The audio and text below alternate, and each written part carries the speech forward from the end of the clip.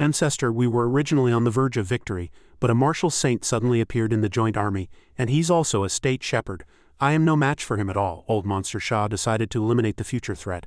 A state shepherd, I see, then this old man will kill him. To prevent future trouble, looking at the damage from his opponent's attack, Muley became nervous. Damn, a peak high-level martial saint, and that's no ordinary ancient divine weapon either. I don't know if my immaculate sacred body can withstand it. The state shepherd of G stepped forward to block the blow. Old Monster Shah, don't you dare be so rampant, he thought in annoyance. It was blocked, so it's the state shepherd of G. You've come at just the right time, he retorted. If I hadn't come in time, wouldn't you have had the chance to kill our peerless prodigy? This is someone who will be able to kill you all with a wave of his hand in the future. I can't let anything happen to him. Old Monster Shah prepared to retreat. That's all for today. Next time I will definitely take your worthless lives. Let's go. After they left, the state shepherd of G instructed, Muley, you are now being targeted by the masters of the evil alliance. You must be very careful. It's best not to stray too far from me. Muley thanked him. Thank you, senior, but on the way here I encountered people from the hidden sects. Which side are they on? The state shepherd of G was surprised. The hidden sects, they say they have come down the mountain for training, but in this era of a flourishing martial arts world, who knows what other intentions they have? Let's clean up this mess first. With me holding the fort here, the evil alliance won't be back for a while, he secretly guessed. That person just now mentioned ancient ruins. Could the hidden sect's goal be the ancient ruins on Mount Taiping? In Muley's tent he began to take out a demon core to cultivate. This is the demon core of the beast raised by the holy maiden of the Five Poison Sect in Jingzhou. Plus the spiritual energy on Mount Taiping is very abundant. Breaking through to the late stage of chi refinement shouldn't be a problem. Streams of demonic power were absorbed into Muley's body. The result was very satisfactory to him. Late stage chi refinement. The immaculate sacred body has also improved slightly. If I encounter masters from the hidden sects or the evil alliance again, I'll be able to fight them. In the main hall of the Five Poison Sect, Zhang Yi harbored a grudge against Muley. This state shepherd of Jing, so young yet his cultivation is so high, letting him live will be very troublesome. The scene shifts to several hours later. Weifong entered and paid her respects. Father, you were looking for me? Greetings to father, ancestor, and all the elders. Old Monster Shah sought her opinion. Ah, Weifong, you've fought him before. What are your thoughts? She recounted. This person is unfathomably deep. Even the holy son of our sect might not be able to defeat him. And last night I sensed that the demon core of the sect's sacred beast had disappeared. I fear he took it and used it. Zhang Yi was annoyed. Damn it, it's a pity the state shepherds of the 9 provinces haven't all arrived yet. We can't alert the enemy right now. Weifong volunteered for the task. Father, don't worry, I will go and test him first. Old Monster Shah mentioned another matter. Weifong, you are the sect's master of poison, but I heard that the state shepherd of Jing can neutralize your toxins. Hey, quite the contrary. I am very confident. Ancestor, you need not worry, he may be able to cure one of my poisons, but I have hundreds, thousands of plague poisons waiting for him, until he is dead, she vowed in her heart. State shepherd of Jing, for all the suffering I have endured to this day I will make you pay 1,000-fold. Over in the medical tent, Ping Tian was talking with the state shepherd of Ji. Master, you have examined the infected patients. Is there a way? He was also powerless. This is the first time I've seen this kind of plague poison. For now there is no cure. We can only wait for the other state shepherds to arrive. I hear this plague poison was released by a junior from the Five Poison Sect. Ping Tian confirmed. Yes, it's this generation's holy maiden of the Five Poison Sect. I hear she is exceptionally talented and has dedicated herself to studying poisons. I was just about to send an assassination squad to eliminate her. Mu Li joined the conversation, asking, is something the matter, you two? Ping Tian greeted him politely. Lord State Shepherd of Jing, he reported. Lord State Shepherd of Jing, it's the plague poison of the Five Poison Sect's holy maiden. Our joint forces have suffered heavy losses. We are discussing how to deal with it, the State Shepherd of Ji added. Yes, people are dying from the infection every day. I'm afraid we'll have to withdraw from Mount Taiping. Mu Li was surprised. Why didn't you tell me this yesterday? We can't delay any longer. I'll go detoxify them now. He made a mental note of a name. Weifong, the holy maiden of the Five Poison Sect. The State Shepherd of Ji asked, perplexed. State Shepherd of Jing, you haven't even seen what kind of poison it is? He took out a pill and replied, it's fine, as long as they take this detoxification pill, it can cure any poison. Ping Tian suddenly remembered. That's right, back then when Demon Saint Zhou was poisoned for decades, it was Lord State Shepherd of Jing who cured him with a divine pill. Mu Li instructed them, dissolve this detoxification pill in water, divide it into 5 bowls and give it to them to drink. It will take effect within half an hour. Looking at the alchemy furnace before him, he ordered, prepare the materials for me immediately. I need to refine a large quantity of detoxification pills for your daily use. In Mu Li's tent, Xiao Bai asked out of boredom, Mu Li, you've been refining pills all day. Can't you talk to me for a bit? I'm so bored. She rolled around. Hey Mu Li, play with me. Suddenly, a fragrant scent drifted over, capturing Xiao Bai's attention. It smells so good. Wongfu walked in and greeted him. Mu Li, we meet again. Mu Li was surprised. Wongfu, what are you doing here? Xiao Bai thought dazedly. Why do I feel like there's something off about this sister? Wong Fuyu, wearing a veil, leaned close to him, her attitude completely different from usual. She said suggestively, "How boring. I was originally thinking of teasing you when you weren't paying attention." "Well, am I beautiful today?" Seeing Mu Li's silence, Wong Fuyu lifted his chin and asked, "Silly, am I not beautiful? Is this still not enough to move you?" Xiao Bai was too embarrassed to look. "Mu Li, is this woman trying to seduce you?" She felt something was wrong. "Did this person take the wrong medicine? How come I never noticed she was so promiscuous before?"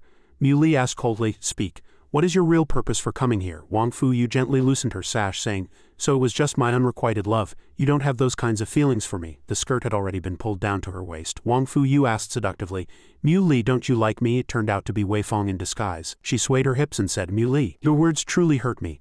I clearly like you so much." The lecherous Xiao Bai covered his eyes. "Mu Li, don't look." Mu Li had discovered it long ago, he chided. "Stop pretending. How long do you plan to keep this up? Still want to continue the act?" "Oh, you recognized me long ago," he answered. "From the moment you entered I knew you were an impostor of Wong Fuyu. With my understanding of Wong Fuyu, how could I be fooled by your clumsy acting?" Outside, Wong Fuyu breathed a sigh of relief.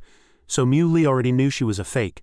Then what he said just now wasn't directed at me, but the next words made her want to cough up blood. "Wong Fuyu's chest is so small, yet you came in with a chest 3 times larger. If I couldn't see you were a fake, I'd be the real fool." Wei Fong couldn't be bothered to act anymore. "State Shepherd of Jing, you know who I am now, don't you?" Mu Li lay on the bed and calmly spoke the name. "Holy Maiden of the Five Poison Sect, Wei Fong. Long time no see. I thought you'd spend the rest of your life hiding behind that old hag's face," Wei Fong said. "Mu Li, I really wonder if you're even a man. Last time you stripped a girl bare and didn't touch her, and this time a more mature one comes along and you still don't give a damn. Could it be that you're impotent?" He answered frankly. "If you were really Wong Fuyu, perhaps I would have some interest, but a venomous vixen like you, covered in poison, I wouldn't dare to touch even if I wanted to. I'm scared to death." These words brought a sliver of comfort to Wong Fuyu outside. It seemed she still had some charm. Wei Fong shouted in anger, "State Shepherd of Jing, you disfigured me and shortened my lifespan. I will never forget this debt. I will make you wish you were dead. If it weren't for a fortuitous encounter of my own, my life would have probably been over. I will make you slowly experience all the pain I have endured." Mu Li didn't want to beat around the bush anymore, and asked directly, "So what is your purpose for coming here disguised as Wong Fuyu today?" "Hey," she replied, "I'm not afraid to tell you. This holy maiden has come for your Jing State Shepherd's command token." He was puzzled. "What do you want the Jing State Shepherd's command token for?" Wei Fong revealed. "You'll know in the future. All the State Shepherd's command tokens will eventually fall into our hands. The victor of this war can only be us. All of you will have to die here." Wong Fuyu couldn't listen anymore and rushed in, scolding, "Such shameless boasting." Feeling her anger, Mu Li was startled.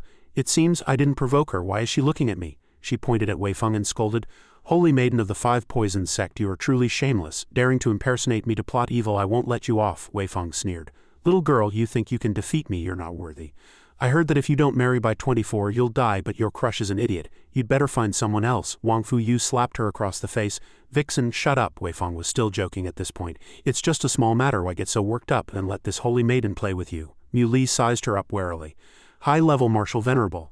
I didn't expect Wei Fong to have crossed a major realm. Not only has her figure changed, but her cultivation has also advanced by leaps and bounds. What kind of fortuitous encounter did she have? This person cannot be allowed to live." Wei Fong left a parting shot. "State Shepherd of Jing, although your cultivation is higher than mine, you can't kill me. State Shepherd of Jing, we will meet again." Seeing her escape, Mu Li hurriedly gave chase. "Stop." Watching her leave, he sighed inwardly. "Not good. This is the love Jiu Wei Fong raised. Not only has its combat power been restored, but its size has also increased several times." He instructed Wong Fuyu, "I'll go after her. You stay here." With that, he leapt onto his manifested dragon and pursued her. She called out worriedly, "Mu Li, be careful." Mu Li was anxious. "I haven't reached the origin core stage yet, so I can't fly through the air. Once the dragon chi in the Jing State Shepherd's command token is depleted, I won't be able to catch her."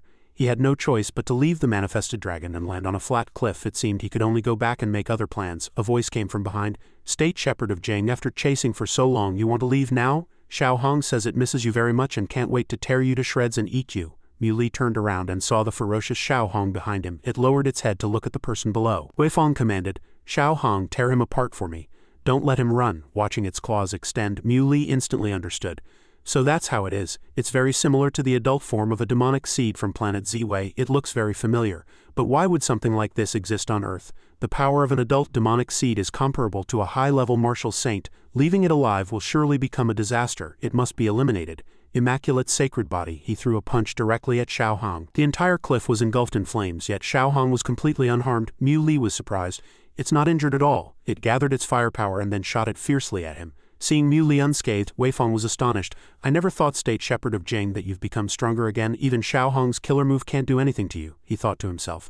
The dragon Qi in the Jing state shepherd's command token comes from an ancient true dragon. How can these demonic things withstand it? The dragon Qi fiercely coiled around Xiao Hong's body. She saw the explosion below and cried out in worry. Xiao Hong, Mu Li continued to gather spiritual energy. Seeing that Xiao Hong was fine, she breathed a sigh of relief. State Shepherd of Jing, I told you it's not that easy to kill me. The moment he attacked, a shield was erected. Mu Li was surprised. An Origin Core stage artifact shield? Weifeng had to look at him in a new light. State Shepherd of Jing, your strength is indeed beyond my expectations. He snorted coldly and released countless streams of killing intent. Weifeng sensed the danger and ordered, Xiao Hong, let's go. I didn't expect you to have such a treasure. My understanding of you has changed again. I couldn't take you down this time, but next time I will definitely make you kneel and beg for mercy. Mu Li replied, not a chance. You don't have the ability, she said vaguely. State Shepherd of Jing, you think you're invincible, really? There are things in this world you are not qualified to touch, and geniuses who can easily crush you. You are nothing compared to that person. Mu Li had never liked beating around the bush. Who is that person? Weifeng refused to say. You are not qualified to know. You are nothing in front of that person. Even this war is just child's play in his eyes. If I didn't want to deal with you myself, that person would have come out and killed you long ago. Mu Li thought to himself, it seems Weifeng's recovery of her appearance and strength has a lot to do with that person. He must be a cultivator. Weifeng left a challenge and departed. A frog in a well can't imagine the power of a giant dragon. State Shepherd of Jing, I will take revenge with my own strength. You just wait. He knew clearly in his heart that this battle had just begun, and the strength of the late Qi refinement stage was still not enough. Returning to the Martial Alliance's camp, Feng Tian asked with concern, Mu Li, what's wrong? Are you all right? Mu Li recounted briefly. The holy maiden of the Five Poison Sect tried to kill me and seized the Jing State Shepherd's command token. I drove her away, he said with regret. It's a pity I couldn't kill that venomous woman. The State Shepherd of Ji felt the same way. If I weren't afraid the camp would be ambushed, I would definitely have gone with you to eliminate that holy maiden. Feng Tian was getting a headache. Yes, the evil alliance is full of tricks, and their overall strength is greater than ours this time. Among the younger generation, there's even an opponent that even Xiao Yun can't beat. Mu Li was surprised. Besides the holy maiden of the Five Poison Sect, there's another prodigy from the evil alliance that even Wongfu Yun can't handle. Wongfu Yu replied.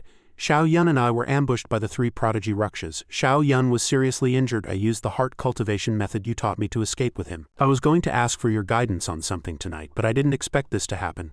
Mu Li already had his own plan. The three prodigy Rakshas are nothing to fear. I've already dealt with them, but I have a battle formation that can gather strength and allow the weak to overcome the strong, which can make up for our shortcomings. He thought, on planet Z-Way, besides various techniques, there are also some battle formations that can be used in large-scale battles between cultivators. The State Shepherd of Ji asked curiously, is there really such a method? He admitted. Yes, if we use battle formations properly, martial practitioners can even kill martial venerables by fighting above their level. Feng Yan was shocked. Kill by fighting above their level? How is that possible? The difference of one rank in the martial arts realm is already an insurmountable gap. Mu Li calmly arranged everything. It's fine. Time is tight, so I can only set up a low-level battle formation. We can try it during military drills tomorrow. The next morning, everyone gathered, and Mu Li announced, the 7 Stars Sword Formation is a basic formation arranged according to the positions of the Big Dipper. It allows 7 peak high-level martial practitioners to use the formation to fight a martial venerable, making up for our lack of masters. Looking at the plan, everyone was worried. A martial practitioner versus a martial venerable? How could they possibly win? Let alone 7 people, even 20 people couldn't handle a martial venerable. He casually let them try. If you don't believe me, you can try it yourselves. These are the elite martial practitioners from Beiming. They will lead the formation. Someone stood up to accept the challenge. I am a middle-grade martial venerable, specializing in defense. Even people of the same rank can't break my defensive shield. Let me try. Mu Li announced the start of the match, and a huge sword intent shot straight at the man. He was stunned, struggling to resist. Defensive shield, such strong sword intent. The strong man shattered the opponent's defensive shield with a single punch. Break for me, the man admitted. My defensive shield is broken. I admit defeat. The rest of the people were dumbfounded. They really won, Mu Li summarized. The 7 Stars Sword Formation can be used for both offense and defense. Its attack is like splitting bamboo, and its defense is like a bronze wall. Naturally, it's very strong. The State Shepherd of Ji exclaimed in admiration, this sword formation is truly miraculous. We should hurry up and promote it and practice it diligently. Then we can give those evil sect heretics a surprise. Everyone was happy about the plan. Great, we finally have a way to defeat the evil alliance. The State Shepherd of Ji made up his mind. Now we just have to wait for the great battle to break out. This time we must deal a heavy blow to the evil alliance. 10 days later, Zhang Yi observed for a while and asked curiously, what are these people up to? It feels a bit strange. Old Monster Shah spoke based on a source. I heard that the State Shepherd of Jing created some kind of sword formation that can help martial practitioners defeat martial venerables. You lead the men in charge and I'll deal with the State Shepherd of Jing. Zhang Yi led the way out. Evil Alliance joint army, follow me. He was very confident. What sword formation? It's just flashy but useless. On Miaozhang's territory there's only a dead end below. The strong man had been waiting for this day for a long time, he shouted. Form the formation. Zhang Yi released poisonous creatures, saying, you think only you righteous sects can play tricks? We have them too. A poisonous spider rushed down, panicking the righteous side. What the hell is this thing? Ping Tian commanded. Martial Alliance joint army, fall back and defend. Heavenly Puppet Sect, attack. The poisonous snakes were immediately crushed under the puppets' feet. Help! Help! They opened their mouths and spewed fire, scorching the enemy. Just then a group of Jiangshi rushed up and started biting people. Screams rang out. Help! Help me! The state shepherd of Ji recognized them. It's the corpse ghost sect. They use corpse-controlling techniques to refine the bodies of the dead into combat machines that are impervious to blades and spears, Muli replied calmly.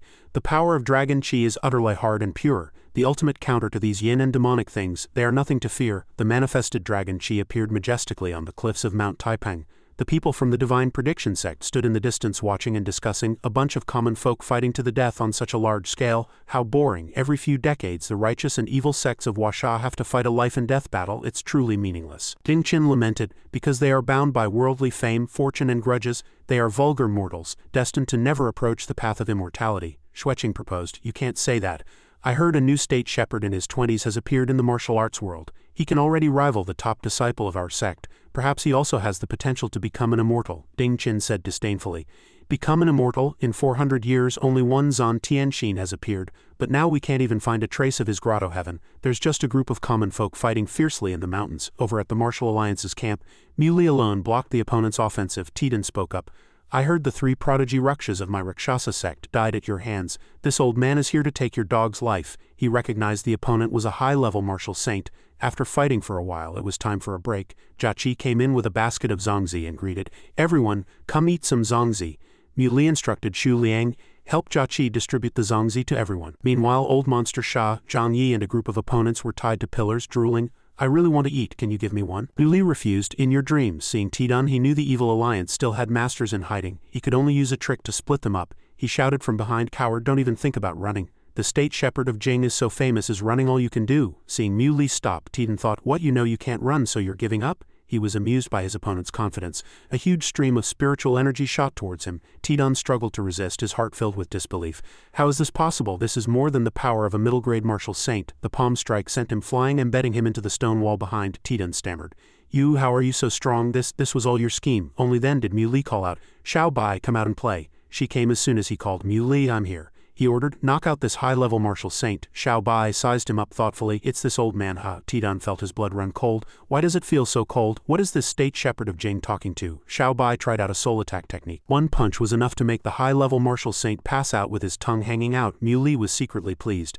Xiao Bai's soul attack technique has improved quite a bit. Looks like there's fun to be had today. But what should I do next? Suddenly there was a movement in a corner. He shouted warily. Who is it? Seeing it, he was surprised.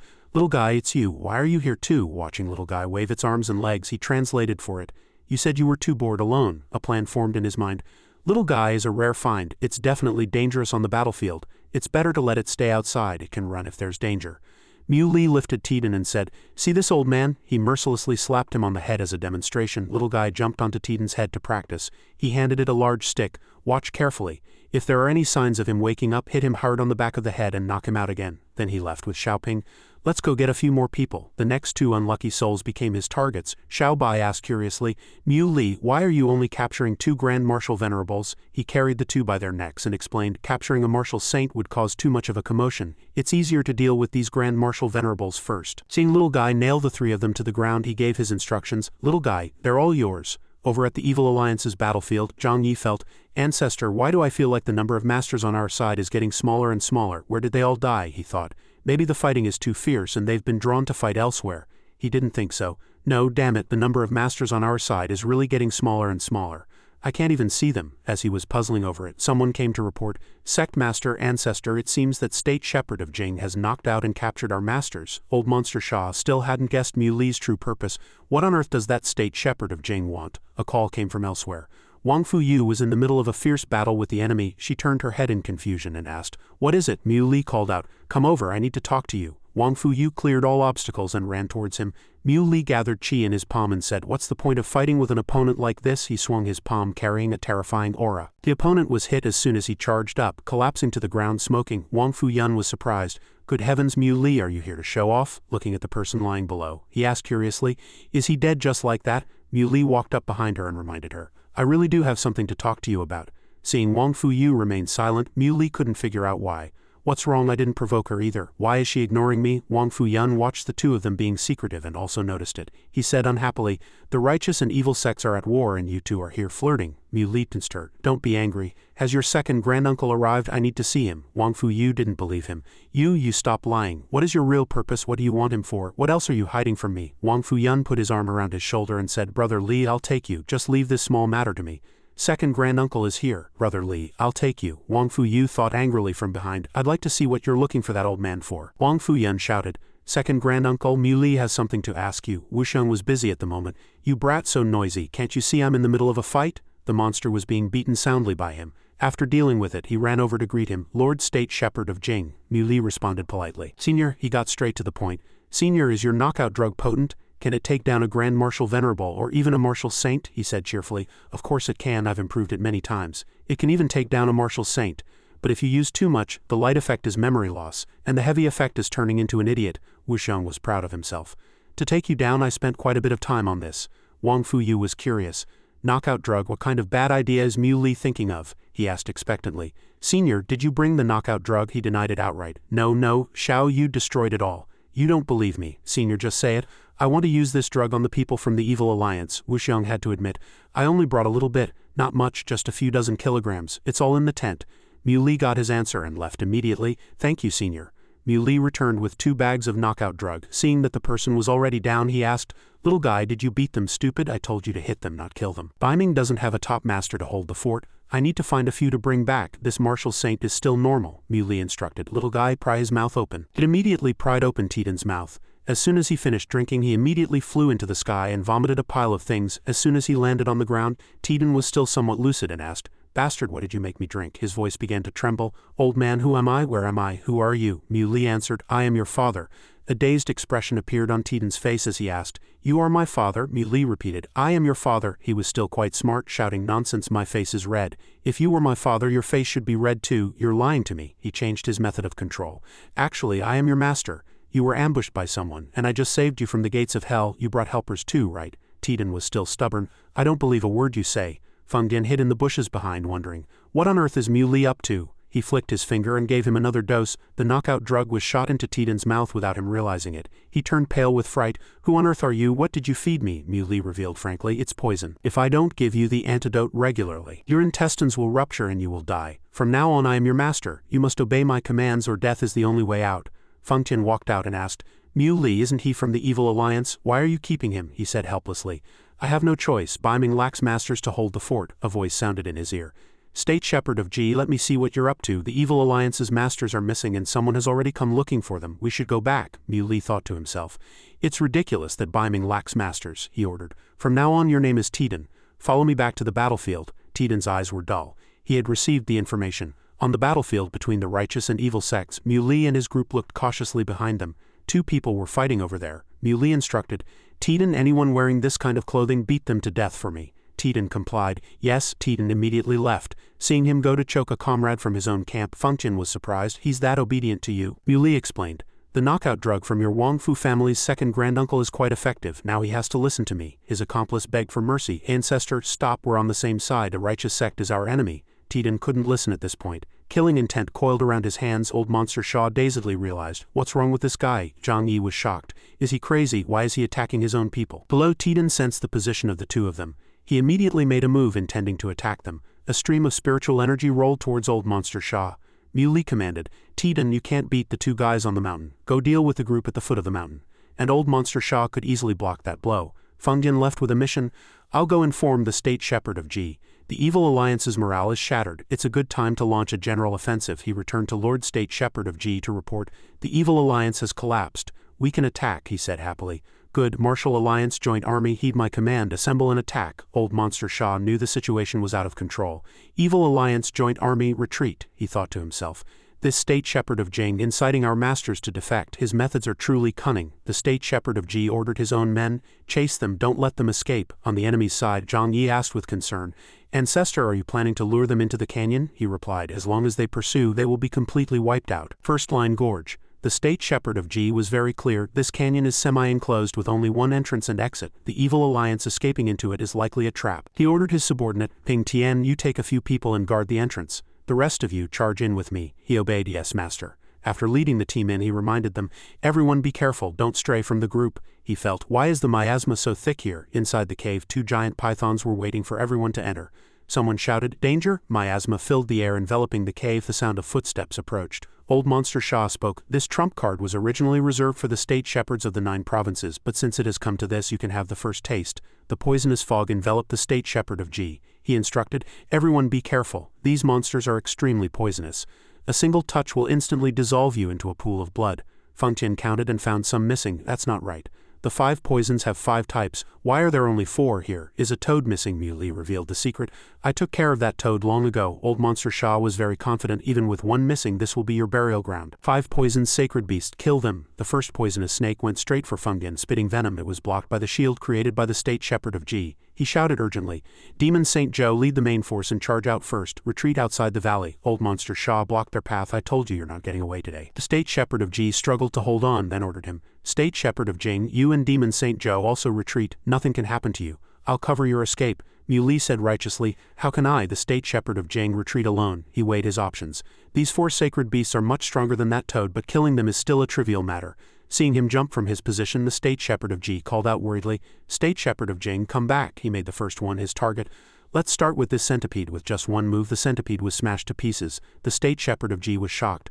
Good to be able to instantly kill a sacred beast. Old Monster Shah's heart broke and he shouted, no! He launched an attack, vowing to avenge his little centipede. Damn you, state shepherd of Jing, how dare you kill my sect's sacred beast? The blow was blocked by Muli's shield. The state shepherd of Ji instructed, State shepherd of Jing, I'll hold off this old monster. You go deal with the remaining 2 sacred beasts. In the hazy smoke and dust, he felt as if something had come to life. A giant poisonous snake charged at him from out of nowhere. He reminded him worriedly, State shepherd of Jing, be careful. He kicked out, truly overestimating your strength. The giant snake was instantly sent flying. Muli suddenly noticed a shimmering fluctuation. What's that glowing? Old Monster Shah was being held back by the state shepherd of Ji and could only say loudly, bastard, this damn guy, get out of my way. He did not back down. Today, unless this old man dies here, you won't take another step forward. Suddenly, the ground beneath them shook. Feng Tian said nervously, not good. The fighting in the valley is too fierce. It's causing an earthquake. Muli walked to the crack to observe. A surge of spiritual energy gushed out from underground. What on earth is happening? Watching life emerge from the cracks, he was surprised.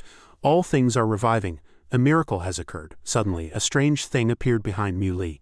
The aftershocks reached outside the mountain. The masters of the hidden sects were surprised. This commotion, they were certain. It must be the emergence of the mystic palace, otherwise there wouldn't be such a huge commotion. After waiting for so many days, it turned out to be here. Looking at the pillar of light shooting into the sky, everyone wanted a piece of the pie.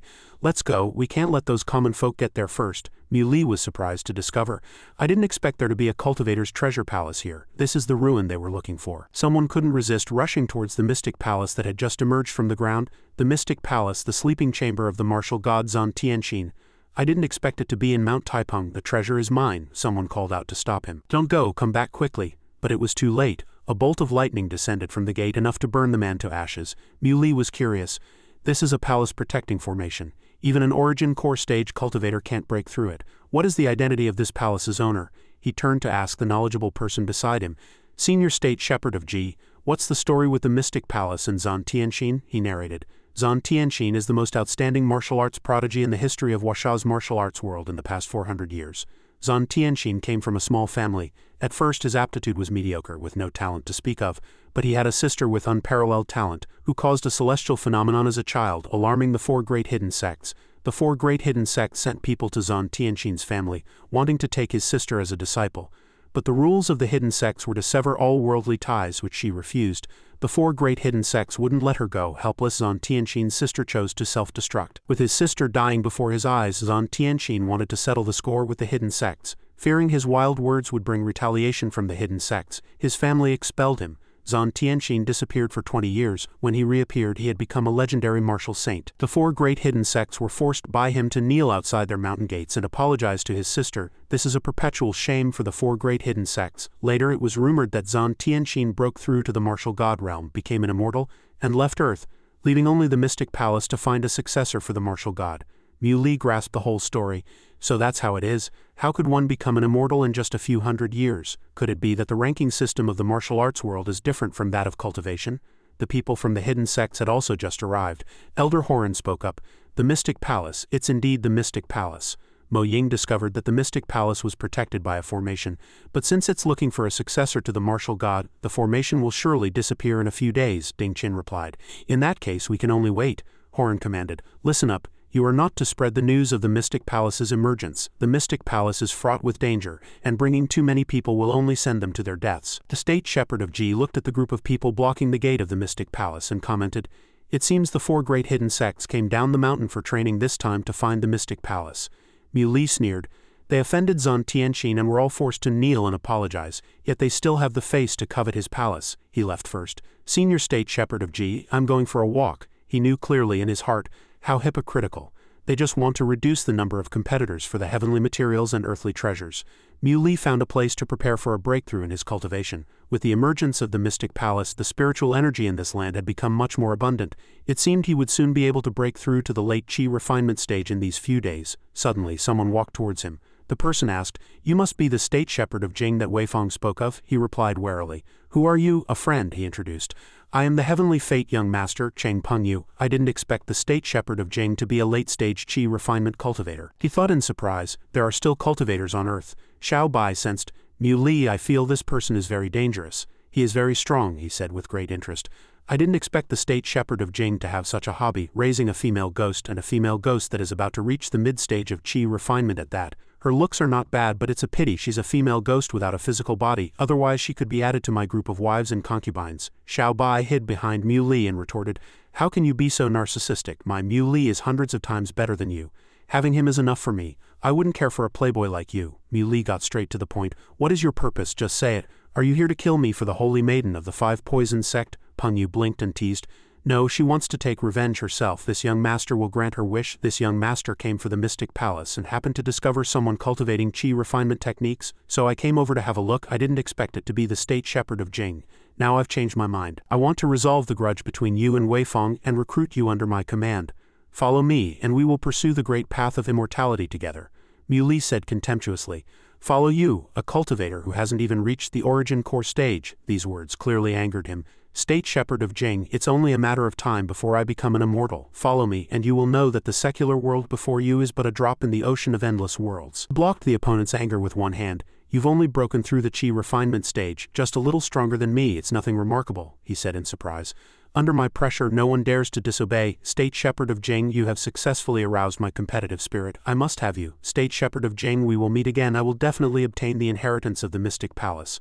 I will make you submit to me. Now that the Mystic Palace is about to open, I should go take a look. Xiao Bai sniffed from behind and thought, Why does this guy seem so gay? She sized up Mui. You are indifferent to the beauties around you, yet you stare at a man for so long. You're not gay, are you? How disgusting, Mui replied. You're overthinking it, he guessed. It seems this trip to the Mystic Palace might not be simple. Seeing him fall silent again, Xiao Bai grew impatient. Mui, why aren't you answering me? He urged. Let's go, the Mystic Palace is open. We should go back too. Xiao Bai followed behind, calling out, Mui, wait for me. She stood with her hands on her hips, pouting. Hey, why are you so cold to this peerless beauty? Mui pushed away the face that was stuck to him. Wait until you have a body and are no longer a washboard, then you can say these things to me.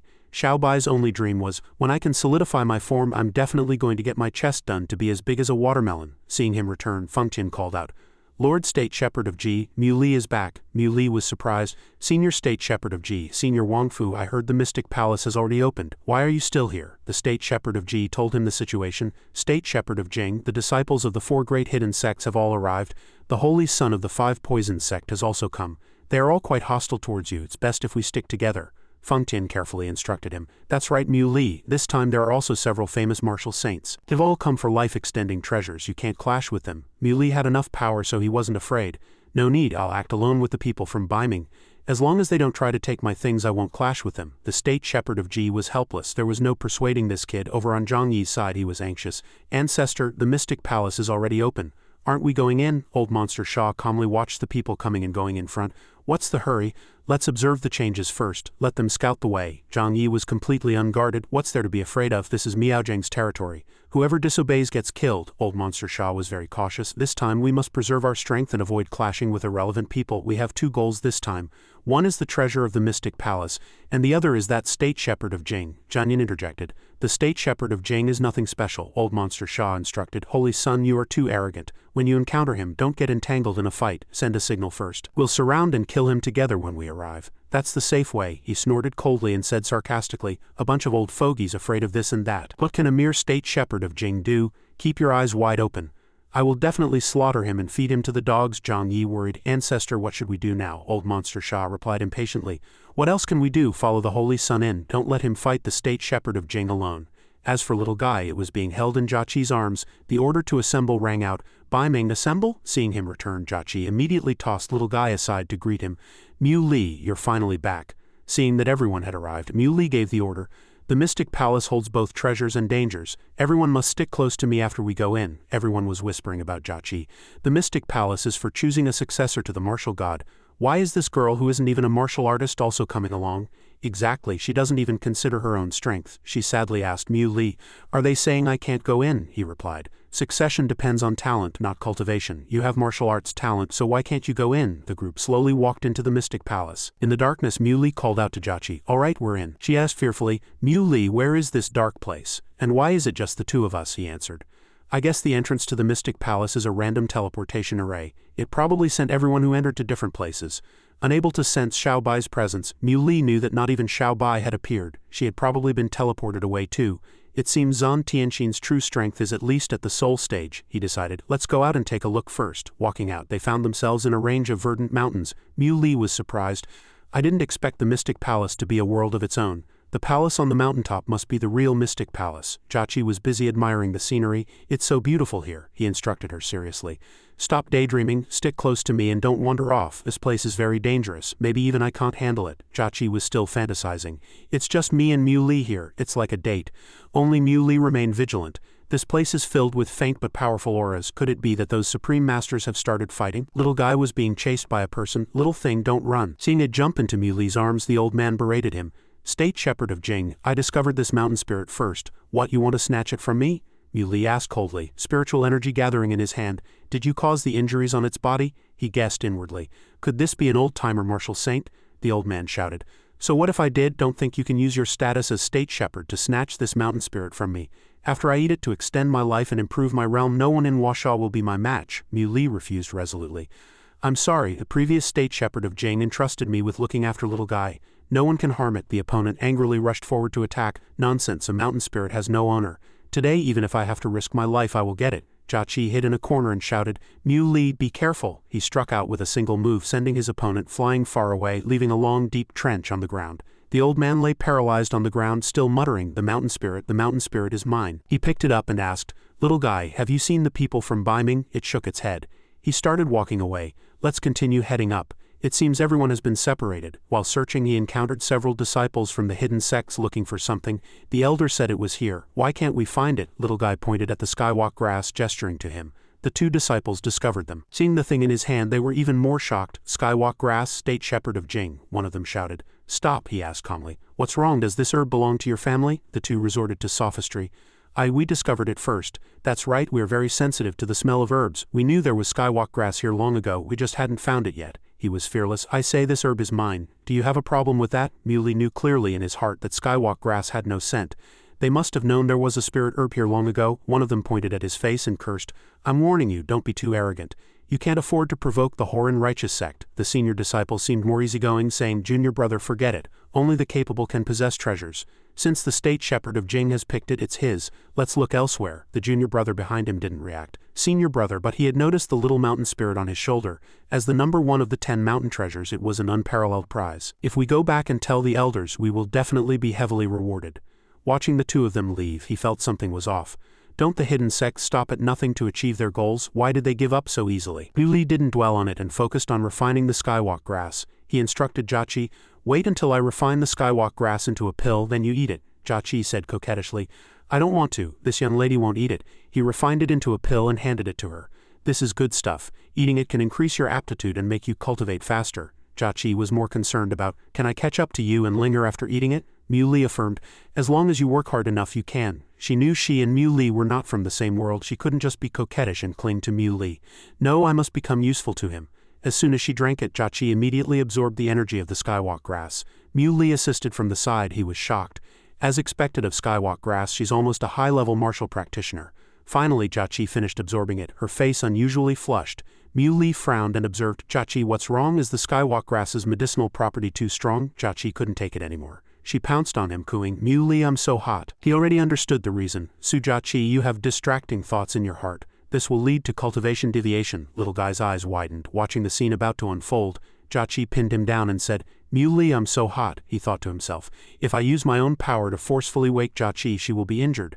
After thinking it over, Mui ordered little guy, "There's a stream nearby. Go fetch a bucket of water." Jiaqi's face grew redder and redder as she called out. "Mui," he advised her earnestly, "Jiaqi, if you can't control your own mind, you will walk down a crooked path." Just as her lips were about to touch his, a bucket of water splashed down, startling Jiaqi awake.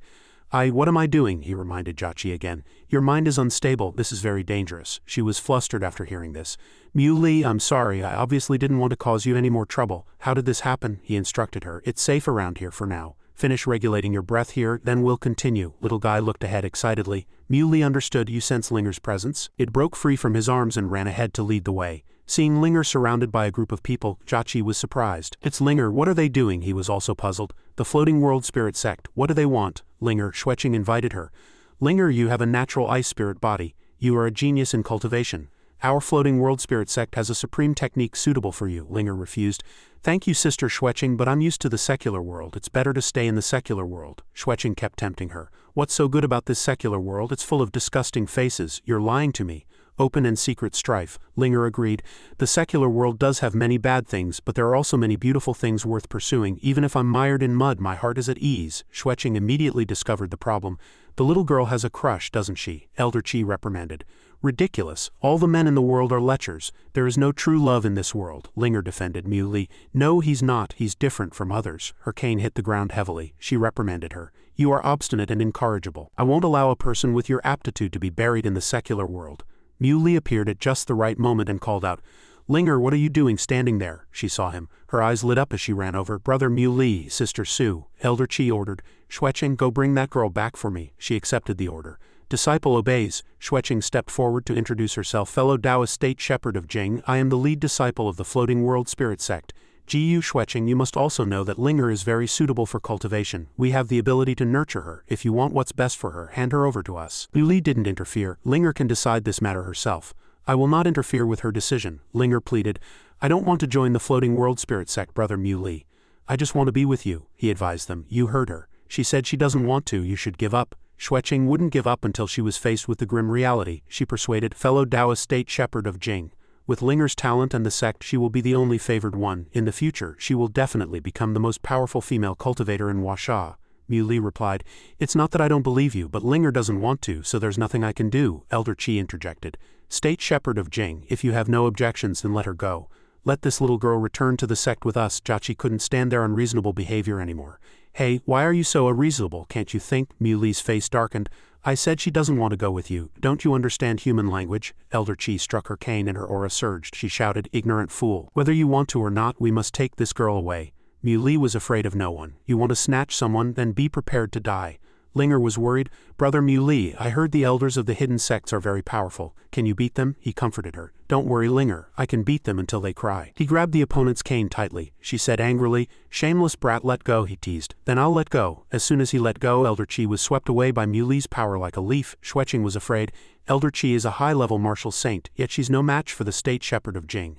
Schweching immediately guessed, "I'm afraid Elder Chi intended to kill." Elder Chi's eyes were filled with killing intent. She swung her cane, creating an attack full of firepower. "Junior, I'm going to kill you." A cane strike aimed straight at him. "Die," Mui said in annoyance. "So noisy." He released his killing intent, hitting the opponent before she could even make a move. She asked in disbelief. "Just who are you?" Mui retorted. "There are powers in this world that you are not qualified to touch. Now do you still want to snatch her?" Linger's heart softened and she advised. "Brother Mui, forget it. They didn't do anything to me." His tone was full of threat. "Remember, if you provoke me again you will surely die," Elder Qi said angrily. "He can defeat me. I wonder how the sect master and the Grand Elder will fare." Xueqing replied, "Forget it. That state shepherd of Jing is like a second Zant Tienshin. No one mentions what happened back then anymore," she thought to herself. Asterisk, the state shepherd of Jing is right. After being in high positions for so many years, the hidden sects are about to lose touch with reality. Now that the power of heaven and earth is reviving, perhaps some extinct powers will reappear. Linger praised as she walked. "Brother Mui, you are truly amazing," he said humbly. "Cultivation is a path with no end. In the thousands of years of Washa's history, there are many people stronger than me." Thinking of those 3 people, he thought to himself. Asterisk, the alien holy son, the old man Shi Zhang from the ancient underground city, and that heavenly fate young master at the false core formation stage are all stronger than me. Who knows what else will appear? Xiao Bai walked out from a corner and said, "I finally found everyone." Linger called out happily, "Sister Xiao Bai." Jiaqi couldn't see her, so she looked bewildered. "Linger, who are you talking to?" he asked directly. "You haven't caused any trouble, have you?" Xiao Bai replied, "No." The more Jiaqi listened, the more scared she became. "Who on earth are you guys talking to?" "No, it's not a ghost, is it?" Linger revealed with a smile. "That's right, Sister Xiao Bai is a ghost." After hearing this, she hugged him tightly in fear. Mui advised, "Jiaqi, you've already stepped onto the path of cultivation. You must get used to these things, including Jiangxi and demons." Jiaqi's face turned pale. Jiangxi and demons? Xiao Bai's demonic claws had already reached for her heaving chest. Jiaqi immediately felt a chill. Mui reminded her. "Xiao Bai, let her see you. Stop teasing her." She materialized and held out her hand to greet. "Hello, I'm Xiao Bai," Jiaqi stuttered. Hello. Xiao Bai suddenly remembered. "Oh right, Mui, there's a tall building up ahead. I saw many martial artists there. Let's go take a look too," he cautiously said. "Wait a minute. Linger, there are many people up there and it's complicated. Let little guy disguise itself, then we'll go up to meet them." In front of the Mystic Palace's trial platform, shouts echoed. Almost all the top prodigies of the younger generation had arrived. It was unknown if they could obtain a divine weapon. Seeing Mui walk in, everyone was full of praise. "Look, the state shepherd of Jing is here too," someone called him. "Brother Mui, over here." Fuyu was surprised. "Brother Mui, are you also here to test your talent for a divine weapon?" He still didn't understand. "I just arrived, I'm not clear about the situation here." Fuyu pointed ahead and said, "Brother Mui, the stone tablet up there can test a martial artist's talent. Just place a hand on it and inject your power. If you meet the requirements, you can obtain a divine weapon protected by a formation." Mui grasped the information. "It seems this is a trial ground created by Zant Tienshin. The sword on the stone tablet should be Zant Tienshin's personal sword, the martial god sword." Fuyu replied, "Yes, I heard the person with the highest talent can get the martial god sword and is also the most likely to get the martial god's inheritance." He was curious, so what level of talent is needed to get a divine weapon? He held up 4 fingers and said, "As long as you reach level 4 talent, you can get a divine weapon." Among those who obtained divine weapons first were the disciples of the 4 great hidden sects who were all level 5 talent. The lead disciple of the Floating World Spirit Sect, Jiyu Xueqing, the lead disciple of the Carefree Valley, Zhao Han, and the lead disciple of the Hoar and Righteous Sect, Feng Xing, the lead disciple of the Divine Prediction Sect, Feng Buhan. Then the most surprising was the saber wielder from Baiming, Xu Liang, who also had level 5 talent, on par with the disciples of the hidden sects. Finally, there was the holy son of the evil sect, Lu Junyan of the Five Poison Sect, whose talent was level 6. Mui asked directly, "What about you guys?" Fuyu said confidently, "Although my Wongfu family's Longyun is not as strong as you when it comes to talent, I'm definitely only a little worse than you. I'm the only one with level 6.5 talent.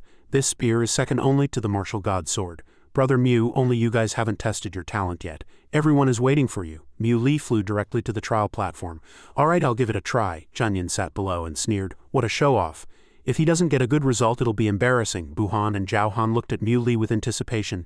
"Do you think he'll have level 7 talent and get the martial god sword? How could a person from the secular world possibly reach level 7? Zhao Han said sarcastically, "Brother Feng, don't speak too soon. Aren't we both from the secular world too?" Xueqing was also eager to know the result. If it's him, maybe level 7 is not enough to evaluate his talent. When the test showed a violent fluctuation, someone exclaimed, "Holy crap, look, level 7 talent." Junyan struggled to open his eyes wide. "What kind of garbage test is this? Is Zant Tienshin blind? I'm only level 6. Why can the state shepherd of Jing reach level 7? Fuyu noticed. "That's not right, the energy is still overflowing. The stone tablet is about to explode." The entire stone tablet exploded, revealing what was inside. Mui took it, asterisk, a storage ring, just what I needed. The body of the sword slowly revealed itself. He commented, "A good sword. I wonder which is more powerful, this or the iron sword fragment." Buhan hadn't recovered from the shock yet. So what if his talent is high and he got the martial god sword? He's still a mere mortal. He walked down with the sword and said, I heard the treasures in the Mystic Palace are all protected by formations. What kind of things are there? Fuyu replied, plenty. There are many rare divine herbs in the herb garden. Mui then led his people away. Let's go check out the herb garden. Feng Xing commented from behind. How interesting. He noticed the disguised mountain spirit. That little thing is actually a mountain spirit. State Shepherd of Jing, you are truly a wealth-bringing boy for the Horan righteous sect. When the elders arrive, all your treasures will belong to us. Junyan flew over to block his path. State Shepherd of Jing, stop. You're quite impressive, aren't you? Unparalleled talent. Meaning we are all inferior to you, right? Lu Junyan, I don't believe the test results of this garbage. Zant Tienshin. Fuyun stood in front of him and accused him. Junyan, what on earth are you trying to do? He didn't even put him in his eyes. A martial venerable like you is not qualified to speak to me. Just as Fuyun was getting angry, Mui stopped him. Junyan made a demand. State Shepherd of Jing, I challenge you. The loser breaks their own arm and leg. Do you dare? Two disciples advised Junyan. Holy son, don't be rash. The ancestor said you are not his match. This remark hurt Junyan's pride. A sword slashed across the man's neck. Shut up, it's not your place to lecture this holy son, however. Mui refused. I have no interest in fighting you. Fuyun was shocked. Junyan is notoriously brutal. I didn't expect him to be so cruel to his own subordinates. Junyan sneered. You don't dare, do you? The great state shepherd of Jing is actually a coward. And you dare to call yourself the #1 genius.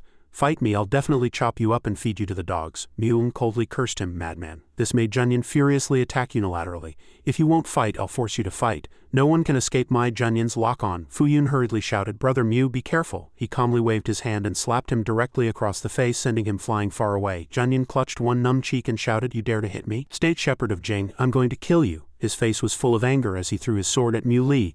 But Mui remained calm. He gave him a kick straight to the abdomen and shouted sternly, Get lost. At this point, Junyan was beaten dizzy. The others were scared to death. A single kick had shattered all the meridians in the Holy Son's body. A fiery explosion came from a distance. Mui knew that was the defensive line of the herb garden. The martial saints were breaking the formation. Let's go see. Feng Mai was currently in the herb garden, performing a yellow-grade world-shaking punch to break the shield. He sighed in frustration. Still not working. I can't break this shield, Zhang Yi urged anxiously. Ancestor, shouldn't we try? As long as we break the shield, everything inside is ours. Old Monster Sha calmly instructed. What's the hurry? Let them fight first. The State Shepherd of Jing is here. The State Shepherd of Ji asked. State Shepherd of Jing, what were the results of the talent test? He revealed. I obtained the martial god sword. The old man praised happily. Good as expected of the light of our righteous path. Old Monster Sha received a message at this time. Ancestor. The Holy Sun was crippled by the State Shepherd of Jing. He commanded angrily. Bring the Holy Sun over. Give the order. The evil alliance, get ready. As soon as there's a chance, rush up and kill the State Shepherd of Jing. We can't let the people from the martial alliance react. After speaking, he went to talk to Mui. The martial god sword is Zant Tienshin's personal sword. State Shepherd of Jing, can you try to use the martial god sword to break the formation? The State Shepherd of Ji glanced at Old Monster Sha, thinking, this guy has attracted everyone's attention. Mui tossed the storage ring, then drew the sword. There's no harm in trying once. A sword strike went straight for the shield, but apart from billowing smoke it remained as before. He wasn't too surprised. As you all saw, it's useless, Old Monster Sha believed. No, you're not a sword user, so your power is greatly reduced. Why don't you lend me your sword to break the formation? As long as this formation is broken, everyone will be happy. Looking at his outstretched hand, he refused calmly. No, he sneered inwardly in ridicule. Lend the sword, you wish. Old Monster Sha acted as if he was doing it for the greater good, shouting loudly, Arrogant brat, this old man is thinking of everyone's benefit. Fuyun sneered. He thinks too highly of himself. Who would believe someone like him? Elder Horan spoke up. All right, what's with all the arguing at a time like this? State Shepherd of Jing, you should also stop talking back to your elders. Young people should respect their seniors. The State Shepherd of Ji spoke up for him. Elder Horan, the righteous and the evil cannot coexist, yet you want the State Shepherd of Jing to respect a person from the evil sect. Isn't that ridiculous? Mo Ying interjected with some reason. That's wrong. We're all in the same boat now, so why distinguish between righteous and evil? Someone agreed. That's right, State Shepherd of Jing. If you don't trust the people from the evil sect, Horan proposed, I am an elder of the hidden sects, you can trust me. Lend me the martial god sword. Mui flatly refused. No, he questioned. What? The Horan righteous sect is a major sect of the hidden sects. Is that not enough to make you trust us? State Shepherd of Jing, you think too highly of yourself. Mo Ying persuaded. State Shepherd of Jing, lend the martial god sword to Elder Horan. With the status of the hidden sects, would he covet something from a junior like you? His attitude was very firm. I'll say it again, no, if you have any other tricks, just use them. Horan had no choice. If you won't lend it, then forget it. The old fellow Mo Ying kept nagging and accusing. Shameful, you are truly unworthy of the title of State Shepherd. The State Shepherd of Ji instructed. State Shepherd of Jing, don't be impulsive. They have the numbers. If a conflict breaks out, it will be difficult for us to protect you, he replied. It's fine. You guys continue to discuss breaking the formation. I'm going for a walk at this moment. Mui flicked his finger. Looking at the power gathered in his hand, he said calmly, there are many formations on planet Z-Way. This is just a low-level one. With a light touch on the shield, Mui casually walked in, causing the others to shout. He went in. So many divine herbs. I only want one. Just one is enough. Watching his actions, this person was surprised. Why did he throw it away? If you don't want it, give it to me. He secretly evaluated. Asterisk, the quality of these herbs is not bad. They will be of great help in alchemy. Horan was anxious outside. State Shepherd of Jing, that's enough, don't be too greedy. The heavenly materials and earthly treasures should be shared by everyone. Mo Ying agreed. That's right. If you distribute the divine herbs to everyone, my divine prediction sect will definitely remember your contribution. And we will no longer pursue the matter of you offending the divine prediction sect. He asked contemptuously. What the hell is the divine prediction sect? Do you have the right for me to offend you? Mo Ying frowned and asked angrily. State Shepherd of Jing, do you know what you are saying? Mui said loudly. I said the divine prediction sect is nothing. Don't even think about getting a single leaf from this herb garden. He bickered with the junior outside the shield. State Shepherd of Jing. Junior, you think just because you're a state shepherd we can't touch you, Mui provoked. If you want to touch me, then come on up. Why waste words? Then Mo Ying threatened. Fine, you better not come out for the rest of your life. He took out a herb to show off.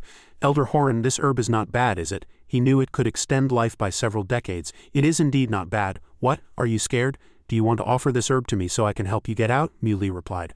I was just asking you if this herb is good, just to let you open your eyes. You want me to offer it to you? I wouldn't even if you begged me. Horan felt like he was being played for a fool. Fine, you're really tired of living. This time, no matter how much the State Shepherd of G protects you, I will make you pay a heavy price. The State Shepherd of G thought, if the two hidden sects attack together, our chances of winning will be very low. At this moment, someone on a tree branch spoke up. Young friend, as long as you are willing to give me 90% of the divine herbs here, I can help you. Whoever you want to kill here, I will kill them for you. Mo Ying asked loudly, such big words, who do you think you are to kill whoever you want? The person replied, who am I? This old man is the Fox Saint of the Northwest. His real name is Booning. Old Monster Shaw thought. Didn't the Fox Saint of the Northwest die from my poison 50 years ago? How could he appear here? Booning was communicating with Mui. How about it? Hand over 90% of the divine herbs and I'll keep my word. He put everything into his storage ring and replied, no, I refuse. His face darkened. Fine, I hope you won't regret your decision. Ping Tian asked his master for his opinion. What should we do now? I heard the Fox Saint of the Northwest is a supreme martial saint. Even high-level martial saints are no match for him. The State Shepherd of G could only go all out. Seeing Muli's actions, they were in chaos. He's coming out soon. Let's all charge up and kill him. All the divine herbs will be ours. His sword strike slashed out without fear. A large group of people had already fallen to the ground unconscious. Someone couldn't believe it. How could this be the strength of a middle-grade martial saint? Horan accused. He must have the martial god sword. That's why he can display such powerful strength. Kill him and we'll get the divine herbs and the unparalleled divine weapon. A disciple hurriedly rushed up. State Shepherd of Jing, you should be more respectful to the hidden sects, however. He was still pierced by his sword. Mui held him by the neck and asked contemptuously, you think you're worthy of my respect? Horan rushed up to support his neck and shouted loudly, State Shepherd of Jing, you are too insolent, daring to kill our led disciple. He swung his sword and the old man hurriedly blocked for himself and his disciple. However, the disparity in strength sent Horan flying back. He realized, damn it, now even I am not his match. I must find a way to suppress him. Muli's palm force came through the smoke and dust, trying to run. The old man was flustered. Damn it, I can't dodge. Just then, something blocked the palm force. Mui asked coldly, who? The thick smoke dispersed, revealing Booning's sword, he said in a cold voice. The Horan righteous sect once saved my life. I will not let you kill him. Horan breathed a sigh of relief from behind. Great, there's a chance. Seeing Jachi, he found Muli's weakness. It's you. Then he rushed up and held her by the neck, threatening. State Shepherd of Jing, quickly put down the martial god sword and surrender, or I will kill her. Mui instantly moved behind Horan. Are you threatening me? Booning's sword had already been inserted into the formation, but his sword was already broken in two. He asked directly, Fox Saint of the Northwest, are you really going to interfere? He threatened. State Shepherd of Jing, give me all the divine herbs and release the Horan righteous sect, and I won't make things difficult for you and this girl. Mui didn't even put this guy in his eyes. In your dreams, Horan called out, fine, whoever wants the divine herbs, charge. Jachi watched the large group of masters rush towards him and said worriedly, Mui, no. Just as the masters were about to reach him, Mui summoned Xiao Bai. Xiao Bai understood and attacked Horan from behind with a soul attack, while Booning unleashed a killer move, demanding he hand over the divine herbs. Horan sensed the killing intent behind him. Booning slammed a heavy punch onto the ground. Seeing him dodge with Jachi in his arms, he sneered, is the great State Shepherd of Jing only good at dodging? He knew he should return to the herb garden first and then think of a plan because he had to protect Jachi. If he fought the Fox Saint of the Northwest head-on, he wouldn't have the upper hand. Booning pursued him relentlessly from behind. Daring to snatch someone from my hands, how arrogant, he thought to himself. If Jachi gets hit by this move, she will surely die. I can only take it head-on. Buning's move White Tiger's pounce hit his back. Jia said worriedly. Mu Li, how are you? She called for a long time but got no answer from Mu Li. Horan stood outside the barrier and cursed. Damn it, he got away. If he stays in there, won't we get nothing? Buning was surprisingly calm. Escape? Can he escape? He ordered. Take all these people down. Old Monster Sha was the first to respond. The Fox Saint's words are redundant. Surround them.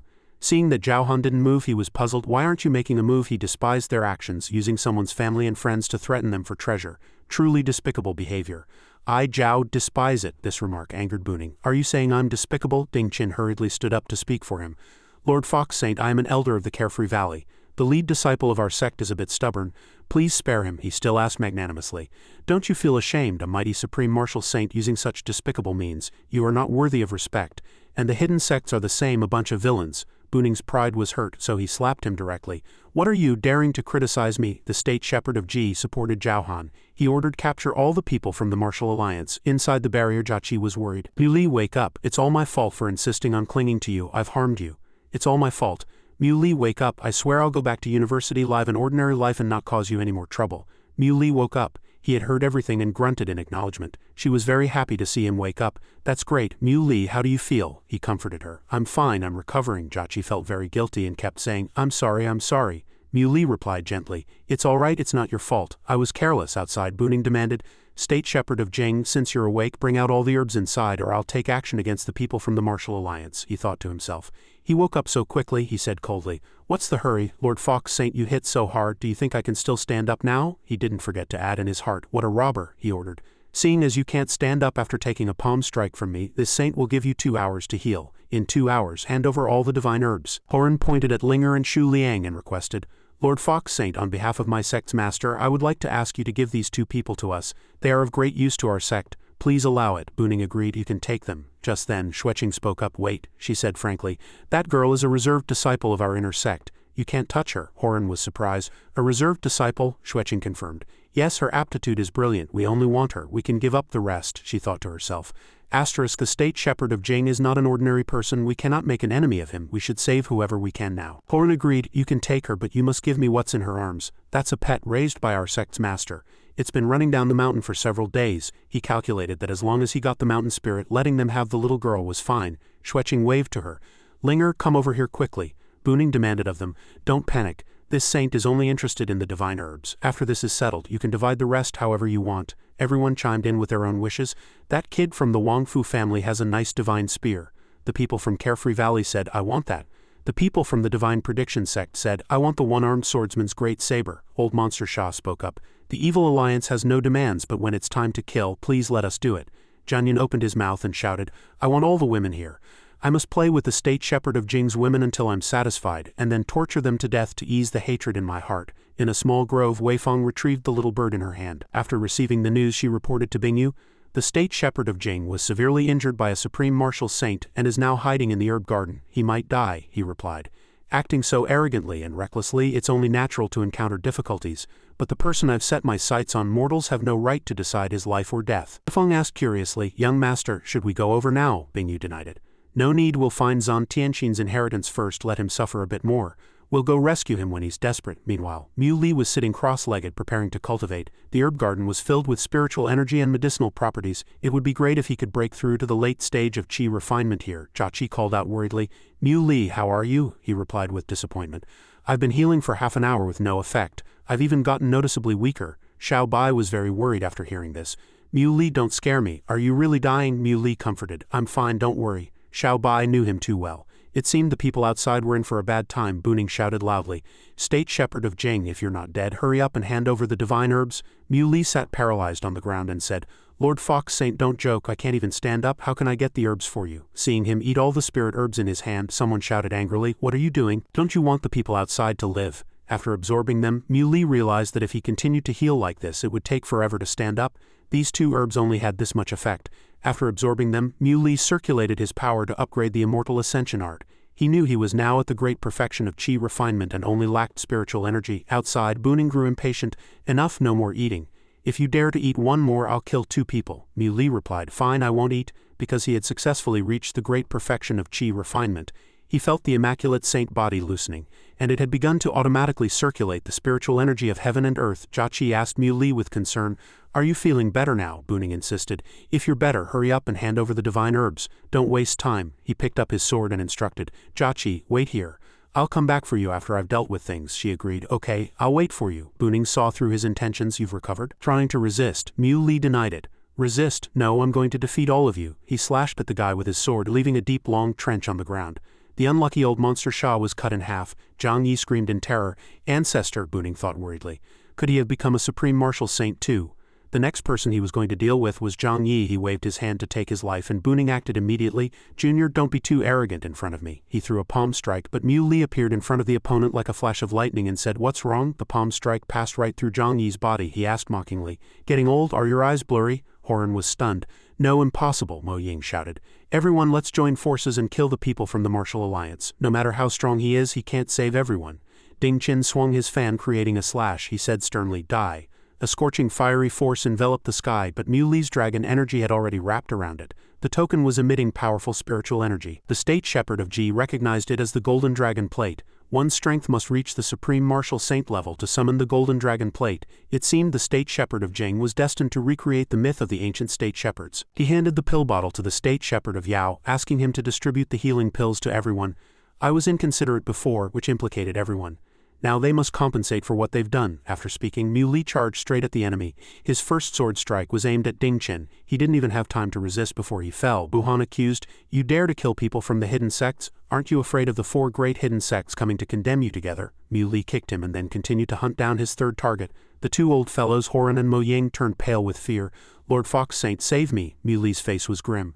A single sword strike pierced through both of them. He stopped to gather his strength and then leapt high into the air. His target was Buning below. The guy shouted loudly, State Shepherd of Jing, do you really not take us seriously? He replied calmly, don't worry, you're next. He arrogantly swore, if I don't kill you today, I Buning will disappear from the martial world and change my name. Muli chanted a spell. Immortal Ascension, 9 revolutions, 9 nines returned to 1. Buning was dumbfounded, unable to believe it.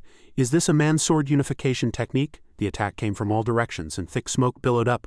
Buning lay paralyzed on the ground, realizing that this power had surpassed that of a supreme martial saint. You're a half-step martial god? Muli walked over and stepped on his chest, delivering his judgment. Buning, you are a supreme martial saint, but you relied on your high martial arts skills and used despicable means. You deserve to die. Buning played his identity card as a threat. State Shepherd of Jing, I am a guardian saint of Huasha. You can't kill me, Muli asked with a grim face. Guardian saint, he praised. Not bad, a guardian saint. Buning tried hard to prove it.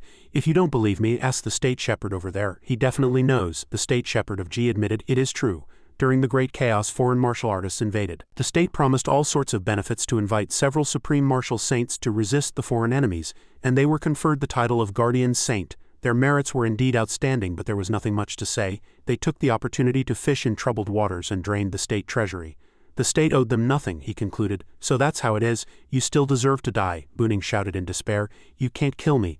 The martial arts world is flourishing and a chaotic era is coming. When foreign enemies invade, what will Huasha use to resist? Can you bear this responsibility?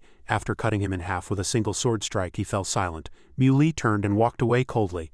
I can bear it, and not only can I bear it, I can also eliminate them. The state shepherd of Ji thought to himself, these old martial saints are always so self-righteous, but they never thought that now is the era of the young.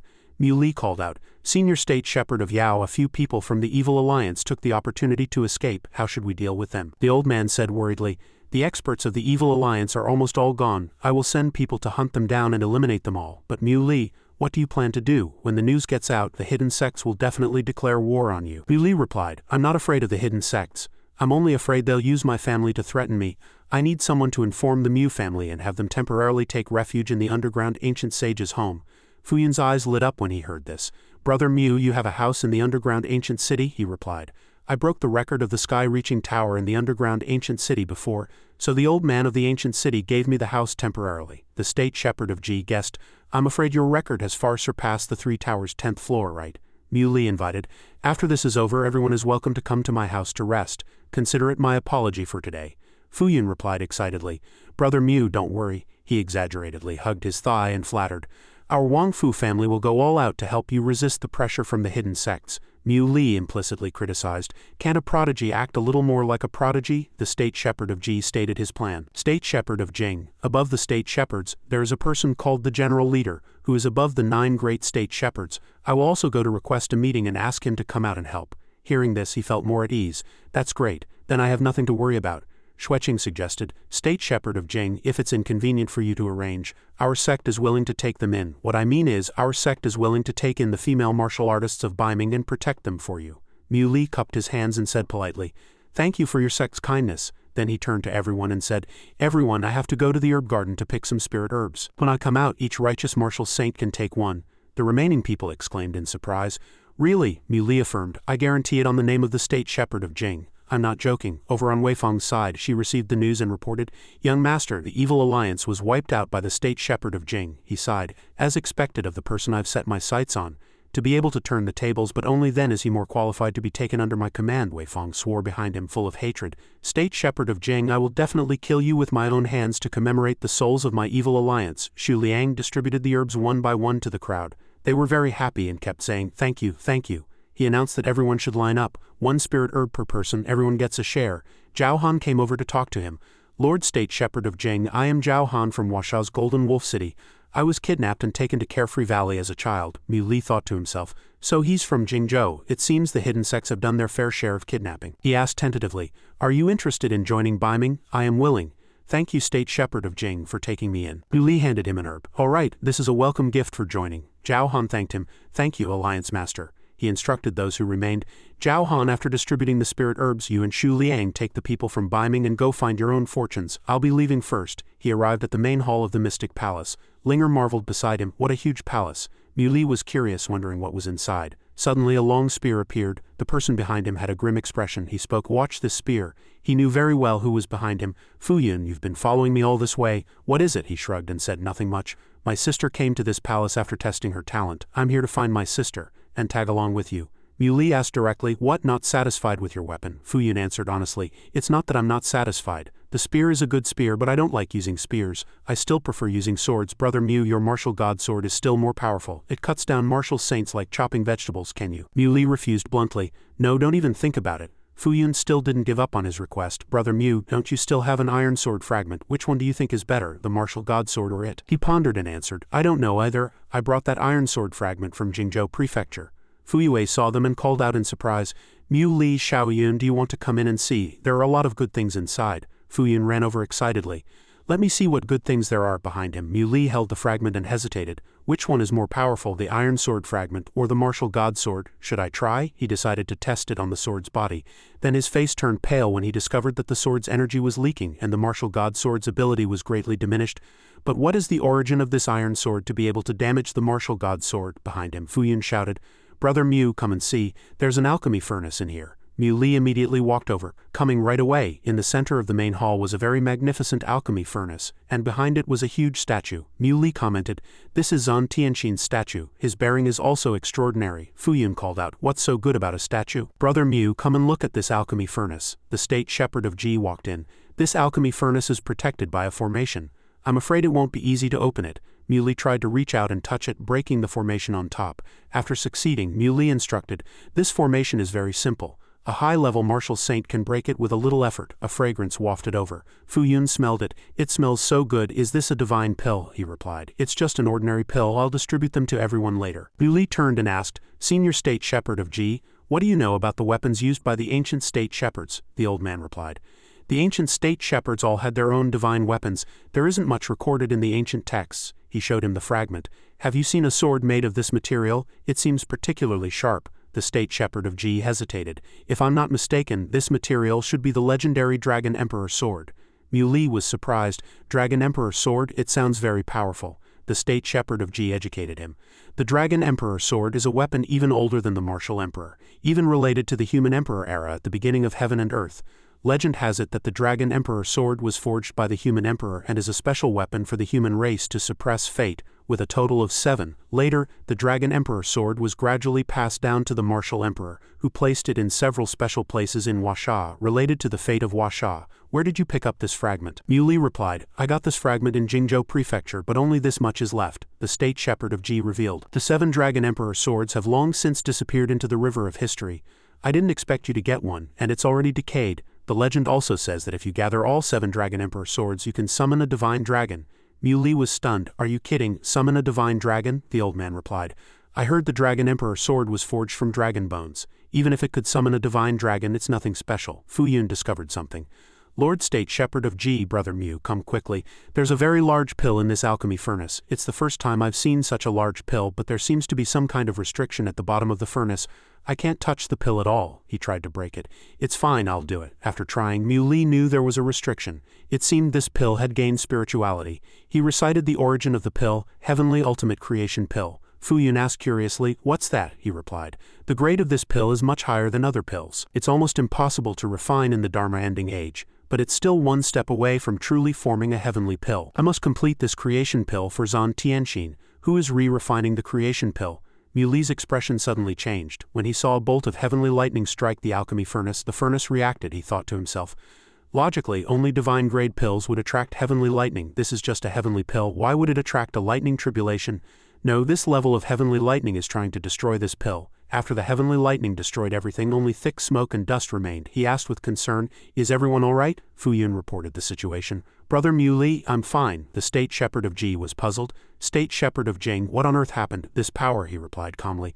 Nothing, maybe I broke some taboo. Since this heavenly pill can't be refined, let's go deeper into the mystic palace. Could it be that this planet doesn't allow powers above the heavenly rank to appear? Outside, Weifong sensed something. What's wrong? Did someone touch something incredible in the mystic palace? My friend instructed. Don't mind them. Let's break the formation here quickly. Let's get Zant Tienshin's inheritance first. He placed his hand on the formation and understood that the formation's strength here was much greater than in other places. It seemed this was it. Just then they encountered Muli's group walking over. He thought to himself, Escalates, what a narrow road for enemies.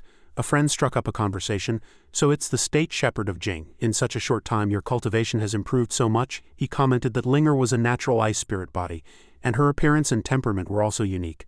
I'm truly the son of heavenly fate. Not only do I have a follower with extraordinary talent like the state shepherd of Jing, but I can also take in a stunning cauldron. That attitude sent a chill down Linger's spine. Brother Muli, he's so scary, he replied. Don't worry, with me here, he can't do anything to you. His friend was already threatening with hidden meanings. State shepherd of Jing, this young lady will be my concubine from now on. Your statuses are different. This kind of behavior is truly disrespectful, Weifong called out. Young master, this door opened by itself. Her friend guessed, it probably sensed the successor has arrived, so it automatically opened the inheritance palace. In that case, I'll go first. I'll come find you after I've obtained Zant Tienshin's inheritance. Fuyu scratched his head and said, Brother Mu, who is that person? He feels like a pervert, and he went into the inheritance hall. Does that mean we have to wait for him to come out before we can go in? Muli replied, it's fine, we'll go in too. Since it's Zant Tienshin's inheritance, I presume everyone will see a different scene after entering. He walked and said, whether you can get Zant Tienshin's inheritance depends on whether you can pass his test. After speaking, they walked towards the door. After they all passed through, the door closed. Passing through that door, he entered another world. Muli observed his surroundings as he walked and said, it seems they really use illusions to test people. Then he walked to the yellow book placed on the wooden board. He picked it up and read the title, Zant Tienshin's autobiography.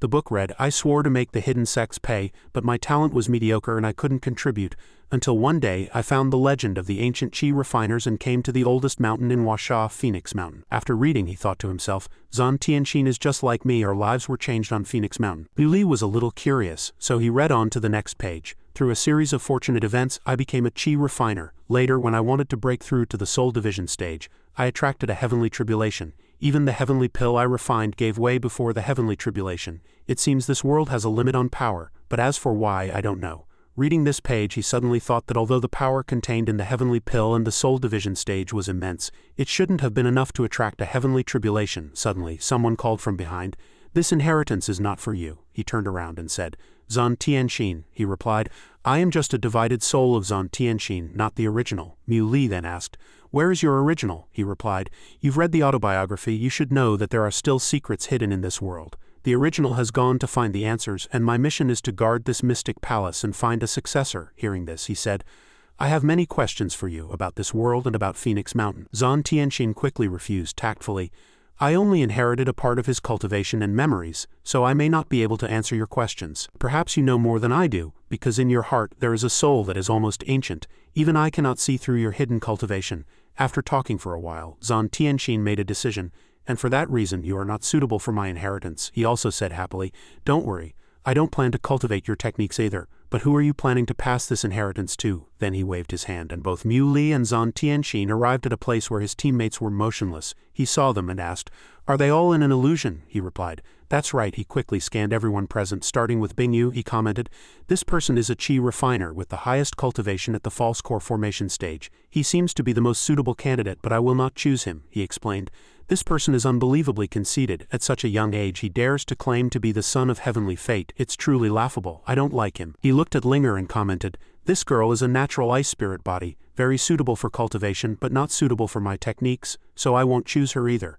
Seeing Fuyu made him very satisfied. Although this young man's cultivation is low, his temperament is steady, and his talent is no worse than that chi refiner's. I will choose him as my successor. He also agreed, Wongfu is indeed not bad. Before entering Fuyun's body, Zant Tienshin instructed, I'm going to pass on the technique. Don't refine that heavenly pill again. With your current ability, you may not be able to withstand the heavenly tribulation. Hearing this, he was somewhat contemplative. The rules are limited. Can one only reach the Dao Dan stage at most? Bingyu had just broken free from his immobile state and immediately started making a fuss. What's going on? I clearly passed the test. Why didn't I get the inheritance? Is the so-called inheritance just a scam? I didn't even get it. Who is qualified to get it? He looked at Mui and said argumentatively, State Shepherd of Jing, could it be you? Suddenly, Fuyun spoke up, I got the inheritance. It's me. I passed the test, he shouted happily. I got Zant Tienshin's inheritance. He walked over and asked, Mortal, what's your name? Bingyu was aggressive and impatiently commanded, tell me your name, then offer me Zant Tienshin's inheritance. I might consider taking you as my servant, Bingyu said impatiently. If Zant Tienshin were still alive, I would really like to question him to his face. His eyes showed extreme contempt as he looked at Fuyun. Such a minor character, what right does he have to receive Zant Tienshin's inheritance? Muli stood by and fanned the flames.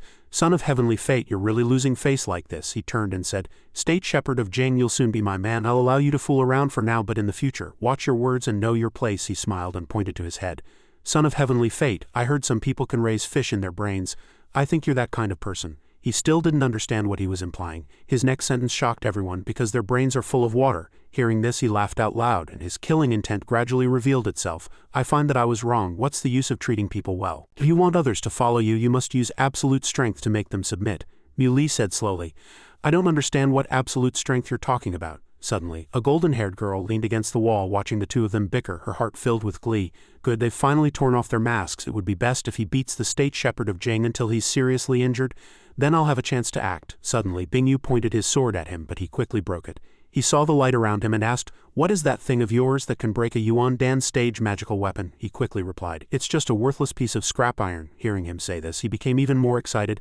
Something that can break a magical weapon is just a piece of scrap iron. You're truly a treasure. I must have you. Kneel and submit to me. Obey the will of heaven. Before Bingyu could finish his spell, he was already behind him, cursing, Obey the will of heaven, my ass. He turned around in astonishment. What? He kicked him so hard he crashed into the opposite wall. She saw it and thought in surprise, How could this be? He struggled to his feet. Impossible. I'm a dignified false core formation stage chi refiner. How could I lose to someone who just reached the great perfection of chi refinement?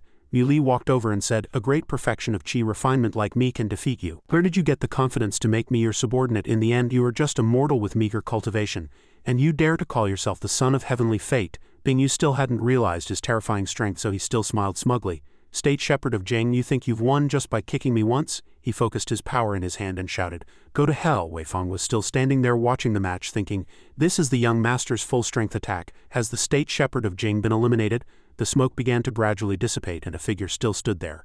The person still standing was none other than Muli. He stood there smiling and said, Is that all you've got? Bingyu trembled weakly and asked, Who on earth are you? How can you be stronger than me? He said with a dark face. You're not qualified to know who I am, but today you will pay the price for your arrogant and ignorant behavior. Suddenly, a voice called out, Wait.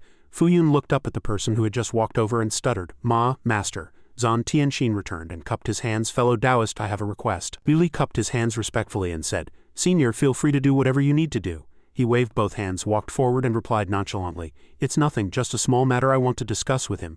Bingyu's face turned purple, but he looked at Tienshin warily and said, Who are you? Stay away from me. He gently stretched out his hand and said, I am Zant Tienshin and I've come to save you.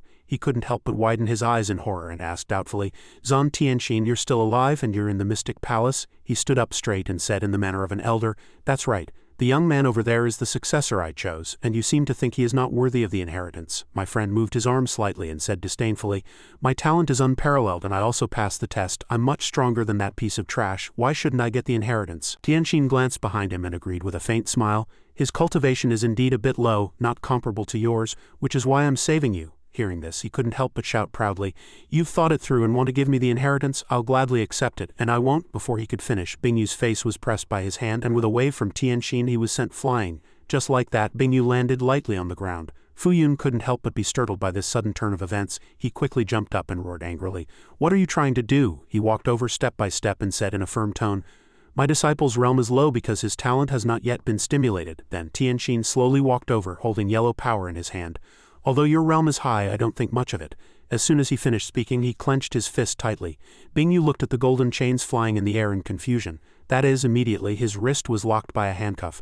Bingyu was very shocked and looked at his other wrist, which had also been locked. Just like that, he was sealed inside. He crossed his arms and leaned against the door, asking doubtfully, is it a sealing formation? Zant Tienshin wanted him to wait for death inside. He still walked over like that and said calmly, since you feel my disciple is no match for you, we'll let you two have a match then. Then Tienshin turned to look at him and said, Wongfu, my master will seal this person here for 2 years. After 2 years I will no longer interfere with your feud. If you can't defeat him, then you'll have to figure it out yourself. He pointed at himself in terror and said, 2 years? Fuyu couldn't help but think, you want me to go from a middle-grade martial venerable to a supreme martial saint in 2 years? But then he thought of something, turned back to look at Mui in disgust. Fellow Taoist, is it all right to spare this person's life? Hearing this, he also smiled and replied, all right. Bingyu didn't like the current situation at all and shouted, Zant Tienshin, if you don't let me out, my elders will come for you. Your mystic palace will never have a peaceful day again. Hearing this, he didn't care at all and sneered instead, fine, unless it's a soul division stage great cultivator. For every one that comes, one will be poor. He seemed to be going crazy and shouted wildly, Zant Tienshin, you dare to use me as a stepping stone for your disciple. In 2 years I will definitely kill him. Weifang hid behind a wooden pillar, secretly furious. State Shepherd of Jing, you were lucky this time, but you won't live for long. Mui had sharp eyes and noticed the person behind, snorting. He noticed his expression and asked, Brother Mu, what's wrong? Hearing this, Mui hinted, nothing, just accidentally let a little snake get away. Seeing that Fuyu didn't look well, he asked, what's wrong? Is something on your mind? He looked at his hand and said thoughtfully, I'm wondering if I can really become stronger than him in 2 years. Mui put his hand on Fuyu's shoulder and encouraged, what's impossible? With Zant Tienshin as your backer, no one will dare to provoke you. Just cultivate in peace. Suddenly he turned back to look at him and said seriously, Brother Mu, next time you fight with the Horan righteous sect, take me with you. Mui handed the sword to Fuyu and said, all right, I'll help you out too. I'll give you this martial god sword. He barely managed to reply in disbelief, give it to me? Brother Mu, how should I thank you? Fuyu looked at the sword in front of him and thought to himself, wait, the martial god sword is perfectly fine. Why is a piece missing? He turned to look at the two and reminded, the Mystic Palace trip is over, we should go out. In the Miaozheng Valley, the State Shepherd of Ji looked up at today's full moon and said, I didn't expect us to stay in the Mystic Palace for so long, and it's still night outside. Mui stood by with his arms crossed and said, the Mystic Palace is also a kind of formation. It's normal for the flow of time to be different from reality. He stroked his beard as if he had a sudden realization and said, so that's how it is. Just then, Bing Tian appeared, cupped his hands respectfully and reported, Master, Lord State Shepherd of Jing, the remnants of the evil alliance have all been captured, including the holy son of the Five Poison Sect. The State Shepherd of Ji put his hands behind his back and reminded, keep a close eye on him. He's the only high-level member of the evil alliance left. Knowing many secrets, he stood by and tilted his head slightly and thought, in that case, the only one left in the evil alliance is Lu Weifang. In the midst of the peaceful atmosphere, Mui suddenly noticed something and his eyes widened in alarm. The old man also noticed and said, don't worry, it's one of us. In less than a moment, the light turned into a person. As soon as the State Shepherd of Ji saw him, he greeted, State Shepherd of Shu, long time no see. He quickly cupped his hands and bowed respectfully. Senior State Shepherd of Shu. The old man took off the hat on his back and said, this little brother must be the recently famous State Shepherd of Jing, right? Truly a hero from a young age. He gently stroked his beard and said, State Shepherd of Shu, where are the other State Shepherds? Didn't you all come together? Hearing this question, State Shepherd of Shu's face immediately darkened. We split up. This is not the place to talk. I'll explain later. After a while in a certain tent he sat on a chair very contemplative, and it was shameful to say it, our Jingzhou order suddenly disappeared, so I came here to check on the situation first. The other state shepherds went their separate ways to find the Jingzhou order. The State Shepherd of Ji couldn't help but frown in surprise. How could this be? The Jingzhou order is so important, how could you lose it? State Shepherd of Shu couldn't help but slam the table in frustration and said irritably, it disappeared very strangely.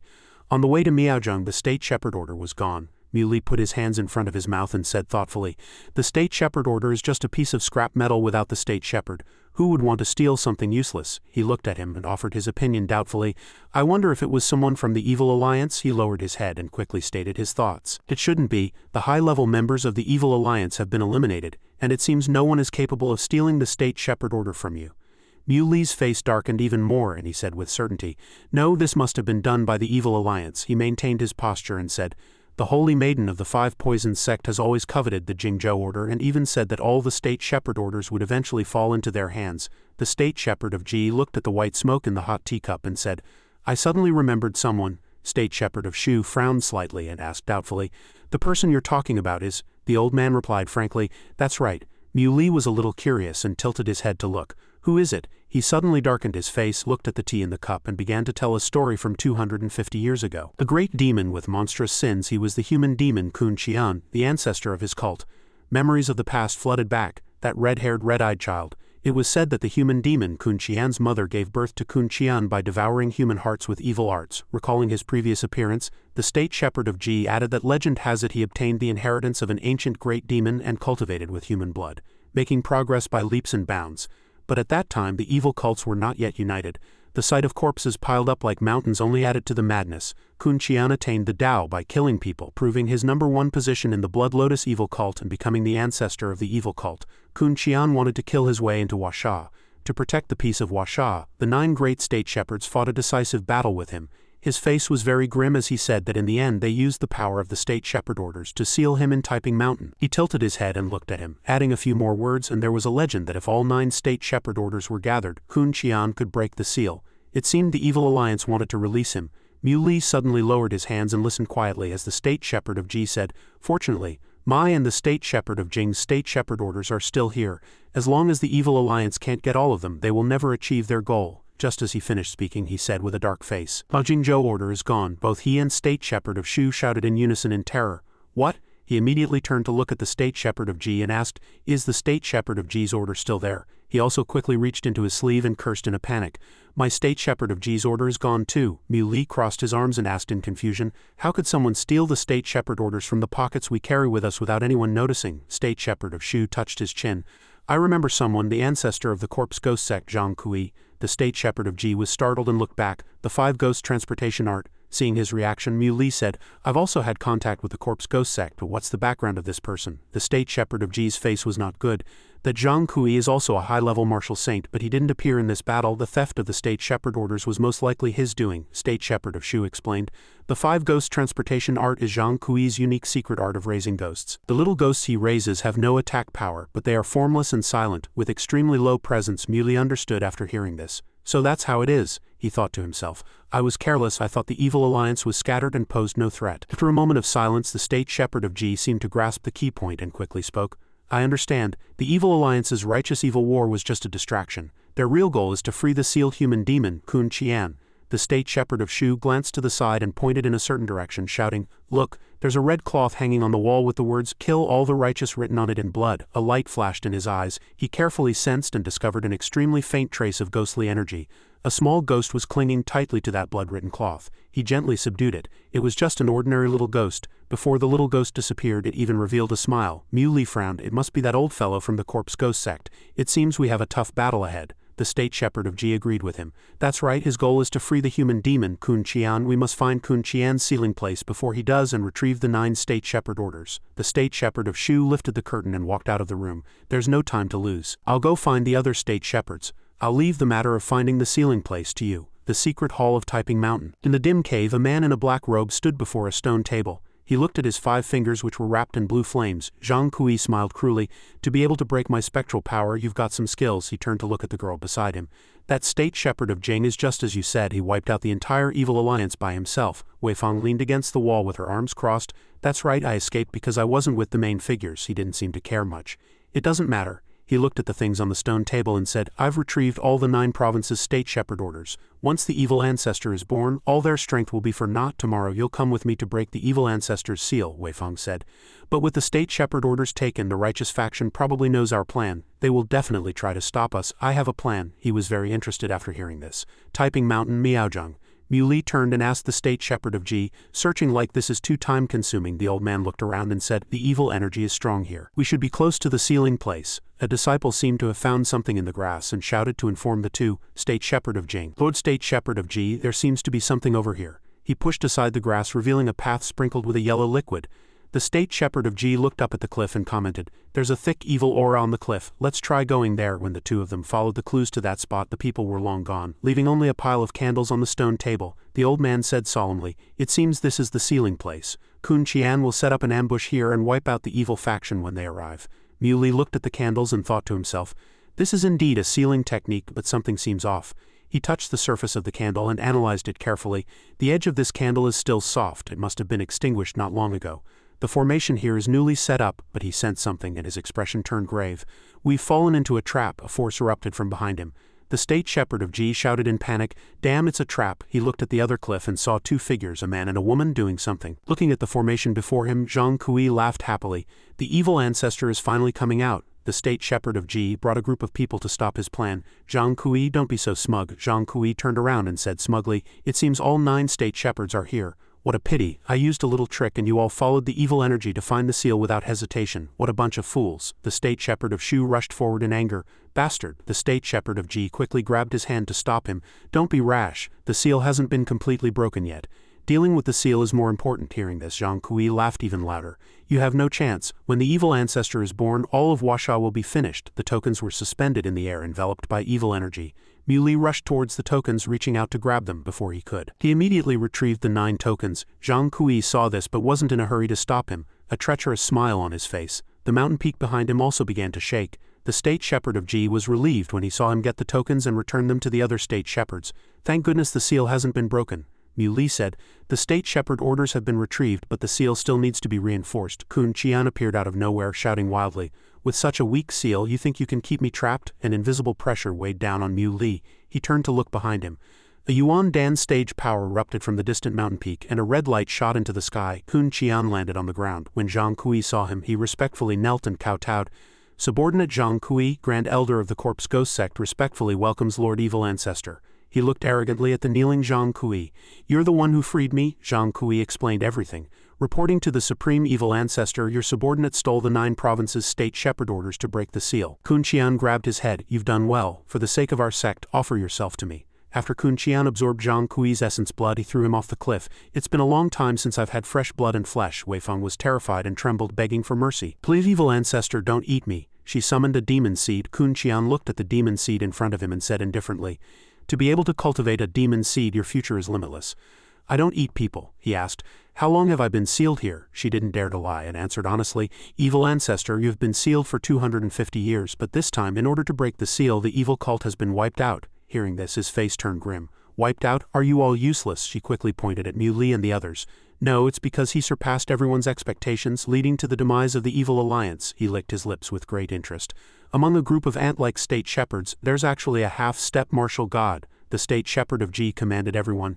Everyone, quickly take the Jingzhou order and form the state shepherd's formation. A group of them gathered their energy, and a golden dragon appeared behind them. He ordered, go. The golden dragon spewed fire at Kun Qian. He rushed towards them frantically. With your strength, you think you can seal me? Today I'll make sure not even your bones are left. The 9 provinces' state shepherds will lose their lineage from this day on. Muley and the seniors charged forward together, and he kept boosting their morale. Everyone keep it up, we can't lose to him. Kun Qian's attack was truly powerful, so powerful that it sent everyone flying. Fortunately, Muley could still stand firm. He looked back worriedly and asked, seniors, can you still hold on? The state shepherd and the others struggled to their feet. It seemed that last attack hadn't caused them too much damage. We're fine, we can't fall. Suddenly, Muley threw a small bottle to the old man. The old man asked curiously, is this a pill? He explained. The pill can help you recover quickly. Let's fight again. At the same time, he wondered. The Dragon Emperor sword can even cut the martial god sword. It should be able to cut through a Yuan Dan stage body, right? After taking the pill, the state shepherd turned to everyone and said, everyone, let's form the formation again. Seeing that he had not yet counterattacked nor shown any sign of surrendering, Kun Qian taunted him smugly. Still not giving up? Then I'll play with you. Suddenly, everyone's dragon energy converged upwards. The state shepherd of Ji was puzzled. What's happening? The state shepherd of Shu stuttered as he watched the dragon energy, then followed the direction it was flying. It turned out they were all being absorbed by Mu Li. He exclaimed in surprise, "The Dragon Emperor sword is absorbing the dragon energy," he said softly. "Seniors, pour your power into me." However, the state shepherd of Shu showed a worried expression. "Can the state shepherd of Jing do it alone? We can still hold on for a little longer." As he said this, he was interrupted by the state shepherd of Ji. "Do as he says. That's a fragment of the Dragon Emperor sword, the source of dragon energy." Meanwhile, Mu Li was fully focused, concentrating all his power into this one move. Although it was just a fragment, the dragon energy it contained was countless times greater than that of the 9 state shepherd orders. It had just been lacking the opportunity to be unleashed. But Kun Qian had no patience to wait for him to finish. He even said with a contemptuous attitude, putting on a show, "Even if you can get infinitely close to the Yuan Dan stage in front of me, you're still just an ant." As soon as he finished speaking, he swung a huge palm as if to crush him. However, how could Mu Li let Kun Qian have his way? The huge palm was suddenly pierced by a strong light. The palm exploded immediately. Taking this opportunity, Mu Li also rushed forward to face Kun Qian alone. When he saw this, he became even more excited. "You must be the successor of this generation's ancient lineage, but it's not enough to kill me." Before he could finish his sentence, he was silenced by a single word, slash. Afterwards, a huge explosion occurred in the sky. The seniors below were all very worried about him. State shepherd of Jing. Just then, he walked down from the sky unscathed. Kun Qian, however, was not so lucky. A deep, long wound appeared on his body, but this wound did not diminish Kun Qian's arrogance in the slightest. "You hurt me." After speaking, he unleashed an endless devouring. "Try this." His face grew even fiercer.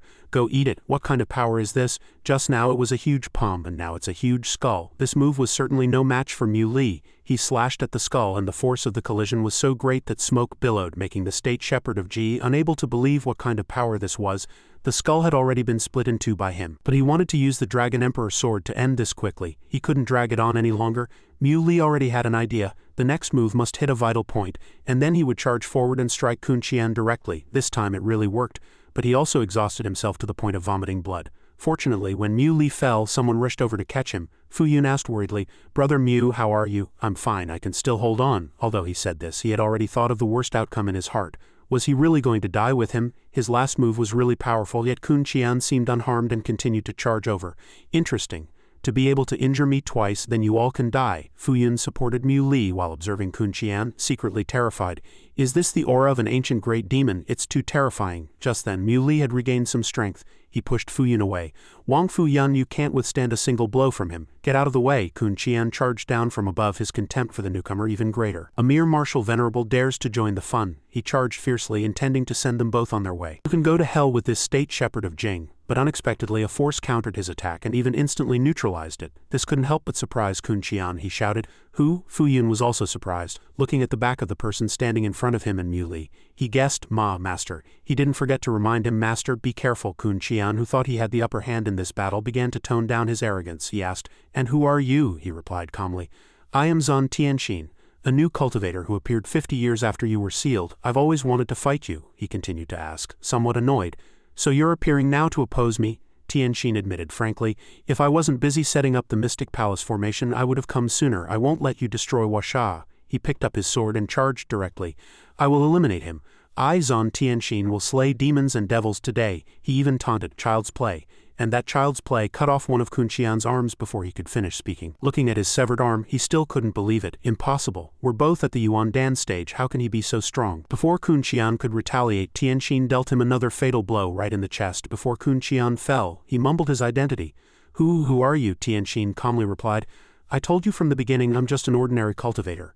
As soon as he finished speaking, Kun Qian also dissipated. Mu Li and Fuyu sat cross-legged, watching their master's swift and decisive work, both stunned. Fuyu couldn't help but shake him excitedly. "Brother Mu, my master is amazing," he nodded. I know. If you shake me again, I'll beat you." In contrast to their joy, a person and a ghost hiding nearby were terrified. These two weak creatures immediately fled. "Even the evil ancestor is dead. I'm the only one left in the evil alliance. I have to run. I must get away." But how could Tienshin let them go so easily? He just waved his hand lightly and knocked them both down. Fuyu watched with envy and said, "Master, you're so cool." He raised the sword and questioned, "How did you mess up this sword like this? I didn't expect you to have this kind of ability." He didn't know if he was being scolded or praised, so he passed the buck to Mu Li. "Master, I didn't break this sword." Sure enough, he didn't have high expectations for his disciple either. "Forget it, I'll take the sword back to the Mystic Palace to be reforged. I'll give it back to you when it's fixed." He became curious about Mu Li. It seemed this state shepherd of Jing was able to fight Kun Qian for so long without being defeated. Breaking the martial god sword wasn't anything special. Suddenly the state shepherd of Ji walked over to thank him, interrupting his thoughts. "Thank you, Lord Zant Tienshin, for your help. But the human demon's body, how do you plan to deal with it?" Tienshin calmly suggested. "If you're worried, just destroy it." But strangely the body showed no signs of disappearing. Tienshin found it very strange, so Mui volunteered to do it for him. "Let me try." After being hit by a huge magical attack, a blood ancestor was emerging. A voice saw it and said, "Look," Mui secretly guessed. "Is it going to turn into a corpse?" The sight before him made him suspicious, and it was a being that had broken through the heavenly rank. The blood ancestor's entire body trembled from the strong impact, and in a short while it sprang out from a pile of goo. Immediately after, the blood ancestor let out a roar that echoed throughout the area. Fuyu was terrified and panicked. "Master, what should we do?" Tienshin quickly reminded him.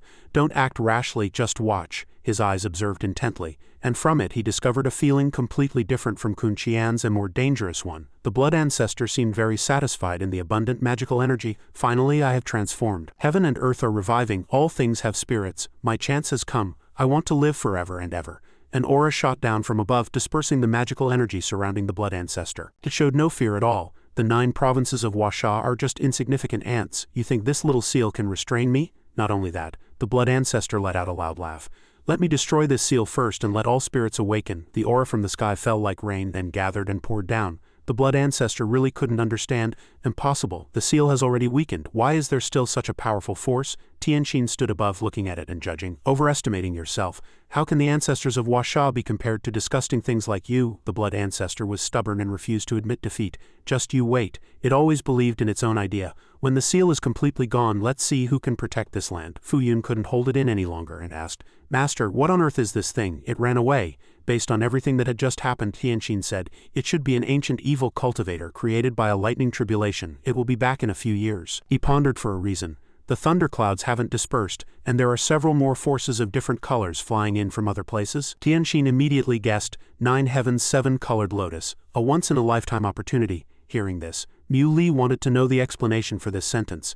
Tienshin then explained, "It's like a prophecy. This celestial phenomenon probably means the prophecy is starting to come true." After speaking, he turned around and reminded, "Let's go, we still have a lot to do." Mui looked up, his heart full of questions, wanting to find out what happened in ancient times. It seemed he could only continue moving forward. The Earth of the past was probably no worse than the Z-Way star. The sky instantly brightened, and a man holding a box happily announced, "Everyone hurry up, we're preparing to retreat and go home." From last night until now, Mui hadn't been able to stop thinking. With the protection of the demon seed, Weifeng probably wouldn't die so easily, but the evil alliance had already been defeated, so it was impossible for her to stir up any more trouble. Suddenly a voice called him. "Mui," Jiaqi had something to say. "I don't want to go back to the imperial capital with you. I want to go back to Dragon Mountain." "By the way," Mui also said directly, "Miss, if you go back to Dragon Mountain, what if the hidden sects use you to threaten me? I can't protect you in the capital either." The state shepherd interrupted from afar, "This girl is not from a martial arts family, just let her go back." Then he explained the reason. "If the hidden sects harm ordinary people, the state will definitely investigate. The hidden sects don't want to cause too much trouble either. She's actually in more danger in the capital." Jiaqi suddenly grabbed his sleeve. Mui, her tears began to fall. "If I stay by your side, I'll only be a burden to you. Let me go back, I miss home." Mui was silent for a moment and didn't answer. Then he also agreed. "All right then, I'll send someone to take you back so I can rest assured." At the same time, Fuyu rushed in. "Brother Mu." Seeing him like this, Mui asked doubtfully, "What's wrong? Why are you in such a hurry?" Fuyu reported worriedly, "My sister is missing. She went out this morning and hasn't come back yet, and I can't contact her." Mui immediately ordered the search to continue. "I'll search the forest with the people from Beiming, Yaoging." Mui asked about the situation as he walked. "Was there anything unusual today?" Fuyu thought for a moment and then said, "Speaking of which, this morning I saw something red in the mountains grabbing something and flying into the sky." With just that one sentence, Mui immediately guessed. "Sure enough, even Weifeng is not dead." Then he continued to ask, "Which direction did you see that thing run to?" Fuyu pointed to the mountain range opposite and said, "At that time that thing was flying very erratically, and after a while it disappeared." As soon as he finished speaking, Mui disappeared. He flew away immediately. At this time his heart was full of doubt. The odds are against her. How could Wongfu possibly defeat a great martial venerable like Weifeng? Mui saw a girl lying in front of him through the canopy. Fuyu knew, so he quickly ran over, and Fuyu behind him followed in a hurry. "Brother Mu, sister." He was shocked to see the blood ancestor lying on the ground, stiff and motionless. How did this thing die? How is my sister? Mu Li made a decision. I don't know, let's send her back first and wait for her to wake up at the Martial Alliance's Joint Forces base camp. After being unconscious for a while, Fuyu finally woke up. Where is this? Fuyun grabbed her hand and cried with joy. Sister, you're finally awake. What on earth happened? How did you faint on the mountain? Fuyu sat up, her shoulders trembling slightly, and she recounted, Today I went for a walk and was ambushed and captured by the monster of the Holy Maiden of the Five Poison Sect. Later, I vaguely saw the figure of Zant Tienshin. I'm not sure what happened and then I passed out. After hearing the reason, Fuyun also revealed a piece of news. That monster is dead. This morning Master came to see me to give some instructions. It seems he was the one who saved you. Mu Li observed for a long time but didn't find anything unusual which made him suspicious. It seems there's nothing wrong. Am I overthinking it? Thinking this, he also turned to leave. Since she's been found, you two should rest. I'm going back to the imperial capital. Night fell in the underground ancient city, the grand courtyard of Qingping residence. Mu Li walked in and said, I'm back. Fu Tian had been waiting for him outside. Xiao Li is back.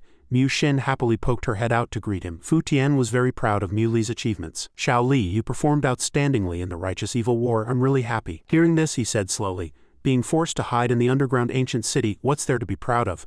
But Feng Tian didn't think so. He laughed happily. For our Mu family to have such a peerless genius like you living in seclusion is fine, Mu Li promised. Grandpa, the righteous evil war is over. Next I will help you break through to Martial Saint and my two uncles to Great Martial Venerable. Feng Tian fully approved. Good, Xiao Li has worked hard. You can rest assured and deal with the hidden sects then. The Mu family will be protected by us. Mu Li stroked his sister's head, his voice tinged with affection. And you, Xiao Xin, I want to teach you how to cultivate. You don't need to live forever, but at least have the ability to protect yourself. But Mu Xin still insisted on her own opinion. I won't learn. It turned out she had a fear in her heart. To be everyone's family in this life, I am already very satisfied. I don't want to enter that world of fighting and killing. Mu Xin suddenly turned and left, saying some inexplicable words. If one day I suddenly disappear, don't come looking for me. That's when I've grown tired of this world. Mu Li instinctively reached out to grab her. Xiao Xin. Feng Tian put his hand on his shoulder and comforted him. Forget it. Xiao Xin will be fine. But what do you plan to do in the future? Faced with such a complicated situation now, Mu Li could still say with certainty, everyone rest assured in the ancient city, I will arrange everything. Feng Tian really felt very guilty. Xiao Li, it's all Grandpa's fault, always failing to protect this family. Mu Li then comforted him gently. Grandpa, let the past be the past. The Mu family is now protected by me. After speaking, he waved goodbye. You should rest early. I have something to attend to at the city lord's mansion. In fact, Mu Li had a worry in his heart. When Baimeng and Wongfu Yun come to the ancient city, I'm afraid Qingyun residence won't be big enough. While Mu Li was drinking tea, a voice of admiration came from the side. Not bad, not bad. City Lord Shi Zhang stroked his chin and commented, Good, very good. Xiao Bai stood there, her eyes slightly closed, a hint of fatigue and embarrassment on her face. The scene switched to the living room of the underground city's city lord's mansion. The old man stood there looking at her and said, The great era has begun. All spirits are vying for supremacy. Such a good genius cannot be buried. Xiao Bai looked at Mu Li, squinting her eyes, and thought, This ungrateful guy must be trying to trade me for a house with this old man. As for Mu Li, it seemed he already understood his meaning. He continued to drink his tea and muttered to himself, I didn't say anything, don't look at me like that. Shi Zhang stroked his beard and continued, Miss, as long as you are willing to be my disciple, I can grant you one wish. Hearing this, she was stunned for a moment and asked in return, Can I be your disciple? I also want to become stronger, but we want to rent a house, preferably a bigger one. The old man immediately threw a bunch of keys to Mu Li. Little friend, you can pick any house here. Just leave this young lady with me. He stood up without hesitation, clasped his hands together and thanked him. Then I'll have to trouble the city lord to take care of her. Watching him leave, Xiao Bai ran to the door and shouted, Mu Li, I'll study with him for a while. After you've dealt with the hidden sects, you must come and get me. Don't leave me behind. Mu Li waved goodbye to her and then replied, Got it, I will. Shi Zhang watched his back with her, then said to Xiao Bai, Little girl, he's not an ordinary person. If you want to be with him forever, you can't go wrong learning from me. Sometime later, in the living room of the Mu family in the imperial capital, Mu Li invited Feng Ming to take a seat. Senior, you've been waiting. The old man took out a letter and placed it on the table, then said, It's nothing, I just came to deliver a letter for Zhang Yiqing, and also to represent the Wongfu family to support you. He picked up the letter and read it, a little puzzled. Zhang Yiqing? After reading the letter, Mu Li secretly asked, So detailed, who is he? Then he turned and asked Feng Ming, Senior, which faction in Huasha has the largest intelligence network? The old man immediately replied, You should know about the Epic Trading Network, also known as the Black Market. It's said that their branches are all over the world, but only the Huasha branch is the most mysterious and powerful. After getting the answer, Mu Li thought to himself, Could Zhang Yiqing be related to the Huasha Black Market? Seeing his expression, Feng Ming immediately asked curiously, Do you have any suspicions? Mu Li answered frankly, This letter contains almost all the information about the hidden sects. Do you know how he did it? The old man immediately replied, I don't know exactly how he did it, but Zhang Yiqing's attention to the hidden sects is probably beyond your imagination. Do you know about the grudge between the Zhang family and the hidden sects? Mui replied, I've heard of it. That day, the Zhang family was also a major clan in the imperial capital, and Zhang Yiqing's sister, Zhang Xiaohe, was a childhood sweetheart who was already engaged to Xiao Yun. Xiao Yun was young and admired martial arts. He heard that the Horan Righteous sect had many mysterious techniques and wanted to learn them, but he was rejected and ridiculed, and came back very dejected. Zhang Xiaohe didn't want Xiao Yun to be sad and kept begging the Horan sect, but not only did she fail, she was also thrown down the mountain and died from her injuries. Zhang Yiqing avenged his sister, but his leg was broken by the people of the Horan sect. The Zhang family was wiped out by the Horan sect. At this point, Mui spoke up and asked, why didn't Fuyu go with Yiqing to seek revenge? Feng Ming replied, because of Zhang Xiaohe's death, Xiao Yun was depressed for a long time. After the Zhang family was wiped out, he also gave up on revenge. He stroked his chin thoughtfully. Didn't the state shepherd of Ji say that the hidden sects have an agreement with Huasha and won't attack us casually? The old man looked up at the sky, his voice a little low. At that time, the Horan sect kept saying that the Zhang family had stolen their secret books and even produced fabricated evidence to deceive their superiors. No one could help them. Hearing this, Mui slammed the table and cursed. The hidden sects are truly despicable and shameless. Feng Ming added, this time both Zhang Yiqing and the Wongfu family will fully support you in your fight against the hidden sects. The Wongfu family also has a supreme martial saint. On the day of the decisive battle, I will ask him to come out. He stood up and returned the gesture. Then thank you, senior. Just then, 2 anxious calls of young master came from outside. A servant hurried in to report. Young master, I heard the hidden sects have entered the world. Mui then asked, have they arrived already? He replied. A martial saint and 5 martial venerables from the Horan sect have arrived at the Ming family. The Ming family held a grand banquet. We haven't heard that they're here for you. He crossed his arms and commented, so they're busy developing their secular power. They really don't take us seriously. I have to go to the Ming family. Old Feng Ming then said, understood, hidden sects are out. I'll go back to the Wongfu family and make arrangements. Mui left immediately, not forgetting to instruct the servant, tell Xu Liang to wait for me at the Ming family. He immediately took his orders. The scene switched to the Ming family's courtyard, where the people of the Horan sect were sitting and enjoying themselves. The Ming family head bowed obsequiously to the immortals of the Horan sect. He smiled fawningly and said, everyone has worked hard on your journey. I have prepared some wine and meat. Are the immortals satisfied? The martial saint stroked his beard and replied, you are thoughtful. When I return to the sect, I will definitely put in a good word for you. The Ming family head immediately clapped his hands and ordered loudly, bring in the dancers. As soon as he finished speaking, music started playing, and a blonde, curvaceous girl walked out winking charmingly. Then the dance troupe directly displayed their talents in front of the immortals. Among the disciples present, some were moved by the sight of these women. Their eyes squinted in focus. This person is the second disciple of the Horan sect. His name is Aoshin, and he's drooling and trembling all over while watching the dance, pervertedly commenting, the beauties of the secular world are indeed very beautiful. The head of the Ming family whispered in his ear, these dancers were specially prepared for you. If the immortal elder likes understanding the Ming family head's meaning, Aoshin praised him happily, you really know us well. He couldn't help but have a nosebleed and continued, after all, the immortal elder is also human. The Ming family head immediately ordered the women, all right, you all go down and prepare. She walked over to Aoshin and even threw a flirtatious glance. Then he walked over to the main seat, poured wine and flattered, I heard that the immortal elders came down from the mountain and defeated the masters of the Huasha martial arts world along the way. You are indeed the number 1 in the hidden sect. The old man picked up his wine cup and replied arrogantly, the secular martial artists are too weak. How can they compare to us cultivators? Those mortals will never be our opponents. At the same time, familiar footsteps came from outside the door, and a burst of spiritual energy sent the gate flying. Mui stood there and mocked. The number 1 in the hidden sect is nothing special. Then he smiled contemptuously. Good evening, everyone. The Ming family head immediately ran out and pointed at him, cursing, who are you? This is the Ming family. You can't be disrespectful to the immortals. Mui turned to look at him and said, isn't this the expert from last time? You seem to be doing well. His eyes widened in fear and he stuttered, unable to speak. It's you. The immortal sitting there asked, who is this person? Why doesn't he bow? The Ming family head replied, immortal, this is the state shepherd of Jing. He killed the fox saint of the northwest and people from the sect. His strength has reached the half-step martial god level, Aoshin said contemptuously. Ridiculous. Puning's realm regressed and Feng Xing and the Grand Elder's foundations were unstable. You were lucky to kill them. At most, you're just a strong martial saint, Mui provoked without hesitation. Then you can try. I won't move. If you can move me an inch, I lose. Feeling belittled, he slammed the table and pointed at him, cursing, bastard, you, a strong martial saint, are challenging a martial venerable. Aren't you afraid of being laughed at? He stood there and called Xu Liang's name. Watching him walk in, Mui continued, this is a mid-level martial venerable from Beiming. The 5 of you martial venerables can attack together. If you win, I'll send my head directly to your mountain gate. The immortal was a little annoyed and ordered.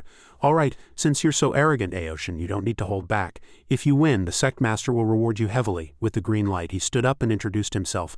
I am Aoshin, the second disciple of the Horan sect. After I kill you, I will be the first disciple of this sect. They immediately surrounded Xu Liang and asserted at the same time, 1 against 5, you definitely can't win. He replied softly, less talk, more action. If you have the skills, come at me. Before Xu Liang moved, the 5 martial venerables of the Horan sect had already started to use their formation, 5 direction sword intent. He returned the favor with a magnificent saber technique, immediately causing all 5 to vomit blood.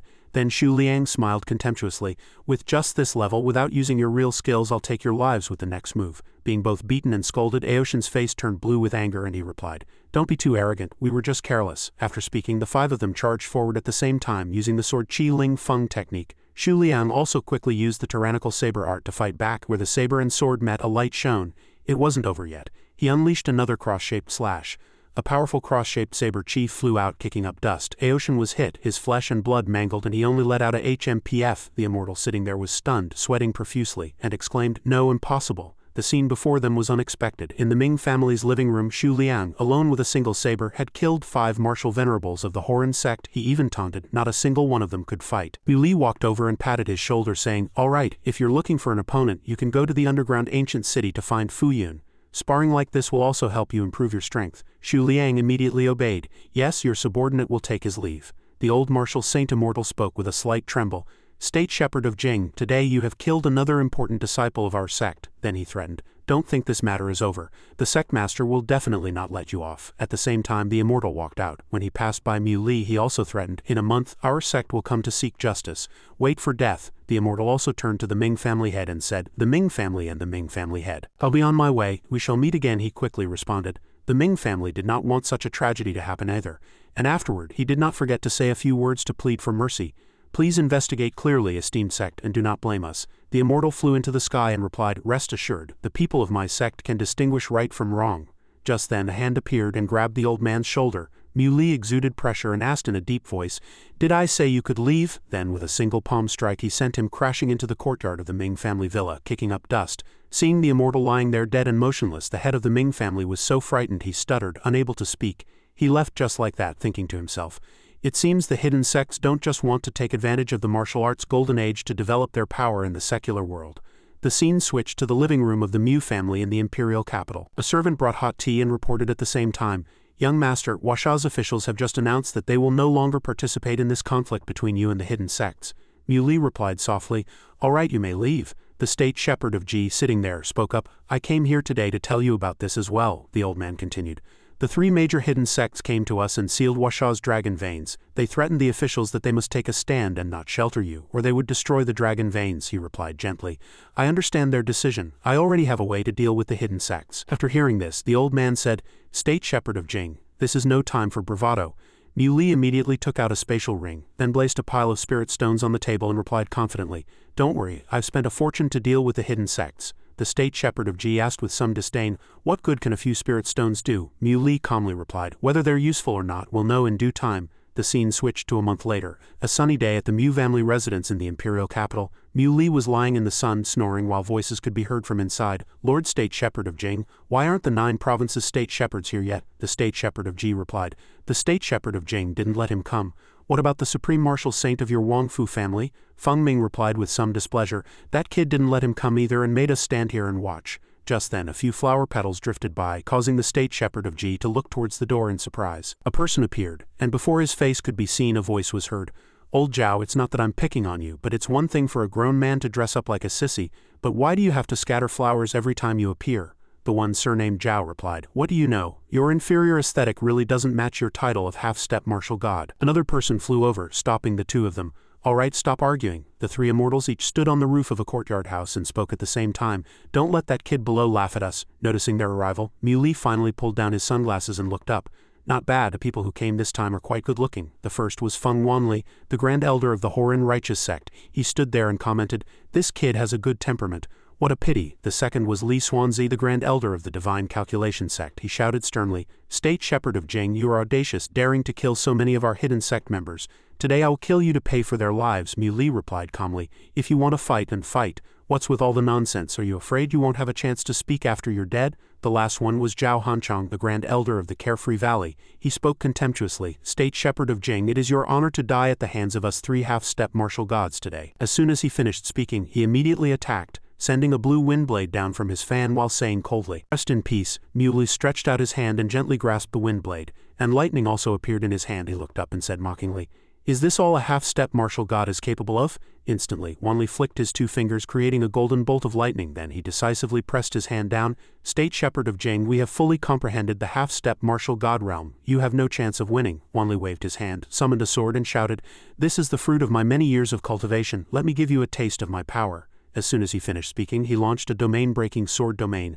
A huge sword appeared, pointing directly at where Muley was sitting. As soon as the sword touched the ground, it immediately caused a huge explosion, sending earth and stones flying. In the explosion, his fate was unknown. Wanli, having used his full strength, was sweating with some effort but still spoke confidently, "This is the fruit of my many years of cultivation. Now you know how powerful I am, don't you?" However, in his wide-open eyes, the calm figure of Muley appeared. He floated in the air, extended a finger, and said disdainfully, "Your domain can't trap me." Behind him, Swansea took out an astrolabe, casting a spell with one hand while shouting, "Don't even think about it." From the astrolabe, streams of spiritual energy with special characters wrapped around Muley's body. He announced confidently, "Life-seizing curse, your soul will never see tomorrow's sun again." A black curtain accompanied by cracks appeared, and he replied coldly, "The divine calculation sect is truly forgetful." Muley immediately broke the formation with a single move. Lightning produced a blinding light and fragments flew. The astrolabe was shattered at the same time, crashing into Swansea, causing blood to fly. One of his sleeves was shattered. Swansea held his arm, looking disheveled, unable to understand. "Impossible, this is illogical." Muley walked down from the broken ground, surrounded by smoke and dust. With a mocking laugh in his tone, he asserted confidently, "My divine soul, how can it be corroded by those of your realm?" Hanchang stood there, unable to comprehend. Even the divine calculation sect's sacred treasure was turned against him. Could he really be the second Zant Tienshin? Wanli continued, "To be able to turn the divine calculation sect's treasure against them, his divine soul has already far surpassed the martial god realm. We can't waste any more time with him." As soon as he finished speaking, the three grand elders of the hidden sects immediately entered the field and confronted Muley. He still looked at them very calmly. "Very good, you've all come down." As soon as he finished speaking, Muley's figure blurred and disappeared. At the same time, spirit stones of various colors were thrown out and a strange white smoke appeared. The three elders then realized, "This is a formation." In the center of the courtyard, a hazy purple smoke appeared. Enveloping everything above was a network of formations connected by spirit stones. Below the formation, old Wanli was frantically attacking, continuously shooting out sword chi. He stood there muttering to himself, "These spirit stones are all illusions. Where did that kid hide?" Swansea calculated with his fingers and replied, "Don't worry, I've already calculated that this is just an illusion formation. As long as we guard our minds, we can break the formation safely." Hanchang continued to mock, "I told you, how old is this State Shepherd of Jing? How could he possibly set up a complex grand formation?" Just then, a dense net of lightning appeared above the formation. Old Swansea looked up and mocked, "State Shepherd of Jing, stop playing these bluffing tricks." As soon as he finished speaking, several powerful bolts of lightning struck down, charring them black. Hanchang's fan was broken and fell. He turned and blamed Li Swansea. "Didn't you say this was an illusion formation?" His face turned ashen, and he angrily declared, "State Shepherd of Jing, if I don't kill you, I swear I am not a man." Swansea then stood in the center of a yin-yang circle, forming hand seals radiating light, and confidently proclaimed, "Today I will use the forbidden art of the divine calculation sect to change your fate." In response to his martial art, Muley's face appeared in the sky, his palm glowing, and he replied coldly, "So annoying." Then an attack directly hit Swansea's shoulder, making him fall backward. Although injured, a mysterious smile appeared on Swansea's face. He thought to himself, "Good, he took the bait." Then he shouted, "You two, I know the State Shepherd of Jing's location." Hearing this, Wanli tightened his grip on his sword, his spiritual energy radiating, and replied, "Very good, use your strongest power and kill him with one move." The three grand elders simultaneously launched their strongest attacks in the direction Swansea had discovered. Three streams of spiritual energy of different colors struck the thunderstorm directly. A dazzling blue light emanated from that area, and Muley's figure vaguely appeared. Hanchang shouted in surprise, "What kind of formation is this? Why is there still water?" Standing behind the thin water curtain, he said decisively, "This ends here." As soon as he finished speaking, three streams of water shot out, hitting the three elders. They were soaked and disheveled in great discomfort. Hanchang said angrily, "State Shepherd of Jing, is this all you can do, using these little tricks?" Muley replied, "Then I'll give you something more powerful." Then he raised his hand and snapped his fingers. The formation immediately changed. The water curtain turned into flames and the heat radiated, making them sweat profusely. Hanchang frowned and looked to the side, asking in confusion, "What on earth is this formation?" From the outside, the Mu family residence seemed to be under a heavy bombardment. Feng Ming sat inside, watching and commenting, "This is the long-lost 5 elements killing formation." The State Shepherd of Ji, sipping his tea, continued, I understand by using the energy of the spirit stones, even if it can't kill those 3 grand elders, it can still severely deplete their vitality. Mui looked at the formation and thought to himself, *, the spirit stones are already half consumed. It's impossible to exhaust them to death here. Inside the formation, Wanli turned and asked, what should we do? We'll die if we continue to be tortured like this. Swansea replied, what else can we do? The energy used to maintain the grand formation, and we can't even touch the state shepherd of Jing. Are you saying we can't even break this formation? Hanchang commented. The flaw in the formation should be above us. Let's charge up and break it together. Mui walked in directly at this time and asked, you want to run already? Then he raised 2 fingers to control the formation and continued, then let me help you. Instantly, cracks appeared in the ground beneath the 3 elders' feet. His blurry figure appeared with a powerful flame behind him. The 3 elders floated in the air. Swansea cursed angrily, state shepherd of Jing, I'll remember this. A gentleman's revenge is not too late even after 10 years, he replied gently, farewell. The state shepherd of Ji walked out and said, you drove them away with a formation this time, but they won't fall for it next time. Mui turned and replied, Senior, don't worry. They were heavily injured this time and will need at least a month to recover. I will personally go find them then. Old Feng Ming looked at him and asked doubtfully, you already know the strength of the 3 major hidden sects. Do you plan to wipe them all out in a month? Mui replied confidently, that's right, I'm preparing to go into seclusion to consolidate my realm, but before that I have 2 more things to do. The state shepherd of Ji hesitated. State shepherd of Jing. About Washa's dragon veins, he immediately interrupted. I was just about to talk about that. After I finish my business in these 2 days, Senior, please take me to the dragon veins. I will lift the seal on them. The scene switched to Jiang Mountain Manor. Yiqing sat in a chair reading a book and muttered to himself, the state shepherd of Jing has been quite prominent lately. He glanced over with a smile and continued, he truly has the demeanor of Washa's number 1. Mui sat beside him and replied, what am I? Isn't the leader of the Washa black market, the Washa dragon emperor, right there in plain sight? He replied, as expected of the person I have my eyes on. Not only are you strong, but your mind is also extraordinary. He crossed his arms and looked over. Thanks to your intelligence this time. Yiqing immediately replied, this is what I should do. Mui, I want to fight alongside you. As long as we can eliminate the Horan righteous sect. He immediately extended his fist and said decisively, all right, let's be friends and destroy the hidden sects first. The 2 of them bumped fists and the representative of the Washa black market repeated, I am willing to be a friend and destroy the hidden sects together. Then Yiqing took out a few small boxes, and inside were many spirit stones. I know you're about to go into seclusion. I hope these things can help you, he added. I'm already a cripple. Spirit stones are useless to me. I hope Brother Mu won't refuse. Mui looked at the glittering wooden boxes before him and exclaimed, with so many high-grade spirit stones, my chances of breaking through to the next major realm have increased. Then he smiled and confidently affirmed, Brother Zhang, rest assured, the day I return will be the day I flatten the hidden sects. The scene switched to a mysterious water cave. 2 people were paddling a wooden raft inwards. The state shepherd of Ji spoke, this dragon vein has a history of tens of thousands of years. The old man stroked his beard and added, although it's not what it used to be, it's more than enough to protect the peace of Washa. Hearing this, Mui observed secretly and thought to himself, no wonder the creatures here all carry a trace of spiritual energy. After a while the raft docked at a stone bank. The 2 stood before a large gate, and the state shepherd of Ji said, we've arrived. From the crack of the door a faint blue spiritual energy emanated. Mui felt it and chuckled to himself, what pure dragon energy. Looking inside, a green true dragon was controlled by magical artifacts and talismans. He gently placed his hand on its face and the true dragon's eyes immediately lit up. After sensing it, Mui commented, this dragon vein has the aura of a true dragon and is almost about to develop life consciousness. It's a pity that its dragon body has been eroded by time. The state shepherd of Ji continued, this is the work of the divine cultivation sect. They have sealed the dragon vein. He looked up at the talismans above and found that they had only used a crude spirit locking formation to seal the dragon's head, concealing a part of the dragon vein's aura. Mui waved his hand and concluded, the divine cultivation sect doesn't have the ability to seal a dragon vein. Instantly, an invisible force unconsciously emanated from the true dragon. The state shepherd of Ji looked at him and said, these damn bastards, they dared to lie to us. The hidden sects are truly a cancer in Washa's peaceful and prosperous era. He immediately replied, they won't be rampant for much longer. Then Mui reached into his space and continued, I will go into seclusion in this dragon vein for a month. He took out a small bottle and handed it to the state shepherd of Ji, requesting, please trouble Senior to deliver this bottle of pills to my family and help my grandfather and uncles improve their realms. The old man immediately took it and agreed, all right, you can rest assured and leave it to me. But can you handle going into seclusion here? Mui said with certainty, the spiritual energy here is abundant, which is just what I want. I want to take this opportunity to set up a grand formation for the dragon vein, so that no one can destroy it in the future. After hearing this, he was also somewhat relieved. The state shepherd of Ji turned to leave. All right then, you can go ahead with peace of mind. I won't disturb you here. Afterwards only he and the dragon vein were left. Spiritual energy glowed on his palm.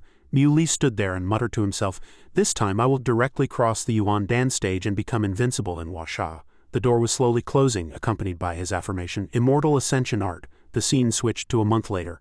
A saber and a sword were clashing, the light dazzling. Fuyu swung his sword and smiled. "Xu Liang, you can't beat me this time." Xu Liang replied, "You have the inheritance of a martial god, rising directly from a mid-level martial venerable to a high-level martial saint. It would be strange if I could beat you." This was the Mu family residence in the imperial capital. Fuyu patted his shoulder and continued, "But with me training with you and this divine weapon of a saber, you're not afraid of facing a mid-level martial saint now, are you?"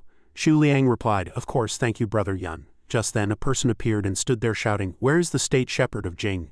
Tell that coward to come out." The two of them immediately turned and asked in unison, "Who is it?" It was the same three people from a month ago. Swansea was grabbing a Mu family servant. At the same time Wanli spoke, "We three are the grand elders of the hidden sects. Quickly tell the state shepherd of Jing to come out and die." The two of them immediately assumed a fighting stance and replied, "Don't even think about it," he praised. "Very good." Then he quickly swung his sword and the sword chief flew out as he shouted, "Then go to hell." Fuyu thrust his sword into the ground and unleashed the martial god sword domain. Xu Liang stood there and asked, "Can we still contact the Wongfu family's ancestor and the Lord State Shepherd of the 9 provinces? Fuyu replied, "We can't contact them right now. We have to hold on." After speaking, Fuyu shouted forward, "You people from the hidden sects bullying others with your power, you deserve to die." Not only did that guy not feel ashamed, he said arrogantly, "You flatter me, this is our ability. Take my heaven-burning slash." That slash seemed to pierce through space, heading straight for Xu Liang's sword formation, leaving him stunned. After taking that astonishing blow, Xu Liang was immediately severely injured, spitting out blood. This was followed by the shattering of the sword formation. After the smoke and dust cleared, only Fuyun's figure could be seen. Fuyun looked very disheveled now, barely holding on. "I can still hold on. Don't even think about taking another step forward." Wanli continued to question, "I'll ask you one last time. Where is the state shepherd of Jing?" Over there. Fuyun was kneeling on the ground. Smoke and dust filled the air. The previous move had directly carved a path straight to the two of them, shattering the surrounding ground. Xu Liang's saber had fallen to the ground and he was motionless. Behind him, a person was charging with a palm full of spiritual energy. This move was called the cloud-turning palm. Mu Li shouted from above, "Die." Wanli looked up at the huge palm, his face full of worry. The three of them were all panicked, a little scared, sweating profusely. Swansea blurted out, "What immense power!" That last palm strike was extremely destructive, almost pulverizing everything around with a thunderous roar. He quickly walked towards his two young companions. Seeing Mu Li, Fuyun said weakly, "Brother Mu, you're finally back." He took out a pill and handed it to him, saying, "Stop pretending. With the inheritance of a martial god, you're strong enough to resist. Take this pill." Fuyun looked back and replied, "I'm fine, Brother Mu, go check on Xu Liang." Mu Li fed him the pill and said at the same time, "I'm afraid he'll need to rest for a while." After speaking, he helped Xu Liang sit up and directly transferred his internal energy to him. Waking up after a moment, Xu Liang said to Mu Li, "Alliance leader, I have failed you." He waved his hand and said, "Your meridians are severely injured. You can't practice martial arts for a while. Don't worry, I will avenge you."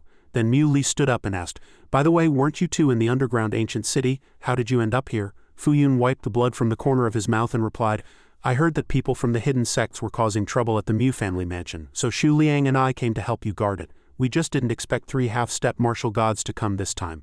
He extended his hand to him and asked, "I'm going to the hidden sects mountain gates. Want to come along?" Fuyun tightly grasped Mu Li's hand, a hint of excitement on his face.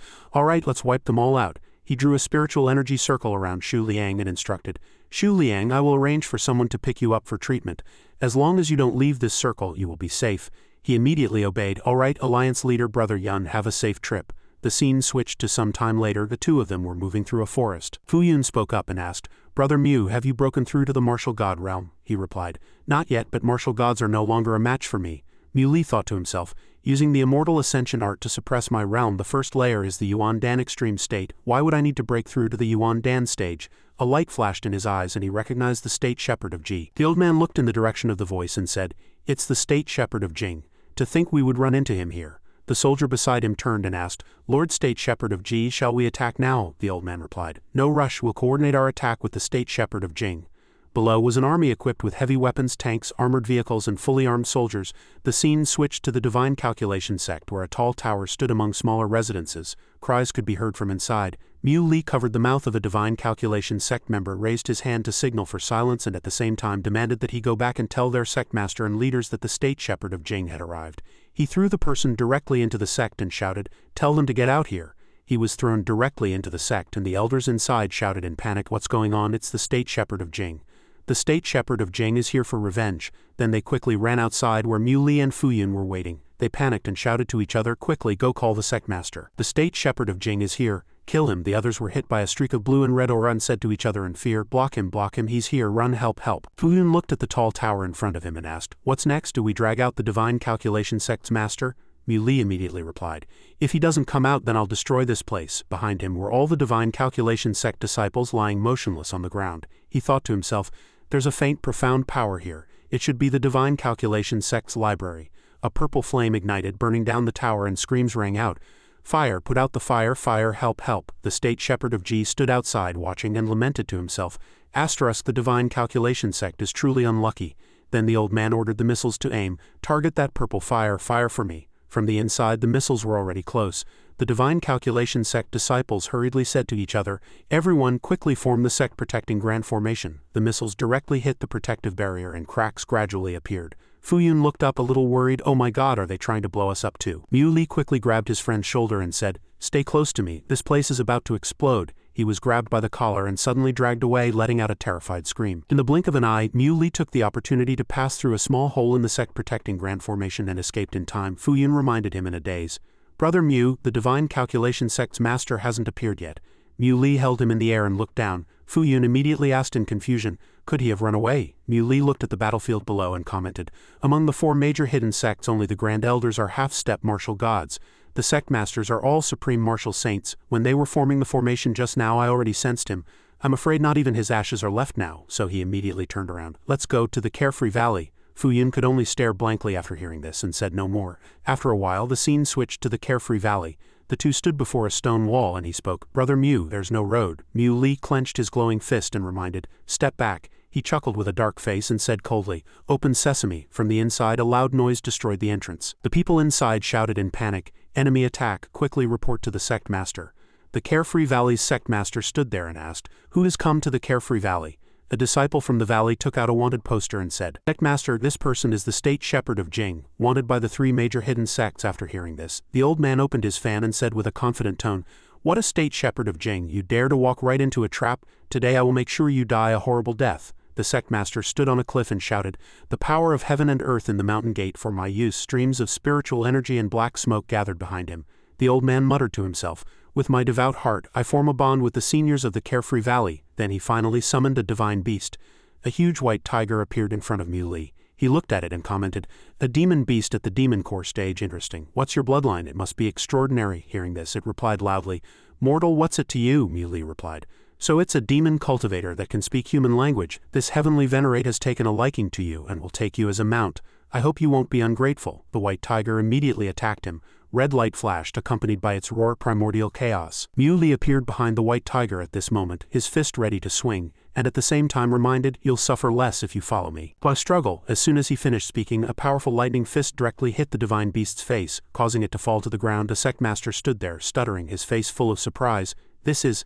Seeing him standing on the sect's guardian divine beast, the old man shouted, state shepherd of Jing, how dare you treat our sect's divine beast like this? A murderous glint flashed in his eyes and he retorted, what, not convinced? Mui's eyes turned a fatal red and he gathered spiritual energy in his hands, coldly announcing, then I'll let you die together. He immediately created a field of purple flames and then pushed it directly towards the people of the Carefree Valley. At this time, only screams could be heard in the valley, and cries of pain filled the air. No help. Standing on the cliff and watching this scene, Fuyu couldn't help but sigh. The hidden sects, which were completely unimaginable before, have had 2 of them destroyed just like that. Mui, on the other hand, turned around very calmly and said, let's go. The killing intent still flickered in his eyes. Next, it's time to go to the head of the hidden sects, the Horan Righteous sect. Finally, the scene switched to the Horan Righteous sect. Outside were Mui, Fuyu, as well as the forces of the state shepherd of Ji and the black market's Yiching.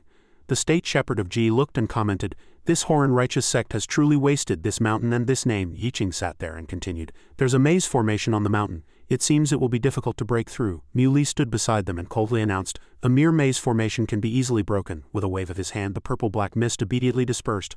Looking inside, Fuyu spoke, there's no one here. Could the Horan Righteous sect already know that the other 2 hidden sects have been destroyed?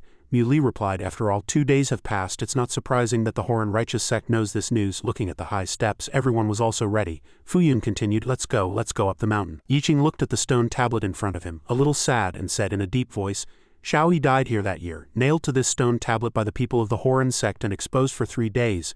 Fuyu angrily continued, then what are we waiting for? Let's just fight our way in. Mui put his hand on his shoulder to stop him. No rush. He raised his other hand and a golden protective shield immediately appeared. It seems the head of the hidden sects is still a bit formidable. Mui observed for a moment and commented, "This is a mountain-protecting grand formation." Fuyu swung his sword at the stone tablet and said, "Are they planning to be cowards for the rest of their lives? How will Xiao He's revenge be taken then?" At this moment, a series of hurried footsteps came from above. Mui looked up and said to everyone, "They're coming." Above the steps, disciples lined up in 2 rows. In the center of the mountain gate, 1 person knelt and 1 person stood speaking, State Shepherd of Jing.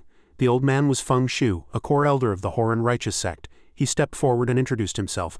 "I am Feng Shu, a core elder of the Horan sect. Today I represent the sect to apologize to you. We promise not to have any conflict with you again. Let's write off all previous grudges, how about it?" Mui cracked his knuckles and replied, "You want to apologize and be done with it? It's not that easy." The old man tried to reason. "State Shepherd of Jing, in fact it's been you who has been killing our sect's people until now. We are the victims." Feng Shu stood within the mountain protecting grand formation and continued, "Now that we acknowledge your strength and are willing to reconcile, isn't that benevolent enough?" Then he pointed at Yiqing and Fuyu. "And these 2 friends of yours, it was that girl who came to steal our sect's techniques and was killed by our sect's disciples, which was justified." Feng Shu grabbed that disciple's neck and offered a condition, "But even so, we are willing to apologize and hand over the person who killed that girl back then." The old man threw him down without hesitation and shouted, "He's at your mercy." Fuyu looked at him and asked, "Any last words?" The disciple replied without hesitation, "I killed her with my own hands a few years ago. You can do whatever you want with me today." He smiled wryly. Though a little scared, he still stubbornly said, "I have no regrets.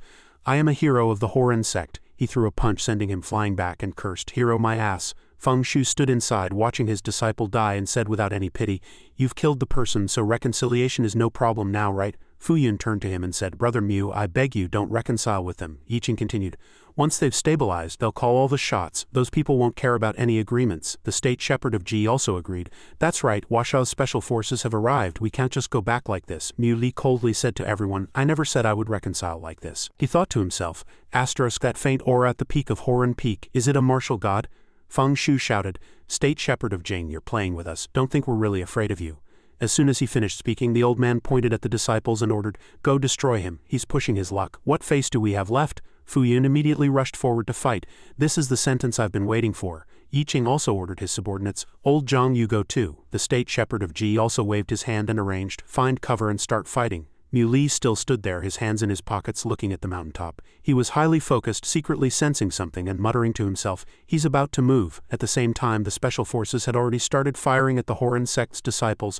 They looked at the hail of bullets before them a little scared. Just then a loud shout rang out, "Stop!" A protective shield blocked the hail of bullets. The disciples exclaimed with pale faces, "Oh, so scary." The State Shepherd of Ji felt it and said, "A martial god." Fuyu exclaimed, "What strong pressure." Old Zhang and Feng Shu looked up together. The old man said, "This is our Horan sect sword heart ancestor. He entered the martial god realm long ago." The disciples excitedly raised their hands and cheered, "The ancestor has appeared invincible in the world. The ancestor has appeared invincible in the world." Feng Shu gritted his teeth and cursed, "State Shepherd of Jing, you forced my hand. Just wait to be crushed by the ancestor." From the mountaintop a figure sat, and the old man channeled his spiritual energy. The bullets were controlled by him and flew back towards Mui and the others. The State Shepherd of Ji used his Gang Chi domain to block them. He said with some difficulty, "Damn it, I can only slow down the bullets." Mui immediately stepped forward and made a move, shouting at the same time, "Get back!" The bullets immediately bounced back to the Horan sect, even hitting the elder. The old man spat out blood and cried out in pain, "No, impossible, ancestor, save me." The ancestor above praised with some appreciation, "Not bad, even Zant Tienshin back then couldn't compare to you."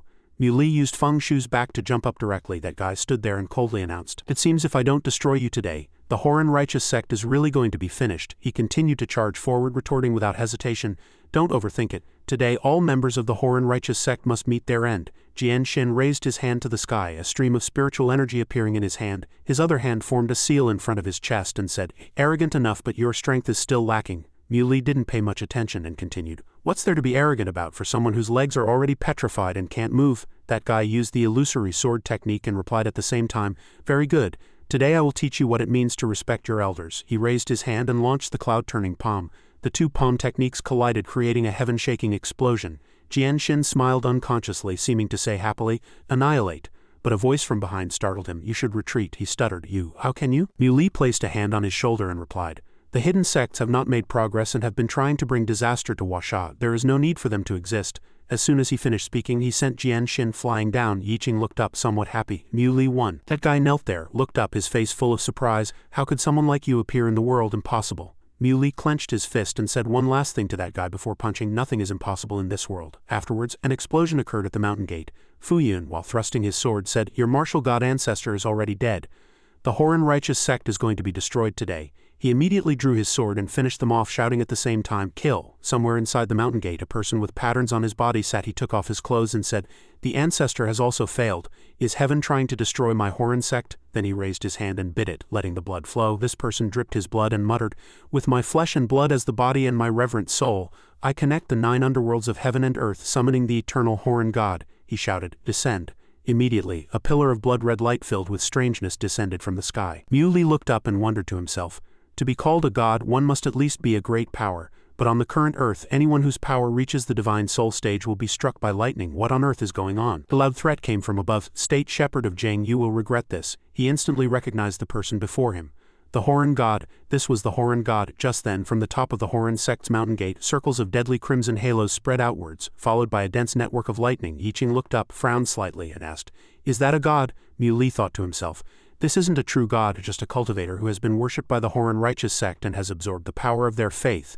Fuyu looked to the side and asked, "Can we defeat this god?" Yiching replied, "The power he can wield is equivalent to the peak of a martial god. No one here can match him, not even Muley." The Horan god looked down at the disciples kneeling on the ground, who said in unison, "The disciples of the Horan righteous sect pay their respects to the great Horan god." He spoke, "The power of heaven and earth has not fully recovered. Why have you summoned me?" The person below respectfully replied, "Reporting to the Horan god, the golden age of cultivation has already begun, but it has not yet fully erupted. Summoning you was a last resort. The sect has reached a moment of life and death." The Horan god immediately reprimanded them. "To be pushed to the brink of life and death in the Dharma-ending age, you are truly useless. If it's not yet the middle of the golden age of cultivation and you dare to bother me again, I will not spare you." The state shepherd of G looked at the man, thinking, the ancestor of the Horan righteous sect, who exactly is he? The Horan god at this moment still looked leisurely, speaking from on high. "Have you finished the task I gave you all those years ago?" An elder of the Horan righteous sect replied, "Reporting to the Lord God, the disciples have searched all over the world these years and are close to getting results." Hearing this disjointed conversation, the state shepherd of G seemed to have made a connection. "These years, could it be?" Muley walked forward and asked, "State shepherd of G, what's wrong?" He said, "A few years ago I heard that the Horan righteous sect was looking for a special child, and it was said that they had been searching for a long time." He fell silent at this point. Could they be planning some kind of sacrificial ritual? The state shepherd of G looked up and sneered, "These beasts, they've truly wasted the 4 words Horan righteous. They are nothing but a heretical cult." Fuyu added, "These villains with human faces but beastly hearts, not a single one can be left. They must all be killed." A spatial rift appeared from behind and a voice came through at the same time. "Brother Horan, it's been a long time." He turned back and replied, "I was wondering who it was, so it's the blood ancestor." "I thought you were already dead," the blood ancestor immediately replied. "How could I die when you're still alive?" Fuyu was surprised to see him and said, "It's the big-headed blood infant of Mount Taiping." Muley stood to the the thinking to himself, "The Jingzhou edict is suddenly getting hot. This is an unprecedented reaction." The blood ancestor flew to the front and said, "There are very few of the great demons from back then left." It looked up at the Horan god and continued, "I heard you rely on the faith of mortals to live, so I came to see, and I didn't expect to actually meet you." Hearing this, a murderous aura emanated from his hands and he replied, "No way. A physical body comparable to the peak of the Dao Dan realm. You think you can swallow my territory?" 3 men. As soon as he finished speaking, the blood ancestor immediately flew downwards, taunting at the same time, "Then we'll see who's faster." They charged down simultaneously, both thinking, "You're mine." The rich spiritual energy emanated, and his face was filled with extreme excitement. The target of both was Muley. At that moment a golden shield appeared, blocking them. The 2 demons were repelled and simultaneously asked, "Who is it?" The familiar sword appeared in the person's hand. Fuyu shouted from behind, "Master." The Horan god looked down and asked, "Who are you? Why have I never seen you before?" Emperor Danyang replied, "Horan god, I have been waiting for you to appear for a long time, and this ugly monster, you are all demons who endanger Washa and should not be left in this world." He looked down and sneered, "So it's the little martial god from back then. You're not qualified to kill us." He immediately flew up and continued, "Right now you only have the strength of the soul division stage. It's not difficult to kill you." Muley clutched his chest thinking, "I can't hold back this feeling much longer." It turned out to be the Jingzhou edict heating up, which was making him uncomfortable. He immediately took it out. Seeing that thing, the state shepherd of G said, "Your Jingzhou edict has recovered." Muley realized in his mind that the Jingzhou edict wanted to kill those 2 demons. A golden spiritual energy appeared, lifting his feet slowly off the ground. The blood ancestor looked over, its eyes widening in recognition. It was the aura of a dragon and pure demon-slaying energy. Emperor Danyang turned to him and said, "Lend me a hand." Muley replied, "All right." He immediately transferred his spiritual energy to him. Emperor Dongyang formed hand seals in front of his chest. After a moment he successfully summoned the demon-slaying sword intent into his hand. Then with a wave of his hand the sword intent flew out, transforming into a true dragon, its pure dragon energy carrying immense power. The blood ancestor began to worry and said, "Brother Horan, I just remembered I have something to do. I'll be on my way." Hearing this he frowned and looked askance, replying, "They're just 2 wastes from the Dharma-ending age and you're afraid." The Horan god added provocatively, "Very well, when the middle of the golden age comes none of you will escape." Immediately a massive explosion and halo appeared in the sky. Fuyu raised his hand to shield his face, somewhat puzzled. "Are they dead?" Mui walked over and said, "Not yet." Emperor Dongyang added, "They used a secret technique to escape, but secret techniques come at a great cost. It will take them 3 to 5 years to recover." He looked at them and added, "You must speed up your development. These 2 demons are just one of the potential crises of the martial arts golden age." Fuyu immediately replied, "Understood." He turned to look at the people of the Horan sect, puzzled. "Since the Horan god has run away, what should we do with the rest of them?" The state shepherd of Ji replied, "Kill them, of course. When dealing with such demonic heretics we must eliminate the evil completely, with permission." Fuyun's face turned cold and he immediately charged forward to slaughter. "Then kill them." Mui looked at his expression with some concern. "Will he fall into a demonic state?" Emperor Dongyang looked at his disciple slaughtering and then replied, "He won't. This is his inner demon. Once this obsession is released, Fuyun will soar. His future may not compare to Muli's, but he will surpass many." At this moment, Fuyun was standing in front of the statue of the Horan god, saying with some pain and resentment, "Horan sect." He laughed out loud, a sea of blood and corpses behind him. Fuyun directly swung his sword and split the statue in 2, then walked away coldly.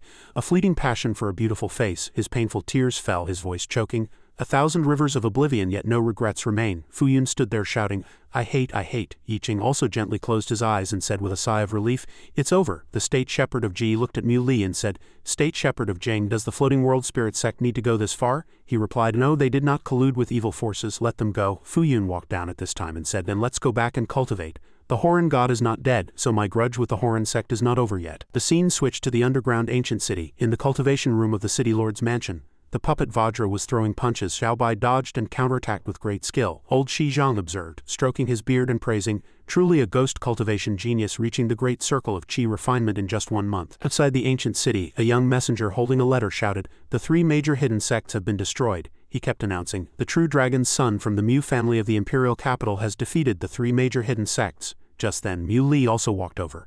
The man cheered on the street, "The second martial god of Washa's martial arts world has appeared." In the underground ancient city in the courtyard of the city lord's mansion, Shi Zhang was sitting and observing Xiaobai's cultivation. The 2 of them woke up at the same time and looked towards the door. Mui walked in and said, "City lord, I've come."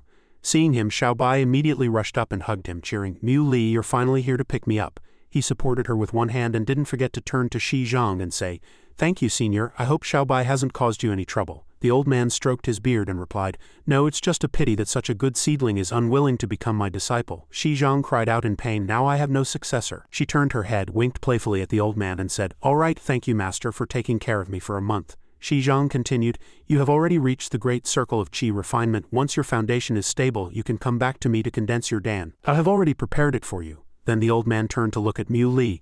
"And your aura, you have clearly reached the Dao Dan realm, yet your cultivation level is still at the great circle of qi refinement. Are you cultivating the 9 revolutions immortal ascension art?" Mui frankly asked in return. "Senior also knows about the immortal ascension art?" Shi Zhang replied, "I also know a little about it. The first revolution of the 9 revolutions immortal ascension art is to jump directly from the great circle of qi refinement to the Dao Dan extreme state, but you must suppress your cultivation, which requires enduring immense pressure so ordinary people cannot succeed." He immediately asked further, "Then does senior know about Feng Huang Mountain?" The old man closed his eyes and stroked his beard, pondering for a moment before speaking with a slight apology. "I have some impression of it, but I'm old and can't remember clearly." Shi Zhang added, "But the 5 emperors should be there." He looked at the 3 tall towers in the distance and continued to give his judgment. "The underground ancient city has some connection with that place. If it's you, perhaps you can uncover these secrets. Moreover, the eternal rift is approaching." Mui continued to ask, "Senior, what exactly does the eternal rift mean?" Shi Zhang replied in a deep voice, "The sea of stars is vast and there are countless living beings, but only a few can survive." The old man continued with some sadness, "When the heavenly seal is broken, it will be a time of life and death for us." He bowed and saluted. "I understand. Thank you, senior, for your guidance." The scene switched to the imperial capital's courtyard. With the recovery of the power of heaven and earth, the martial arts world has gradually appeared before the ordinary public. Now more and more ordinary people have the opportunity to come into contact with cultivation. A voice came from the radio. The landscape of the martial arts world has also undergone huge changes. Some ancient martial arts families have entered the world and the number of secular martial artists has greatly increased, solving a part of the country's employment difficulties. As for whether the martial arts golden age is good or bad, it's hard to say. In foreign countries, the residents of some countries have been affected, even to the extent of a war breaking out. At the same time, the state shepherd of Ji walked in and said, "With such a young man, Washa will not perish." Seeing him, Muli immediately turned off the radio. He bowed and greeted, "Senior State Shepherd of Ji, you've come." The old man replied, "State Shepherd of Jing, I came specifically to give you a pennant." The State Shepherd of Ji took out a pennant with 8 characters written on it, "Hero of Washa, Vanquisher of Evil." Then he continued at the same time, "Washa has also officially bestowed upon you the title of Protector Duke, with a status equal to that of the Lord State Shepherds of the 9 provinces." Muli accepted the pennant and replied, "You know I don't care about these empty titles. There must be something else, right?" The old man replied, "Frankly, yes, I'm sure you're aware that the era of martial arts for all has arrived." The State Shepherd of Ji continued, "The era of martial arts for all means that the existence of martial arts is made public. Everyone can cultivate martial arts and everyone can become strong." He believed that perhaps the world's landscape would also change because of this. Washa has already prepared to build a school that majors in martial arts, the imperial capital Divine Martial Academy. Then he turned to Mu Li and frankly proposed, "The officials hope you can teach there. What do you think?" He pondered. "Teaching disciples. Disciples are basically little ancestors who come to collect debts." Then he immediately recalled the shadow of being entangled by so-called disciples in the past and future. Mu Li closed his eyes and thought, if it weren't for passing down the Tao sect's legacy, why would I ask for this trouble? Seeing that he hadn't answered for a long time, the State Shepherd of Ji called out, "State Shepherd of Jing," he quickly replied. "Senior, my Tao lineage is passed down to only 1 person per generation. I already have a successor, so I will not take any more disciples." The old man heard this and replied, "I see. What about just giving regular lectures? For a young man like you, even just walking around the school would be very inspiring." Mu Li couldn't refuse after hearing this. "State Shepherd of Ji, this is also something I should do for Washa." The State Shepherd of Ji smiled with satisfaction. "That's good. Even if you only teach 1 class a month, that's fine." It's settled then, he thought to himself. "This world is already completely different from my previous life. I wonder how that kid is doing now." Fuyu walked over and asked, "Brother Mu, I heard you're going to be a teacher in the imperial capital soon." Mu Li replied, "I agreed, but I might just be starting out, not an official teacher." He patted his chest and introduced himself proudly.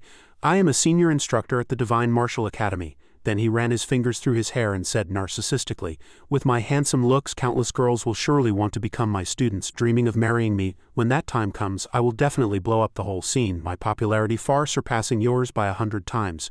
Mu Li ignored the nonsense, took out a watering can to water the flowers and said indifferently, "As long as you're happy."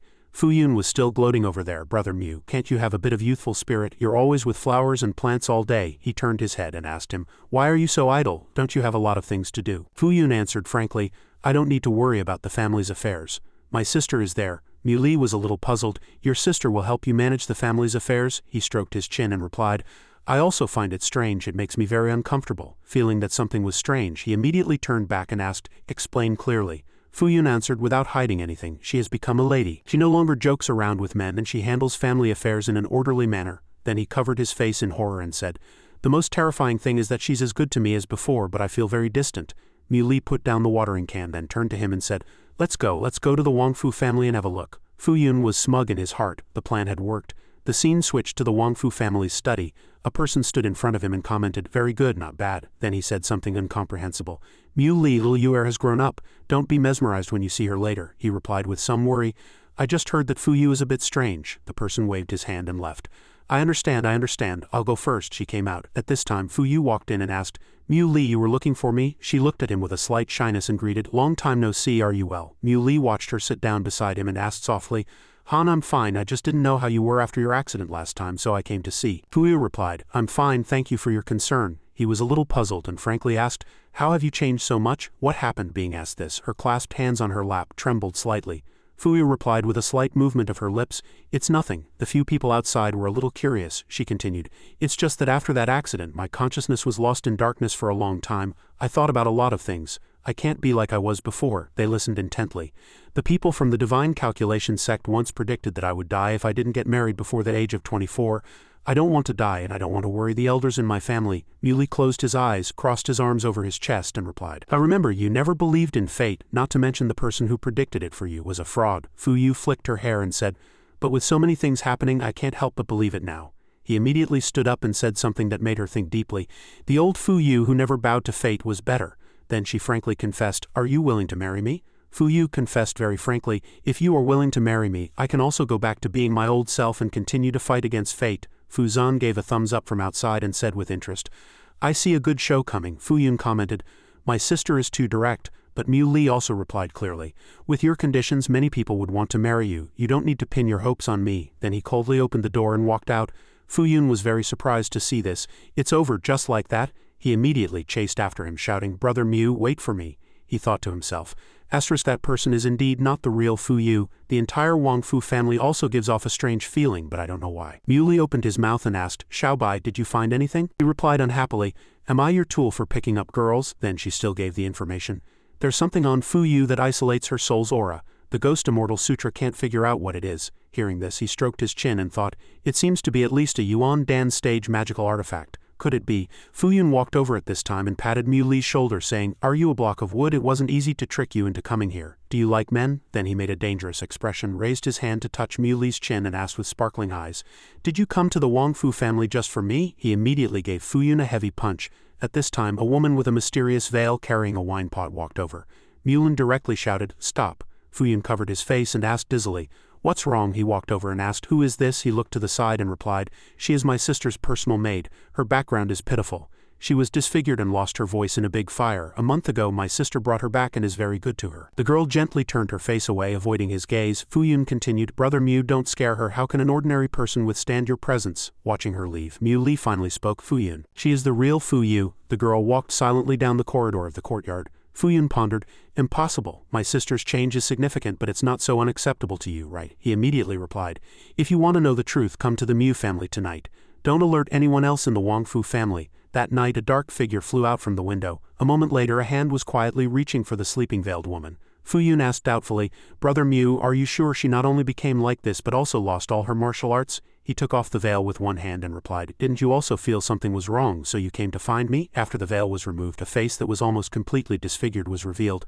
Mu Li's hand unconsciously touched her face, waking her up. Being too flustered, she immediately fled, but because she was in too much of a hurry, she immediately tripped and fell to the ground. Mu Li stood behind and called out, "Fuyu, why are you running?" The girl knelt at their feet. Fuyun knelt down to look at her and asked, "Are you really my sister?" At the same time, the girl, frightened, immediately shrank back, hiding. Mu Li spoke, "To be able to endure being harmed like this, what about you?" He shouted emotionally, "My sister in the past wasn't like this." The real Fuyu, with tears streaming down her face, trembled in fear and pointed behind her. Fuyun asked in confusion, "What does that mean?" Mu Li explained, "She's saying that person threatened her, and only if she returned could the Wongfu family be safe." Then he gently walked over to comfort her. "Don't worry, with me here no one can do anything to the Wongfu family. For the time being you can rest at the Mu family." Afterwards Mu Li placed his hand on her shoulder and comforted her. "Once I find out that person's background I will make her soul scatter." The scene switched to the Wongfu family's living room.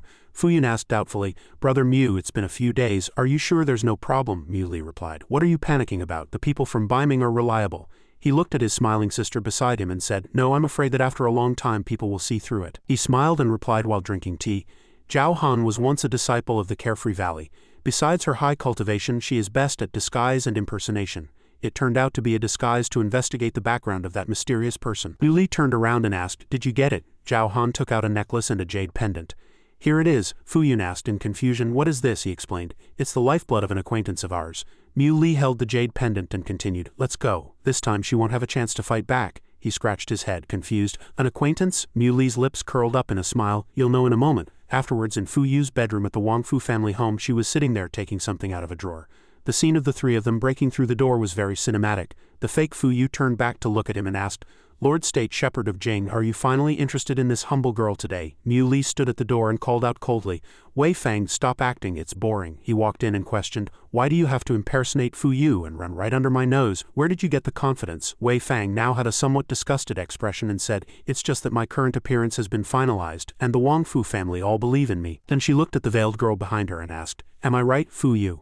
Mu Li was also very puzzled. "What exactly is your purpose?" She slowly stood up and asked, "What advantage do martial artists have? Can they be stronger than the country?" Wei Fang stated her purpose. "The Wongfu family has branches in politics and holds high positions. As long as I join forces with them and further control Huasha," she continued loudly, "the progress of the martial arts world will end here, and you, the Supreme State Shepherd of Jing, will also fall from your pedestal and die a horrible death." Fuyun immediately jumped out, pointed at her face and cursed, "Vixen, don't you dare be so smug." Wei Fang clenched her hands, tore her own dress, walked forward and sneered, Good brother, your sister once said the same thing, but I still managed to live until now. She took a deep breath, preparing to do something. The piercing scream immediately echoed through the Wongfu villa. Help, indecent assault. Hearing these words, the elders of the Wongfu family were all startled. Chenglong heard his daughter's voice and also frowned, very worried. She stood there, having torn her own clothes to shreds, and announced with a sneer, State Shepherd of Jing, now I will make you lose all trust in the Wongfu family. Fuyu saw this and said, Are you out of your mind? Mui immediately said to him, It's fine, just play along with her for now. Fuyu's father and the elders immediately ran in and asked loudly, What happened, little Yuer who bullied you? When she saw the elders of her family come in, she pretended to cry and shouted, Grandpa, Dad, it's Mui. He rushed into his daughter's room wanting to, never mind him. They were both very surprised and said, What, there's such a thing? The expressions of her father and grandfather made Wei Fang a little puzzled, and she let out an awe. Fu Zan looked at Chenglong askance while pointing and cursing, Mui, you are truly a beast. You say no, but you sneak into the Wongfu family. It's too much. Seeing this, I turned around and smiled slyly, secretly happy in my heart. State Shepherd of Jing, let's see how you handle this. And Wongfu Yun, you can't stay either. Chenglong spoke at this time. There's no other way. Since things have come to this, he extended his hand and ordered, Notify everyone to decorate with lanterns and streamers. Within an hour, arrange the Wongfu family to look like a wedding. Chenglong then said to his son, Xiao Yun, go and inform the Mu family. Invite Mu Li's relatives over and the high-ranking members of the martial alliance. We will hold the wedding for Mu Li and your sister immediately. Fu Zan laughed loudly, very happy. This saves a lot of trouble. He crossed his arms in front of his chest, looking relaxed. The top-grade love potion I specially made can be saved. What a waste of effort. Hearing this, Mu Li let out a sigh of relief. That was close. Chenglong looked at his daughter's confused expression and smiled smugly. This is a great joyous occasion, little you. Your marriage is finally settled into a super invincible golden turtle. Wei Fang, hearing this, immediately slammed the table with a bang. And then she roared, What are you doing? I don't agree to this marriage, he asked with some confusion. What's wrong? Did Dad not act well enough? Are you still not satisfied? Wei Fang's attitude was firm and she said loudly, I won't marry him. Are you guys crazy, making me marry a beast in human skin? Chenglong tried to explain. Little you, you've always liked Mu Li. We were just giving things a little push. How could it be? She just walked past him muttering, You're all crazy. I've had enough of these days. Everyone is like a lunatic. At this point, Mu Li couldn't hold back any longer and shouted, Enough using someone else's face to insult their relatives. Have you achieved your goal? Wei Fang looked at him with a smile and said, So what if I've achieved my goal? It's just right that you've all gathered here, so I can catch you all in one net. The Wongfu family will be under my control. The ending is still the same. Chenglong stood behind her and asked doubtfully, You're not little you. Who are you? Fuyu stood on this side and answered for him.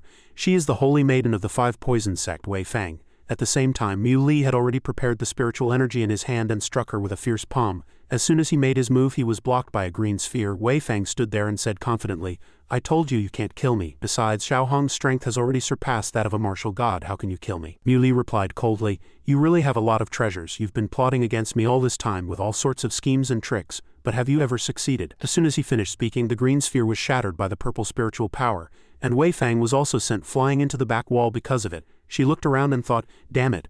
Mu Li immediately took out the jade pendant in his hand and asked, What are you looking for? This? Seeing this, Wei Fang looked at him with a pale face and stuttered, When did you take it? Then she widened her eyes, glaring with burning anger, and thought, So it was this bitch. Thus Wei Fang ignored Mu Li and rushed directly towards the person she thought was Fuyu, thinking, I have the true disciple's movement technique of the heavenly mandate, young master. No one can stop me. When her hand was about to touch Zhao Han, she immediately shouted, As long as I catch Fuyu, the plan won't change. The veil gently floated up, revealing Zhao Han's mocking smile. He immediately grabbed Wei Fang's wrist, taking her by surprise. She couldn't react in time and could only stare wide-eyed. A second later, Zhao Han mercilessly punched her in the face, causing Wei Fang to spit out blood in pain. The force of the punch was so great that it sent her flying through the ceiling and out of the villa. 2 minutes later, the people in the room started to move. Everyone walked into the courtyard and looked at Wei Fang lying on the ground. She raised her head and cursed, Damn it, when did you all start?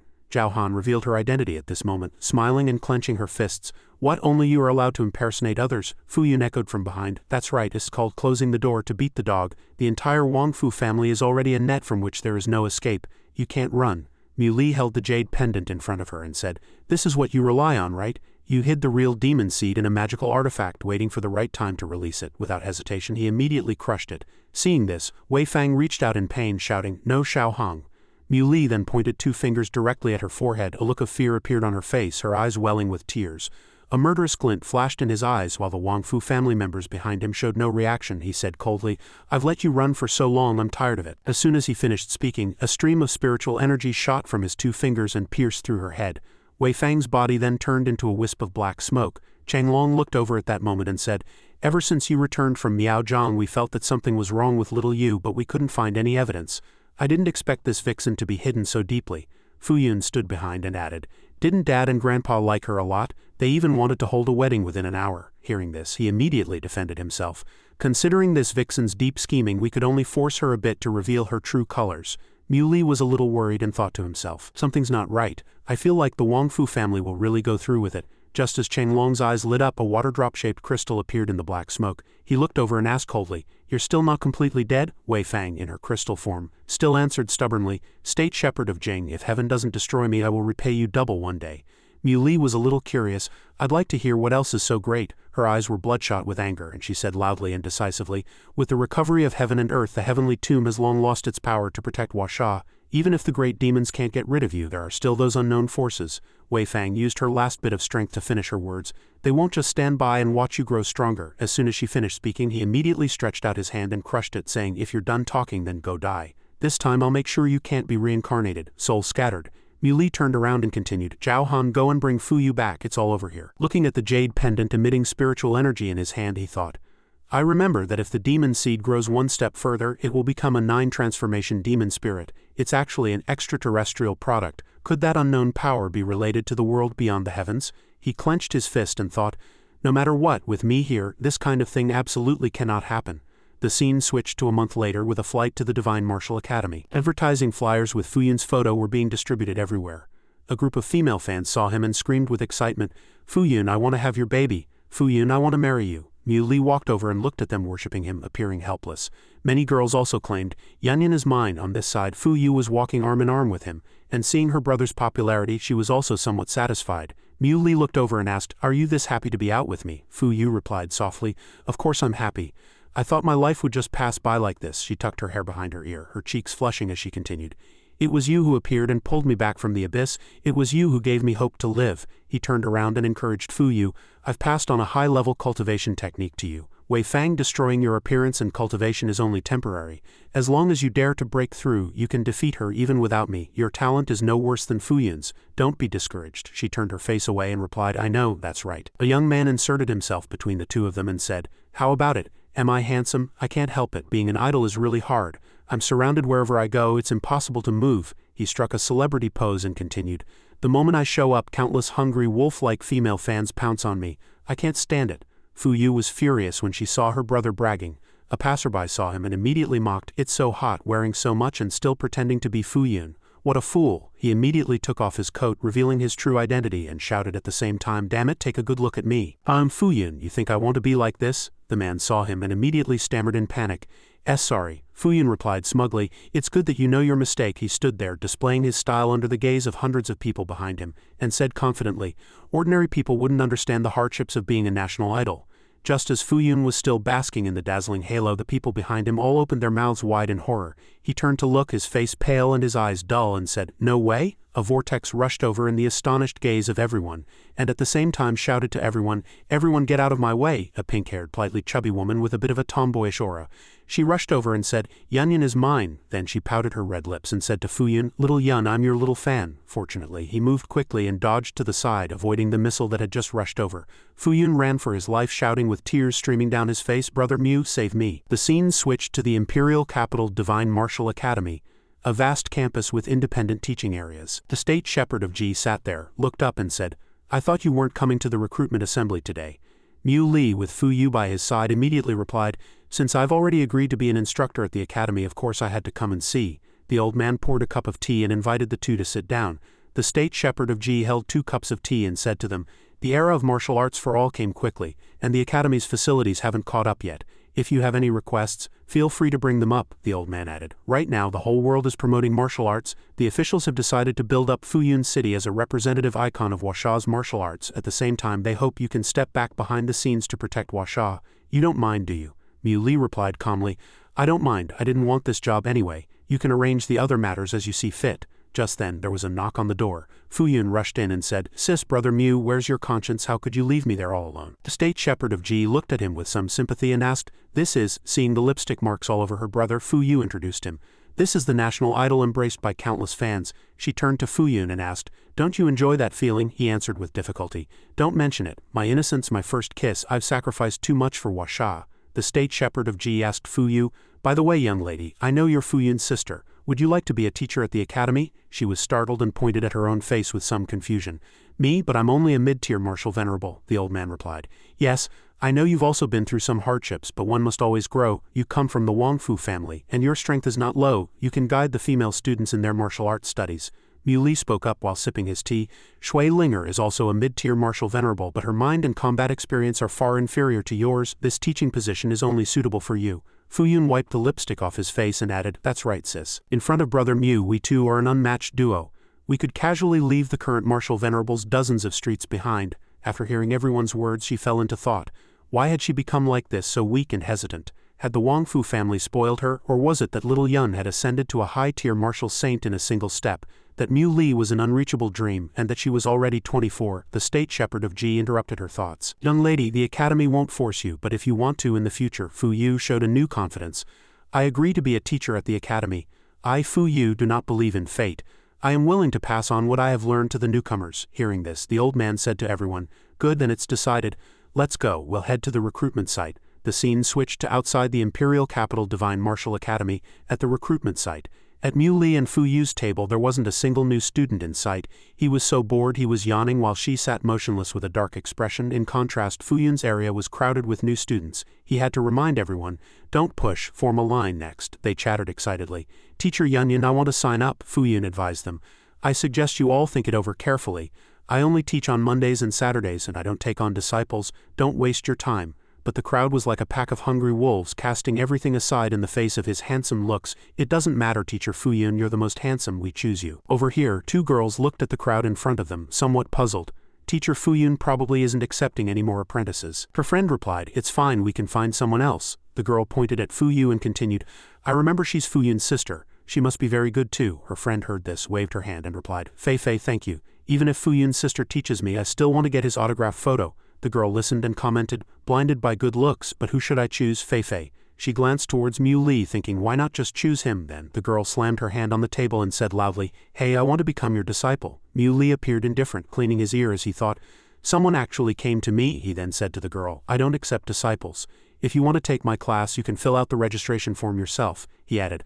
Also, the class is once a month. Fei continued to slam the table, saying, I refuse. With sparkling eyes, she looked at Mu Li and repeated word for word, I want to become your disciple. Hearing the girl's loud voice, the surrounding people immediately took notice. Her friend also turned around and advised, Fei, you need to think this through. You can't just choose randomly. This is a master after all. It affects your whole life. You have to be careful. Meanwhile, Mu Li secretly sized up the girl. Her innate aptitude is good. She's a promising seedling. A green-haired student walked over and said, Little Fei, with your qualifications, you should study under Teacher Fuyun. That kind of unknown, unorthodox path isn't reliable. The girl remained resolute, frowning slightly as she replied, I don't want to. I'll stick with who I said I'll study under. This is a matter of integrity. Seeing Fei's expression and words, Mu Li was left speechless. He closed his eyes, letting her be, and said to the girl, All right, what a stubborn girl. I'll take you as a teaching apprentice. Afterwards, Mu Li gave Fei a book, saying it was a meeting gift. Her friend next to her immediately snatched it from her hands, holding it up and saying dismissively, Didn't the academy already issue a specialized cultivation manual? Is this one even reliable? Mu Li immediately replied, This one can be considered a little better than the academy's manual. What this new student held in her hands was the limitless true scripture. He then stood up, took a watering can, and instructed his new apprentice, The first public lecture is tomorrow. Remember to attend. Her friend mocked Fei, Your teacher has no skill, but he's first class at bragging. Two other young people chimed in. He just said he's giving a public lecture tomorrow. That's hilarious. No one will go listen to him. Yeah, and he dared to say his manual is better than the academy's. I think he's just scamming you. Only Fei looked at Mu Li's departing back, a slight tremor running through her. Then she immediately turned around and shouted at her friends, He is my teacher, can't you watch your mouths? Fei resolutely picked up the book her teacher gave her and turned to leave. If you're not going, fine. I'm going anyway. The scene switched to the next morning. The girl arrived at the classroom as instructed the day before. Fei pushed open the door to see Mu Li standing there wiping the blackboard. She looked around and asked in confusion, Teacher, why is no one here? He turned around and replied, I just told the principal. I haven't had time to notify anyone else. Fei's two friends also walked over to mock her. Xifen spoke up, It's so deserted. Teacher Fuyun's lecture hall next door is packed. Jinju added, I told you so. No one would come to your teacher's lecture. Fei shouted at them, That's because my teacher didn't inform the academy, and the notice hasn't been sent out yet. The boy turned around impatiently and sneered. Little Fei, you've got a sharp tongue, forget it. Since we're free anyway, we'll just come and support your teacher. Mui cleared his throat and announced, it's time, let's get ready for class. Just then the entire school suddenly shook, which gave him a slight start. Xifen asked in confusion, what's going on, is it an earthquake? Principal G forcefully pushed open the door, stood there and shouted, Mui, what on earth are you doing? He reprimanded him with some displeasure. Starting a class without notifying us in advance. Fuyu also rushed in, pushing him aside and saying, we searched the entire course schedule and couldn't find you. So you were holding a class in secret. Another teacher from the school squeezed in and asked loudly, has class started? Quickly notify the hundreds of people downstairs to gather here. Fuyun quickly grabbed a seat saying, I don't care. When Brother Mu gives a lecture, the middle seat in the front row must be mine. Suddenly, a small but strong hand landed on his shoulder. Fuyun saw his sister's hand signal and immediately obeyed. Understood, everyone was seated and even Principal G sat down to listen. The three new students who had been mocking him moments ago were now petrified. Xiaofan voiced his disbelief, well, I've seen it all now. All the teachers and celebrities from the imperial capital have come to listen to this good-for-nothing teacher's lecture. Pingdian looked at the principal in confusion and said, Lord State Shepherd of G, we heard that Mui was teaching a class, so we brazenly came over. We hope you can forgive us. The old man stroked his beard and replied gently, it's all right, next month I'll have him lecture in the Academy's plaza. You can all come then. Xifen raised his hand with a question. Teacher Mu, may I ask what realm your strength is at? Could you fight Teacher Fuyun to a draw? Hearing this, he immediately turned back and retorted, don't compare me with Mui. The boy quickly apologized. I shouldn't have insulted you, teacher, by comparing you to Teacher Mu. Fuyun said loudly, you're insulting Mui. I'm no match for him at all. He could leave me behind by several streets. The few new students listened dumbfounded as he continued. Saying this in front of so many seniors, aren't you just embarrassing me? Fei then said in a daze. I remember now, he's the young martial god who eliminated the three major hidden sects Mui. After hearing this, Zifan's face turned green. He pointed upwards and stammered, Little Fei, you're saying this good-for-nothing teacher is... He looked at the young teacher below, asking himself in his heart, is that the young martial god who eliminated the three great hidden sects? Mui. Fuyun reached out and praised.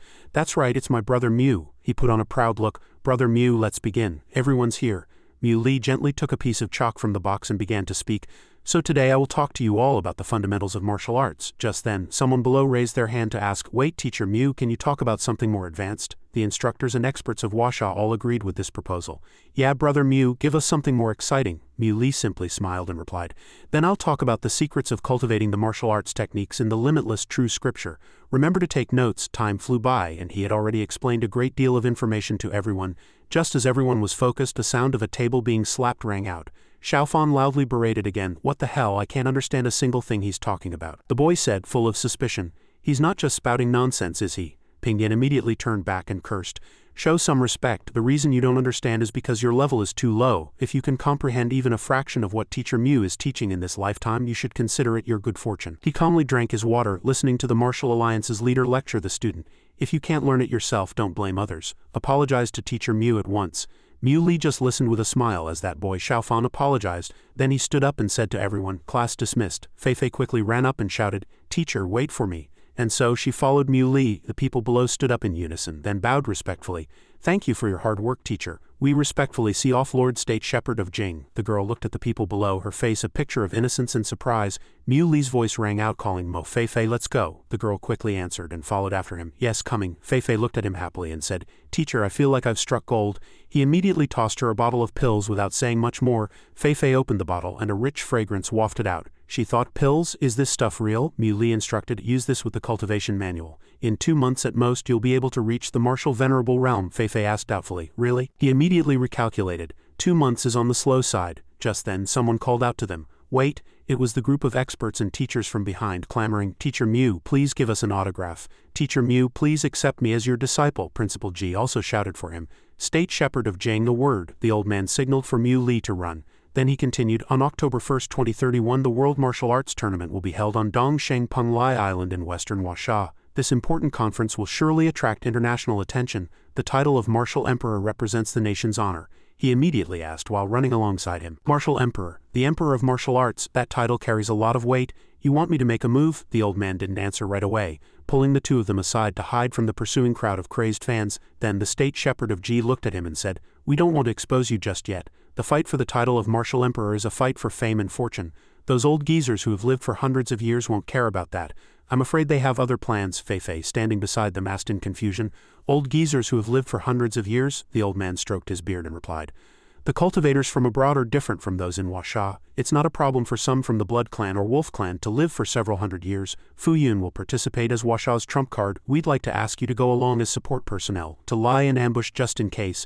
Muli immediately smiled and agreed. All right, no problem. Feifei's eyes lit up as she said, I'm going too. The state shepherd of Ji also happily agreed. Good. Then we'll set off from the imperial capital in mid-September, travel south for half a month and then head east to Panglai Island. The academy has 10 spots. Mo Feifei, you can go with Muli, the girl said excitedly. Yes, my teacher is amazing as expected. The scene switched to the first stop on their journey south, Beizhou City in Jinhu Province. A loudspeaker blared, Welcome State Shepherd of Jing, over there. Linger waved and called out to him. Muli. After picking him up, she reached out and opened the door. As soon as they entered the room, Linger immediately reported, Little Dot fell into a deep sleep the day before yesterday and hasn't woken up yet. Muli smiled and replied, It's about to mutate. Xiaobai happily ran over, hugged Linger tightly and cheered. Long time no see, did you miss your big sister? She replied with a bright smile. Of course I miss everyone every day. Xiaobai's sly gaze swept over her little sister's body. Then she continued, If that's the case, how about you let your big sister possess you just once? No, big sister wants to see if our Linger has been eating well. Recalling the shameless thing she did the last time Xiaobai possessed her, she blushed crimson with embarrassment, quickly hugging herself and shouting, No way, don't even think about it, I'm not falling for your tricks again. However, Xiaobai wouldn't give up, constantly begging, Come on, just let sister possess you once. Out of fear, Linger immediately ran to find help. Brother Muli, you have to control Xiaobai. Hearing his name called, he called out in a deep voice from behind, Xiaobai. But that little rascal wasn't scared at all and even turned back to make a face. Just then, the cute little creature suddenly opened its eyes. Everyone immediately gathered around excitedly to observe the mischievous little baby. Great, look, Little Dot is awake. Muli walked over and picked it up to examine it closely. He looked at it with a very dissatisfied expression. The mutation had only made its body a little bigger. It probably hadn't passed its juvenile stage yet. Linger came closer, tugged at the corner of his clothes and asked, Brother Muli, it's been so long since you've been back. I see you've brought so many young martial artists with you. Does this mean you'll be leaving soon? He gently patted her head and said, I have a heavy responsibility. I must set off south tomorrow. Hearing this, Linger quickly asked, Can I go with you? I haven't seen you in so long I can't bear to leave you. As she was clinging to him, Xiaobai walked over and gave her a hard knock on the head. This time it's very dangerous. You should stay home. Her eyes welled up as she said in a pitiful tone, If Sister Xiaobai can go to the places Brother Muli goes, then Linger can go too. To be more persuasive, Linger hugged her brother's arm tightly and pleaded, Brother Muli, please take me with you. Linger wants to stay by your side. Before he could answer, a loud shout came from outside. Is Lord State Shepherd of Jing here? President Su from the Su family walked in from outside, seeming very anxious. He then asked President Su, What are you doing here? He was covered in a cold sweat, his voice trembling. It's Jia Qi. She's been threatened by the Ma family, Muli asked in surprise. The Ma family? It seems there wasn't such a martial arts family in Longshan City before, Su Wen explained. The Ma family was originally a hidden family. Since the era of martial arts for all began, they've jumped to become the #1 power in Longshan, ranking among the top 5 in all of Huasha with a formidable reputation. After hearing everything, he nodded and replied, I understand. Where is the Ma family? I'll go bring Su Jiaqi back. He bowed happily. Then I'll have to trouble you, Lord State Shepherd of Jing. My daughter is at the Li family home in Longshan, Su Wen added. The Ma family was instigated by young Master Shu of the Shu family. They wanted to force a marriage with the Li family's daughter Ji Yao, but Li Huang refused, so the Ma family sealed off the entire Li residence. My daughter has always been good friends with Ji Yao. She wanted to take Ji Yao away, but because her strength wasn't enough, they were trapped in the Li family home together. The name Ji Yao made Muli ponder for a moment. Then he replied, also giving a few instructions. I understand. Wait for my good news. I have a few students here. I'll have to trouble you to look after them, President Su. Su Wen replied, I will do my best. That night, when the bright moon hung high, Muli drove off alone into the late night. The next morning he had already arrived at the Li family's luxurious villa. However, he ran into a bit of a problem that annoyed him greatly. 2 big guys were blocking the entrance, refusing to let him in. They shouted at him, Who goes there? Stop, Muli simply asked. Were you hired by the Li family? The white-bearded man immediately answered loudly. The mere Li family, what right do they have to hire us martial artists from the Ma family? This place has been sealed off by the Ma family. Scram now or you'll suffer for it. Muli frowned, looking at the 2 men before him who were filled with murderous intent. You think you can stop me? His imposing aura startled the 2 men, who worriedly asked back, Who are you? Muli didn't bother with more words and just walked in. The 2 brutes were pressed to their knees by his powerful presence. After passing through the main gate, Muli was greeted by another group of martial artists. The leader saw him and asked angrily, Stop, how did you get in? Muli couldn't be bothered to answer and asked directly, Where are Jiaqi and Ji Yao? The guy in the sunglasses roared like a madman. You're courting death. However, before his group could even make a move, he had them all in a spin. With just a wave of his hand, all the thugs were easily dealt with. At this point, half of the leader's sunglasses were shattered. He asked in a panic, Who are you? At the same time, someone slowly approached. It was none other than the two girls he was looking for. The young ladies of the Su and Li families. They were very surprised to see him and called out Mu Li's name in unison. Seeing him arrive, Ji Yao was overjoyed. Mu Li, you're here. Ji Yi also stepped forward and said respectfully, Lord State Shepherd of Jing, you're finally here. The Ma family has sealed off the Li residence and said they would come to pick up people at noon today. Mu Li asked in confusion, Why didn't you contact me directly? Why go to the trouble of going to Baiming? And you, Jiaqi, you changed your phone number and didn't even tell me. Hearing his question, Jiaqi pretended to keep a cold face and didn't speak, but her heart was in extreme turmoil. So what if I contacted you, she thought. Get involved with you and then implicate you time and time again. Mu Li, I hate this version of myself. We're not in the same world anymore. It's better to be strangers. Seeing her friend so tense, Ji Yao said a few words to smooth things over. All right, don't blame us. The signal here was blocked too. We couldn't get a connection. At the same time, she was also thinking, we were supposed to be friends. Why did these feelings that shouldn't exist arise? I should probably just make things clear. Mu Li sighed and said, If you run into trouble again in the future, you have to tell me. We're all friends. I'll help if I can. Don't let my reputation on the outside create distance between us. Ji Yao forced a smile and nodded in reply, Okay, I will from now on. The time switched to 10 in the morning. In front of a large villa, two supercars had just pulled up. Suddenly, Mu Li appeared out of nowhere, blocking the front of the cars. The young master of the Ma family shouted from his car, Where did this wild brat come from? Where are the martial artists of my Ma family? Hearing the question, he answered calmly, They're dead. The Ma family's young master was furious, cursing, You dare to oppose the Ma family? I think you don't want to live anymore. Mu Li's disdainful reply was his only response, The mere Ma family, what's so great about them? The young master of the Ma family angrily turned his head and ordered his men to seize him. The group of lackeys received the order and immediately got out of the car, each with a murderous look on their face. He didn't waste any more words on this group. He immediately took a deep breath, then blew fiercely at the group of Ma family martial artists, sending them flying in all directions. Among that rabble there was a bald old man who looked more profound. He rushed forward and said confidently, So it's a hidden master, let this old man test him. Seeing another person charging over, Mu Li pretended to stretch and provoked, I'm getting sleepy, let's make this quick so I can go back to sleep. The bald old man lunged forward, but his move was seen through, and Mu Li easily dodged it. Dodging wasn't enough.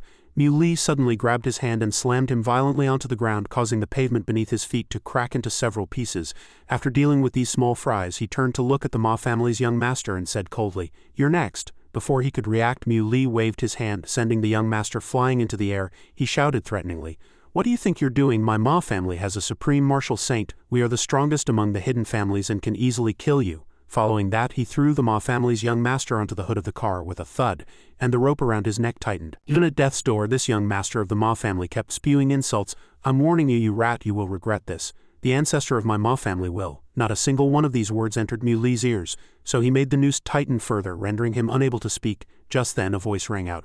Please show mercy. The patriarch of the Ma family appeared. Seeing his savior, the young master Ma hurried over to complain. Ancestor, it was this person. He not only injured my family's martial saint but also hit me. You must kill him to avenge me.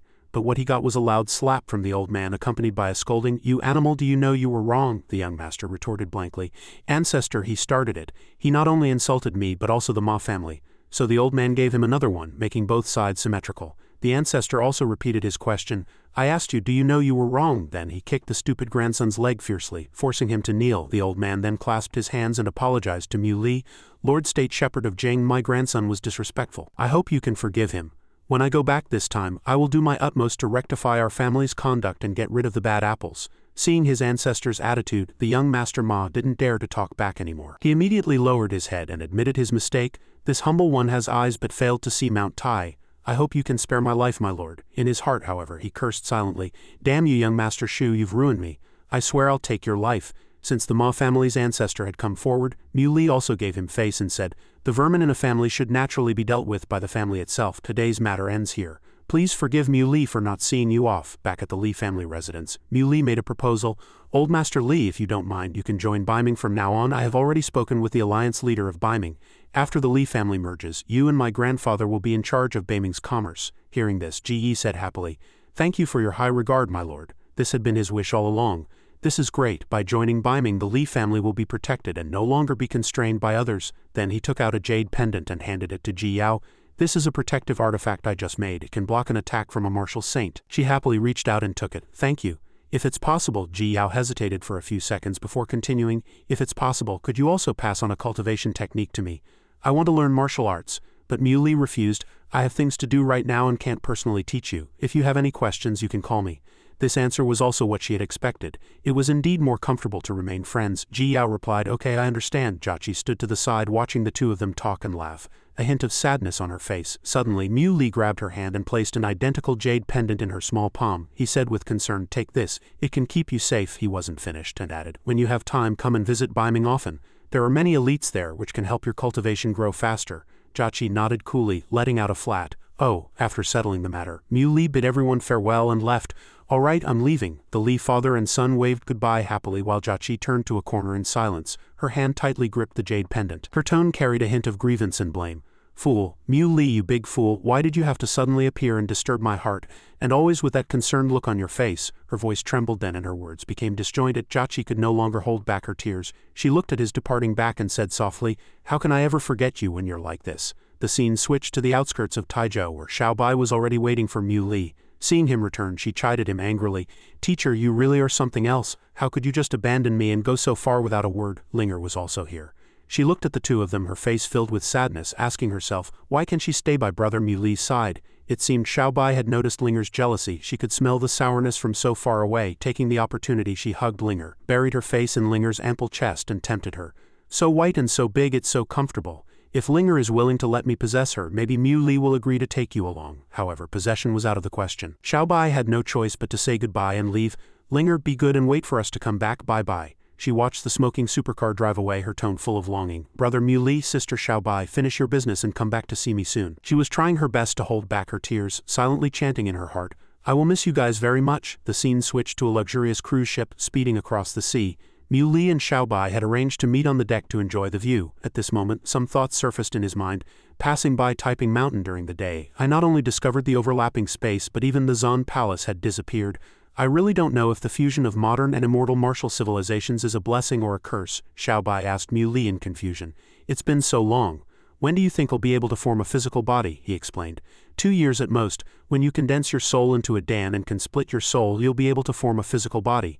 Muley also promised. When the time comes, I will gather the best treasures to forge the most perfect body for you. Hearing this, Xiaobai gleefully added, then remember to make my chest bigger. He immediately agreed. All right, I'll make them as big as watermelons for you. Xiaobai laughed happily and said, that won't do. I wouldn't even be able to walk steadily then. After traveling all night, the group arrived as dawn broke. At the pier, the Wongfu family was already waiting. Fuyu saw their figures from afar and cheered excitedly.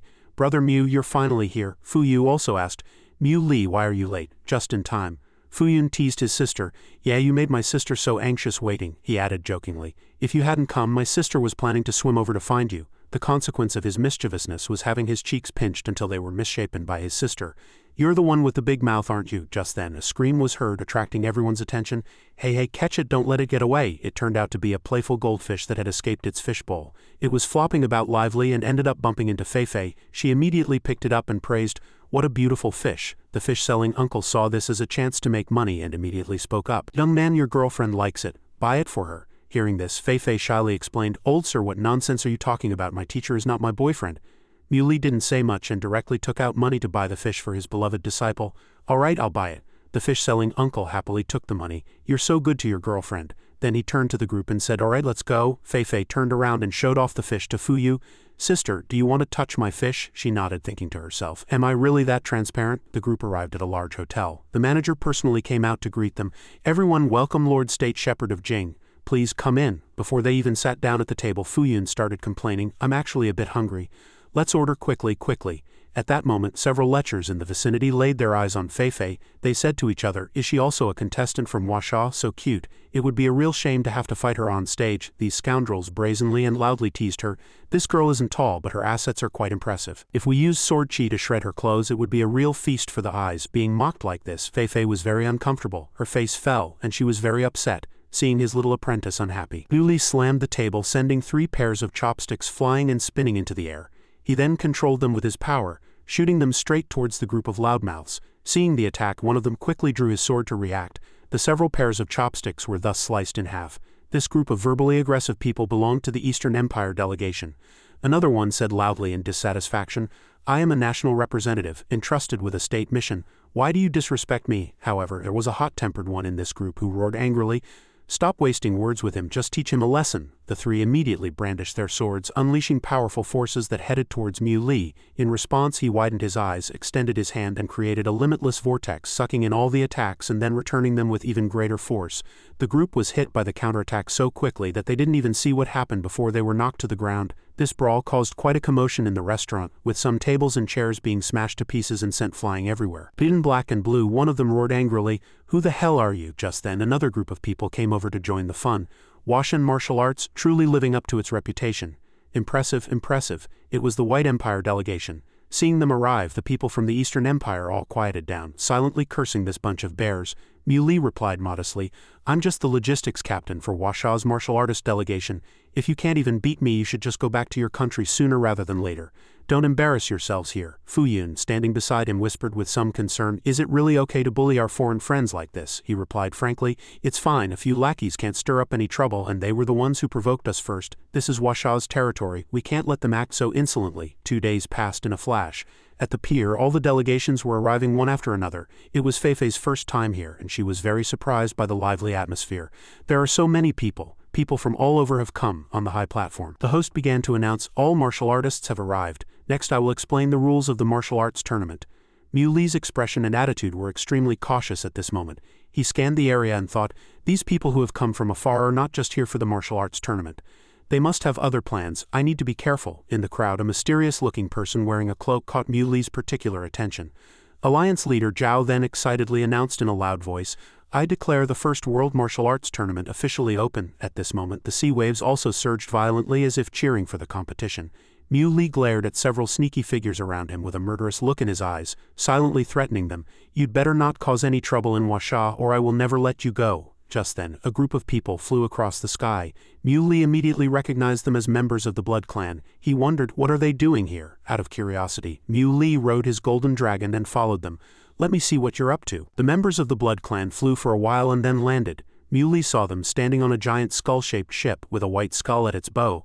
He watched them with a meaningful look. On the ship was an extremely magnificent tower from which a woman's piercing laughter came. In the legends of the Eastern Washa immortals, there is the Tao fruit of a supreme being. Everyone wants to get it. Suddenly a scar-faced man also landed and chimed in, "Aha, why don't we set aside our racial disputes and dig out this Tao fruit first?" At that moment, a pillar of light descended from the sky onto the top of the tower before them.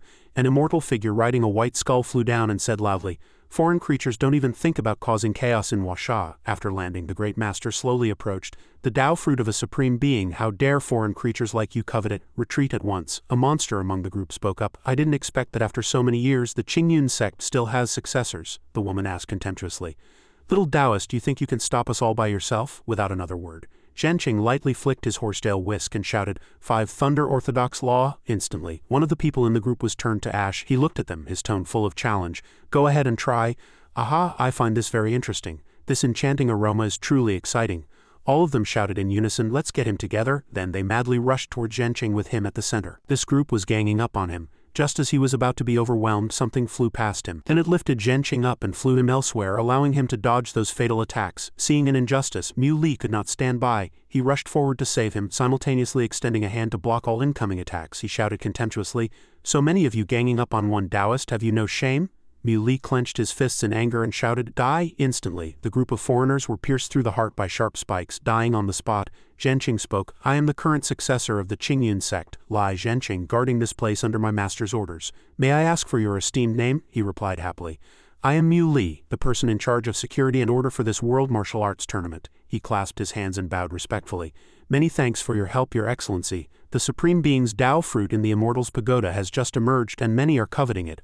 I must trouble you to notify the Washan officials to deploy military forces to suppress them." Hearing this, Mui asked in surprise, "There's a Supreme Being's Tao fruit in here?" Zhenqing immediately replied, "Yes. The Tao fruit contains boundless power. Whoever obtains it can ascend to the heavens in a single step and become a super expert among cultivators." After hearing his account, Mui said, "I will inform the government at once. I'll have to trouble you to keep watch here." However, he still had a question. How would they find the ghost ship and the Immortals Pagoda then? Zhenqing took out a bottle from his robes and said, "This is ghost ship water. If the ghost ship senses its aura, it will appear automatically." After taking the vial, Mui departed. "I'll take my leave." And so another 3 days passed. In a large mansion, a loud shout echoed through the entire house. "They're playing tricks, targeting our Washen martial artists," the state shepherd of Ji asked calmly. "State shepherd of Jing, do you have a solution?" However, Fuyu just wanted to take the team to teach those guys a lesson. What other solution could there be? Fight them. Zhao Han stood to the side, analyzing the situation. When they face their own people, they immediately concede, but when they face Washen martial artists, they fight to the death. "They're clearly trying to wear us down," Xu Liang also agreed. "This group of foreigners has teamed up to play tricks, and yet they aren't breaking any rules. Damn it, it's so infuriating." Fuyu also said, "For tomorrow's finals, why don't we learn from them, fight to the death against others, and concede when we face Fuyun? We must minimize his energy consumption. The title of martial emperor must remain in the hands of Washa." However, Muli replied calmly, "There's no need for that. Just fight as you normally would." Then he took out a few bottles and placed them on the table, saying, "These are my specially made pills. They can quickly restore all your energy and bring you to your peak state." Everyone was delighted to hear this. "Thank you, State Shepherd of Jing." The final day of the first World Martial Arts Tournament arrived. The site of the 8 Immortals Crossing Martial Arts Tournament was packed with people. The host excitedly introduced, "Next, we will witness the duel between the Eastern Empire martial artist Pink Cyclone and the Eastern Empire martial artist Hell's Blade. Both are outstanding figures of the Eastern Empire's younger generation. What kind of match will they bring us today?" As soon as the introduction ended, the guy named Hell's Blade casually raised his hand and said, "I concede." The entire audience was stunned and the host was equally surprised. Is this how masters duel? The outcome is decided in an instant. Alright, let's take a short break. The next match was between the previous winner, the Eastern Empire martial artist Pink Cyclone, and the Eastern Empire martial artist Lu Ergo. In this match they will, this time before the host could finish, the guy named Ergo said directly, "I also concede." The crowd was in an uproar. Fei said angrily, "How shameless, it's been like this from the beginning and they're still doing it in the finals." In contrast to his young apprentice's roar, Mu Li listened to the match commentary very calmly. The Eastern Empire's special competition method has left the organizers speechless. After an extremely brutal competition, the Eastern Empire martial artist Pink Cyclone still stands tall, successfully advancing to the finals. And the most exciting moment has arrived. Next is the final of this World Martial Arts Tournament. The match was between the Washen martial artist Fuyun and the Eastern Empire martial artist Pink Cyclone. Both parties had entered the stage. The host said excitedly, "The first 2 matches were over too quickly for everyone to enjoy. Can this final match be fought with style and skill?" Fuyun was highly focused. When the command "begin" was given, he swung his sword and swiftly swept past his opponent, striking him down in an instant, not giving his opponent a chance to draw his blade. Fuyun glanced sideways at the foreigner and said only one word. "Scram," the host shouted excitedly. "Too fast, I didn't expect it to be like the first 2 matches, with the winner decided in just an instant. I declare that the winner of the first season of the World Martial Arts Tournament is Washa's Fuyun." In the stands, Mu Li looked down at his brother below, and gave him a thumbs up. Fuyun also proudly accepted the praise. Suddenly, a person slowly walking onto the stage spoke. "The strongest martial artist in the world," this cloaked person said in a provocative tone. "I wonder if you have the guts to fight this duke?" Fei was so angry she raised her middle finger and cursed. "What does this old geezer want? He didn't sign up for the tournament himself but waited until Fuyun got the title of martial emperor to jump out and challenge him." Meanwhile, Mu Li just smiled slightly, thinking smugly to himself, "After hiding for so long you've finally shown your true colors." Seeing that Fuyun didn't answer, the old geezer continued to provoke him. "What is the mighty martial emperor scared?" Fuyun had never been afraid of anyone. Hearing him say this, he smiled contemptuously and replied, "I'm scared, but I'm scared you're too weak." The moment the words left his mouth, he had already moved swiftly, slashing horizontally and cutting the old geezer in 2. However, what Fuyun had cut was only his outer cloak. As expected, the old geezer was as happy as a clam, secretly chuckling to himself. While Fuyun was focused on the torn cloak, a black shadow appeared at his feet. From that shadow, a withered hand reached out. By the time Fuyun noticed, it was already too close. Although he managed to dodge it by a hair's breadth, his back was still scratched by the claw. The black shadow slowly revealed its form, accompanied by taunting words.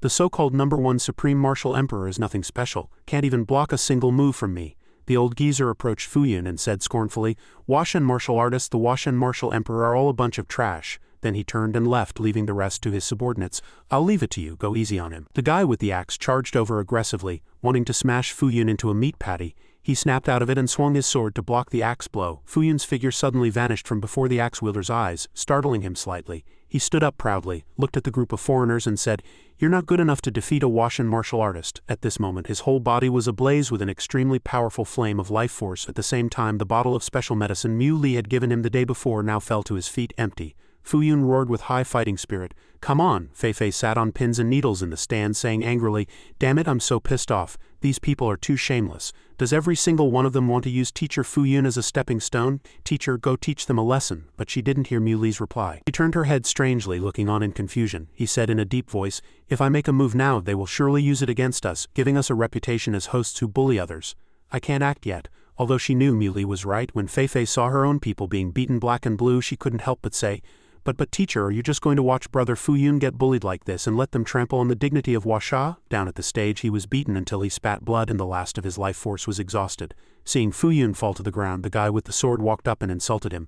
No matter how hard you try, you're just trash. All Huashan martial artists are trash. However, this young man resolutely refused to yield. Fuyu struggled to sit up and said firmly, Continue. Huashan martial artists never retreat. His words made the guy even more excited and he quickly drew his sword to meet the challenge. The red sword pointed straight at Fuyun's head, accompanied by the guy's contemptuous tone, Dragon Emperor of Huasha, today you will die by my sword. The state shepherd of Ji cried out in alarm, Dodge, his sword intent carries killing intent. Fei said with great worry, if this goes on, brother Fuyun will die. She quickly turned around and said, Teacher Muli, what if you? But before she could finish, Fei discovered that he was no longer by her side. Below the stage a strong wind blew past and the guy with the sword suddenly disappeared to the astonishment of his other two accomplices. In the swirling dust a figure was faintly visible holding someone's head. Blue Flag was covered in injuries, his face purple and bruised, and he stammered, Who are you? Muli's entire body radiated a dense killing intent. A group of pitiful wretches clinging to life using a century of cultivation to humiliate a Huashan martial artist in his early 20s. His face was ashen as he asked in a low voice, Where are your eyes? And where is your magnanimity? However, Blue Flag showed no sign of admitting defeat, and even spoke insolently. In a martial arts contest, only strength and weakness matter. What does age have to do with it? Muli was waiting for him to say just that. At this moment, a glint of murder flashed in his eyes. He lunged forward and shouted, Well said. Then a loud bang was heard and the entire stage was overturned. Everyone present was stunned. The leader of the group of foreigners saw this scene and thought to himself, the strongest swordsman of the Eastern Sun Nation, the sword god Yagyu who killed many Huashan experts in the first martial arts tournament, was actually beaten half to death by this young martial artist. The guy named Blue Flag was beaten black and blue and couldn't even stand up now. Then Muli walked up to the leader and asked coldly, Was it you who just said that Huashan martial artists are trash? The old geezer unabashedly said directly, That's right, trash is trash, even if you are too. But before he could finish, Muli showed him just how powerful trash could be. He was beaten until he spat blood and saw stars, and only then did he stammer, How can you be so strong? He didn't say much, just repeated Blue Flag's earlier words. In a battle of martial artists, only strength and weakness matter, not age. After speaking, Muli looked down at the defeated opponent at his feet and asked, This way, I'm not bullying the old and weak, am I? With the two old ones dealt with, it was now the two young ones' turn. He turned around and looked at the two of them with eyes full of killing intent. Muli spread his hands and said coldly, Your turn. The iron-armored man and the witch were so scared that cold sweat dripped down their spines. Perhaps they had already anticipated their own fate in their hearts. In the stands the Huashan audience was ecstatic. Oh my God, is this Huasha's supreme expert? So strong, so satisfying. Weren't they being provocative? Why are they all silent now? Keep provoking, go on. As they laughed, they felt a wave of killing intent from behind. Some dark figures quietly leapt down from above. The situation on the stage was that all the people from the Eastern Sun Nation had been knocked down. Whether it was the iron-armored man or the witch, they all met the same end, being beaten so badly their own mothers wouldn't recognize them. Martial artists from other empires had also gathered on the stage surrounding Muli, yet he showed no signs of worry or fear. Not only that, he was very confident. So many of you have come down, you can all come at me together. An old man holding a staff replied, Fine, you asked for it. Don't blame us for ganging up on you. The moment his voice fell, the old man raised his staff high and shouted, God of elements, please heed my prayer and grant me the power of the elements. Seeing the old mage begin, the knights beside him were not to be outdone. He slammed his huge sword into the ground and roared, All that is evil I shall purify. The werewolves no longer stood by. They revealed their sharp claws, ready to pounce and tear at any moment. In this chaotic scene like a mixed hot pot, our Muli just smiled contemptuously, then swept his cold gaze over all the strange-looking clansmen before him, not sparing a single one. Muli alone faced the magician, werewolves, blood clan and warriors. He stood tall and unyielding, creating a purple tornado that sent them all flying. Muli also made one thing clear to all his opponents. Today's winner has been decided. If anyone is still not convinced, feel free to come find me. And so all the events of that day's battle were recounted to Fuyu by Fei. She retold the story with great excitement. That's how it happened. Not only that, but Feifei was also very proud. Teacher Muli knocked them all down, she also said. Then teacher carried you back to the hotel. At this point, Feifei's heart bloomed with joy. It seemed this little girl was playing matchmaker for this couple. Meanwhile, Muli came over with water and asked, "Are you all right?" Fuyu nodded and replied, "Don't worry, I'm fine." He continued, his tone filled with emotion. "What happened on the martial arts field was a trial for me. Although it's not like brother Muli defeating foreign cultivators, at least I preserved the dignity of Washen martial artists. I have a clear conscience." Muli smiled and replied, "To have such an understanding, it seems you will soon become a supreme martial saint." Fuyun continued, "It's also thanks to the pills you gave me. They gave me a lot of confidence." As they were happily chatting, the state shepherd of Ji rushed in, looking flustered, and said loudly, "State shepherd of Jing, the ghost ship has appeared." He was startled and asked in return, "Could it be?" The old man understood his meaning, and without waiting for him to say more, immediately replied, "Yes, those foreign cultivators who haven't left the island yet have already headed towards the ghost ship." Muli hurriedly rolled up his sleeves and said, "State shepherd of Ji, I'll leave the follow-up matters of the martial arts tournament to everyone." Before leaving, he didn't forget to instruct his young apprentice, "Feifei, you and Fuyun stay at the hotel, don't run around." Seeing Muli in a hurry, Fuyu grabbed her sword and chased after him. "I'll go with you." The scene switched to the ghost ship, where the top of the tower was emitting a brilliant golden light that spread in all directions. Many people were approaching the ship. The foreign martial artists gathered in a dark mass below the tower. "The Tao fruit of a great power has appeared. It's at the top of the tower. Go get it." Zhenqing was also tied up and thrown to the side by them. He struggled to say something, but no one paid him any attention. Suddenly, Zhenqing recognized a familiar face in the chaotic crowd. That person was none other than Muli. He secretly signaled, reminding him to pretend he didn't see him. The golden Dan on top of the tower continuously emitted an alluring light. Some of the martial artists had already climbed up and reached the top of the tower. Not just one person, but many had made it up here. One guy scrambled to the top first, just a step away from touching the flaming divine pill before him. "The golden Dan is mine." Below, Fuyu nervously asked Muli, "What are you thinking?" "Go get it." However, in contrast to her, he replied very calmly, "No rush." Muli said softly, "Let them play for a while." The man thought he was about to touch the treasure, but suddenly felt something was wrong. Blood suddenly splattered onto the stand of the golden Dan. It turned out to be another person who had flown up to fight for it, slaying that guy with one sword strike while shouting, "All you scoundrels get lost. Do you think you're worthy of this?" He opened his mouth and laughed triumphantly. "The golden Dan is mine." However, this was not its real body, but just a phantom. The real golden Dan fell rapidly from the top of the tower to the front of the main tower gate, greatly surprising Zhenqing. The villains on the roof saw the golden Dan rushing towards Muli at an astonishing speed and hurriedly shouted down, "It's down there." The golden Dan flew towards that kid. With old and new grudges combined, this group of people jumped down like madmen. "Then let's kill that kid too. Get back the golden Dan, everyone, after him." As for Muli, he remained as calm as ever. The golden Dan flew straight towards him, and of course Muli wouldn't just leave it there. He focused on examining this peerless divine pill. Suddenly a guy from behind thrust a long spear towards Muli's hand and shouted, "Leave the Tao fruit." He angrily grabbed the spear, holding it tight. As the guy rushed over, Muli turned and elbowed him. Taking a heavy blow to the face, this guy spat blood and fainted on the spot. Because it was so sudden, Muli had accidentally dropped the golden Dan. Seizing the opportunity, a scoundrel lunged forward, wanting to claim it for himself. "Mine, the golden Dan is mine." However, he was discovered, and the result was being beaten black and blue. Anticipating a fierce brawl here, Muli said to Fuyu, "Go find a place to hide first." A few guys standing outside shouted in unison, "He insulted people from our sect. We can't tolerate this." "Kill him." Muli's face darkened. He leapt up and unleashed his power to attack them. Truly overestimating your own strength. Muli's supreme energy formed a huge tornado, sweeping away the group of villains. It was that same scoundrel again. While Muli was cleaning up the trash on the other side, he sneakily approached the golden Dan again. "Kill each other, the more intense the better." He reached for the divine pill floating in the air, saying smugly, "You all take your time fighting. The golden Dan is mine." Just when he thought victory was at hand, a cube protecting the golden Dan suddenly appeared. The guy was still dazed, not understanding what happened when Muli, controlling the cube, spoke. "It seems you're a step too slow," the scoundrel said softly. "Young man, give me the golden Dan." Muli replied mockingly, "What if I say no?" His answer made the guy seem to go mad. "Are you courting death?" Then he drew his sword and unleashed an incomparably powerful, life-suppressing, evil-slaying slash. The sword chi was so strong it seemed as if it would split the ship in two. The opponent had made his move and Muli wasn't afraid to take it on. What child's play! The two immense forces collided, creating a towering wave. The scoundrel was pushed back, panting and exclaiming in amazement, a mere junior martial artist, yet so strong. Muli paid him no more mind at this point. He noticed that the golden Dan had broken through the box and flown out. "What? This golden Dan can break my seal?" It flew high into the sky, then emitted a dazzling golden light like the sun. However, these rays of light were not benevolent. They fell like raindrops, punching many holes in the ship. The crowd was in chaos. The ghost ship is sinking fast, get out of here. Mui didn't think any further. He quickly grabbed the bound Zhenqing, then turned to embrace Fuyu, who was hiding in a corner. The three of them jumped off the ghost ship together. He looked back at the gradually sinking ship, thinking to himself, so obsessed, willing to bet their own lives to fight for the Golden Dan? The scoundrel was now mesmerized by the Golden Dan. He laughed like a madman, a truly terrifying sound. He finally held the Golden Dan in his hand and shouted happily, as expected, I am the chosen one. The Golden Dan is mine. However, his joy was too short-lived. Just then a wave of cold air washed over and even his figure became blurry. The ship also broke in two. Amidst the wreckage of the ghost ship, a blurry figure suddenly appeared. It was a skeleton with deep, dark eye sockets. 1,000 years I have waited in this realm for 1,000 years. Big Brother Skeleton hadn't been free for a long time. He raised his hand and waved it, saying excitedly, I have traveled through time and space, crossed the realms of yin and yang and received the ancient divine souls, all to await your arrival here to receive the divine decree. The Tao fruit of a great power glowed in the air.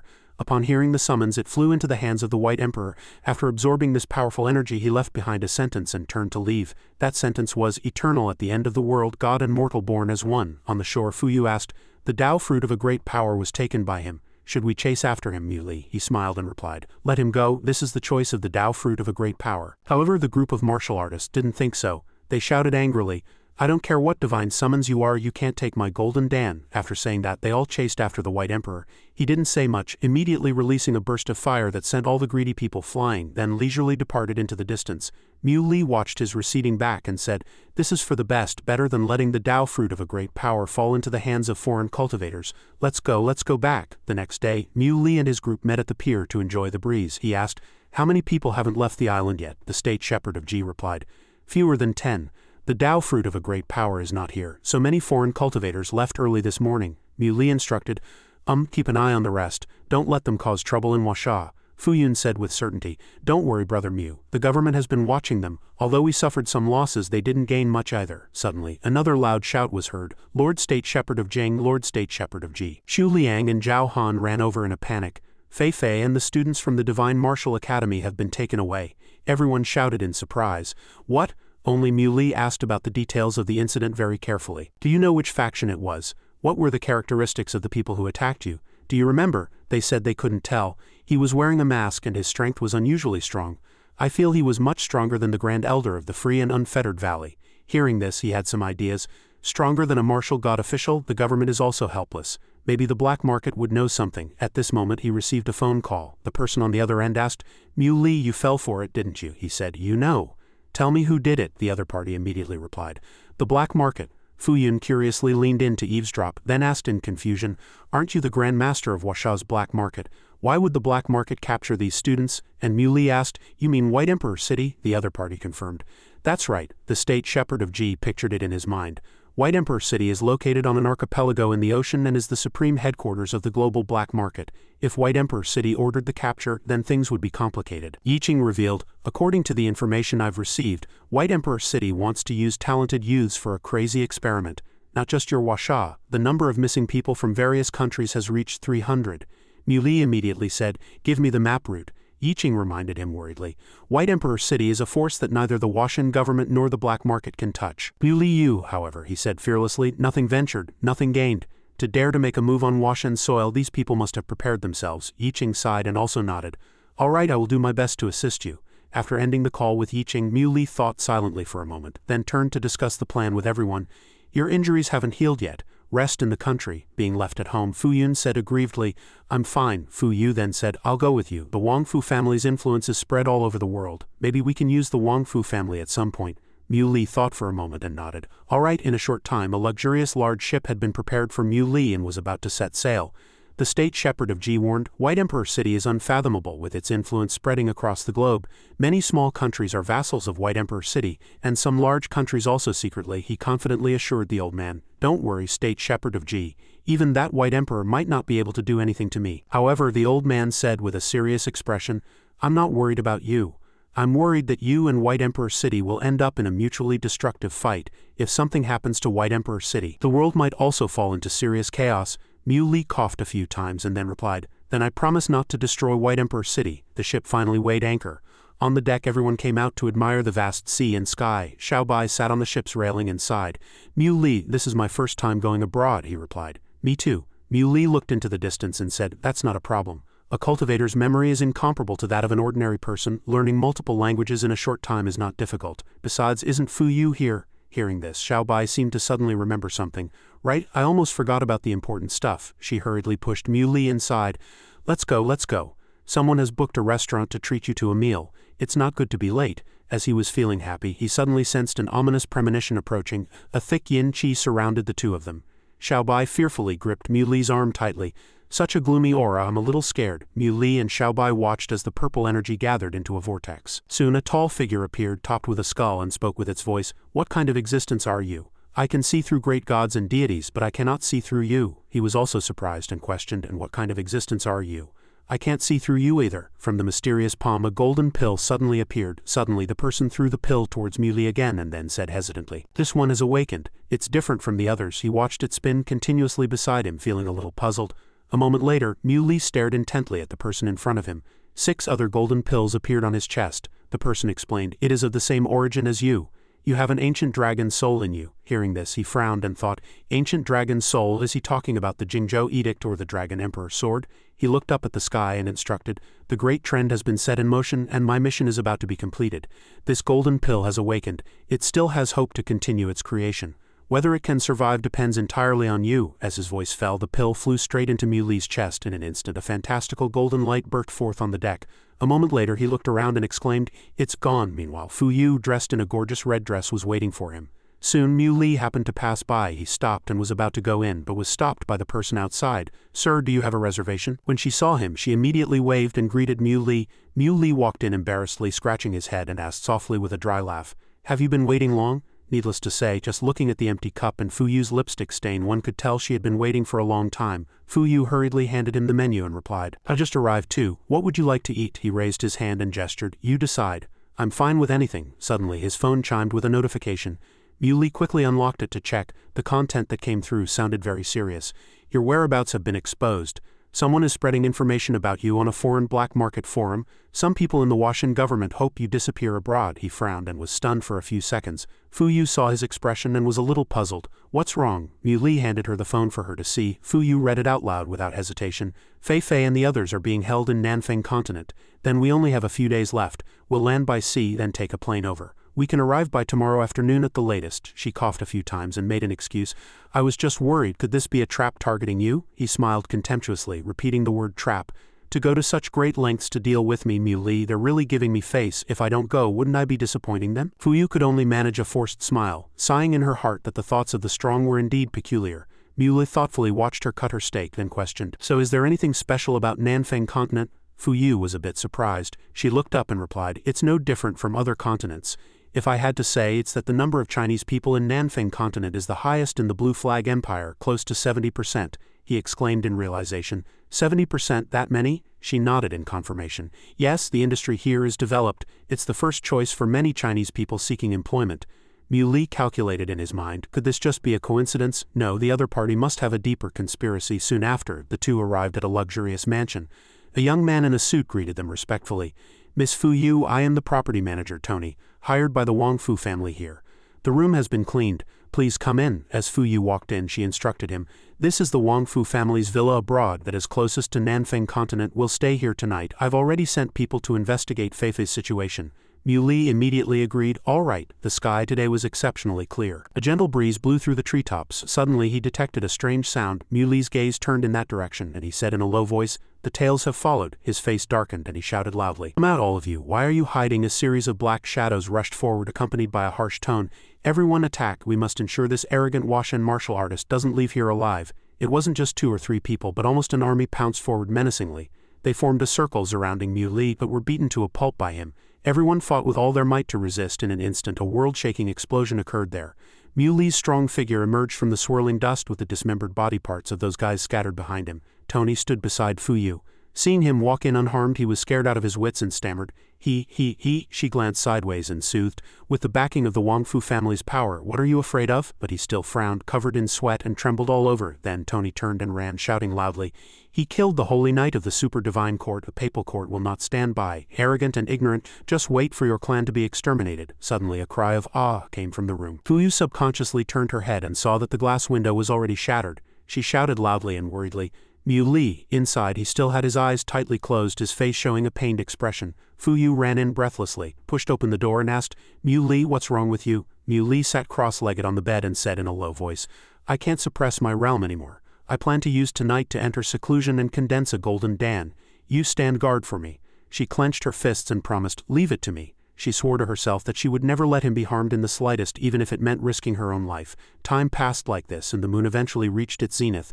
The two of them were silent in the spacious room when suddenly a dark figure appeared by the window. The female subordinate stood on the windowsill and spoke, Miss Wongfu, it's been investigated. The person jumped in and reported. The students of the Divine Martial Academy and the geniuses captured from other countries are all being held in a factory at the end of the town. Also, the government of the Blue Flag Empire in Nanfeng continent is organizing its army to cover the evacuation of the continent's citizens. Fuyu replied coldly with 2 words, got it. After finishing her business, the female subordinate rushed out again, leaving Fuyu to examine the Dan in Mu Li's body. The Chinese on the continent haven't been evacuated. There must be something fishy about this. In the thick of the night, a wolf's howl suddenly rang out. The sound immediately caught her attention. Fuyu quickly flew to the roof. It stood opposite her, threatening arrogantly. Little girl, if you know what's good for you, make way for your werewolf king grandpa. Seeing Fuyu's lack of reaction, it found her extremely annoying. Fuyu coldly raised her arm and pierced its chest.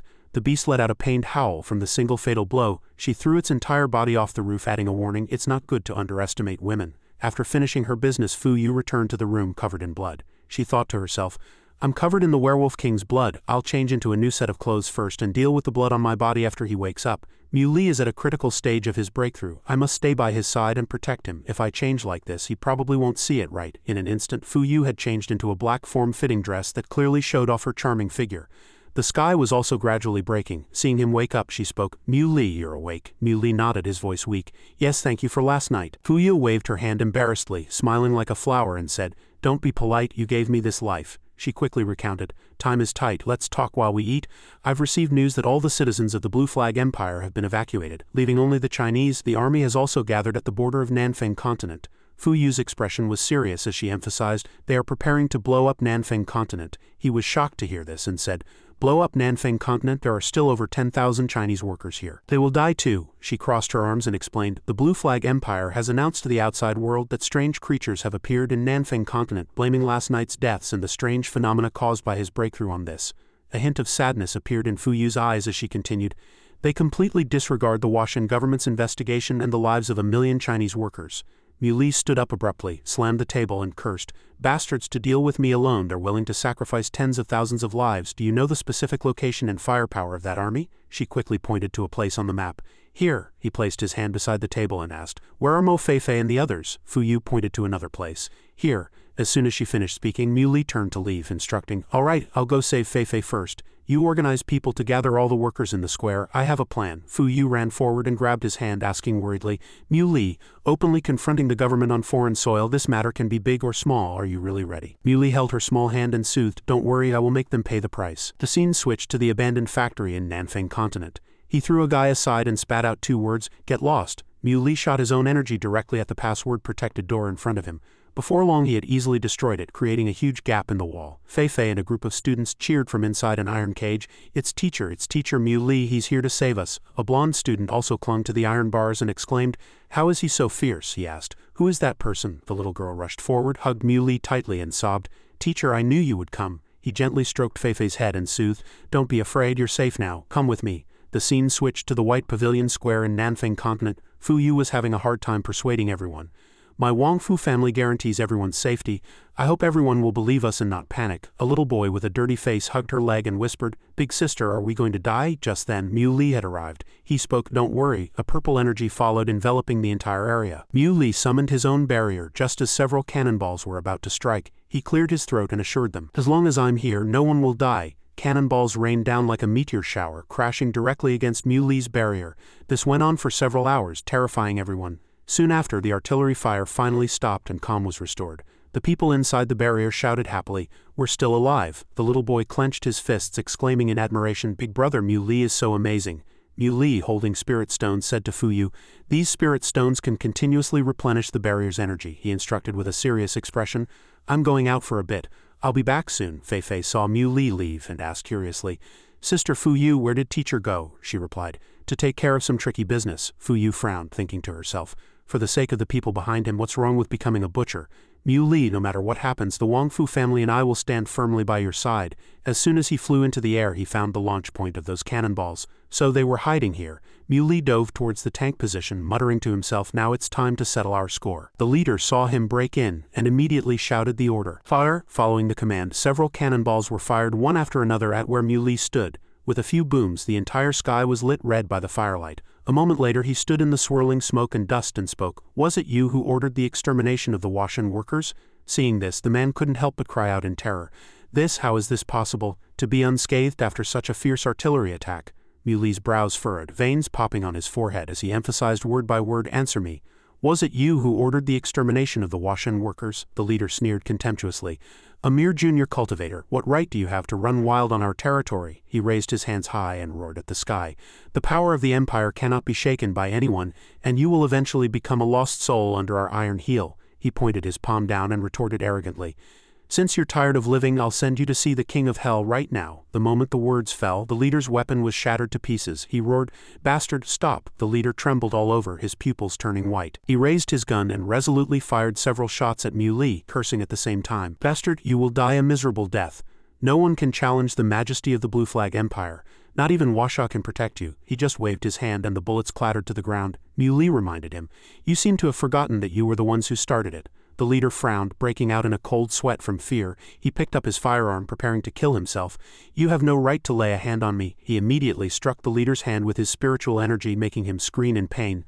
The gun slipped from his hand. Mui quickly controlled the gun with his spiritual energy, aimed it at the leader and threatened, In front of me you don't have the right to kill yourself. The muzzle was once again pointed at his forehead. The leader's face turned pale with fear. A gunshot rang out, startling the birds in the forest into flight. On Fuyu's side, Feifei fearfully hugged her arm. Everyone started discussing. The attack has stopped, and so has the gunfire.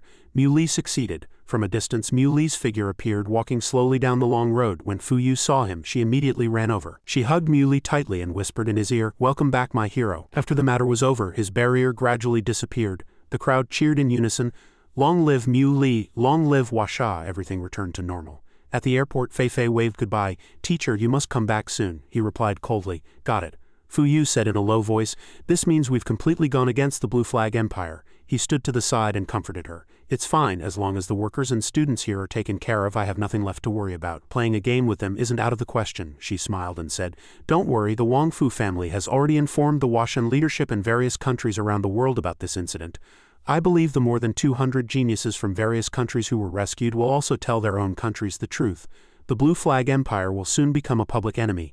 Muli's face suddenly darkened, his arm trembling as he uttered a single word. A message kept coming on his phone. You killed a Blue Flag Empire army unit. They want to arrest you. The situation in Washa is turbulent, and they don't have the energy to intervene for now. You should keep a low profile there for a while. Once Washa stabilizes, we'll figure out a way to bring you back. Since they want me to stay, then I'll stay here.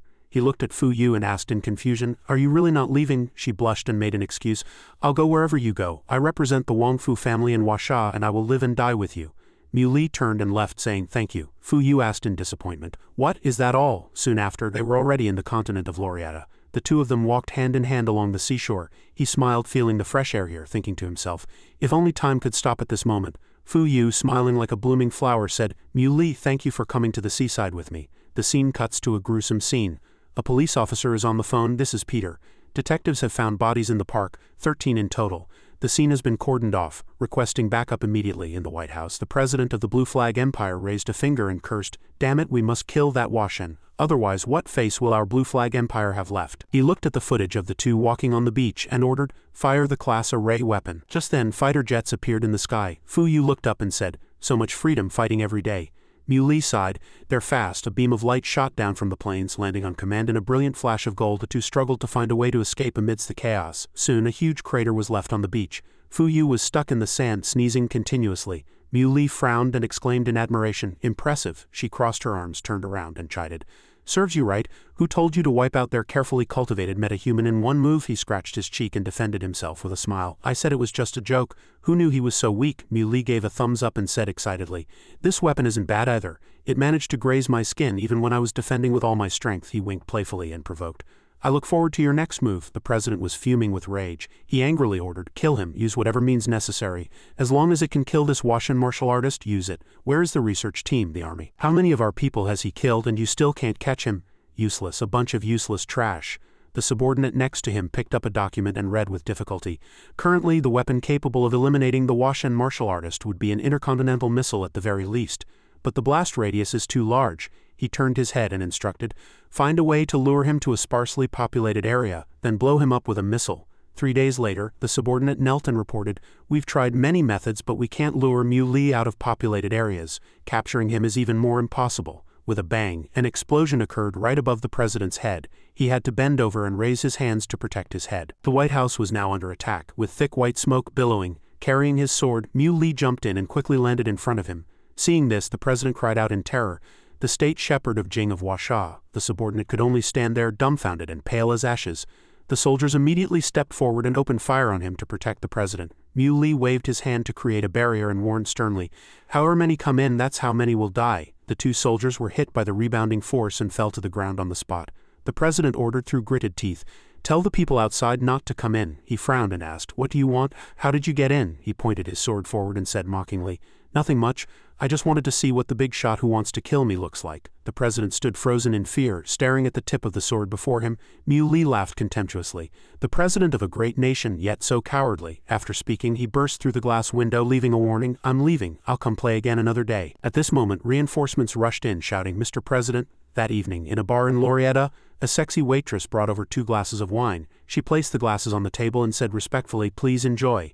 The 2 clinked glasses and Fuyu sighed, today was so satisfying. The discussion could be heard from behind them. Did everyone see the news? The president apologized to that Washan martial artist. You're saying a country apologized to a martial artist? A Washan martial artist, no less.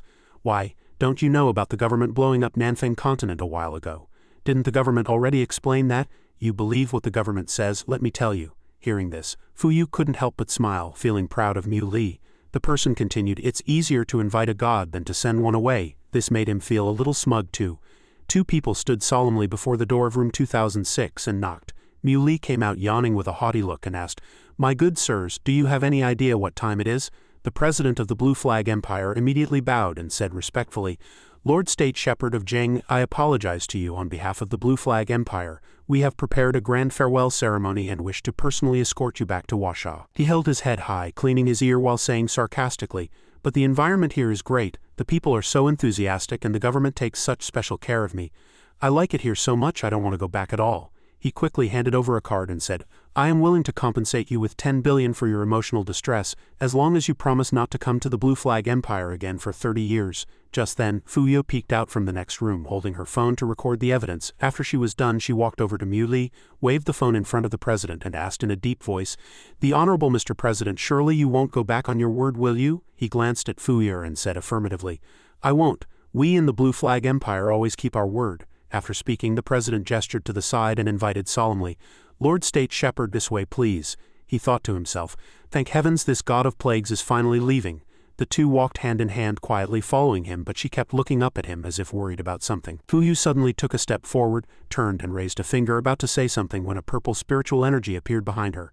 It immediately sucked Fuyu in. Mui reached out and grabbed her wrist while Fuyu cried out in panic, Mui. Before long his entire body was also pulled in decisively. After it was all over, the president turned around, looked at the empty corridor in a daze and exclaimed, where did they go? The 2 of them were transported to another space. He was still holding her wrist tightly and said loudly, hold on to my hand. Instantly, the 2 holding hands tightly fell in a freefall to this place. Mui guessed, we've finally arrived. He looked at the rooftops below and instructed, stick to the plan. Fuyu could only agree.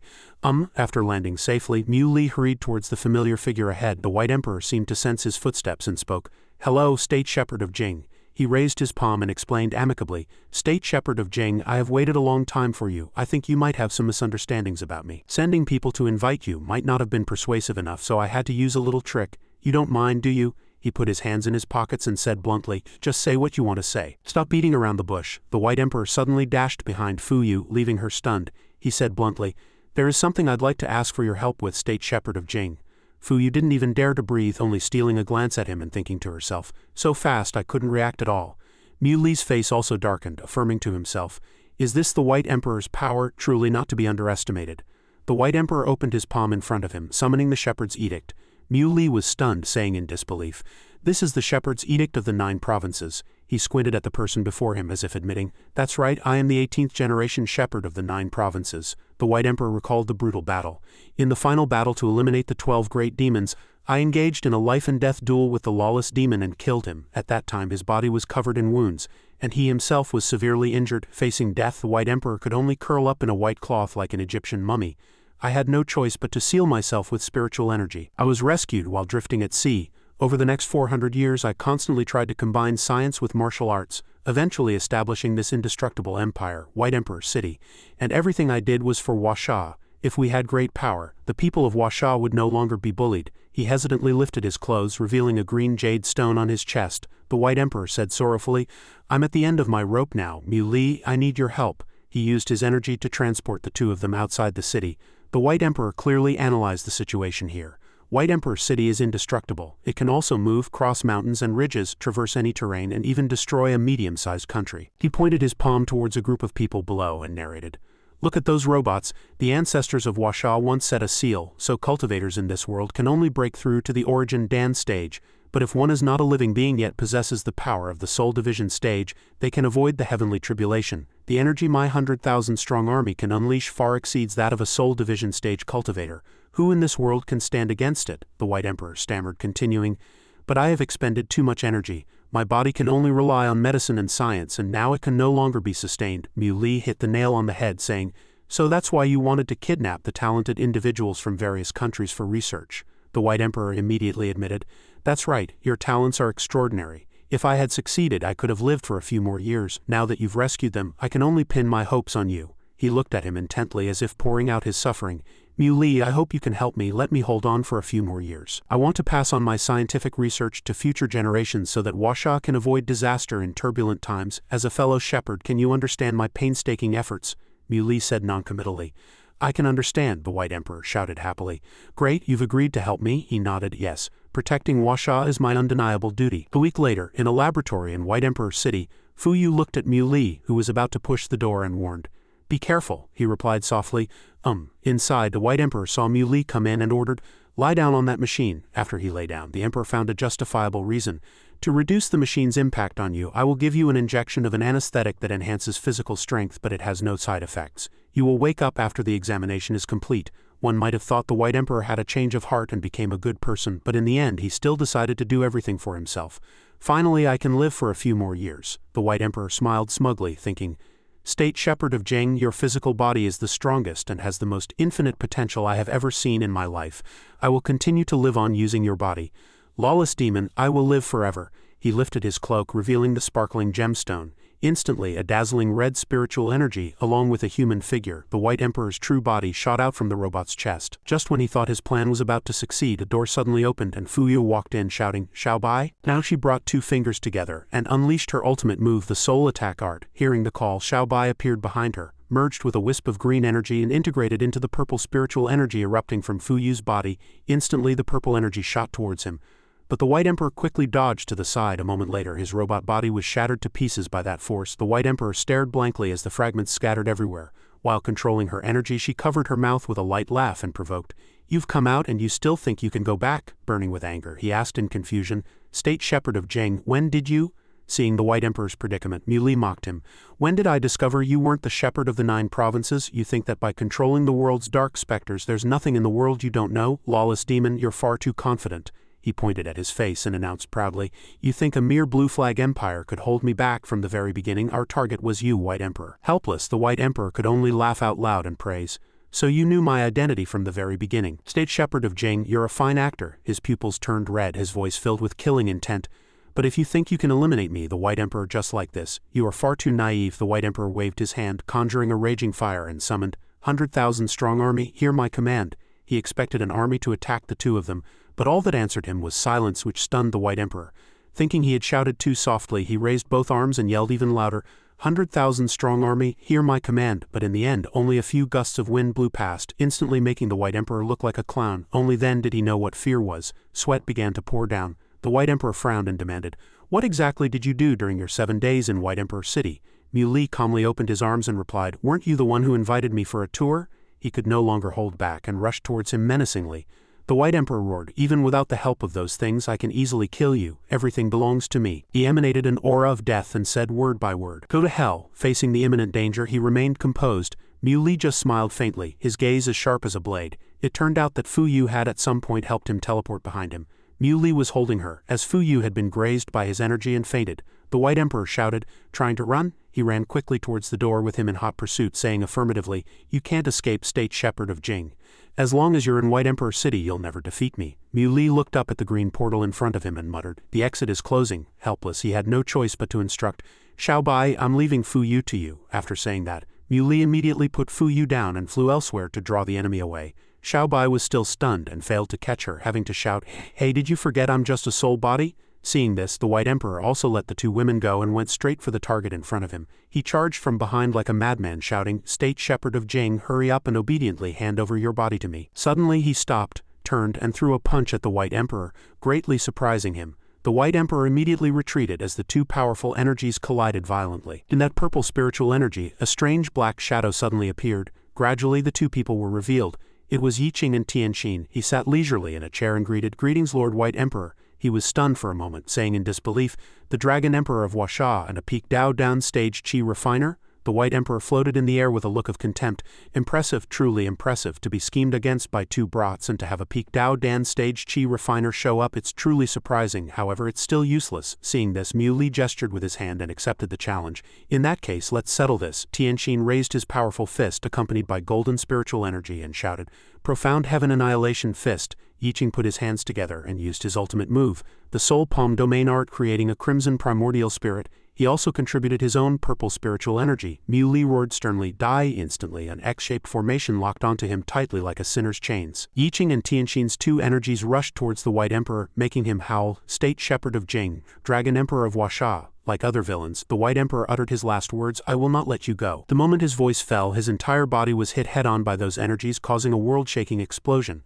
A few pieces of armor also fell down sporadically. After the battle ended, the three silently watched the clear sky and the White Emperor's defeat.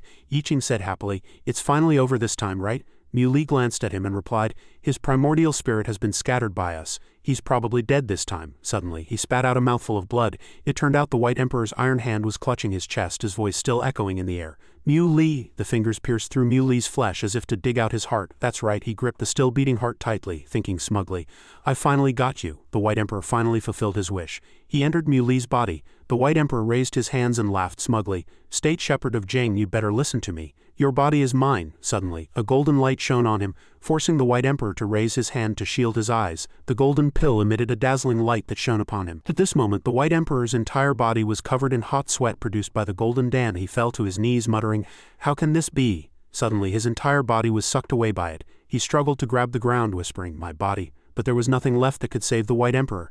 Even as he was being sucked away, he screamed at the top of his lungs, "Save me!" Outside, Xiaobai was still shouting worriedly, Mui, are you okay?" Yiqing quickly reassured, "Don't worry, he's fine. With the Golden Dan's protection, the White Emperor's main soul can't harm him." Soon after, Mui also opened his eyes. Seeing him, Xiaobai cried out happily, "Great, you're finally awake. How do you feel?" He looked down at the spiritual energy in his hand and sighed, "I'm fine. The Golden Dan has gotten a little stronger." Tienshin reached out and took the soul-suppressing cauldron, speaking at the same time, "Although I don't know how the soul-suppressing cauldron fell into the White Emperor's hands." Holding it, he continued half-jokingly, "It's time for it to return to its rightful owner. And Zhang Yiqing will become the next White Emperor, the master of the scientific empire and the world's black market." The scene cuts to the Wongfu residence.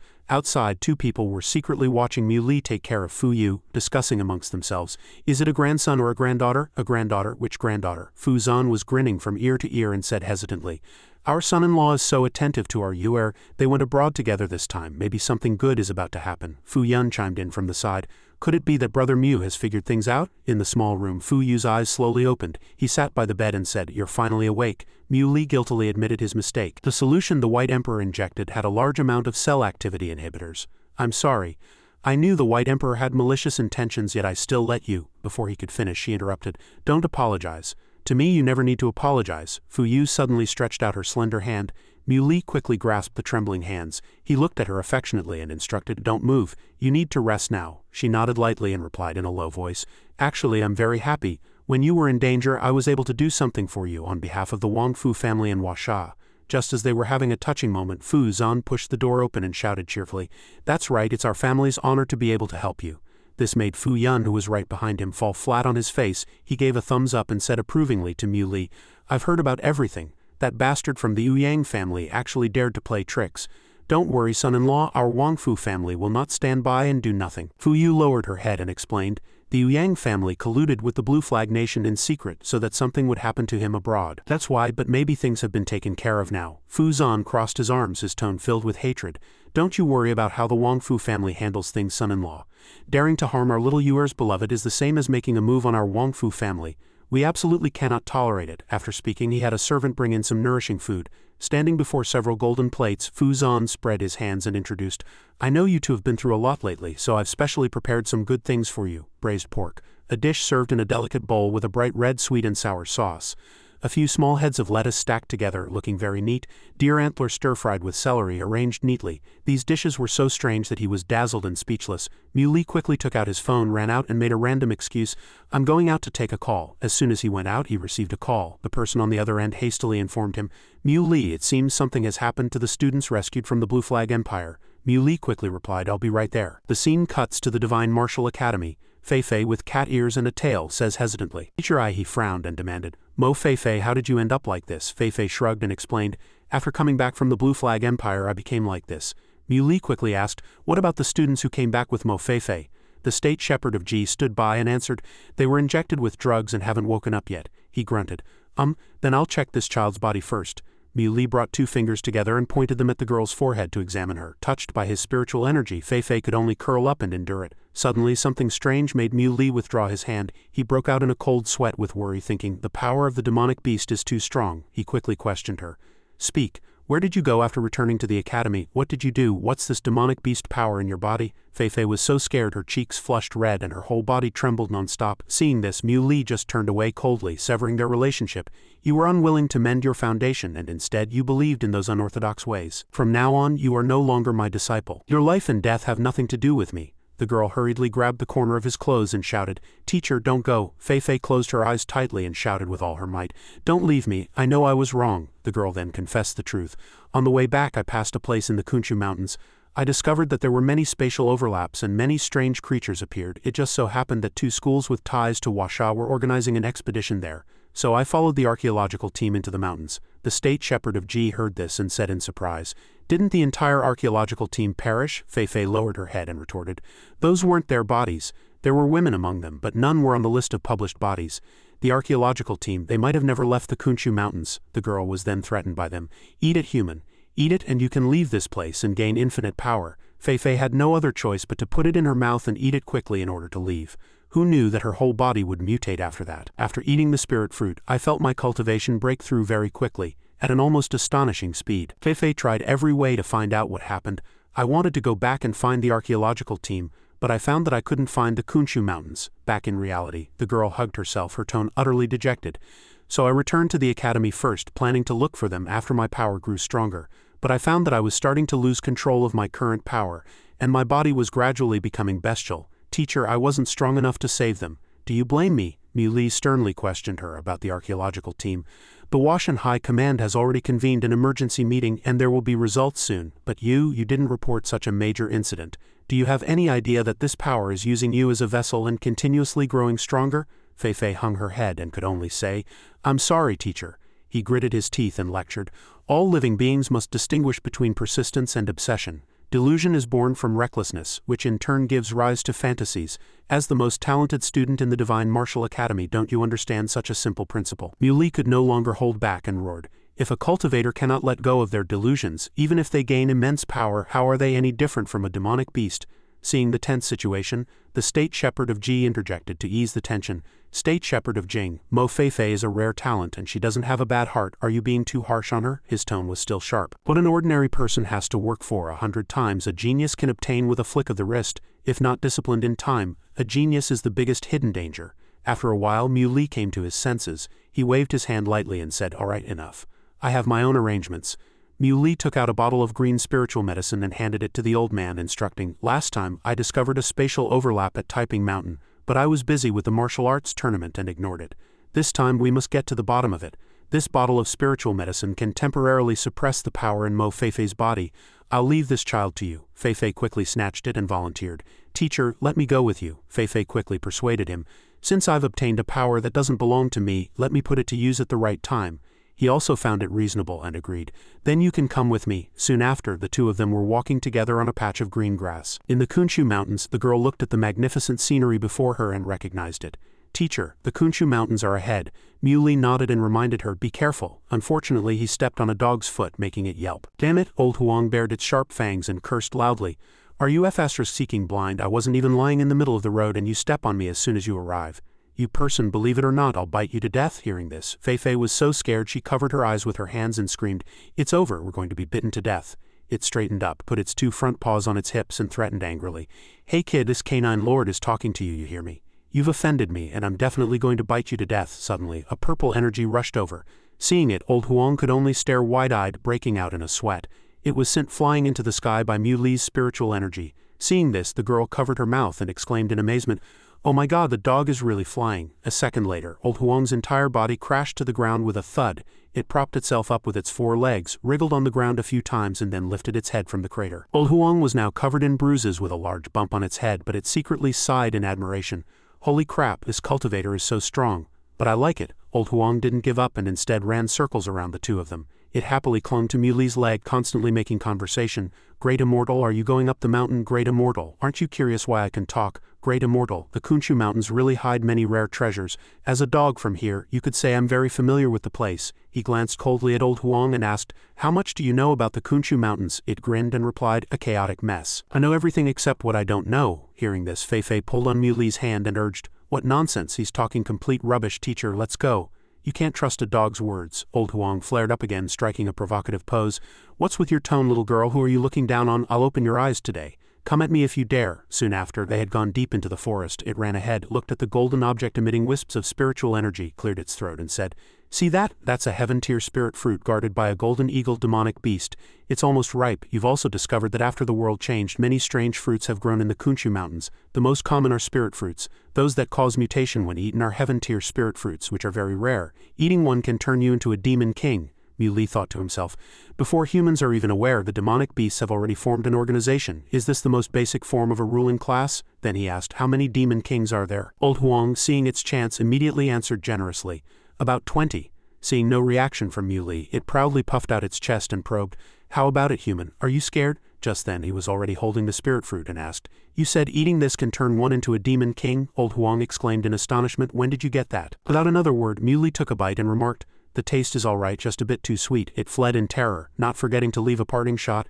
Damn it, not only is he stronger than me, he's also bolder. We'll meet again. Suddenly, a golden eagle flew over, spreading its wings. It flexed its sturdy muscles and cursed, you stole my spirit fruit. Go to hell, you human. Suddenly, the golden eagle's face turned deathly pale, with large beads of sweat streaming down. It saw the purple spiritual energy radiating from him and immediately flew out of sight, timidly saying, a wise man doesn't fight when the odds are against him. Farewell, the golden eagle cried as it flew away, scared this eagle to death. Humans are so terrifying. Old Huang, hiding behind a rock, only now dared to peek out, thinking, it's over before it even started. This golden eagle is such a coward. And a cultivator of this level didn't mutate at all after eating a spirit fruit. Muley turned back and ordered it, take me to the other demon kings. Old Huang was so scared it stammered, unable to speak. Great. Immortal, you, aren't you going to prepare? He asked coldly. Is there a problem? It meekly wagged its little tail and said obediently, no problem. Whatever the great immortal says goes. Old Huang gave a dry laugh, palm facing forward, and respectfully invited, great immortal, this way please. But a malicious thought sprouted in its heart. Damn it, you stole my spirit fruit and now you're ordering me around. Since you're like this, I'll send you to heaven. In a flash they had walked out of that mysterious forest. It gazed at the floating peak before them and introduced, see that mountain peak? There's a section of immortal vine on the summit that can bear immortal fruit. 25 demon kings have been waiting around for the sacred fruit to ripen. Sure enough, at the foot of the mountain was a deep and wide circular pit where several demon kings were already waiting. Old Huang grinned slyly and probed, great immortal, what do you plan to do next? Before it could finish, he was gone. Feifei and it looked down below. Old Huang cursed, damn it, are you always this fast? At this moment, Muley was hovering in midair, pointing at the opposite side and questioning, I hear you've been causing trouble in Washad, is that right? An intimidating aura emanated from his face. A two-mouthed, four-eyed demon king burst out laughing, not old, but your tone is quite big. Human, your era is coming to an end. Muley frowned at it and sneered. Was that so? He showed no weakness and charged directly at them. Muli waved his arms, performing a few graceful movements. Instantly, the arrogant demon king was defeated at his hand. A part of its body was severed and flew everywhere. Muli landed on the ground, pointed his sword forward, struck a cool pose and uttered 2 words. "How's that?" Another demon king was furious and shouted, "I admit you're strong, but we 25 demon kings are no pushovers. Get him?" The others had no choice but to obey, opening their mouths one by one and summoning their spiritual energy. A series of energy blasts were unleashed, intertwining and surrounding him. Muli didn't have to do anything, just stood there, emitting purple spiritual energy, and withstood wave after wave of attacks. The demon king's eyes widened as it cried out in terror. To withstand so many attacks alone, and he's completely unharmed. The other few were also scared out of their wits by this sight. At this moment, old Huang on the cliff sneakily approached the sacred fruit and laughed smugly.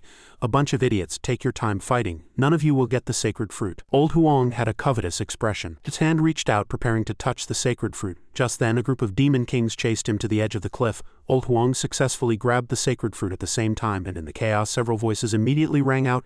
"Someone stole the sacred fruit. Whose hand is that, great immortal? You took the sacred fruit. Run. What are you still standing there for?" It was him. He stole it. He's closest to the sacred fruit. Those few stood before Muli and roared, "You puny human, how dare you steal our clan's sacred fruit? I will kill you." Old Huang took the opportunity to run while gnawing on the sacred fruit, mocking, "A bunch of fools dare to fight me in your dreams." A moment later, Muli and Feifei were sitting on a sword flying over a waterfall. She gripped his body and asked worriedly, "Teacher, where are we going in such a hurry?" Muli coldly uttered 3 words, "To get the sacred fruit." Soon after, they landed in a strange place. He said, "All right, we're here." Muli focused on old Huang, who was bathing in a stream, muttering to itself as it washed, "Demon kings and humans are just a bunch of fools. A human brat with a cold face all day, but with a little trickery I can make him take the fall for me." It scrubbed its whole body, laughing smugly, thinking, "I'll take a nice bath, then eat the sacred fruit and be reborn. I'll dominate the world unrivaled." He frowned and muttered, "This damn insidious dog daring to play tricks." The mantis stalks the cicada, unaware of the oriole behind. Muli extended 2 fingers, condensing a strand of purple spiritual energy, and said sternly, "I'll teach you how to be a good dog." Instantly, a giant hammer appeared in the sky, flying towards old Huang. After aiming, the hammer smashed directly onto its head. In that instant, the water surface seemed to be sucked dry by this terrifying force, leaving a deep pit in the ground. Old Huang was battered and bruised. It struggled to climb ashore, dizzily complaining. "Damn it, which bastard did this?" Feifei chuckled lightly and suggested, "Teacher, let me help you teach this dog a lesson." She covered her mouth and started acting. "Dog god, what are you doing here?" Feifei swiftly snatched the sacred fruit from old Huang's hand, leaving it stunned. She didn't forget to provoke, "So you helped me get the sacred fruit back, how amazing. I wonder which coward stole the sacred fruit just now and framed my teacher." Old Huang was helpless and could only force a smile. Is that so?" Muli glanced at it and said cryptically, "If I find out who dares to plot against me, I'll skin them alive." Old Huang could only play along, quietly echoing, right. Skin him alive, but in its heart, it was 100 times unwilling. "Damn it, I went through so much trouble to get the sacred fruit, and just like that, damn it." Suddenly it glanced at him, thinking, "How is this guy completely unharmed?" Old Huang scratched its head and said hesitantly, "Those 25 demon kings," Muli answered calmly, "they're dead." It was as if it had been struck by lightning, thinking, "This strong?" Then it could only manage a stiff smile. Old Huang faced the 2 of them at a loss. He threatened, "If you've never left the Kunshu Mountains, have you seen this group of people? Where did they go? What did they do? You'd better tell the truth or you'll face the consequences." Muli held a piece of paper in front of it. Old Huang was stunned for a moment, then exclaimed the next second, "You've evolved?" Feifei questioned. "So you've seen them?" Old Huang was taken aback by the question, then desperately shook its head in denial. I don't know anything. You can beat me to death, but I won't talk." He raised the hammer again and threatened, "Is that so?" Old Huang jumped up in fear and said, "I'll talk, I'll confess. I mean, when you humans encounter demonic beasts, you'd surely capture them for dissection and research, right? So it's not strange for demonic beasts to imitate human behavior after gaining intelligence, right?" After a while, Muli called Fuyu and the state shepherd of Ji to tell them what had happened.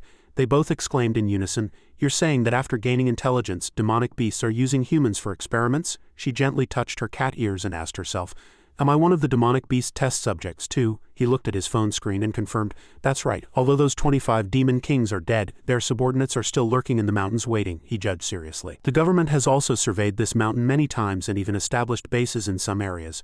But no mutated creatures have been found. It seems now that those creatures have developed an awareness to hide, preventing people from discovering their secrets. This could very well be a devastating disaster." Muli concluded that humanity must remain vigilant and prepare early. If necessary, they must be eliminated root and stem. The state shepherd of Ji suggested, "I will immediately inform the government to hold an emergency meeting and have the martial arts world take action." Fuyu interjected, "I will send a notice to the major famous mountains in Huasha." After speaking, he pressed the hang-up button. At this moment, the evening glow gradually enveloped the place. Old Huang looked up, its expression grave, and said, "Daytime in the Kunshu Mountains is over. The gates of purgatory are about to open, Mui asked in surprise from behind. What are the gates of purgatory? It recited. The law of survival in the animal kingdom is the law of the jungle. Only the strong can enjoy the glory of victory. In order to have a place in this world whenever night falls, there will be a fierce battle. Now every animal is fighting for survival, each one giving its all. To be a king is to be lonely since ancient times. Fei, hearing this, couldn't help but wonder. No wonder I couldn't enter the Kunshu Mountains after dark last time. The barrier is probably to prevent the demonic beasts from escaping, right? It urged fearfully. Right, so you should leave here before dark. Mui dismissed the idea with a single sentence. No, I'm staying. It trembled all over, complaining in its heart. Yeah, damn it, I've said so much and you still don't get it. Are you stupid, huh? Are you stupid? Soon after, it was tied to a pillar by Mui. Its mouth was gagged with a white cloth, but it still yelled with all its might. If you want to die, don't drag me with you. Fei and he sat next to old Huang. Mui raised 2 fingers and created a purple shield. He slowly put the sacred fruit into his mouth, thinking curiously. Asterisk, the sacred fruit can help one become a demon emperor. I'd like to see how powerful it really is. As soon as he swallowed it, a boundless energy spread throughout Muli's body. He secretly marveled. Asterisk, the energy is indeed abundant. That spiritual energy gathered together, forming a purple flame that shot towards the sky. Mui bent down with the momentum, reminding himself. It's enough for me to break through to the late origin Dan stage. He closed his eyes and cultivated peacefully. Soon after, Mui opened his eyes. He smiled smugly, thinking, I've broken through to the late origin Dan stage, and the flawless holy body is complete. If I encounter the Blue Flag Empire's intermediate class munitions again, this body should be able to withstand them. Mui turned back and asked old Huang, hey, are there any more sacred fruits? He thought, if I could eat a few more, my realm could advance to the initial saint stage. It was speechless at this person and could only remind him. You think sacred fruits are common as cabbage? You should be thinking about how to escape tonight. Time passed just like that. A new day began, and the sun gradually filled the land. At this moment, the 3 of them stood amidst a large patch of animal corpses without a hint of worry. Although Fei had a few scratches on her body, she said excitedly, Teacher, after this night, I feel like I've matured a lot. Only old Huang was already terrified, cursing inwardly. Damn it, all bragging. She looked at her bestialized hand and asked worriedly, But the more I refine this energy, the more bestial my body becomes. Will I completely turn into a beast? Mui frowned and warned. The power within you seems to come from ancient times. If it suddenly erupts, your life could be in danger. It raised its head and thought of a solution. Try using the divine inheritance. Once you master it, it's done, right? The so-called divine inheritance is the Dao fruit condensed by ancient gods, containing the laws of heaven and earth. Old Huang imagined a Dao fruit sparkling in the sky, it continued. In other words, these strange fruits contain the essence, will, and even the inheritance of ancient gods. Old Huang roared and explained, after eating the sacred fruit, the changes in the body can be controlled. As long as you connect with the substance inside your body, you can master it, Fei asked worriedly. Does the bestialization have a big impact on the body?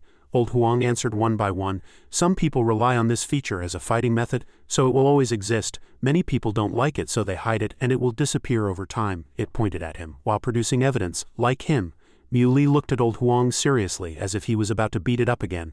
Old Huang suddenly felt a chill down its spine. It shrugged and made an excuse. Of course, I just heard about it, believe it or not. Soon after, it started raining heavily again. Fei remained cross-legged, calmly cultivating with her hands clasped together. A moment later, she whispered a spell, and her 2 cat ears immediately shrank. The tail behind Fei also disappeared with the momentum. She stood up and twirled around, saying excitedly, My ears and tail are really gone. Old Huang lay on the ground, laughing smugly. This dog is a practitioner.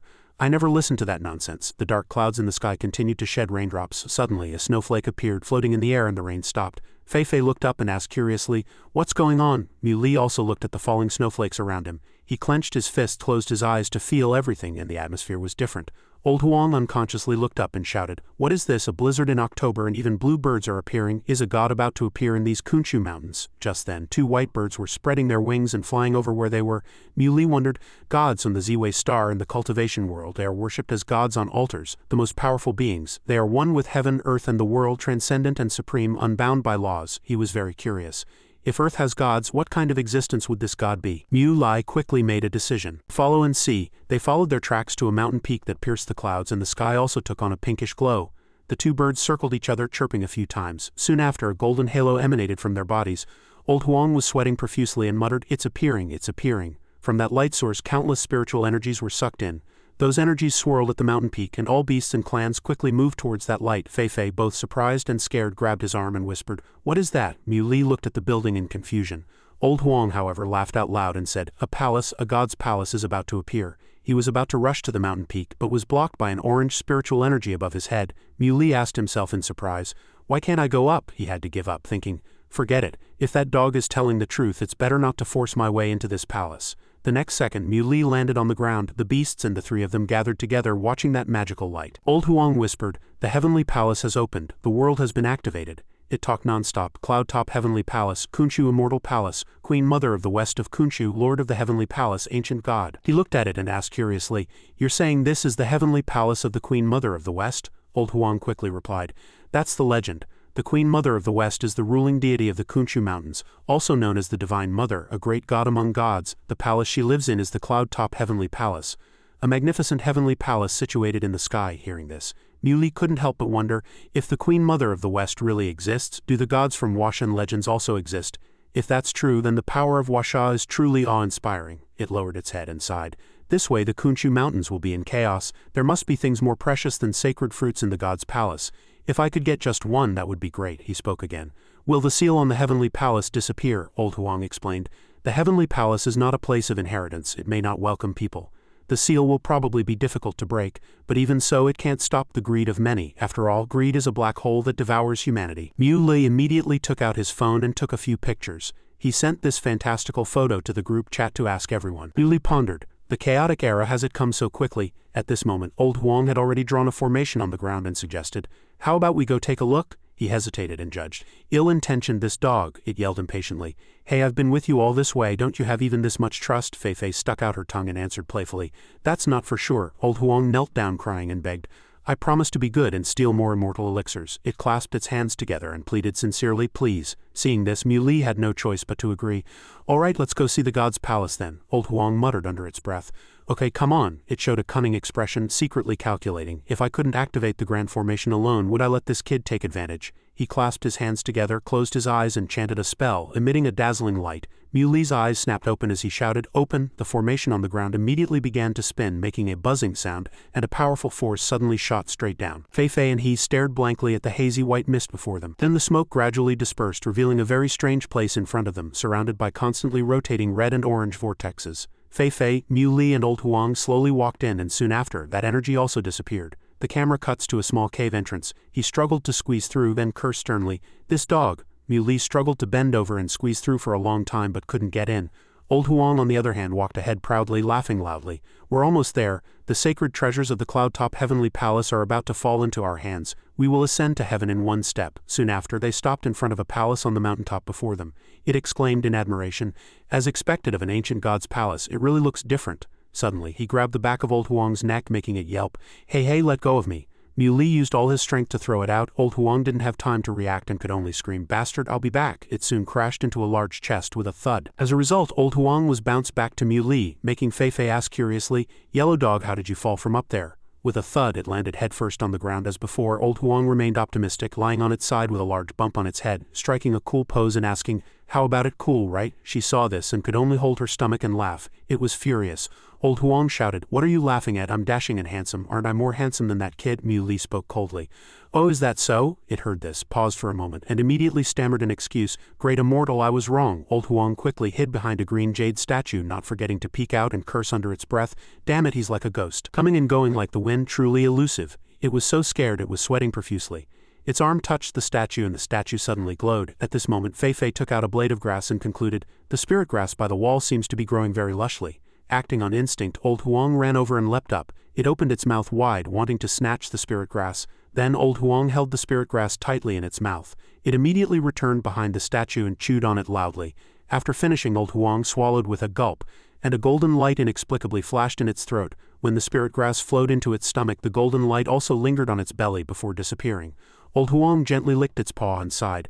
"The immortal palace has been sealed for 1,000 years. Even if it's just an ordinary jade spirit grass, it must have miraculous effects," she suddenly realized. "Does that mean we're rich?" Fei bent down, wanting to pull out a few more but couldn't, which made her very curious. "What's going on? Why can't I pull them out?" Seeing this, it could only think, "I only discovered there was a seal here after I came in. Those few spirit grasses just now were because that kid was lucky." Fei seemed to have read Old Huang's mind, turned her head and looked at it with a lightning-fast gaze. "What did you say?" A few specks of green light suddenly emanated from the air and a woman was lifted up along with that spiritual energy. In those years, Washa was plagued by continuous disasters, with floods from the sky and widespread pestilence.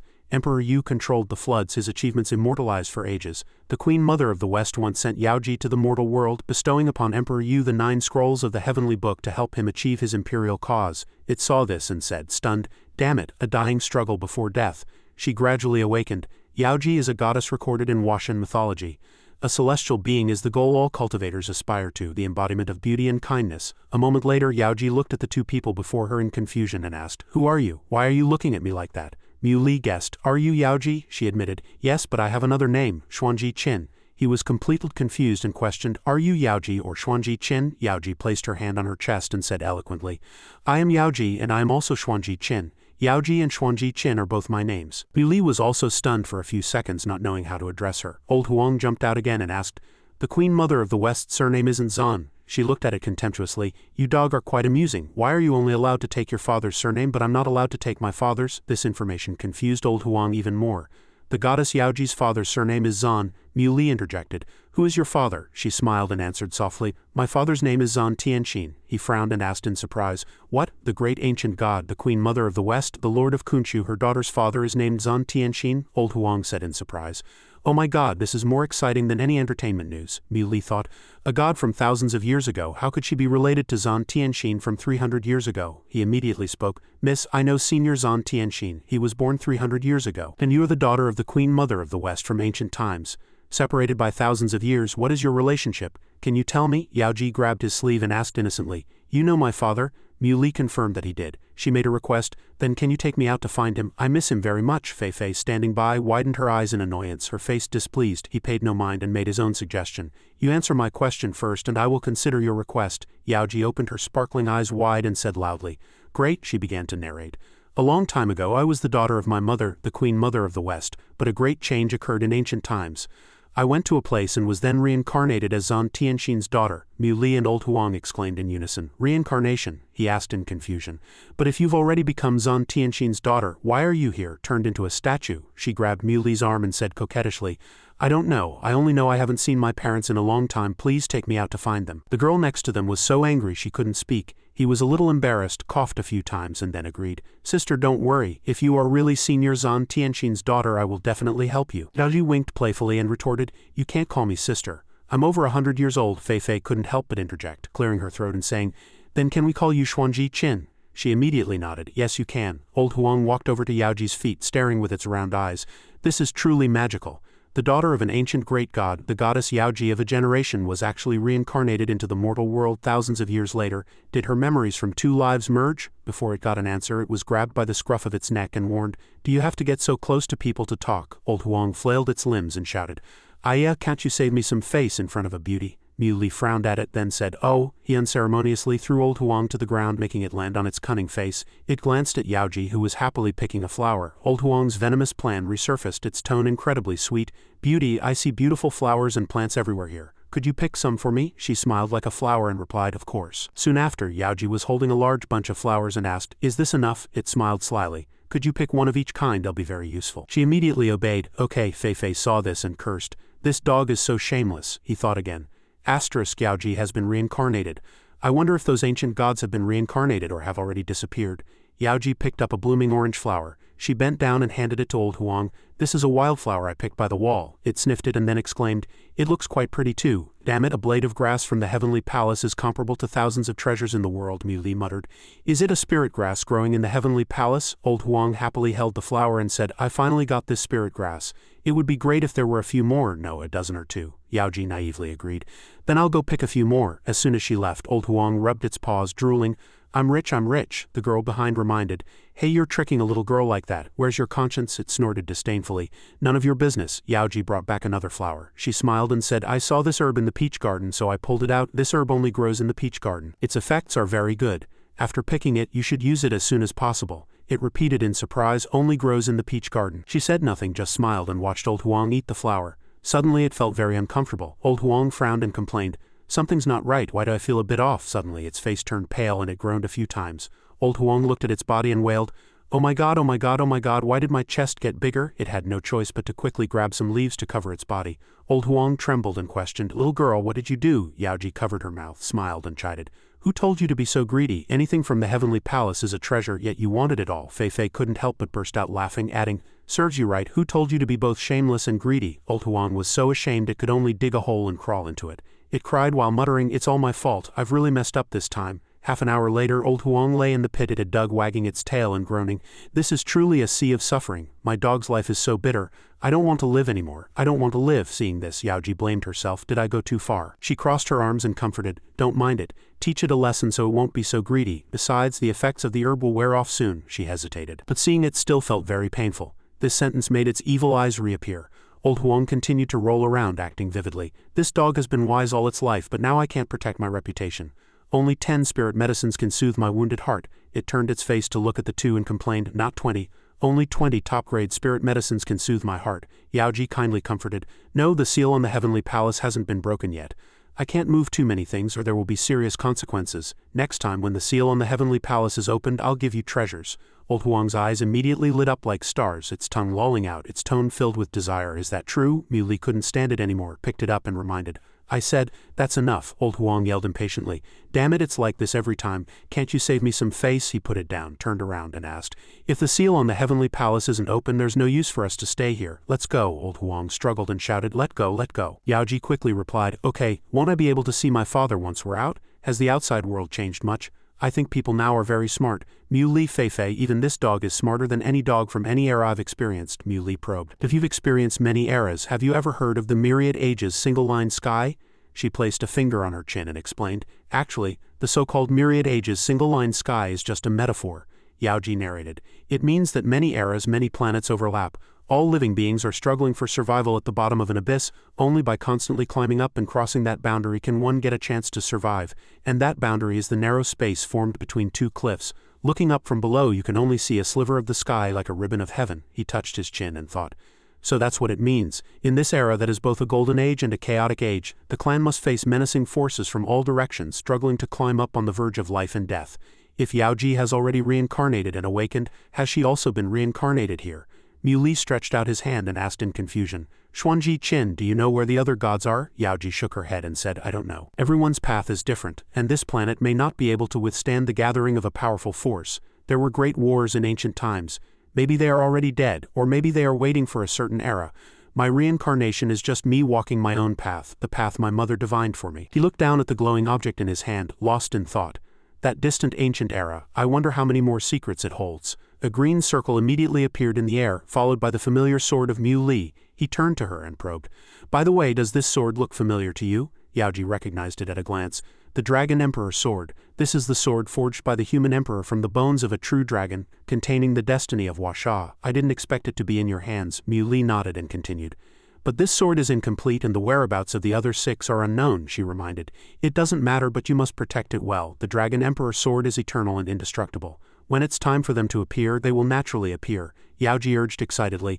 All right, time will give you the answer. Since the heavenly palace is no longer useful, let's go out and find my father. He agreed. All right then. The scene cuts to a mountain range in the Kunshu Mountains. She stretched and sighed. It's been a long time since I smelled the fresh air outside. Yaoji asked curiously, Muli, where is my father now? Muli said honestly, I don't know where Senior Zant Tienshin is either. His whereabouts are uncertain. The last time I saw him was in White Emperor City. He looked at her and continued, but he took another apprentice in the imperial capital. If we go back there, we might find a way to contact him. Yaoji obediently followed. Okay, the imperial capital must be fun. I haven't seen my father in over 200 years. I didn't expect him to have already found a successor. Suddenly the ground shook and a long crack opened up. Old Huang saw the divided landscape and couldn't help but scream in panic. What's wrong with this damn ghost thing again? Feifei suspected. The Earth's core seems to be vibrating violently. With a few rumbles, a earth-shattering sound echoed in the air. Yaoji floated in the air and concluded that the myriad ages single-line sky was indeed uncontrollable. The prediction had a large deviation. I didn't expect it to appear so quickly. Muli felt a little confused. What did you say? She turned to him and explained hesitantly. It's an ancient divine object. An ancient divine object is about to be born, and the world will face a great change. From those few cracks a fantastical blue light emanated, and a strange tree gradually grew out. Muli saw its astonishing growth rate and couldn't help but feel strange and suspicious. That's a tree. In just an instant the tree burst through the ground and grew into a massive tree as large as one that was 1,000 years old. Old Huang, held in his hand, blurted out, Damn, this thing grows faster than anything. Feifei was equally alarmed, exclaiming, This is too magical. Its roots began to burrow deep into the ground while its branches continuously stretched out. Muli observed quietly, murmuring to himself, What on earth is this? This is the Jianmu. It's shaped like an ox, and when you pull on it, its bark, shaped like a hat ribbon or a golden snake, falls off. Its leaves are like a net, its fruit is like that of the golden rain tree, and its trunk is like a linden tree's. Its name is Jianmu, from the classic of mountains and seas, classic of regions within the seas, south. The Jianmu is a sacred tree worshipped by the ancient people. Legend has it that the Jianmu is a bridge to the distant immortal realm which only those who have attained the Tao and become immortals can reach. After some discussion, Yaoji recognized it as the divine Jianmu tree. The appearance of the divine Jianmu tree meant that the golden age of cultivation had entered its middle phase, yet Earth's golden age had clearly just begun. Her pupils dilated to their limit as Yaoji hesitantly judged. In that case, the other things are coming soon too. The ground suddenly began to shake violently again. As if something was slowly awakening. Indeed, the demonic beasts were waking up after a long era, and they roared loudly. "Come, all of you, come." Hearing the call, several others burrowed out from underground. It roared, "Enter my body." Then it sucked all the energy into itself. Mu Li surmised that the Jianmu's unexpected arrival had brought such dense spiritual energy that it was a disaster for Earth. A way to stop the spiritual energy's resurgence had to be found quickly. He immediately gave an order from the air. "We can't wait any longer. We must act. Old Huang Feifei Xuanji Qin, you go stop the rampaging demonic beast hordes caused by the flood of spiritual energy. Don't let them leave the Kunshu Mountains and enter the human world." Old Huang hesitated. "Mu Li, you don't mean to?" He looked up at the tree trunk and admitted. "That's right, I'm going to set up a formation to suppress the Jianmu's growth." Below it watched Mu Li charge up and could only shout, "Damn it, you're a real madman." Soon after, he had passed through the canopy and flown to the top. Mu Li could feel the tree growing frantically. He raised the two balls of light in his hands and whispered, "Let's use this to seal it." Without further hesitation, Mu Li quickly cast the formation. Instantly, the tree was pushed down by a square barrier. This should suppress it for a while. Mu Li thought. Suddenly, dark clouds gathered again, and several bolts of lightning struck down. Mu Li sensed something was wrong and looked back. Before he could react, he was struck directly by a bolt of lightning. Seeing this, Feifei cried out in alarm. "Teacher," Old Huang soothed her from the side. "Don't get excited, little girl. He's got as many lives as I do." Yaoji looked up and also comforted them. "It's all right." She observed every bolt of lightning wrapping around Mu Li and then explained, "He's not only suppressing the Jianmu but also breaking through amidst a heaven-defying lightning tribulation. See, this is the power of the state shepherd of Jing. Do you carry the orthodox bloodline of Emperor Yu, shouldering the mission to protect the peace of Huasha?"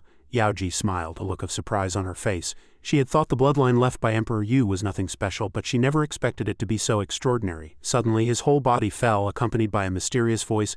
"What a prodigy!" The square barrier suppressing the Jianmu also gradually disappeared. Feifei and Yaoji rushed forward, calling out worriedly, "Mu Li, teacher." The three of them looked at each other helplessly. While Mu Li lay unconscious on the ground, Feifei looked at Mu Li with concern. "Is teacher all right?" Yaoji reassured her. "His breathing is stable. It's probably nothing serious. A few days of proper rest should be enough." The state shepherd of Ji interjected. "We've been rushing here ever since we received the message from the state shepherd of Jing. We didn't expect to still be too late." Fuyu looked at Yaoji and thought, "It's only been a few days and Brother Mu has another beauty by his side. When will this long-suffering sister of mine ever have a place in his heart?" Yaoji breathed a sigh of relief.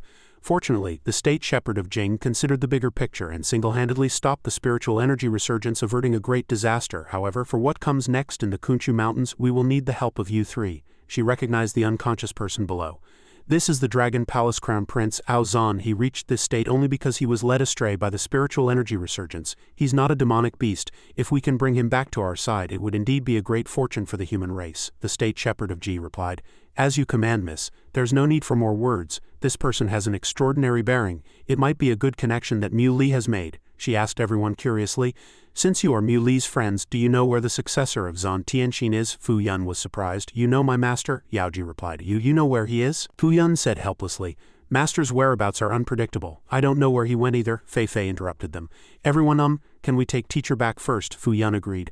"I'll take them back first then." The state shepherd of Ji replied, "All right, leave this place to us." 3 days later, at the Mu family home in the imperial capital, Old Huang lay leisurely on the carpet. A few days of peace and quiet are rare. "This is great," Yaoji asked the person lying on the chair. "Mu Li, is there still no news from Fuyun's side?" He advised her. "Don't be anxious. I will definitely let you and your father meet if you can't wait. Why don't you come with me to the underground ancient city to try our luck?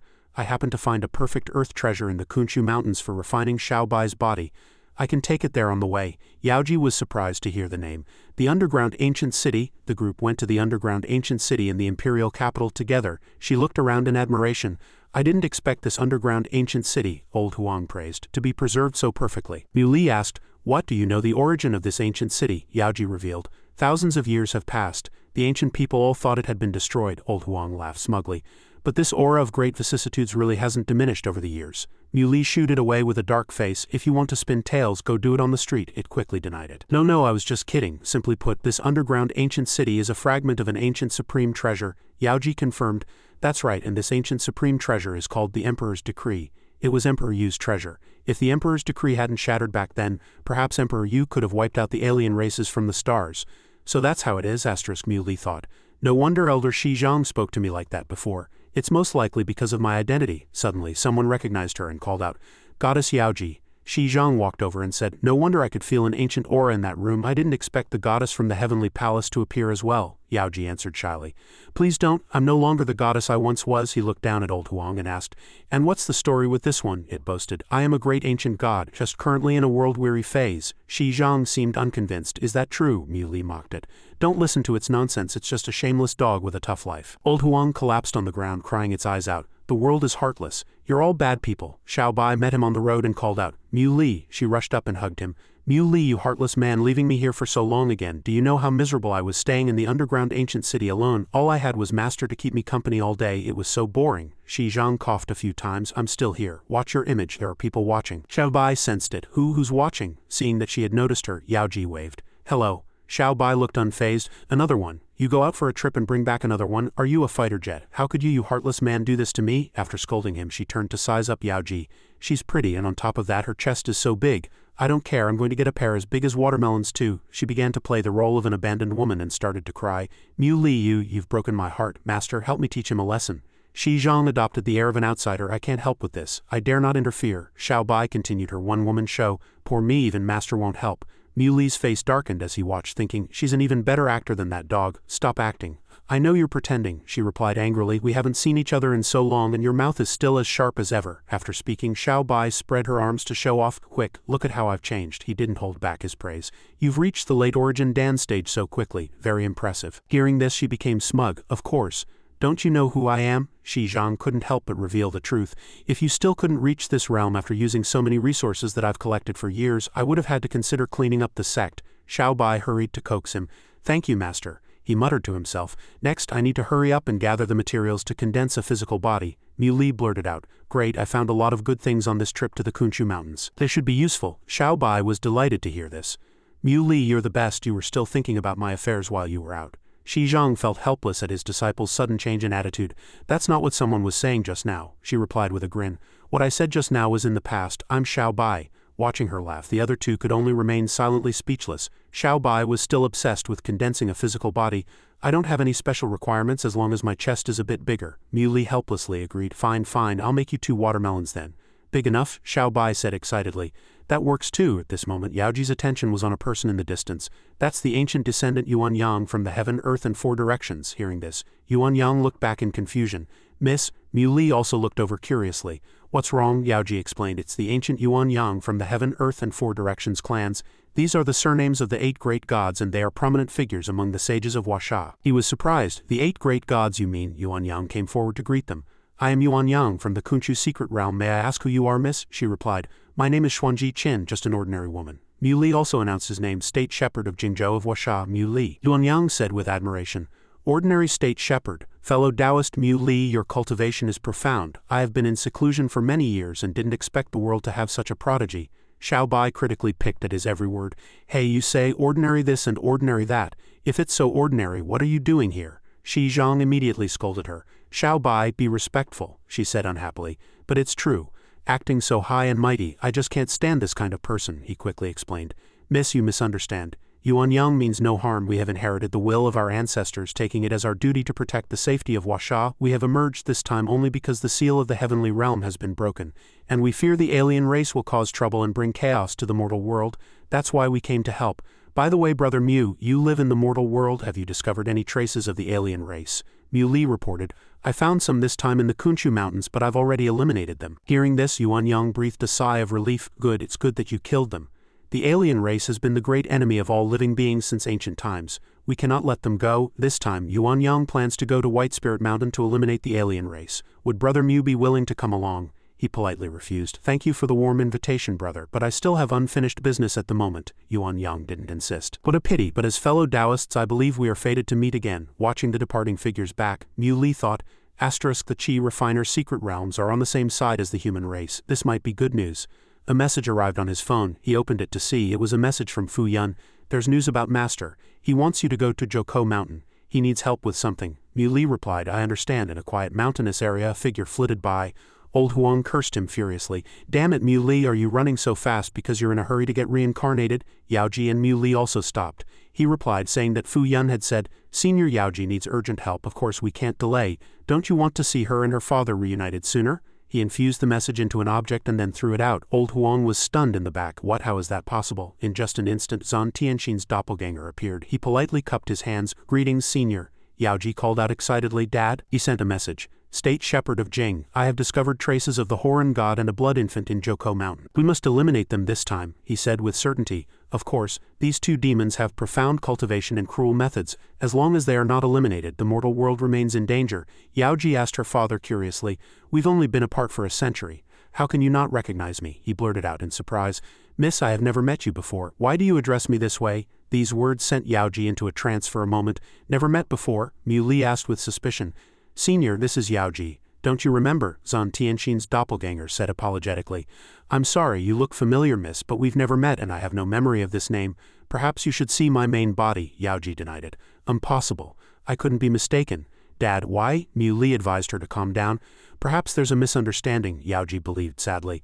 I can feel that his doppelganger has no memory of me or my mother. If he didn't abandon us on his own accord, how could he have no impression? He said with certainty. Don't be so pessimistic. From my understanding of Senior Zant Tienshin's doppelganger, he is by no means a heartless person. She narrated, Before I awakened my memories of being Yaoji, Dad was always avoiding me and Mom. If he didn't love her, why did he get together with my mother? Since he's so heartless and doesn't want to acknowledge me, I won't acknowledge him either. Mui still had faith in the person he knew. I still think there's more to this. You are the reincarnation of the goddess Yaoji. Why not try to find out the truth? She replied sadly. You also said I'm a reincarnation. I've only just appeared. How could I have such strong abilities? Hearing this, Mui condensed a strand of spiritual energy in his palm and said, Forget it. I'll help you this time. Give me your hand. They held hands, and old Huang exclaimed, My God, so many heaven-tier spirit fruits. Mui is really giving it his all, she asked curiously.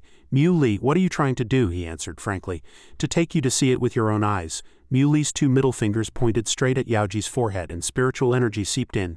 An image of Zant Tienshin clearly appeared in her mind. Yaoji recognized it. These are all from when I was with Dad. Mui revealed from the side, By using the spirit fruits I can borrow your blood to glimpse a part of your biological father's past. In the distance, Zant Tienshin's main body looked at the person before him with satisfaction. The doppelganger is complete, just waiting for the soul to be split. But this memory, how can I part with it? He turned to leave, murmuring, Forget it. I'll just keep walking with the things related to them. As his voice fell, both of their figures disappeared. Knowing that passed, Yaoji felt relieved. Mui, thank you so much. It turns out my mother and I were not his burden. I believe he has reasons he can't speak of. I will wait for the moment we are reunited. In reality, she hugged him tightly. Thank you. Mui blushed shyly and stammered, It's nothing, you've helped me a lot too, old Huang teased him. You're blushing, the doppelganger said to Yaoji. Miss, I'm truly sorry. I believe my main body must have had his profound considerations for doing this. She had already come to terms with it. It's fine, I've thought it through. The doppelganger changed the subject. All right then, since the misunderstanding is cleared up, let's talk about that blood infant. Mui understood his purpose. So the Horan god and the blood infant came here just to awaken the other demons, he confirmed. That's right. Besides the Horan god and the blood infant, I've also found traces of 12 other great demons. They are sleeping in Joko Mountain. Now that the ancient divine objects have appeared, those two demons have recovered from their injuries with spirit fruits and have also awakened a group of demons. If we don't eliminate them now, they will be a great disaster for Huasha. Mui replied, There's no need for that. Once they're all gathered, I'll just rush in at once. The doppelganger refused. That won't work. We were lucky last time and managed to seriously injure them. Now they are numerous and more powerful, making them difficult to deal with. You are not yet a match for a group of demonic beasts. He still insisted on his idea. There's no need for that. Once they're gathered, I'll just rush in at once. The doppelganger tried his best to persuade him. Now they are numerous and more powerful, making them difficult to deal with. You are not yet a match for a group of demonic beasts. Hearing this, Mui condensed spiritual energy in his palm, wanting to prove it to him. The spiritual energy enveloped his whole body like a ball of light. He spoke. Senior, this time I can beat them. The doppelganger was stunned. You're at the extreme origin Dan realm. He accepted it. Good. This greatly increases our chances of winning. That foolish apprentice of mine is still bent on surpassing you. Seeing this, I think I'd better advise that boy to get over it. Mui encouraged. Fuyu is exceptionally talented and will surely achieve great things in the future. Senior, let's head into the mountain. In a valley in Joko Mountain, the blood ancestor walked up to a coffin in a formation and said in surprise, So that's how it is. Old Fifth relied on this formation to sleep until now, but he recognized it as a blood jade coffin made by pouring human blood over white jade, which could use the coffin's blood chi to replenish lost energy. The blood ancestor praised. Old Fifth made a fine coffin, Ran Shen commented. The material of this coffin is not bad. I'll have to forge a new one when I get back, it thought smugly. Asterisk, the seal is about to break. Ancient divine objects are appearing and treasure-filled coffins are everywhere. We 12 brothers are about to be reunited. The world will be under our control. He replied, that's right, but before that we have to deal with these small fry first. As soon as his voice fell, a giant hand with an eye in its center burst through the wall. Zant Tienshin's doppelganger said in surprise. We've been discovered, it looked at them contemptuously. Did you really think we didn't notice you coming up the mountain? All you know is how to hide in a corner and watch a water mirror. Is that all you've got? Forget it. Let's play another game of hide and seek. I'll give you 10 seconds to run. Mui appeared out of nowhere, cutting off the hand with one slash and said, you talk too much, he reported. Senior, Old Huang and I have already set up the spirit stones, you can go find them. Ran Shen looked at his palm and said in frustration, it seems they got away. The blood ancestor sought his opinion. Should we chase them? He sensed their group behind him. No need, they're already here. Zant Tienshin's doppelganger spoke. You discovered me yet pretended not to know. You're truly confident. Ran Shen was still holding a grudge. The reason you injured us at the Horan Righteous Chi sect that day was because our cultivation hadn't recovered, the blood ancestor chimed in. Now that the two of us have fully recovered our strength, we can kill you both. State Shepherd of Jing, is it? The State Shepherd of Jing back in the day could at least fight me to a draw. Now it hasn't been long since the spiritual energy recovered, and you're still just at the initial origin dance stage, Mui said contemptuously. If you're that confident, then make your move. Less talk. It began to form hand seals. Still acting so high and mighty, let me teach you how to behave. Today you will all die here. A wave of crimson blood now enveloped their surroundings. Zant Tienshin's doppelganger frowned, recognizing it. This Asura blood prison is a special domain that can affect a cultivator's strength, preventing them from using their full power. To be able to cultivate to this level, that demon must have committed monstrous sins. Mui reassured him. Don't worry, Senior. Just watch quietly, the blood ancestor asked smugly. How is it, scared, shaking so much you can't even speak? He held his nose in disdain. The stench of blood and resentment here is too strong. I can't imagine how many people were killed.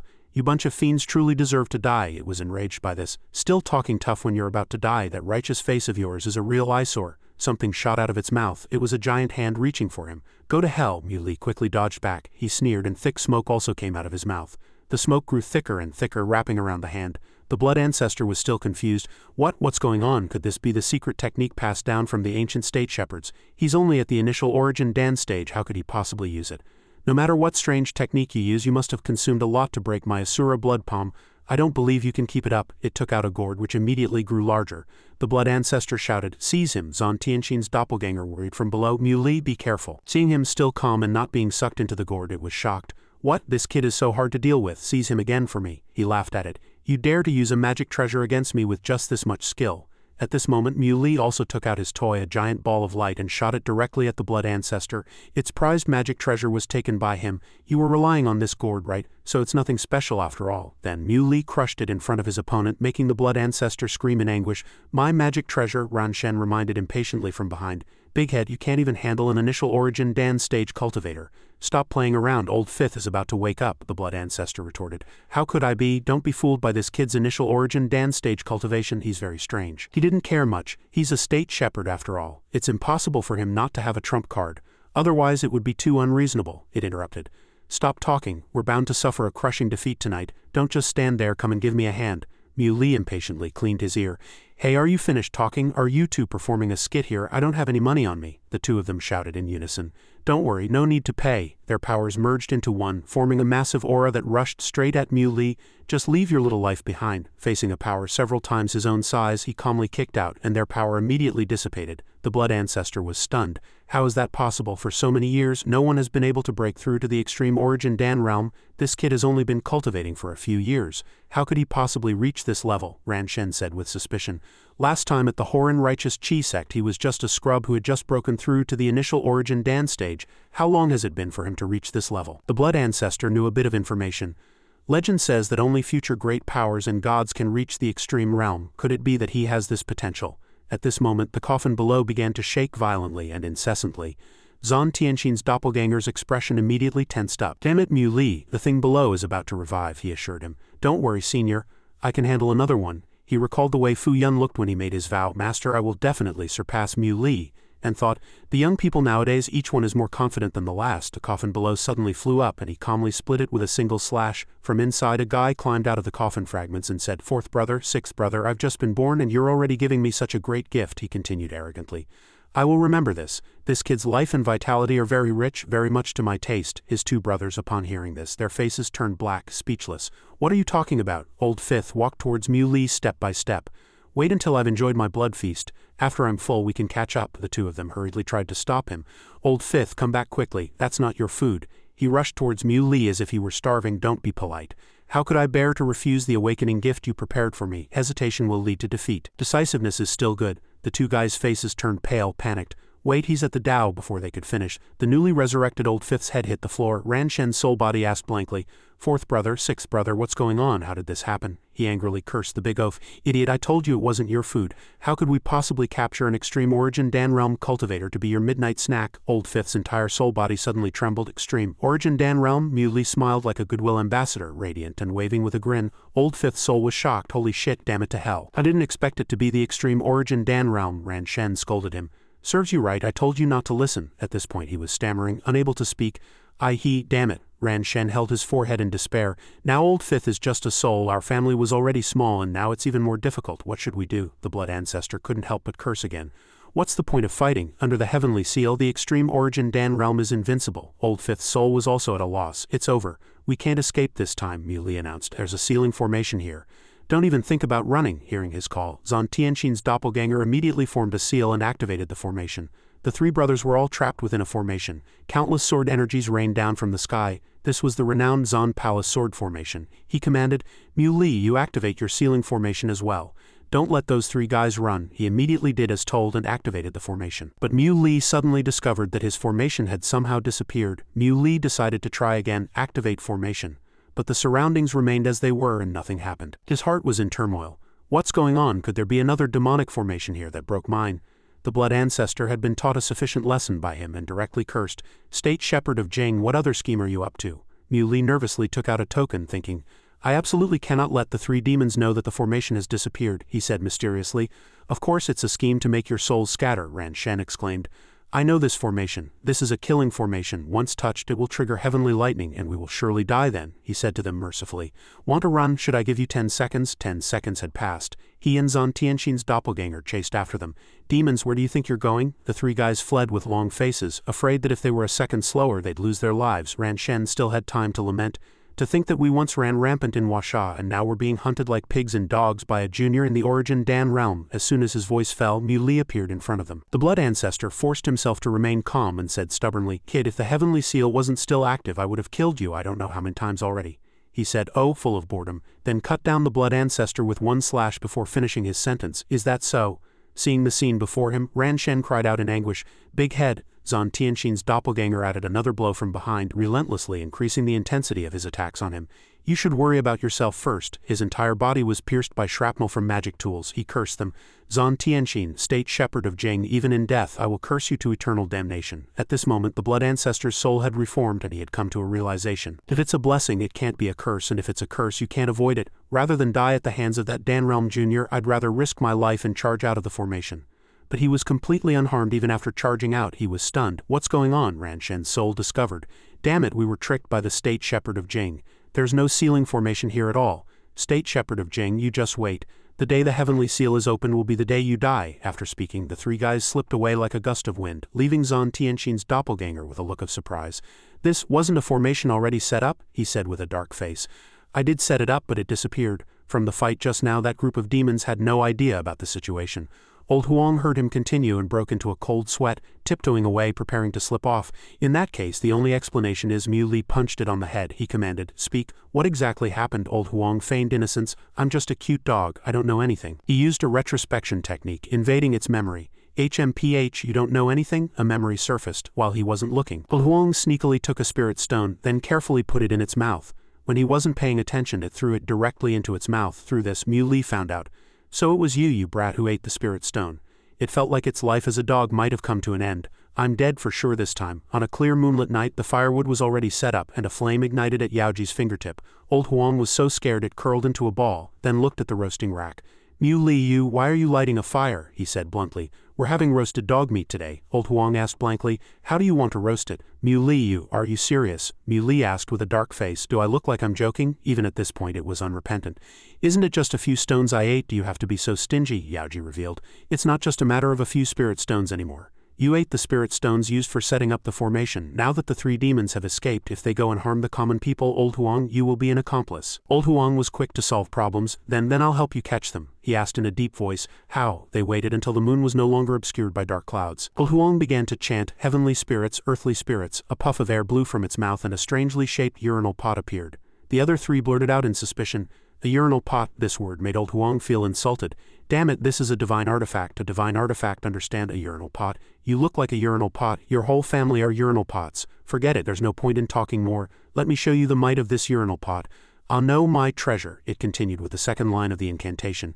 To capture souls and seize ghosts there is nothing it cannot do. From the urinal pot, 3 beasts appeared and split up to chase after the 3 brothers. They slipped into the dark night forest and immediately found their soul bodies. Ran Shen was horrified. What do you guys see over there? The blood ancestor replied. Who cares?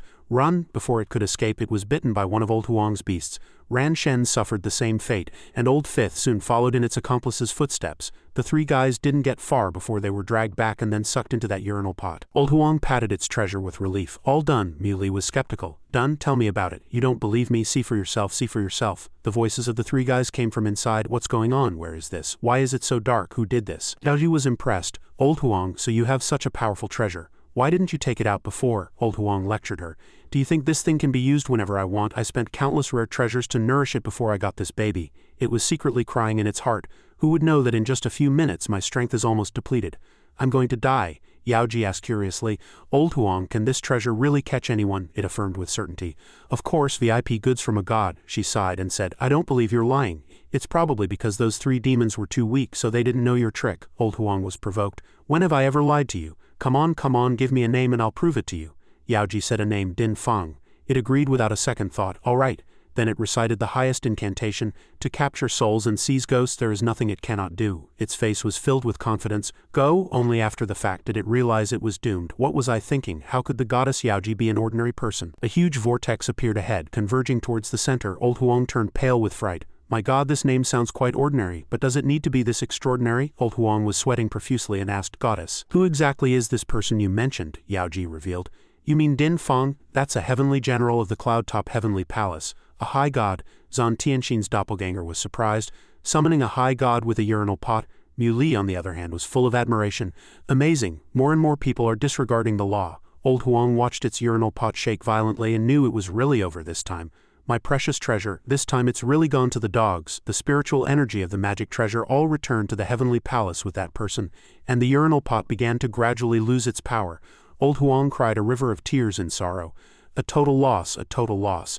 No matter what, you're still a young girl. Imprisoning a deity, you'll face the wrath of the heavens sooner or later. You also ruined the spirituality of my treasure. Do you know how many heavenly materials and earthly treasures it took to refine? Yaoji felt no guilt at all. Serves you right, a greedy dog, and a forgetful one at that, it still replied aggrievedly. I am a dog, that's right, but you guys are scumbags too. My divine bottle, my treasure, pay me back. Muley began to notice its other things. How should I put this? Looking at that belly of yours, it seems you have quite a few heavenly materials and earthly treasures in there, huh? It answered, trembling. A lot? No, haven't I already told you? No means no, even if I had any. All the heavenly materials and earthly treasures I've eaten were only enough to use the soul-summoning bottle twice. If you don't believe me, search me and see if there's anything left. Zant Tienshin's doppelganger said, if there aren't enough heavenly materials and earthly treasures, Dragon and Tiger Mountain has plenty. In the past, when I was hunting the 12 demonic heads, I accidentally discovered traces of the alien race. Fortunately, most of them are still slumbering. Why don't we take this opportunity to catch them off guard? Muley was curious. The key is that there are traces of alien activity on Dragon and Tiger Mountain. Are they powerful? He said. Their aura is very strong. At least their soul bodies are. Muley thought back to what Zhenqing from the Qingyun sect had said during the battle at the Eight Immortals Crossing. Dragon and Tiger Mountain is the ancestral court of Taoism, a Taoist holy land. There was a peak on Dragon and Tiger Mountain with vines entwined on it, from which grew 2 giant gourds, one gold and one silver. They were ancient treasures called the Tao God's immortal suppressing gourds. Zant Tienshin's doppelganger replied. That's right. The Tao God's immortal suppressing gourds are where the traces of the alien race were discovered. Weren't you in a hurry to leave? In that case, we shouldn't delay. Let's set off immediately. Hearing this, Old Huang's eyes lit up.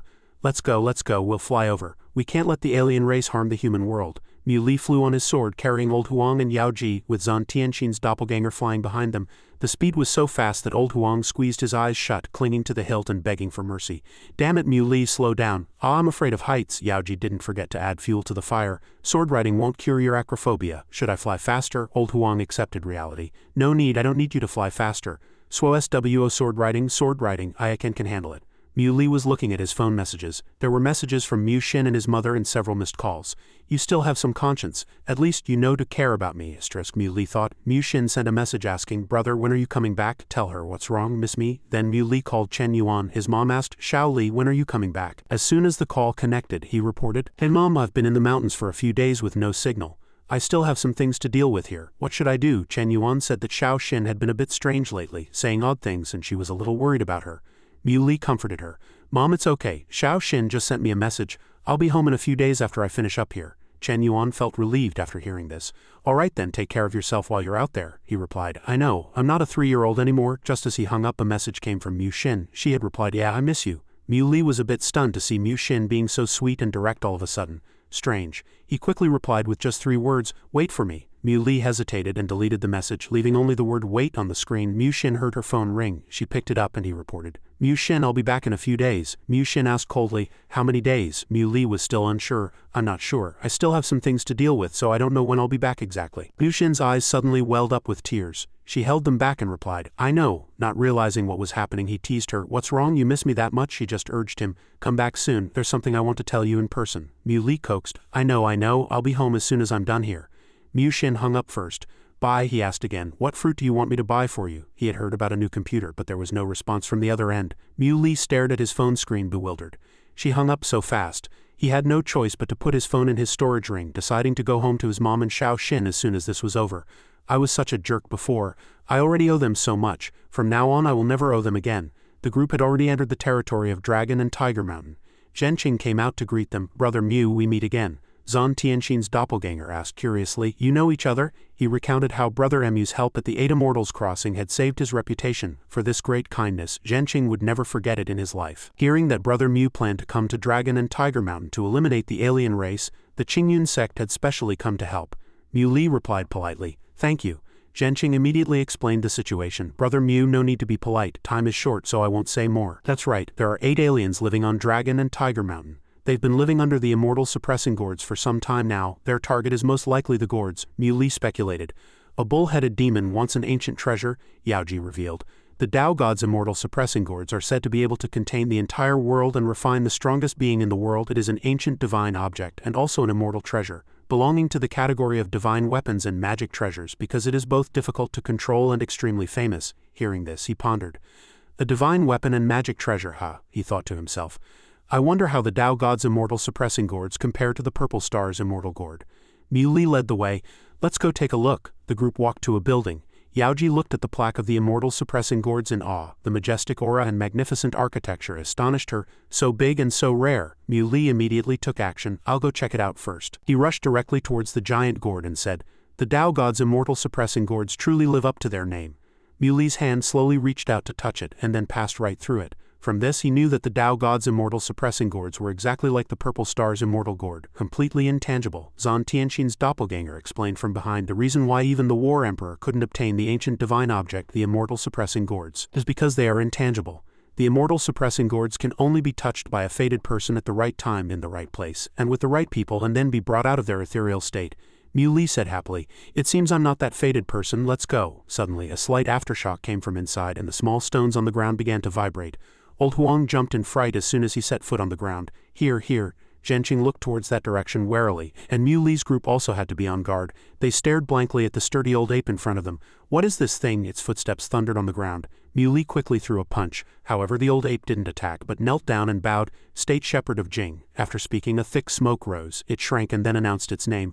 Old ape, under the command of the heavenly demon emperor, has been waiting here for a long time. Old Huang was scared out of his wits and cursed. Damn it, what kind of joke is this? You scared me to death. It immediately jumped up, wanting to pounce on the old ape in a show of force. Let me give you a taste of my power. The old ape was calculating how to deal with this dog. In the end, its foot stomped hard on old Huang's leg while its hand pulled the dog's ear. Old Huang was restrained and cried out, My ear let go. Seeing this, Yaoji couldn't help but laugh. Old Huang, someone can finally handle you. Just then, Mu Li noticed movement in a room in the distance. From the room a pressure shot out directly. It rushed towards Mu Li, he said. Trouble as soon as we reach the halfway point. Everyone has worked hard. However, a black shadow rushed out and blocked it. Old Huang was so scared he lay on the ground covering his head to avoid the storm, but the old ape bravely rushed out to protect Mu Li. Old ape, I'm here. Its few punches shattered the stream of energy. The old ape asked sternly, Who is it, she said contemptuously, to actually need a monkey to protect you? How shameful. State Shepherd of Jing, we meet again. Zhenqing thought in confusion. I encountered these aliens on the ship last time too. How is she here again? And in this state, he stepped forward and volunteered. Brother Mu, rest assured the Qingyun sect will fight alongside you. The old ape added. State Shepherd of Jing, the ghost clan of Dragon and Tiger Mountain will also fight with you. Mu Li refused. No need, no need. I can handle it myself. Zhenqing mustered his courage and shouted, Brother Mu, don't worry about me.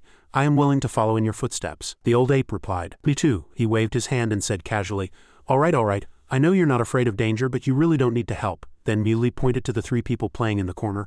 They're all I need. They were still sitting there playing cards, having just played a pair of fours with two kickers. Old Huang got hit and started to cry. My cards. Zhenqing looked bewildered. Are you looking down on us? From the other side came its roar again. Old Huang lost again. The opponent's lion was eager to rush up and teach Mu Li a lesson. How can you be like this? It swung its fist down from above. Let me have a taste of your power first. However, that punch was blocked by him. His voice remained calm while the lion was stunned. What's the rush? Attacking before anything is even said. This time, another group of people attacked. Their footsteps thundered, and some spread their wings and flew. They declared, State Shepherd of Jing, you will die here today. Mu Li looked at the scene of this group ganging up on him with disgust. Why are you bullying me like this? A large group of people was beaten to a pulp by him. A bull king asked curiously, How is he so strong? Yarong also couldn't believe it. He wasn't this strong the last time I saw him, could it be? Looking at his aura, I can't believe it. Is it the extreme origin Dan realm? Mu Li mercifully gave them time to use all their skills. Under the heavenly seal, all are at the origin Dan realm. Whatever moves you have, bring them all out. Yarong took out something. He has skin of copper and bones of iron. No move can touch him. We can only use a magic treasure. She threw the magic treasure at Mu Li. Go. That soul-gathering bell instantly became huge and covered him. His expression remained calm as he observed it. There's such a thing. He shattered the soul-gathering bell with one punch, accompanied by the owner's praise. Quite interesting. The remaining three guys were so scared their faces turned pale. Unbelievable. How can one person be so strong? An umbrella opened, blocking the fragments, and Mu Li's face darkened. You dare to touch my family? Yaoji's seal. It turned out that Yaoji was playing cards while commanding the umbrella to join the battle, beating him until he knew he was wrong. She urged, Hurry up, Old Huang. I've been waiting here since this afternoon. Old Huang was still busy calculating. Yeah, almost. He suddenly remembered and called out, Hey Mu Li, I heard they're planning to pay a visit to your family. Mu Li let out a blank. Zant Tienshin's doppelganger looked at him and then played a pair of cards. You think it's that easy, a pair of aces? Mu Li looked coldly at the group below. This time you won't escape. He summoned his sword. Now watch me. Countless giant swords rained down from the sky, striking the opponents directly. Only then did Mu Li reply, My family is fine, no need to worry. Yarong was so scared her face turned bloodless. A sword with a huge sword light struck the ground. Zhenqing exclaimed in admiration. So strong. I remember when I first met Brother Mu at the Eight Immortals Crossing, he was still at the initial Origin Dan stage. At that time I was determined to catch up, but now the difference between Brother Mu and me is like the clouds and the mud. At this moment Old Huang was making a bet with the old ape. Little monkey hit me. The old ape pointed at itself in confusion, expressing its lack of understanding. Old Huang rushed towards the bull king's soul body with a drooling mouth. How could Old Huang miss out on such a good thing? It opened its mouth wide, ready to enjoy this snack. However, even with all its might, it couldn't overcome the opponent's agility. Mu Li said helplessly, It ran away again, forget it. Let's get things set up first. Late at night, moans came from a room. Old Huang had eaten too much and was uncomfortable. Mu Li asked coldly, Why are you still making noise like this? Its belly was like a drum, but it stubbornly replied, It's nothing, just haven't finished digesting.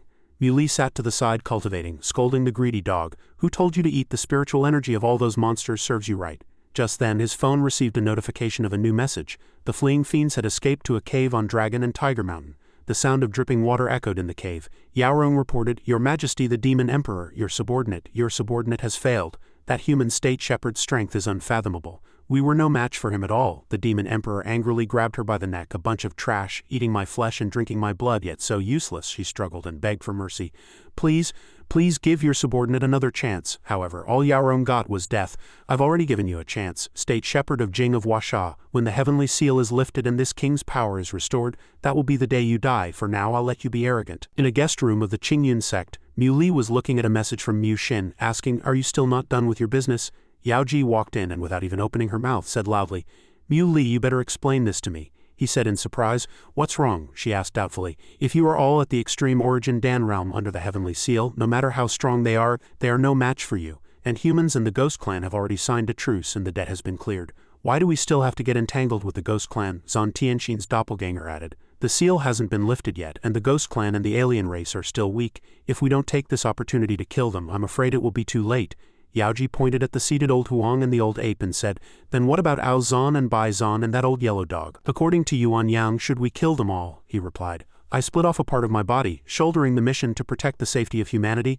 Now that humanity's safety is threatened and we are besieged on all sides, rather than act so rashly, I would rather fight 100 battles and lose 100 times and willingly bear the name of a defeated general. Yaoji shouted angrily, Kill, kill, kill, you're always like this. Why don't you kill me and my mother too? Mu Li interrupted them. Quiet down. Senior Zant Tienshin means well, you've misunderstood him. It's not him. Just then there was a strange movement outside. Yaoji noticed the abnormal fluctuation of spiritual energy, and Mu Li immediately took action. Let's go see. Outside, the spiritual energy between the two gourds fluctuated violently, forming a vortex. It turned out that the demon emperor was causing trouble below. He laughed arrogantly. Come on. The old ape guessed that this monster was the black fierce demon emperor who had been entrenched in Dragon and Tiger Mountain for many years. The monsters that attacked us today were its subordinates. Now that it has opened the formation, I don't know what's in that gourd, Yaoji suspected. Could he be trying to use this gourd to absorb faith? To attain the Tao through faith, Zant Tienshin's doppelganger analyzed. The heavenly seal is about to open. At this time, all restraints will be lifted. When the great Tao first opens, attaining it is as easy as turning over one's hand, Mu Li confirmed. The black fierce demon emperor wants to break the heavenly seal's full power to enhance his own fortune, he continued nervously. If he succeeds, humanity will be wiped out. Mu Li, we can't let the Ghost Clan develop any further. That black fierce demon emperor must be eliminated. Mu Li would never let him go. Senior is right. The black fierce demon emperor wants to rely on the Ghost Clan that worships him to wipe out the four seas. We can only break the barrier by killing all those demonic beasts, but they are scattered all over the mountains and hard to eliminate. Perhaps we have other ways, Old Huang and Yaoji asked expectantly. Maybe we have another way, right? Old Huang watched the two of them eyeing his treasure and said warily. You want to use my divine artifact again? I don't have any treasure that can defeat the black fierce demon emperor, he threatened it. Really? In that case, I'll listen to Senior Zan. I'll kill everything except humans. I'll start with you for practice. Old Huang was furious and pointed at him, cursing. I give up. You win, you bastard. For the sake of last time at Kunshu Mountain, any heavenly materials and earthly treasures you find on Dragon and Tiger Mountain this time are mine. Then I'll help you. Mu Li exposed its facade. Don't you just want to eat them? Old Huang opened his big mouth, which was pitch black inside, and roared, Are you kidding me? He took out a black ball with bright patterns on it and continued, I'm putting my life on the line. Stop dawdling and catch it. He stuffed a large bundle of spiritual herbs into Old Huang's mouth, so much that even its mouth couldn't hold it all. Is this enough? Old Huang's belly grew bigger and bigger, and the ball grew with it. It said bravely, All right, universe without limits, watch me. Old Huang stomped its front paw and the universe was revealed. All 288,627 demonic beasts on Dragon and Tiger Mountain. All conditions were on the universe plate, with this red dot being the black fierce demon emperor. Yaoji's face lit up as she asked, I see, so we can use a magic treasure to defeat the black fierce demon emperor's barrier. Old Huang regretfully told her. No. Mu Li began to stretch his limbs to the side and along with the old ape threatened menacingly. Then what are your last words? It answered mysteriously. Wait, who said we have to break the barrier? We just need to make the black fierce demon emperor leave this place. It reached a hand into the universe and fumbled around for a moment, then immediately located the demon emperor. Got you. Watching a pitch-black aura wrap around him like a giant ribbon, he was stunned. When he was teleported to another place, the demon emperor said in surprise, Where is this? His whole body was dragged into the pitch-black water below. Old Huang retracted his hand with satisfaction. He reported, The black fierce demon emperor has been dragged into another dimension by me, but I'm not sure how long I can trap him. It depends on how you plan to eliminate him. I can only give you a little time. Yaoji praised it.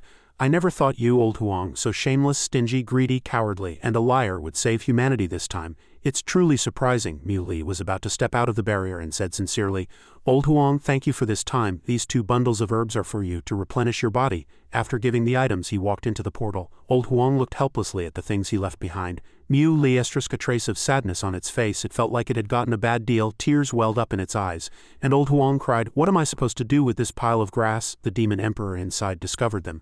HMPH, signs of humans. Seeing the group above, he asked curiously, The state shepherd of Jingzhou of Huasha, is that you? What trick did you use to bring me here? You dare to play tricks on this king you don't want to live? Mu Li convicted him. Black fierce demon emperor, humans and the Ghost Clan agreed to a truce long ago, but you've been secretly stirring up trouble, plotting to eliminate humanity and dominate Huasha and even the whole world. You cannot be allowed to succeed, the Demon Emperor said arrogantly. So you already know, that's right. What right does a weak race like humans have to live in this world? The master of this world must be the Ghost Clan, and the world only needs one emperor, and that is this king. Seeing as you've sincerely come to die, I will let you witness the power of a supreme emperor. His figure became enormous, able to stand shoulder to shoulder with Mu Li, who was standing on high ground. He said, "Tremble, you mosquito-like creatures." Seeing Mu Li still calm, he said in surprise, "You're not affected by this king's aura. Not bad." Zant Tienshin's doppelganger watched him throw a punch and reminded, "Mu Li, be careful. This black fierce demon emperor is very strong. Don't worry, it can't hold on for much longer." Mu Li said contemptuously, "The spirit of the extreme origin Dan realm is just so-so." This provoked the demon emperor's pride. "State shepherd of Jing of Huasha, you've impressed me. Good, I'll swallow you up. Perhaps I can gain unparalleled energy." His greedy mouth opened wide as if to swallow Mu Li whole. Facing the opponent's ferocity of wanting to eat him alive, Mu Li remained calm. Just then a sword shot towards the demon emperor. The Zant Tien sunset slash directly struck his greedy mouth. Zant Tienshin's doppelganger said coldly, "Don't just stare at Mu Li. Your opponent is not just him." He contemptuously threw a punch at him. "Opponent, you're not worthy." That punch sent Zant Tienshin flying back powerlessly. "Get out of the way, you weakling."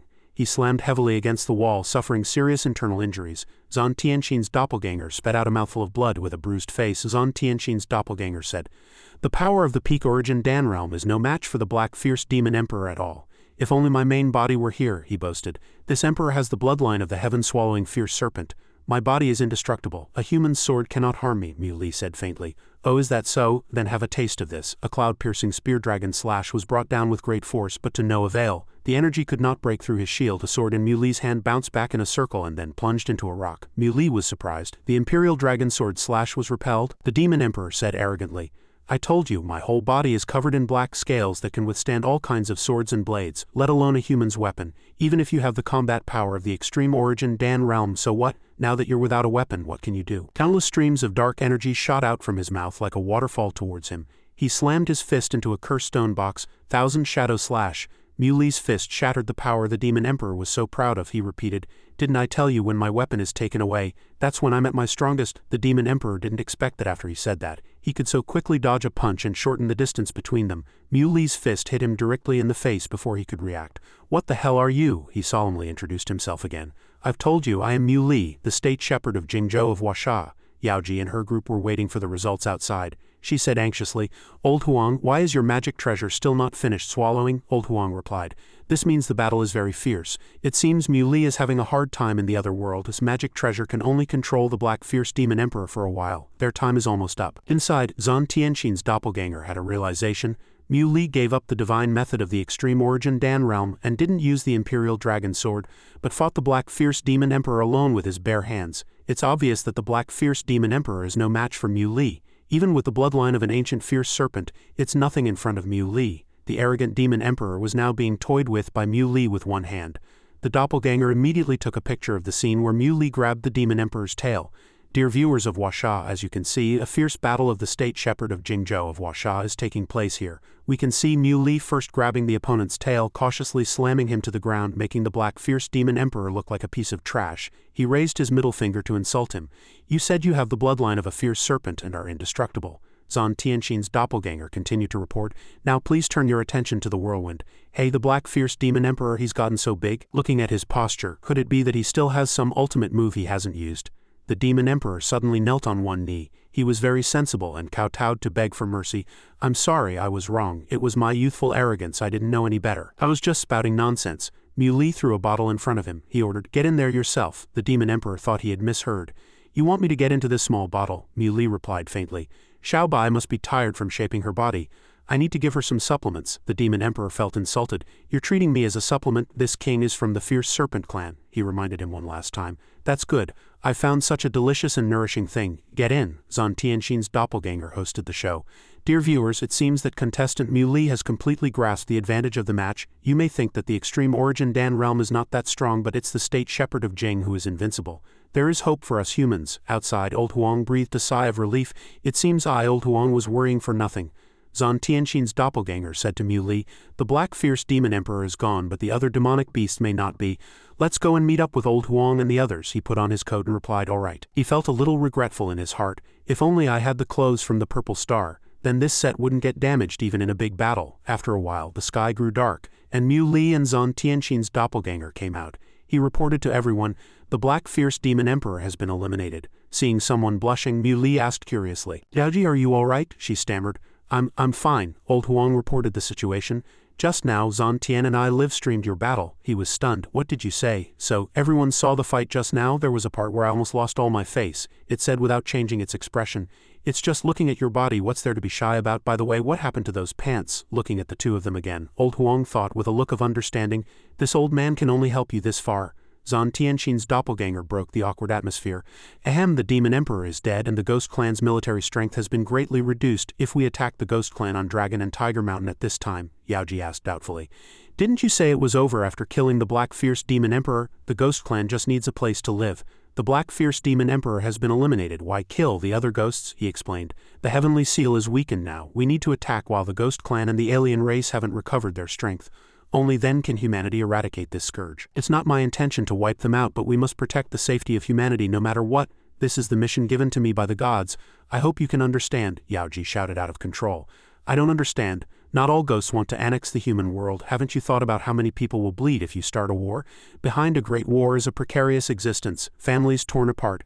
I hate war." The group looked at her outburst in a daze. Yaoji came back to her senses. Sorry, I misspoke. I just wanted to." Mui stroked her head and comforted her. "Don't worry, I agree. If the Ghost Clan behaves, I won't start a war for the time being." Zant Tienshin's doppelganger interjected, reminding the state shepherd of Jing, "I hope Sunday makes a decision soon." "It's not as simple as you think," he promised. "Don't worry, senior. Yaoji is right. The consequences of war are immeasurable. In the name of the reincarnated goddess Yaoji, who once helped Emperor Yu establish his empire, she knows better than we do. I will hold a meeting and discuss this with the higher-ups of Huasha to come up with a viable decision." He considered these words and finally agreed. "All right, since you've said so, I will fully cooperate. The space has returned to its original tranquility." Mui relayed the information to the others. "Everyone, this is the situation. The Black Fierce Demon Emperor has been killed by me, but there are still a large number of monsters on Dragon and Tiger Mountain. Based on the current situation and the terms of the truce, I want to discuss this clearly with everyone, and hope to get your opinions." Through a live screen, Madame A high-ranking official of Huasha, spoke. "We have heard everything you said clearly. I will state my opinion first. Although there is an agreement, I do not trust the Ghost Clan. Since one Black Fierce Demon Emperor appeared, there will surely be a second. I want to attack with the most advanced weapons while the Ghost Clan is unable to resist. There will surely be no mistakes." The State Shepherd of Yi agreed. "Under the Heavenly Seal, the State Shepherd of Jing is invincible. If we add Muli's power, I believe it's entirely possible." Mui tested the waters. "You mean to break the treaty?" Yiqing revealed that it was to break the treaty. "I admit we have a truce with the Ghost Clan. This action is indeed inhumane and can be called despicable." The State Shepherd of Yao supported him. "Mui, what's your opinion? No matter what you decide, we will support you." Mui sighed and replied, "Dealing with the Ghost Emperor Ao Zan is not easy. You guys can't handle it, let me." Yiqing said worriedly, "But this despicable method will harm the safety of humanity.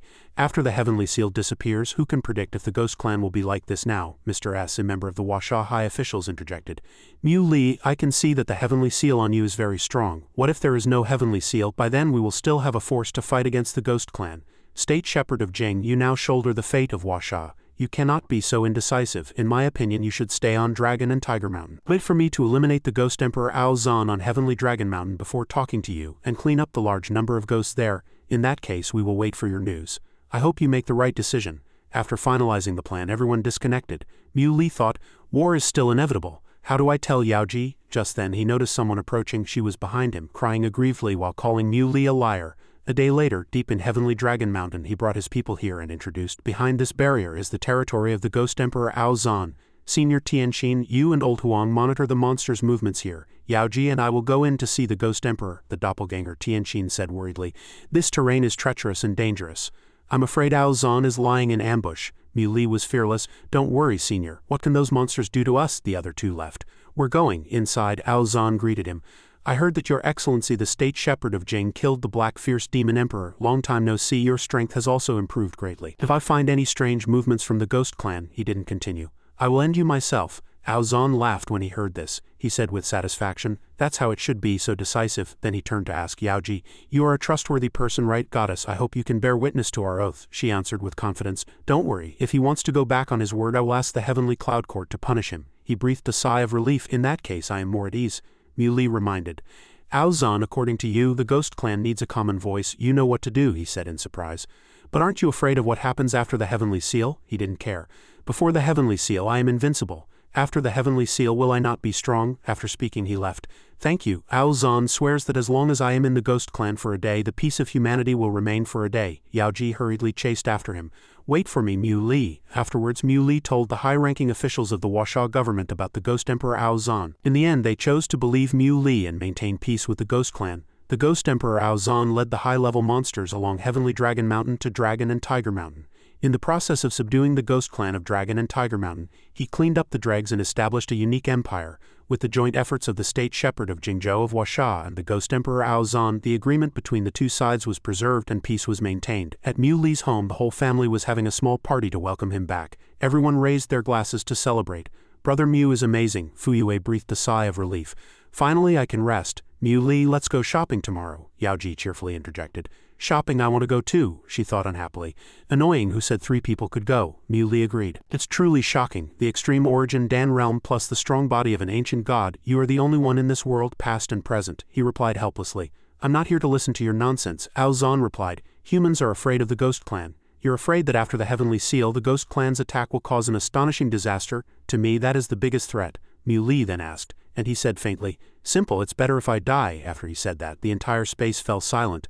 Mu Li asked in disbelief, is that true? Ao Zan confirmed it was true. For the sake of the Republic I can leave, Heavenly Dragon Mountain can be returned to humanity, and the Ghost Clan can live in seclusion in the deep mountains, but don't let war happen. We are all descendants of ancient gods, why kill each other?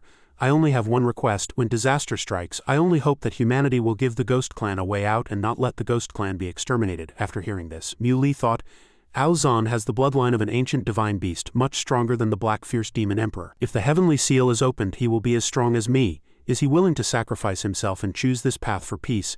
He said, willing to sacrifice for humanity, that's a good thought. In that case, I agree to your request, but to maintain peace between the two sides I need you to step up and lead the Ghost Clan. I will protect you, but as you said. Alright, I was planning to go home anyway. Tomorrow you can go with me to buy a gift for Xiao Xin. Seeing that he was ignoring her, Yao Ji started to throw a tantrum. Hey, don't ignore me. Old Huang sat in a corner with his legs crossed eating a chicken leg and drinking fine wine. Old Huang is not interested in those things. The next day on Washa's Times Commercial Street, Yao Ji walked down the street in new clothes, a shy expression on her face. Fuyu praised. Not bad, you look like a modern person. Mu Li echoed. Yeah, only she had her own feeling. I feel a bit uncomfortable. Yao Ji carelessly lifted her skirt to show them. These are clearly pants. Why do I have to wear another layer to pretend it's a skirt? Fuyu hurriedly went forward to stop this behavior. What are you doing? Give me your hand, don't lift your skirt again. She smiled shyly. Modern people's designs are so strange. The people on the street were very envious of Mu Li. That young man is so lucky, rich and beautiful. He couldn't be bothered to say anything after hearing this. Lucky, if you want it I'll give it to you. After shopping, Mu Li's house was filled with shopping bags. Fuyu lay on the sofa and sighed, so tired. This time all the hard work for so long has been for nothing. Seeing Yao Ji still eating, she asked curiously, are you really okay after eating all that just now? Mu Li interjected. She's a goddess. What's a little snack to her? Fuyu was taken aback. Huh, you call that okay? She ate at least 50 different things on the street just now, almost as much as I eat in a week. How is she not getting fat? Yao Ji looked at him expectantly. Mu Li, let's go shopping again tomorrow. I want to eat more of the food here. Fuyu reminded her that he was going home early the next morning. Yao Ji raised her hand, wanting to go along. I'll go home with you. Fuyu waved her hand and continued. Coincidentally, my Wongfu family has a resort nearby. I've been free lately, so it would be nice to take a vacation there. Yao Ji asked curiously, vacation, is it very hot lately? Old Huang couldn't help but chime in, it's not about the weather being hot. Fuyu thought with annoyance. Yao Ji, I really don't know if she's genuinely clueless or just pretending.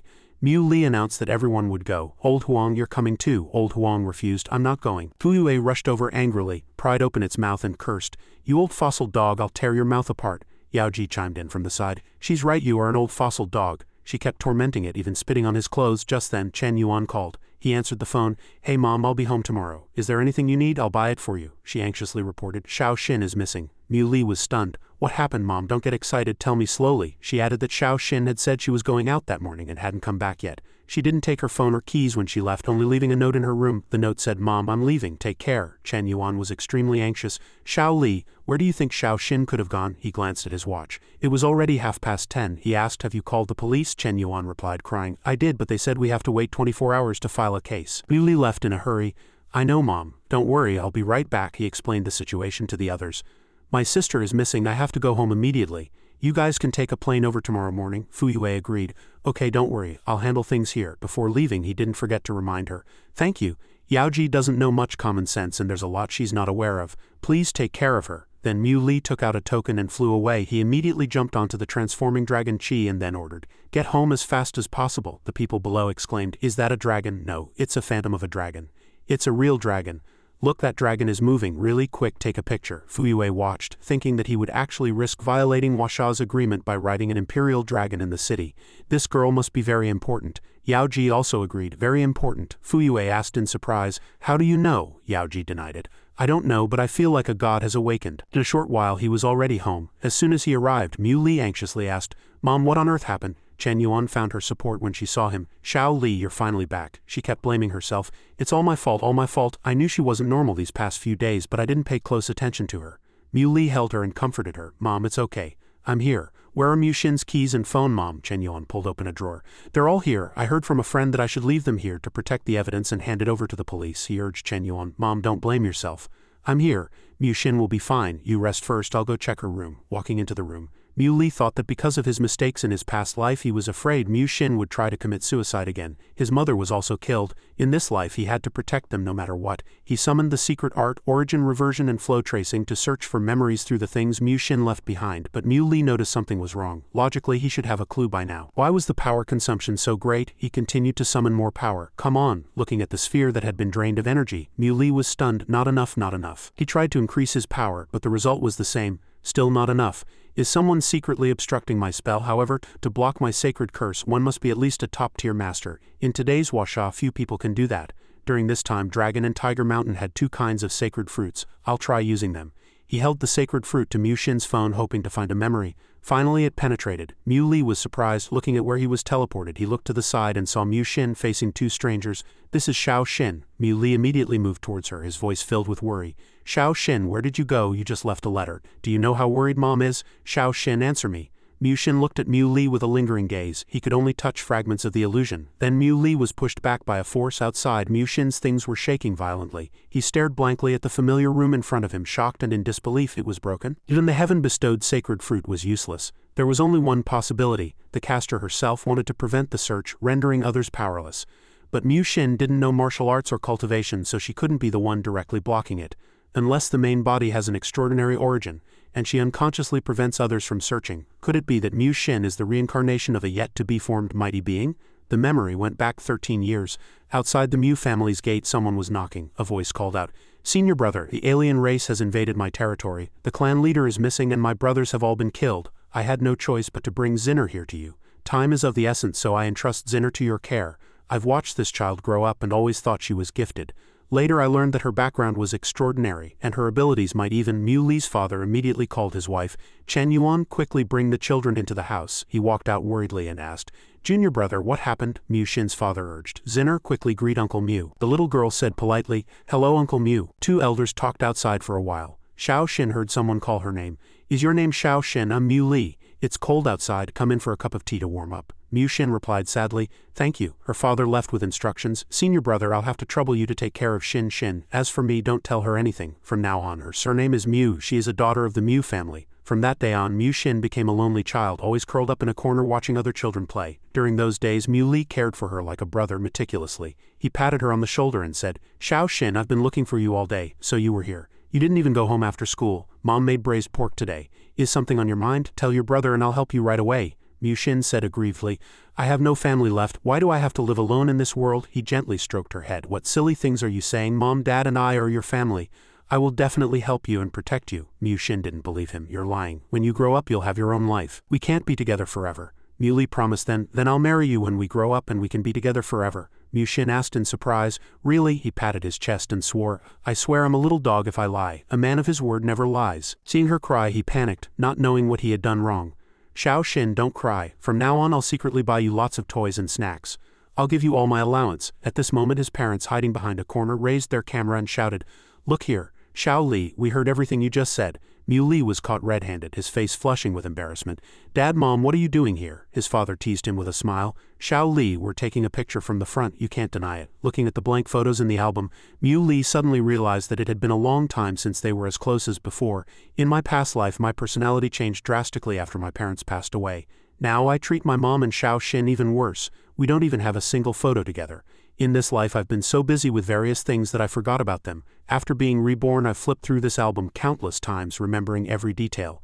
And you only secretly took that one photo. Xiao Xin, you don't actually hate me in your heart, do you? Don't worry, I will definitely keep our promise. This time I will definitely bring you home and never leave you again. On the other side, Zan, after learning the news, also fully cooperated with him.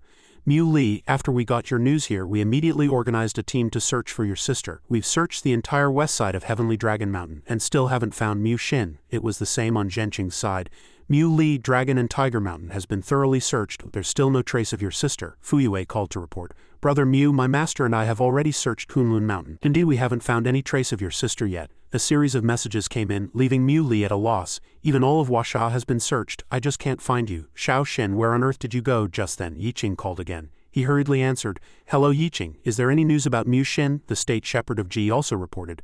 Mu Li, the Huasha government has gone all out to find your sister, but there's still no news of her, he replied sadly.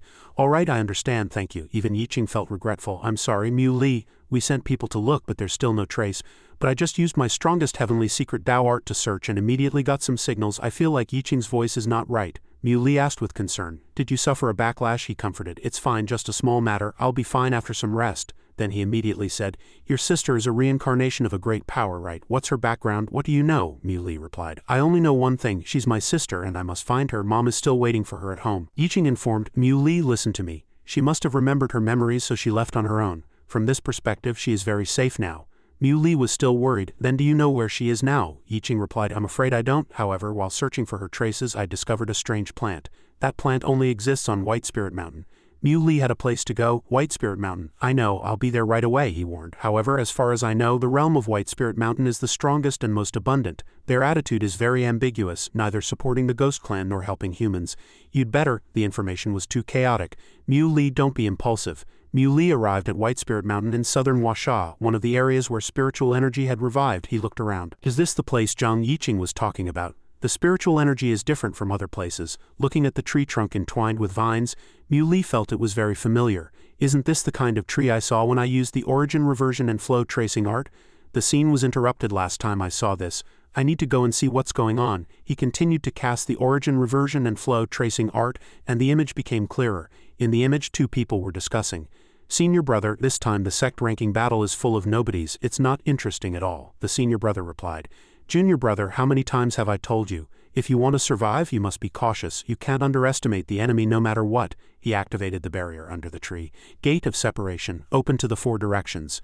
Mu Li immediately understood. No wonder he couldn't find any trace of Mu Xin. The secret realm of the Qi refiners was originally a small world created and hidden in Huasha by 8 ancient gods, isolated from the world, and outsiders could not enter. Mu Li decided to chant the spell, Gate of Separation, open to the four directions. Everything remained as it was with no change. Mu Li thought, how could this be? But the small worlds created by ancient gods usually have complex structures and are not easy to open. How can I break it? At this moment, two other cultivators walked over, talking. The sect battle is about to begin, we need to hurry back. They chanted the familiar spell, Gate of Separation, open to the four directions. Mu Li took the opportunity to turn into a wisp of air and follow them in. The two men asked suspiciously, Is something wrong? The other one reminded. Stop being so suspicious.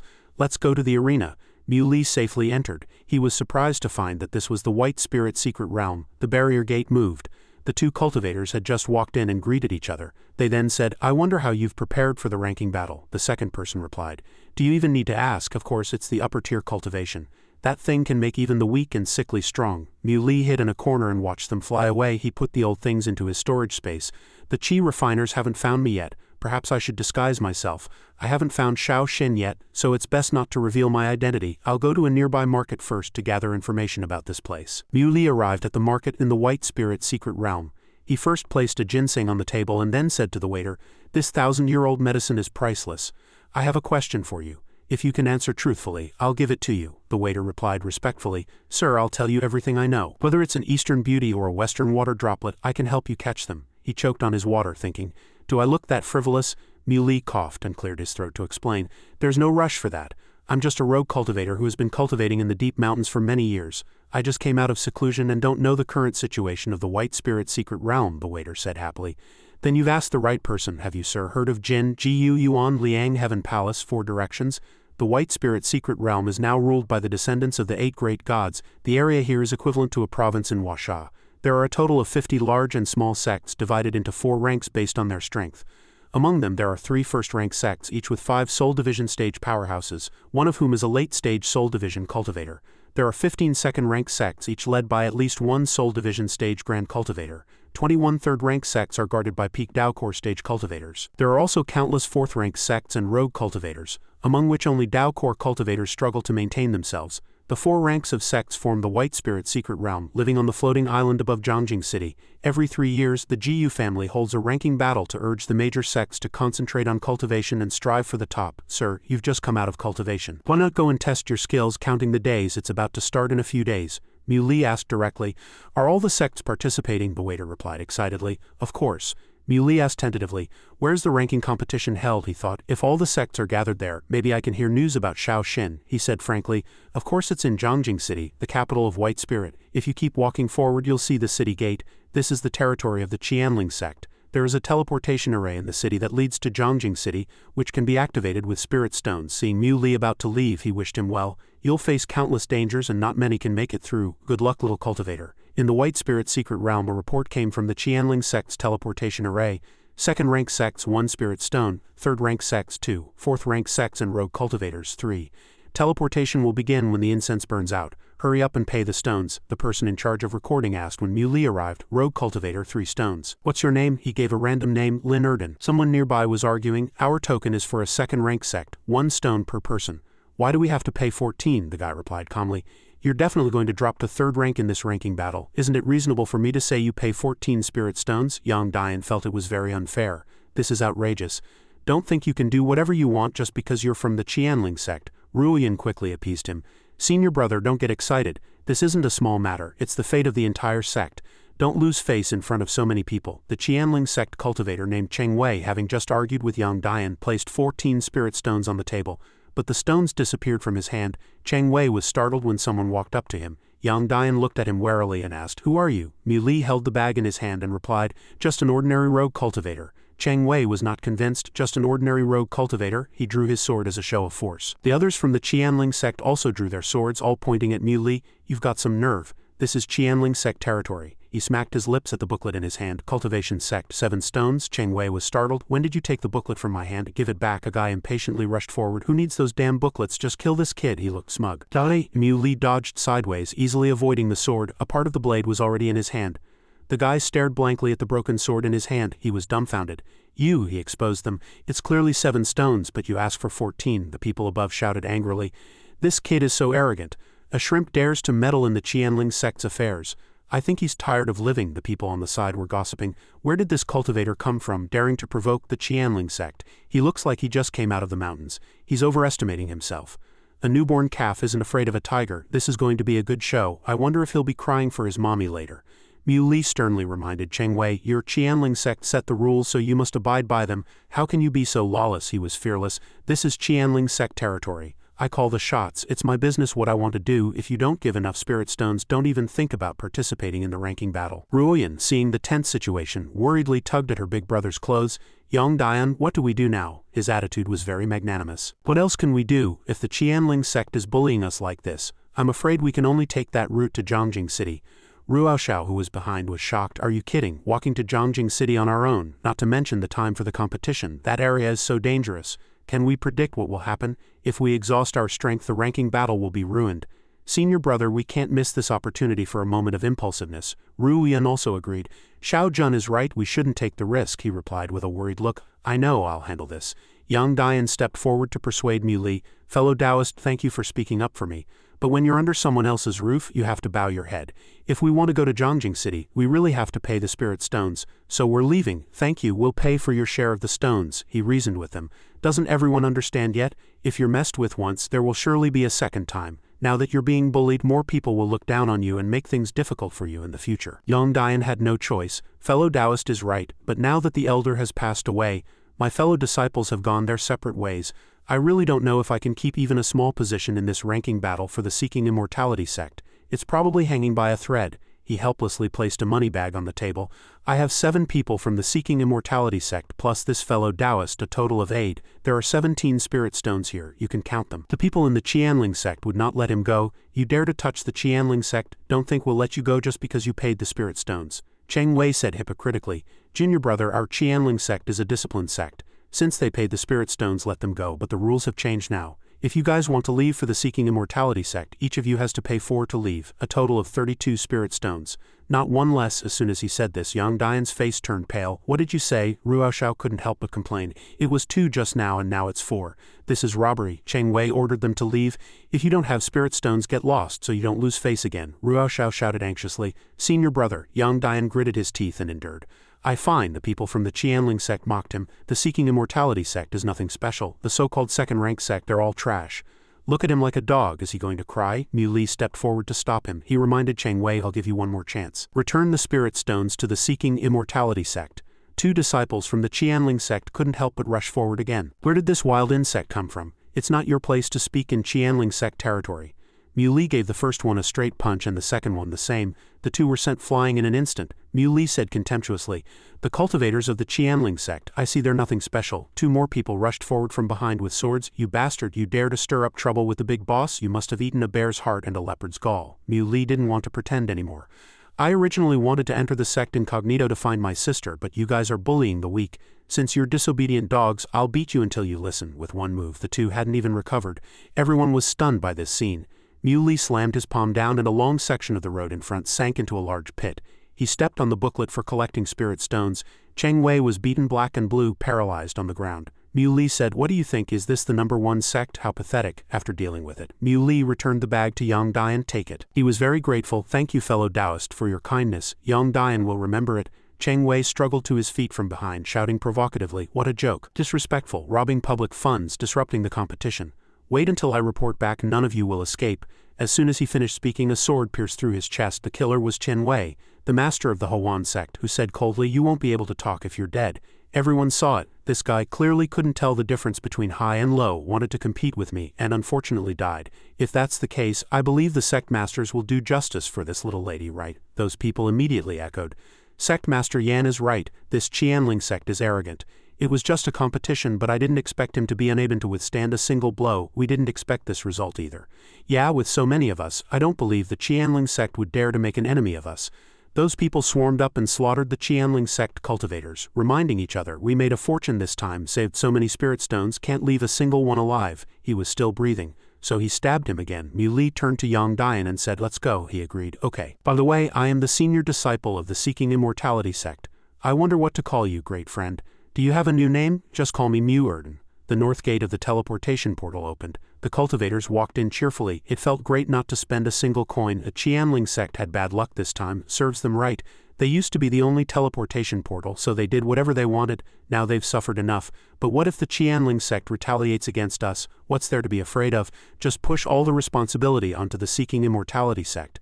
Yang Dian thought worriedly. With the arrogant nature of the Qianling sect, the people inside might be in danger.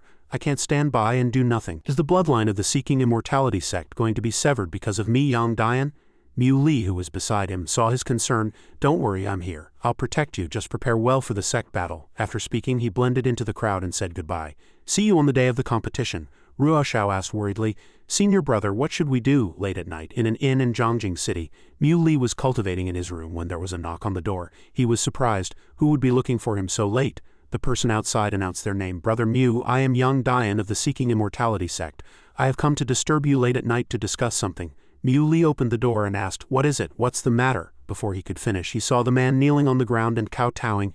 Yang Dian of the Seeking Immortality sect pays his respects to Mr. Mu. Behind him were 2 brothers, Ruoshao of the Seeking Immortality sect, Ruoyan of the Seeking Immortality sect. Pay our respects to Mr. Mu. Mu Li was flustered and quickly helped them up. Junior brother Yang, get up quickly. He was startled, thinking, what is going on? I'm not even married and have no children yet. Will I lose years of my life if people kowtow to me? After entering the room, Mu Li poured tea for his guests and handed a cup to Yang Dian. He was still hesitant about what had just happened. Junior brother Yang, why did you come to perform such a grand ceremony? He said with a serious expression. Today, thanks to Mr. Mu's help, the Seeking Immortality sect is eternally grateful.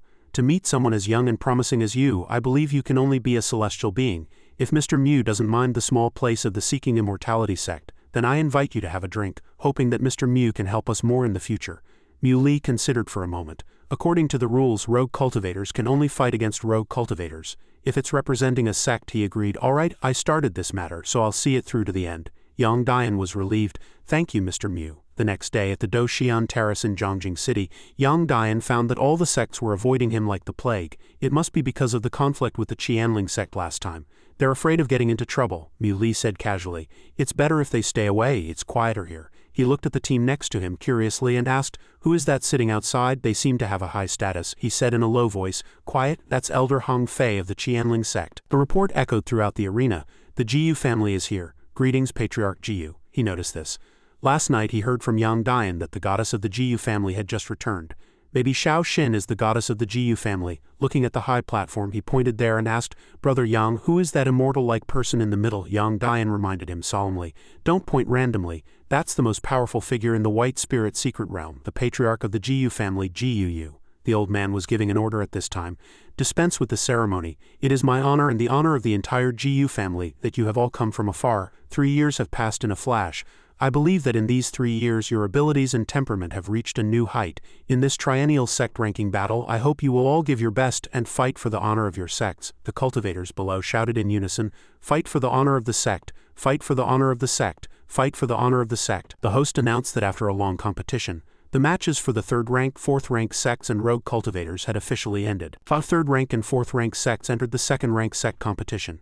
5th place was the 100 Herb sect, 4th was the Shenxia sect, 3rd was the Spirit Taming sect, and 2nd was the Dustless sect, and today's dark horse was unexpectedly a 4th rank sect, the number 1, Lian Bang. Now, please have each sect choose an opponent. All sects have made their choices. The 3rd rank sect, Shenxia sect, requests to fight the Seeking Immortality sect. The 3rd rank sect, 100 Herb sect, also wants to fight the Seeking Immortality sect. The Spirit Taming sect also requests to fight the Seeking Immortality sect. The leader of the Lian Bang gang also requests to fight the Seeking Immortality sect. Someone from the side also joined in. And us, the Dustless sect, Ruo Xiao cursed angrily. Damn it, they don't take us seriously at all. Yang Dian had no choice but to accept his fate. Since all the 3rd rank sects want to fight us, let's agree. Suddenly, Mui patted him on the shoulder, startling him. He advised him to save his strength. The 1st rank sects have more masters. Yang Dian was worried. Mr. Mui, we are a 2nd rank sect. Mui replied confidently. We'll be promoted to the 1st rank soon. Ruo Xiao regained his spirits. Senior brother, we're afraid we can't keep up with him. Looking at him on the stage, Yang Dian thought, Mr. Mui is so strong. Is he really a layman? The pressure he exuded made the host stutter in fear. Which sect wants to come on stage and compete with the Seeking Immortality sect? Mui impatiently requested. Don't dawdle, just come up. Then he turned back to the host and said, stand further away. What if you get hit later? Muli's opponent cursed as soon as he got on stage. This kid is too arrogant. Everyone swarmed up wanting to teach him a lesson. Just a Daocore stage and you dare to challenge 5 major sects. You really don't know your place. The first person rushed up and Mui dodged sideways. The second punch was from the layman, and he ducked down smoothly to avoid it. The third person rushed up, and before Mui could make a move, a cold voice came from behind. Kid, you're pretty arrogant, huh? When others praised him, he accepted it. Arrogant, thanks for the compliment. He immediately thrust his spear down. Die. Mui said politely, I didn't force you, you asked for it yourself. He slammed his palm on the ground. Raging fire sweeps the plains, engulfing all directions. After everyone was swept clean, Mui asked, anyone else? The host's mouth was still agape. He had no choice but to announce on their behalf, since no one dares to fight anymore, let's count down. The host began to count down. 10, 9, 8. The people below were stunned. Impossible, just one move. Who is this guy? How is he so strong? On the 5th second, the people from the 100 Herb sect urged their elder, hurry up and go. They hesitated. Impossible. The Seeking Immortality sect has been defeated repeatedly. We must defeat them. On the 3rd second, no one dared to come up. The Ruo brothers' eyes lit up as they looked at Mui from below and shouted, Mr. Mui, you're my idol. On the 1st second of the countdown, the host announced the end. Seeking Immortality sect wins. The people from the Seeking Immortality sect cheered happily. We won, that's great. Hong Fei looked at them with contempt. So proud after winning against a few 3rd-rank sects, the Seeking Immortality sect has a promising future now. The host guided the 3rd-rank sects that were left behind next. Please have the 2nd-rank sects choose their opponents. Since the Seeking Immortality sect performed exceptionally well, please choose first. Which team would you like to compete with? Mui replied, the Qianling sect. He explained the rules. The Qianling sect is a 1st-rank sect, according to the rules. You must win the 2nd-rank sect tournament to compete with a 1st-rank sect. Mui thought it was too troublesome.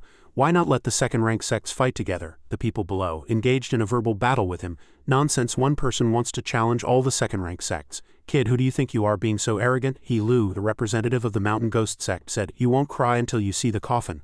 Let me from the Mountain Ghost Sect teach you some manners. Mu Li was ready. Come on, Jiyu, spoke up. Everyone, if this fellow Taoist target is the Qianling sect, then why don't we let this fellow Taoist have a match? This won't violate the competition rules, nor will it affect the results of the second-rank sect competition.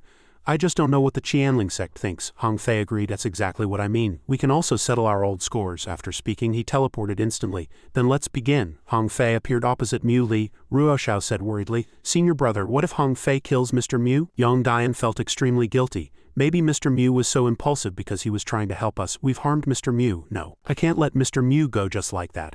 Even if the Seeking Immortality Sect's strength is not as good as the Qianling sect's, the Seeking Immortality Sect cannot be cowards who are afraid of death. Ruoyan asked solemnly, Ruoxiao, are you afraid of death? He answered bravely, I'm afraid, but our Seeking Immortality Sect will never be cowards. Let's go help Mr. Mu. The three of them made a joint decision. Mr. Mu, Yang Dian is willing to fight with you. So are we. Mu Li was bewildered upon hearing this. What the hell? Hong Fei sounded like he had heard a joke. How interesting. Yang Dian, if I remember correctly, in the last competition, your Seeking Immortality Sect also overestimated yourselves. As a result, more than 10 people were seriously injured and defeated miserably. It was you who caused Elder Zhang Qing to be severely injured. Now you're challenging again like this. Aren't you afraid of repeating the same mistake? I advise you to give up. Don't embarrass yourself again. Mu Li told them, you all go back, I can handle it alone. He resolutely refused. Mr. Mu, Yang Dian is willing to sacrifice his life and will never let you fall on the arena. Our Seeking Immortality Sect will never back down. Mu Li no longer insisted. Understood, then get ready to fight. The host stepped forward to stop them. Everyone wait. According to the competition rules, each of you can only choose one person to compete, so may I ask who will it be? Hong Fei decisively ordered. No need to choose, all of you come up. You dared to kill people from my Qianling sect, I'll let you all die. The aura he exuded made Yang Dian unable to stand for a moment. He exclaimed, as expected of Elder Hong Fei of the Qianling sect, the suppressive force is terrifying. The swords in their hands shattered in a short while. Yang Dian worriedly called out to the two of them, Ruoyan. Ruoxiao, Hong Fei taunted them. You dare to challenge me with such pathetic skills? I will not let your Seeking Immortality Sect have its way today. Mu Li remained calm and asked, is everyone all right? Yang Dian assured him, don't worry, Mr. Mu, I've got this. Hong Fei found this amusing. You've got this? Who do you think you are? How dare a declining sect be so arrogant? He gathered a stream of true chi in his palm and then released countless 9 revolutions of destruction. The blasts of power plunged straight into the ground. The three brothers were startled and immediately flew off the stage. Mu Li quickly created a shield to block the attack. He asked them if they were all right. Yang Dian reported, we're fine, just forcefully pushed off the stage. Thank you, Mr. Mu, he told them. You all rest. I'll handle this round. This Qianling sect elder isn't actually that strong. Hong Fei unleashed a second move, shouting, I admit few young people can take this hit from me, but for your arrogance you will pay the price. Countless stone pillars shot up from the ground. Mu Li retreated to a safe corner and praised, a bit interesting. He moved with nimble footwork, dodging the dense attacks. Hong Fei said arrogantly, let's see how you dodge this. He manifested a giant fist wreathed in roaring flames and slammed it down. Taste this. The fist drew closer and closer to Mu Li, but he was dismissive, flashy but useless. A thick cloud of dust rose, obscuring the view. The heavy punch had been blocked by Mu Li's shield. The power he was so proud of shattered in an instant. Hong Fei was astonished. Impossible, you blocked my move with just your aura. What kind of special technique did you use? His words made Mu Li laugh. He replied calmly, what special technique? I barely yawned and your attack flew off to who knows where. Truly pathetic. Hong Fei decided to use his ultimate move to send him to the afterlife, saying, then take your skills with you to hell. His artifact transformed into the image of a figure holding a small hammer and smashed down. Hong Fei was determined. Kid, today I'll let you see what a true god is. As his voice fell, he actually summoned a divine being. The bell in its hand began to chime, its echoes spreading out. The people below immediately clutched their heads, unable to bear it. Ruoxiao asked worriedly, Senior brother, this power, Yang Dian said in amazement. Mr. Mu is completely unaffected. It seems Mr. Mu and Hong Fei are both top-tier experts. Seeing that he remained unmoved, Hong Fei began to increase the power. Kneel before me. Mu Li took out his own token and asked, not even the heavens can make me kneel. Who do you think you are? He didn't take Mu Li seriously at all. Just a kid at the Dao Core stage. Die for me. A sharp hammer smashed down, but it wasn't just one. Countless hands holding artifacts attacked Mu Li in unison. If one didn't kill him, then 2, 3, 4 would. However, all the attacks shattered upon contact with his barrier sphere. At this moment, Mu Li made his move. I've let you have your fun. It's my turn now. A stream of spiritual power shot out from Mu Li's fist, heading straight for the spot between the brows of the god he had just summoned. Hong Fei was stunned. How is this possible? A mere Dao Core stage kid managed to hit me. How could I? Mu Li teleported behind him and asked, any last words? Without waiting for his opponent's reply, he punched the man, sending him plummeting from the sky. Yang Dian was horrified.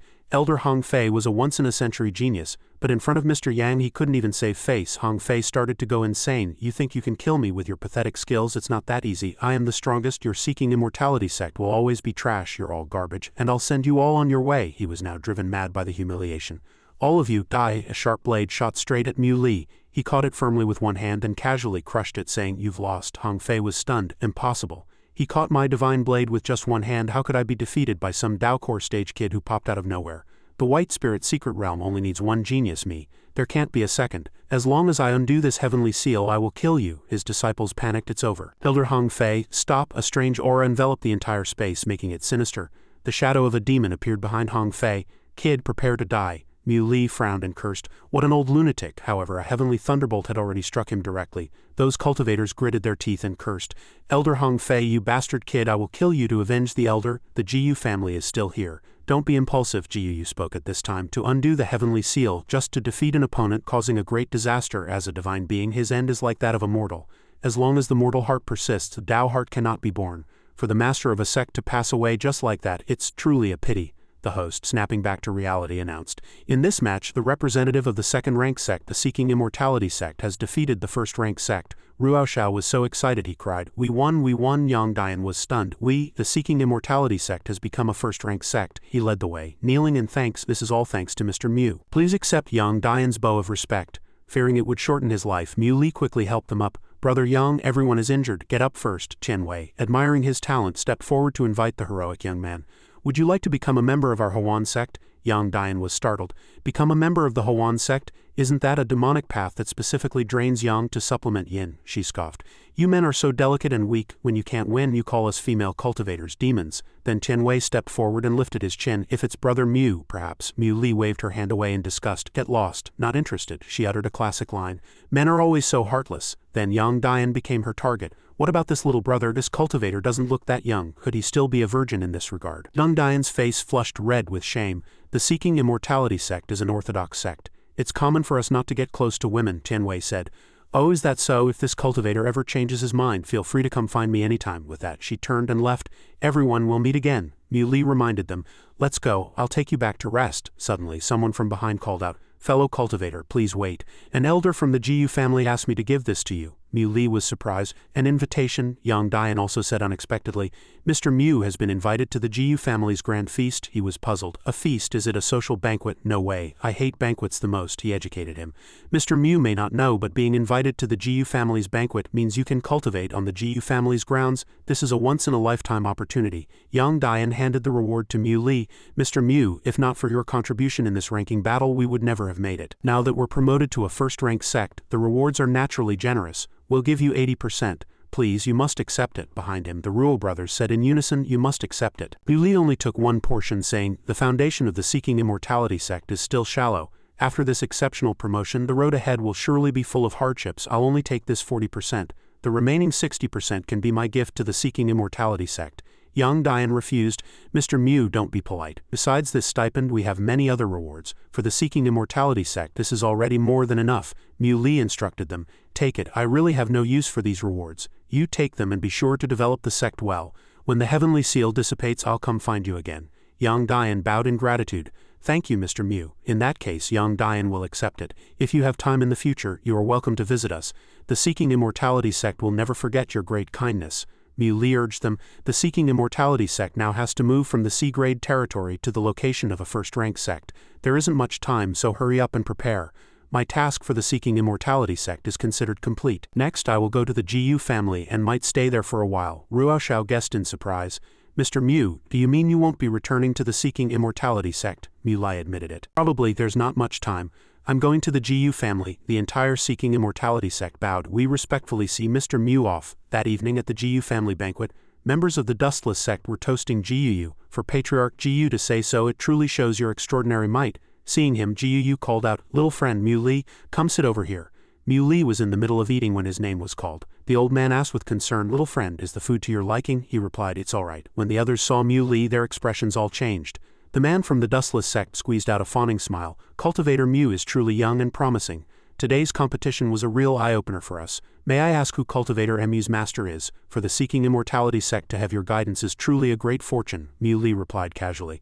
I'm average, a rogue cultivator, no one taught me, he thought to himself. It's too noisy. I can't even eat a meal in peace. I've lost my appetite. Mu Li put down his bowl and chopsticks. I'm full, please enjoy your meal. Seeing Yu pat his shoulder, he asked in confusion. Senior, the old man said kindly, don't be in a hurry, little friend, I've prepared some gifts for you. Please this way. The people behind were extremely jealous. Damn it, that's so biased it's infuriating. Look at that, is that proper?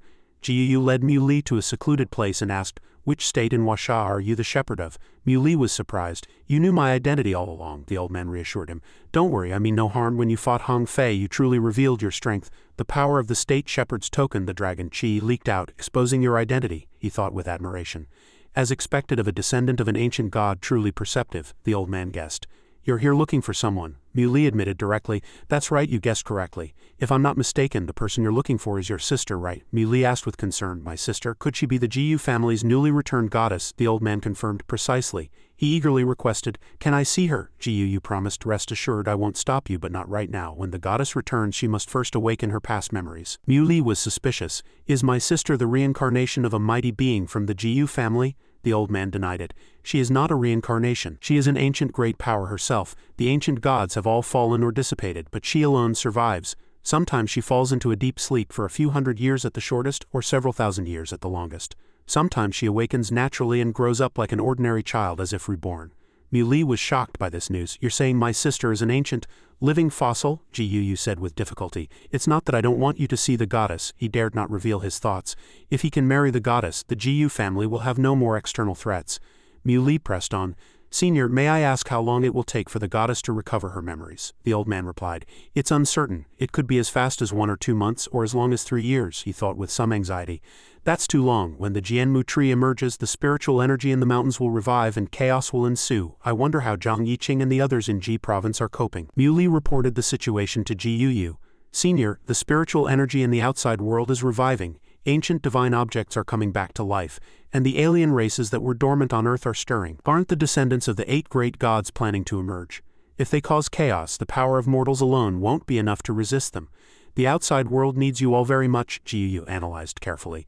Actually, we descendants of the 8 great divine clans have already been acting in secret within our realms, formulating some plans. If we were to just send intelligence personnel to assassinate the alien races, the other races would surely become more cautious upon hearing the news, alerting the enemy for no gain. Mu Li retorted indignantly. So we should just let them run rampant outside? The spiritual energy outside is rich and the alien races are multiplying madly. When the heavenly seal dissipates, it will lead to an immeasurable catastrophe, the old man placated him. State Shepherd of Ji, don't be anxious, listen to me slowly. The so-called control of the chaotic situation, we are adopting a strategy of inaction, but it's not true inaction. Nor is it sitting back and waiting for death. We are waiting for the alien races to let down their guard. When all the hidden alien races have emerged, our 8 great divine secret realms will reappear together and join forces to encircle and annihilate them. It will surely have a miraculous effect and will definitely eradicate them root and branch. Mu Li thought, a small world that has existed since ancient times, where even the lineage of Qi refiners has not been broken to this day. Secret realms, how much more do I not know about this place? Can I trust them? The next day, Ji Yu brought Mu Li to a place. We're here, Brother Mu. This is the Jiyu family spirit pool. The deepest part is a forbidden area. Outsiders are not allowed to enter, so I can only bring you this far. The Jiyu family spirit pool is connected to the ley lines of the White Spirit secret realm, so it contains a large amount of the essence of this land's spiritual energy. An ordinary person who enters the Jiyu family spirit pool will experience a great increase in power in just a moment. The longer you stay, the better. You should go in and see for yourself. Mu Li replied sincerely, Thank you, Senior. Just then, a third person appeared. Ji Yu recognized him. The Daozi of Kunshu has arrived. Mu Li was surprised. It's Yuan Yang, the old man asked curiously. Daozi of Kunshu, have you had any success in your investigation of the records of the White Spirit Secret Realm's cultivators?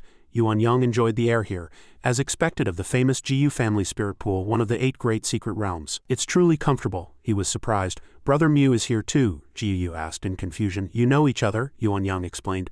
We met in the underground city in the outside world. In short, we're very familiar. All right. Is Brother Mu also here to refine his qi? The Jiyu family spirit pool is a sacred place. I stayed inside for 8 days and it was truly beneficial. If I could break through the Dao core realm, I'm afraid I would already be at the late soul division stage. Mu Li mused to himself. Such a scale, it's truly astonishing. If I could bring a large number of Huasha cultivators here, wouldn't everyone be able to become a master? Yu reminded him.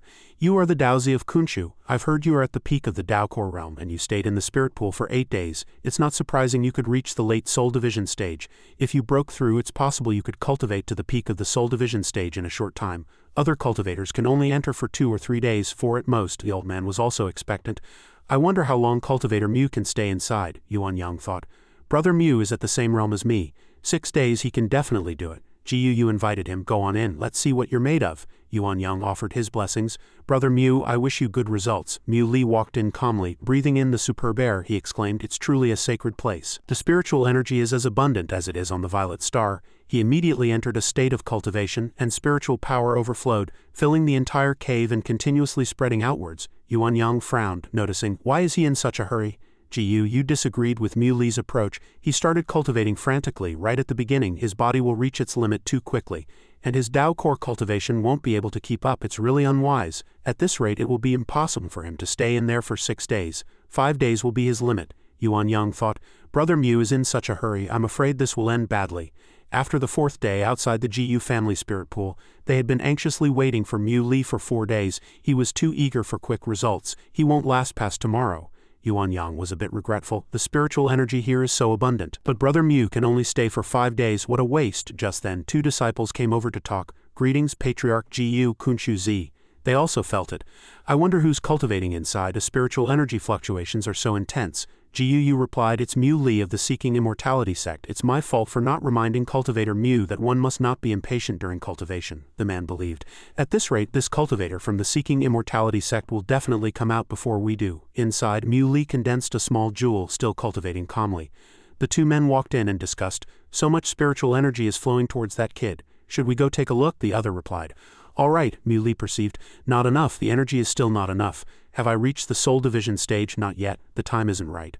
I need more spiritual energy to cultivate. The Dao core isn't enough, so I'll use my Dantian to cultivate my physical body. Every inch of my muscles is cultivating. On the 6th day, outside the Gu family spirit pool, the 2 outside began to get anxious. He's finally coming out. I thought he could only last 5 days, but I didn't expect him to hold on until the 6th. Yuanyang was also very surprised. To absorb spiritual energy so frantically from the start and still be able to last until the 6th day. It seems Brother Mui is much stronger than me. Gu praised, indeed, as expected of a state shepherd who dares to defy the heavens. My family will absolutely marry the goddess to you. Those 2 men came out before Mui, remarking with admiration. Senior brother, this Gu family spirit pool is truly something else. My whole body feels indescribably comfortable. Seeing it wasn't him, Gu was surprised. How is it you two? One of the guys understood the elder's meaning. Why hasn't he come out yet? Yuanyang was astonished. Could it be that Brother Mui intends to stay in there for 7 days? Gu guessed. It seems so. Those 2 cultivators were shocked. 7 days? No one has ever stayed inside for 7 days. By the 9th day, there was still no sign of Mui. Yuanyang's expression turned to worry. What's going on? This is too unreasonable. Could something have happened to Brother Mui inside? Yeah, it's been 9 days. Why isn't he out yet? Gu denied it. No, his aura is very stable. He's probably still frantically absorbing spiritual energy. I guess 9 or 10 days isn't his limit yet. You can't measure him by common sense. For the mortal world to have such an unparalleled talent is a blessing in ancient times. So many ferocious alien races flew down from the sky. The ancient sages thus began a life and death battle, eventually setting up a heavenly seal on earth. Yuanyang thought to himself. Now the relics of the ancient gods are obscure and the heavenly seal has loosened. Earth is probably facing an unprecedented catastrophe. Although the 8 great secret realms are powerful and can fight, today's disaster is more than just alien races. I used to think Brother Mui and I were on par in strength. Now that I think about it, I was reaching too high. Suddenly, there was a strange movement at the cave entrance. Yuanyang stared blankly at the scene before him. Inside, Mui had broken through. A true dragon took form and let out a mighty roar. He knew that the great power's Dao fruit had revived. Intense spiritual energy fluctuations spread throughout the cave. The frogs hiding in the lake fled in panic and rolling spiritual energy gushed out from the cave entrance. A cultivator recognized it as a dragon's roar. Gu thought, it's the state shepherd of Ji's dragon roar. He ordered, seal the spirit pool, all disciples on alert, as you command. Yes. He couldn't imagine, he can actually use the spirit vein to evolve. State shepherd of Ji, what kind of monster are you? Mui himself wasn't sure. 9 days, 10 days. How long have I been in the Gu family spirit pool? Feeling water all around him, he thought curiously, where is this? Looking in one direction, Mui was surprised. That light, the spiritual energy is so dense, so he decided to swim over and take a look. As soon as he got close to the object, he was astonished. Could this be the source of the Gu family spirit pool? Earth, fire, water, snow. This is a place even Soul Division stage cultivators can't reach, but the flow of time here is different from the outside. Mui reached out and touched a tree trunk and the situation continued to change. The tree was instantly filled with spiritual energy and 100 flowers bloomed. A jewel was absorbing the spiritual energy. The jewel informed him, "Hello, State Shepherd of G." Mui replied, "Hello." It said, "State Shepherd of G, the time of revival is also the time of recovery. It's time to leave this place." Gu, who was waiting outside, noticed, "Mui is out. What a genius, truly promising." Yuan Yang's eyes shone like stars. 45 whole days. "Senior brother, I only stayed in there for 6 days, and you were in there for a full 45 days. What on earth were you doing in there?" he replied. "The spiritual energy inside is abundant. It's truly a paradise on earth. By the time I came back, so much time had passed." Gu asked with concern, "Cultivator Mu, how was your cultivation this time?" Mui felt the power within him. The gains were substantial. "It's almost as if I've been completely reborn," Yuan Yang asked tentatively. "So did you break through to the Soul Division stage?" He denied it. "No, I'm still at the Dao Core stage." He was flabbergasted upon hearing this. "Still at the Dao Core stage? Why do I feel like you're more terrifying than a Soul Division stage cultivator?" Mui suddenly remembered. "Oh right, Senior Gu, how is the Gu family's goddess?" the old man replied. "Soon. Judging by the movements from the Forbidden Land, it should be within the next day or two." Cultivator Mu, the cultivators from various sects have been waiting in the Gu family's banquet hall since early this morning to see you in person. You must be hungry after being in seclusion for so long. Why not come down the mountain with me to have a bite and rest? What do you think?" Mui agreed. "All right." 2 days later, at the entrance to the Gu family's back mountain forbidden area, the onlookers were all expectant. "The goddess has been in seclusion for so long. I wonder what realm she will reach on the day of her awakening. The goddess is the reincarnation of an ancient great power. She must be extraordinary. Look, the goddess has awakened." Mu Xin had now awoken. The cultivators all shouted in unison. "Greetings, goddess," she announced. "Dispense with the ceremony." Mui couldn't get used to her current appearance for a moment. He called out, "Mu Xin." His face was filled with joy. "Mu Xin, I've finally found you." Mu Xin turned sideways, dodging Muli's outstretched hand. He was stunned. "Mu Xin, don't you recognize me?" Mu Xin indeed couldn't recognize him. She asked, "Who are you?" Mui hadn't expected things to turn out this way. He could only call her name. "Mu Xin, I'm your brother, don't you remember? Think again." Gu from behind patted his shoulder. "Cultivator Mu, don't worry. Judging from the goddess's current state, her memories are merging, so she's in a semi-chaotic state. She should remember soon." Mui breathed a sigh of relief, thinking, "So that's how it is. It's all right, Mu Xin. Take your time. You'll remember me and you'll remember Mom. No matter what your identity is, you're a part of our family." The goddess spoke up. "Did you just say I'm Mu Xin?" Gu corrected her. "Goddess, your ancient name is Gu Xin. You are a member of our Gu family," she replied. "Gu Xin, Mu Xin sounds better. From now on, just call me Mu Xin." The old man had no choice but to indulge her. "As you like." Mu Xin looked at him and asked, "Is there anything to eat?" "I'm hungry," Gu ordered. "Prepare food for the goddess immediately." Mu Xin asked him again, "What about you?" He was still in a daze and stammered, I have some, but on one condition." Mui handed her something. "I went to great lengths to get this kind of spirit fruit. Call me brother once and I'll give it to you." Mu Xin stared at him blankly with no expression. Mui had no choice but to give her the item. "Here, you can have as much as you want, don't worry," he thought to himself. "I almost forgot. The one standing before me now isn't Mu Xin. She has now become the noble and dignified goddess of the Gu family, different from before." Mu Xin ate the entire fruit in one bite and held out her hand for more. "I want more." Her speed startled him. "Gone in one bite?" For the second fruit, Mu Xin continued to stuff the whole thing into her mouth. Mui could only coax her. "Eat slowly, there's more." Mu Xin replied, "Thank you." Yuan Yang, who had been observing from the side for a while, was greatly surprised. "This works too," he tempted her. "I have spirit fruits here too. Call me brother once and I'll give them to you." However, Mu Xin's attitude towards this person was much colder. "Don't come near me. Men are the most disgusting, filthiest things in this world." Yuan Yang pointed at him indignantly and asked, "What about him?" Mu Xin shook her head. "You're not the same." Gu stepped forward to report. "Goddess, the noon meal has been prepared," she commanded. "Bring it up. Other than you and Mui, don't let any other scum near me." The old man obeyed. "Yes, goddess." Meanwhile, Mui was busy patting the shoulder of his newly acquainted brother to comfort him. They returned to the Gu family's banquet hall. Mu Xin looked at the table full of food with no desire to pick up her chopsticks. "There's nothing here I want to eat." Gu asked gently, "Goddess, please calm your anger. What would you like to eat?" "I'll have someone make it right away." Mu Xin listed a pile of dishes: golden winged rock, frost abyss flood dragon, and also the azure feathered phoenix. "Do you have these?" Gu's expression showed extreme restraint. She turned her head and asked Mui, "Is what I want very expensive?" He said in a low voice. "Very, very expensive. Think about it. Where do these cultivators usually get their income? The last few banquets have already used up a lot of their stock. We have to be considerate of them." Mu Xin replied obediently. "All right then, forget it. If not today, we can eat it another day." Mui called out to her. "Mu Xin, come home with me. Mom hasn't seen you in a long time and is very worried about you." She asked in surprise. "Go home? Why should I go home with you?" he said with certainty. "Because we're family." Mu Xin asked with an expectant look. "Family? Are you my husband?" But then her expression turned sorrowful. "No, I feel you're not. You're too weak, far too different from me. How could you be my husband? Forget it, let's go home, I don't like it here. Jiyu interjected. Goddess, you are the goddess of the Jiyu family. This is your home. Mushin was doubtful. Really? The old man said with certainty. Really? She still didn't believe him. This is not my home. The old man didn't know what to do, but goddess, Mushin retorted. What? You don't understand what I'm saying. Jiyu submitted to her wishes. I understand. She turned and urged. Muli, let's go. What are you standing there for? A week later, outside the White Spirit secret realm, he was a little worried. If Mom sees her in this contemplative state, she'll definitely be very confused. Muli then called home to report. Mom, I've found my sister. We'll be back tonight, but there's a small problem with her now. She doesn't remember you or me. When she doesn't recognize you, please don't be too upset, Chen Yuan replied happily. Mom knows as long as Xiao Xin is safe, that's all that matters. She hung up and Mu Li ended the call. He thought, it's been over 2 months since I went from the mortal world to the White Spirit secret realm. Washa was already rich in spiritual energy and now it's even denser. I wonder what the situation in Washa is like. I should call him now. Yiqing was surprised to see his call. As soon as Mu Li connected, he asked urgently, how are you? Did you find your sister? Mu Li reported. I found her, but there's something I need your help with. Yiqing immediately agreed. What is it? Just say the word, he instructed carefully. Send someone to the foot of White Spirit Mountain to find us. Remember to come by flying sword and don't make a scene to avoid trouble. Yiqing didn't ask further. I understand, just wait for me there. I'll send someone to pick you up. Mu Lei looked back worriedly at Mu Xin behind him. In the Mu family's courtyard, the surrounding trees began to sway in a fierce wind. Old Huang's hat was blown off his head. My new hat. It angrily chased after the hat, cursing, where did this strong wind come from? It blew my hat away. Seeing the helicopter, Old Huang panicked. My heavens, whose is that, flying around here in broad daylight? Mu Li jumped down from the helicopter and greeted him. Long time no see, Old Huang. Old Huang was immediately excited to see him.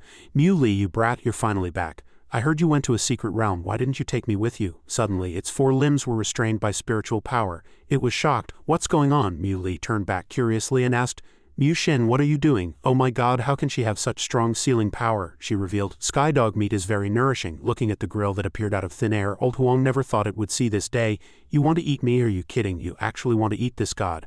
Little girl, do you know who I am? You dare to eat this god's meat? Aren't you afraid of being struck by heavenly lightning? Mu Xin blankly summoned a bolt of heavenly lightning and asked, struck by heavenly lightning? Old Huang was sealed in the grill by spiritual power, and a bolt of heavenly lightning struck it right on the butt. It summoned its 7 treasures exquisite umbrella to block the next bolt. However, the umbrella was already scorched. Old Huang was terrified. My god, is your sister an ordinary person? How is she so powerful? It decided to make a run for it. Mu Li, you brat. Help me, she really wants to eat me. Seeing that Old Huang had suffered enough, Mu Li finally spoke up to plead for it. Mu Xin, let it go, this dog can't be eaten. Mu Xin asked in surprise, why can't it be eaten? He replied, this dog is related to us, not an outsider. She decided to let Old Huang go. Alright then, I won't eat this dog. After being released, Old Huang immediately shouted, help, someone is abusing an animal here. Just then it crashed into Yaoji. She asked curiously, Old Huang, didn't you miss Mu Li a lot? Why are you running now that he's back? Chen Yuan came out, saw her and called out, Xiao Xin, where have you been all this time? You really worried Mom to death. Mu Xin ignored the hand gripping hers and instead sized up Yaoji. Half god, half human, can't be eaten. Chen Yuan didn't react for a moment. Why is this child talking such nonsense after being away for a while? Have you eaten? Are you hungry? Why are your hands still so cold? And Xiao Li is a brother. How can you not know how to care for your sister at all? Hearing her words, Mu Xin paused for a moment. Brother. Chen Yuan was very satisfied. That's right, you know how to care for your brother now. Come inside, it's cold out. Mu Li called them. Come in, this is our mother. Yaoji only spoke up then, unexpectedly saying, your sister is actually the goddess Jiyu Xin. He asked curiously, you know her? She revealed. That's no ordinary god. She's a reborn upper god. He was confused. So what? Yaoji revealed a shocking secret. My mother Empress's blue-feathered Luan bird was roasted and eaten by her. Mu Li was too shocked to believe it. An upper god? She roasts other people's mounts too. Quickly, tell me about her. Yaoji began to recount Mu Xin's dark past. The goddess Jiyu Xin is probably the most unique goddess of the ancient era. She was famous for being a glutton. There's nothing in the world she hasn't eaten, and nothing she doesn't dare to eat. All the ancient gods kept their distance from her. Even the Feather Emperor had to replace his mount several times because she ate it, but she ended up roasting all the replacements too. Mu Li asked with difficulty. No wonder she had that reaction when she saw Old Huang. Since she's so fearless, didn't any of the great gods go after her? Yaoji shrugged and replied, what's the use of going after her? The goddess Jiyu Xin doesn't belong to any system. She's mysterious and unfathomable. No great god could punish her. Fortunately, Jiyu Xin still had some conscience. She went to eat the meat of the alien races and even took their heavenly treasures. With her power alone, she wiped out the entire alien alliance without even needing a battle. Not a single one of the alien race's experts was left. They all ended up dead. Fuyu, seeing him return, called out happily, Brother Mu. He went up and hugged Mu Li. You're finally back. A lot has happened in the 2 months you were gone, he asked calmly. What happened? Fuyu's expression turned serious as he replied. In these 2 months, alien races have emerged. In the Mui family home in the capital, he and Fuyu walked into a room before continuing their earlier conversation. The alien races, where are they? Fuyu revealed everything. The last battle at Kunshu Mountain had spurred the alien races in Huaxia into greater activity. They were filled with hatred and rage towards him. Just a few days after he left, several more races had emerged. They were either hiding in the great mountains or in the canyons, and some had even taken human form and infiltrated human society. Fuyu stepped forward and interjected. That's right, those alien races who mixed into human society have been killing innocents indiscriminately, causing massive casualties.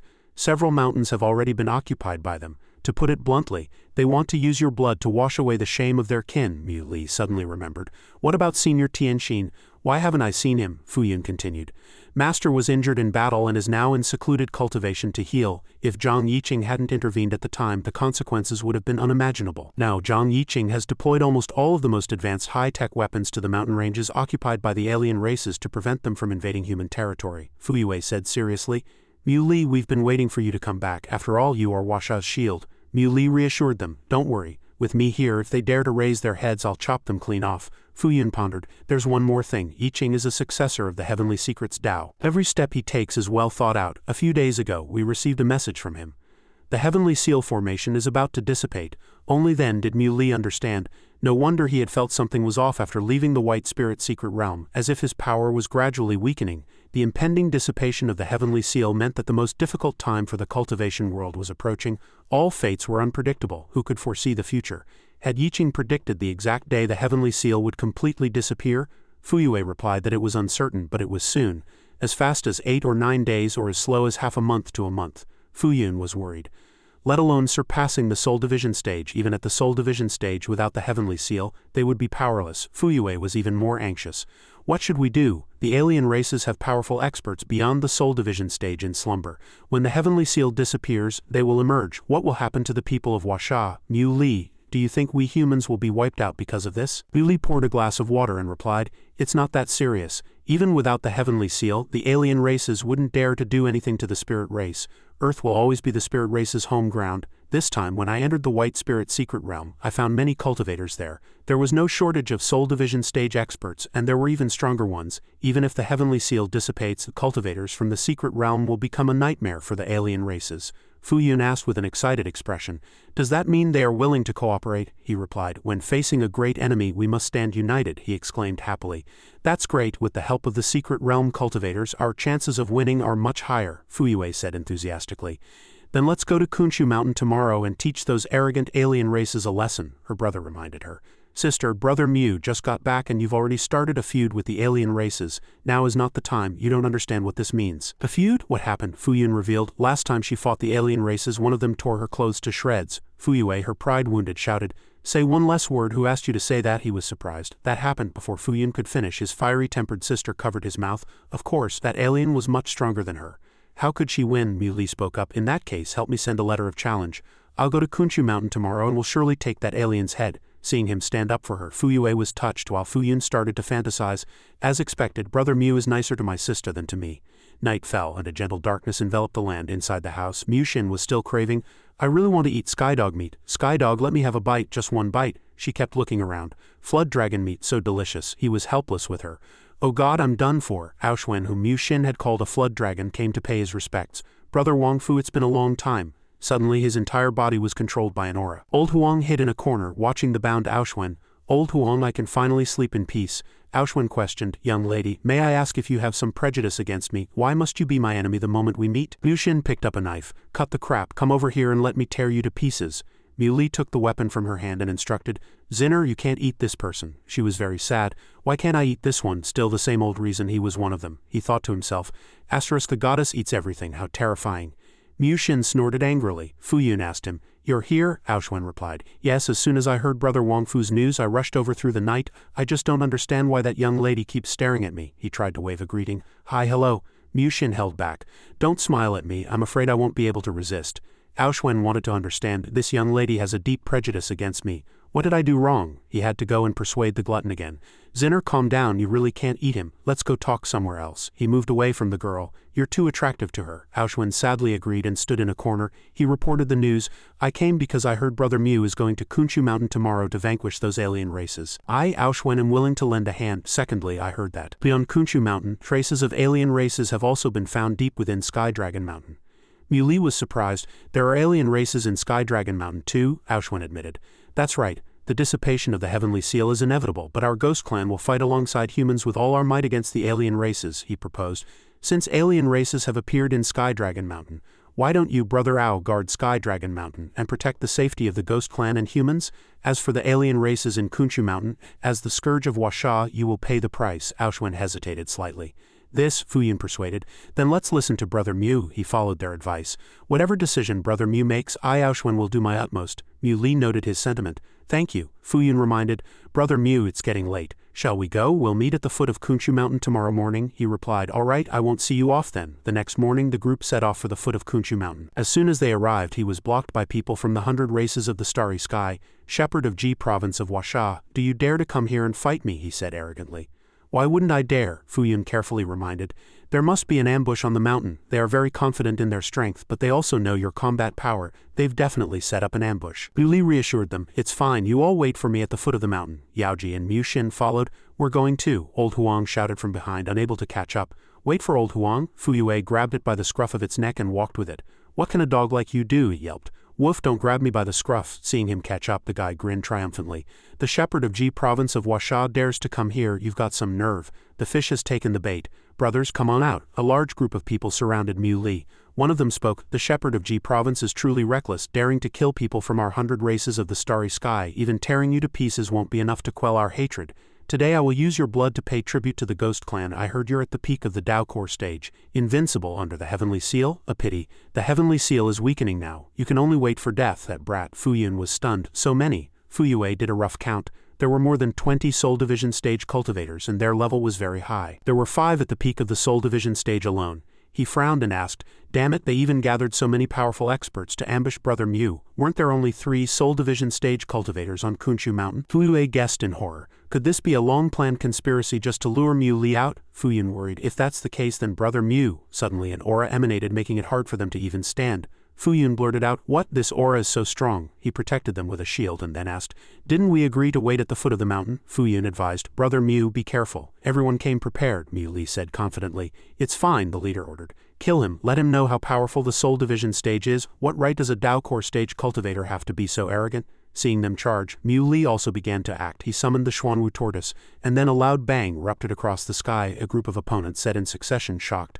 How is this possible? He's clearly at the Dao Core stage, yet his power wasn't crushed when facing the Soul Division stage. This is not the power of the Dao Core, this is the power of the Soul Division stage. What, he's not at the Dao Core stage? Muli asked seriously. Who told you I was only at the Dao Core stage? They couldn't believe it. Infinite Dao Core? There's a realm stronger than the peak of the Dao Core? I don't believe there's a realm stronger than the peak of the Dao Core. This has never happened with the ancient great gods before. He must be playing some trick and will soon run out of energy. We must destroy him today. He swung his sword, sending a guy's head flying, and replied, if you don't believe me, then protect your own life. They couldn't help but be astonished. How can he be so strong? Is there really a stronger realm above the peak of the Dao Core that I don't know about? Bawen, one of them, reminded. Wait, have you forgotten? This is a brand new era, the so-called eternal world. The final prosperity of the previous era cannot be compared to this one. This era is even more glorious than the ancient times, and the population is larger. It's only natural for someone like him to appear. In this universe there are plenty of people in our race who are as strong as him, and even stronger. The great gods of humanity are dead. The Heavenly Seal is broken. This is the end of Earth. This planet will eventually belong to us. Earth of the humans will, like other planets, be suppressed by us and kneel before the 100 races of the universe. Muni confidently held his divine sword and declared, I don't know what will happen after the Heavenly Seal dissipates, but at least for now I can wipe you all out, Bawen hastily ordered. Defend! He sent a series of returning swords flying towards them. Their defensive line was instantly broken, and the people of various races gradually lost heart. No, he's too terrifying. The Heavenly Seal hasn't completely dissipated yet. We're no match for this power, let alone killing him, Bawen blustered threateningly. Shepherd of Ji, you think no one can do anything to you, so you can do whatever you want? Compared to our experts, you're just a tiny ant. I can crush you with one finger. He infused more power into his sword and said, maybe not. You've given yourselves away, you've made me understand a lot of things. To kill you, I have to take out your hiding places as well. However, his countless returning swords were shattered by someone. Mu Xin was shocked. Heavens, who is this person? How can they block Mu Li's killing move so easily? Fuyu looked over there curiously and asked, who is it? Mu Li looked grimly at the newcomer to the battle. The person's figure gradually became clear in the thick smoke. They shouted happily, it's Lord Xingchen, that's great. Xingchen looked at him with a cold expression. Shepherd of Ji of Huasha, not bad. Mu Li was not surprised, he had guessed right. As the heavenly seal began to dissipate, it was inevitable that a guy of this level would appear. A false god above the soul division. Close to the realm of laws, Xingchen said in a deep voice. I just emerged and heard about an ignorant Huashan who dared to kill people of my 100 races, he retorted. What, your leaders can't be killed? The war between humans and alien races has reached an irreconcilable point. You hide on Earth and think you can rule this planet all day long. You say I dare to kill your people. I'm tired of hearing it. What can the alien races do to me? Why wouldn't I dare to kill, even if you stretched your god's neck out in front of me? I'd still chop it off, Xingchen sneered. You've got guts. I have to admit you're the most interesting shepherd of Ji I've seen since I was born. Given enough time, maybe you could even restore the great universe Dao sect, but unfortunately, you won't have the chance. A Dao core peaks stronger than a magic artifact and now probably even stronger than the Dao core. How can I let someone like you grow? My laws can break anything just like other laws. With a flick of a finger you'll be reduced to dust. Mu Li was surrounded by his laws. He sidestepped to dodge an incoming force. Seeing his opponent still unharmed, Xingchen was stunned for a moment. He asked, breaking out in a cold sweat, Dao core, how can you move under my laws? He secretly guessed. Could it be that a master is secretly protecting him? He looked at Mu Xin and asked, could it be you? Who on earth are you? He asked doubtfully. Are you really a false god? Xingchen felt his pride was offended. Are you questioning me? He replied. You know nothing, so being questioned is to be expected, he said angrily. What did you say? Mu Li made him understand. You want to know why your laws don't work on me, right? He casually waved his hand at him as a demonstration, and just then an energy burst out from behind him. He panicked. This, Mu Li repeated, didn't you see clearly? Let's do it again. At that moment, another person died under his second demonstration attack, retracting his spiritual power. Mu Li then asked, Alien false god, did you see clearly? Xingchen said in a panic-stricken string. Impossible. How is that possible? Impossible. You're clearly only at the Dao core stage. How can you do this? No cultivator has ever been able to do this before, Mu Li replied. Unprecedented doesn't mean it doesn't exist. Xingchen still couldn't figure out the reason. How can there be a guy like you in this world? Another clan member interjected. A Dao core stage cultivator actually has laws. How did you do it? A Dao core stage with laws. There must have been someone like that before. If not in my clan, then it must be in the spirit clan. He denied it. No, he's touching upon the laws of space, someone stuttered. What? No space. The laws of space, like the laws of time and life and death, are something only a very small number of cultivators can access, but this Dao core cultivator not only understands laws, he also knows how to use the laws of space. No wonder the laws of destruction are useless against him. Other laws seem to be useless against him too. In that case, even if the heavenly seal dissipates, it won't have much effect on him. Xingchen had no choice but to retreat. Let's go. He has the laws of space. The heavenly seal is not my advantage. I can't deal with him, Mu Li asked bluntly. Go? How are you going to go? He was very confident about this. Although you're just a guy who's just learned the laws of space, how can you stop me? Mu Li charged straight at his opponent. Then let's see. Xingchen immediately ordered his entire team, run. He fought hard against him. Mu Li commanded Yaoji. Barrier? Yaoji took out her magic artifact and activated the barrier. A large group of clan members touched the barrier in front of them and said in surprise, This is a barrier. We can't get out. We can only rely on Lord Xingchen, he called out again. Old Huang, what are you waiting for? Old Huang roared fiercely and charged at the plump prey. The necks of all those clan members were bitten off and they were all annihilated. The remaining people screamed in panic, What is that? Help me. Mu Li released the Dragon Emperor's sword. Sword after sword pierced through the chests of the clan members. Xingchen raised a shield and struggled to block. He commanded, Stop it now, damn it. However, the number of people being annihilated grew until his sword had drunk its fill of blood and returned to its master's hand. He spared his life. The heavenly seal is not yet broken. I can't kill you for now. You've escaped with your life today. Xingchen cursed him. I should be the one saying that to you. Shepherd of Ji, once the heavenly seal is broken, you will surely die. You Huashians will surely become lowly slaves. Mu Li was not angry at all. Then we'll talk when the heavenly seal is broken. The future is not for you to decide, he said confidently. You will surely die. Watching Xingchen's retreating back, Old Huang said disdainfully, Pa, it's the first time I, Old Huang, have heard someone talk so smoothly about running away when they can't win. I have never seen such a shameless person, Mu Li thought. I wonder how things are going on Aoshwen's side. With his strength he should be able to resolve it smoothly. Fuyu pushed his sister's shoulder. Go on, sis. Isn't what Brother Mu did enough to express his feelings? He heard you suffered a loss in the war against the alien races, and not only did he send a challenge, he came here and slaughtered them all. If this isn't love, what else are you moping about? How does he have to express his feelings for it not to be unrequited love? He kept egging her on, ignoring Fuyu, who was about to burst into flames. Does sacrifice have to be great? Suffering have to be sincere? Does he have to cry for you to prove this is love? Just then the seal cracked. Mui spoke. The heavenly seal is about to dissipate and humanity is facing an imminent danger. I plan to go back and refine pills with a large amount of materials to do my best to improve the strength of Washa's cultivators. He specifically handed something to Fuyu. This is the limitless true scripture that I created by synthesizing various immortal cultivation techniques. Take it back and make it public. Consider it the official cultivation technique of Washa. As long as they are Washan, anyone can practice this technique. Fuyu exclaimed in admiration. Brother Mui, for you to share such a precious technique for everyone to cultivate together, this is true merit. It will surely be passed down for generations and praised for all time. From now on, you are the progenitor of the Tao in Washa. Yaoji stepped forward to praise Mui. Your power of faith is very pure, not obtained through unorthodox means. If you follow the righteous path in the future, you will surely become a great power, not only because of your talent but also because you have the faith of a nation. Perhaps becoming a great power is not your endpoint. You will ignite the divine fire and become a god. In this era of the Dharma's end intertwined with a great revival, you are the fastest cultivator to become a god. Mui thought, becoming a god I already have a set path, but I don't want to rely on the power of faith to achieve it. As a cultivator with the immaculate holy body, my goal is to become an immortal cultivator for all eternity. I will prove the Tao with my body and adhere to my true self. Mui reminded them, since the battle of the alien races at Kunshu Mountain has subsided, you should go back first. I'll go check on Sky Dragon Mountain and then return. Fuyu replied, understood brother Mui. Old Huang came up insisting on going with him. Mui, you brat, I'm going with you. Sky Dragon Mountain is full of dangers, you can't do without me, Old Huang. Mui didn't refuse, then you can come along for the ride. Shin held his arm and demanded, I'm going too. Old Huang was so scared he let go of Mui. Those alien kids at Sky Dragon Mountain are nothing to be afraid of. I'd better wait for you at home. He patted her head and coaxed, be good, I'll be back soon. You take care of mom at home. Shin was still craving. Flood dragon meat is delicious. Old Huang thought to himself on the side, listen to what she's saying, what a terrifying woman. He instructed, Zinner, be good and wait for me at home. Shin agreed, all right. Seeing that she was staying home, Old Huang immediately rushed over. The affairs of the human race are my Old Huang's affairs. Let's go now. One man and one dog arrived at the still fighting Sky Dragon Mountain. Aoshwen was engaged in battle with the enemy. His opponent said disdainfully, you traitor of the demon race, it's one thing not to grovel and beg those humans to let you live, but you dare to come here and challenge me. It's truly laughable, but you're right. If the humans really valued you, they wouldn't have left you to guard Sky Dragon Mountain alone. In the end, you're just a pawn to be used and thrown away. See? As his voice fell, he charged towards Aoshwen. However, he instantly froze, his head gone, his body falling to the ground while his head shouted in astonishment, how is this possible? How did this happen? Old Huang felt a sharp pain in his butt. Ouch, my old man's butt. Aoshwen was surprised to see him.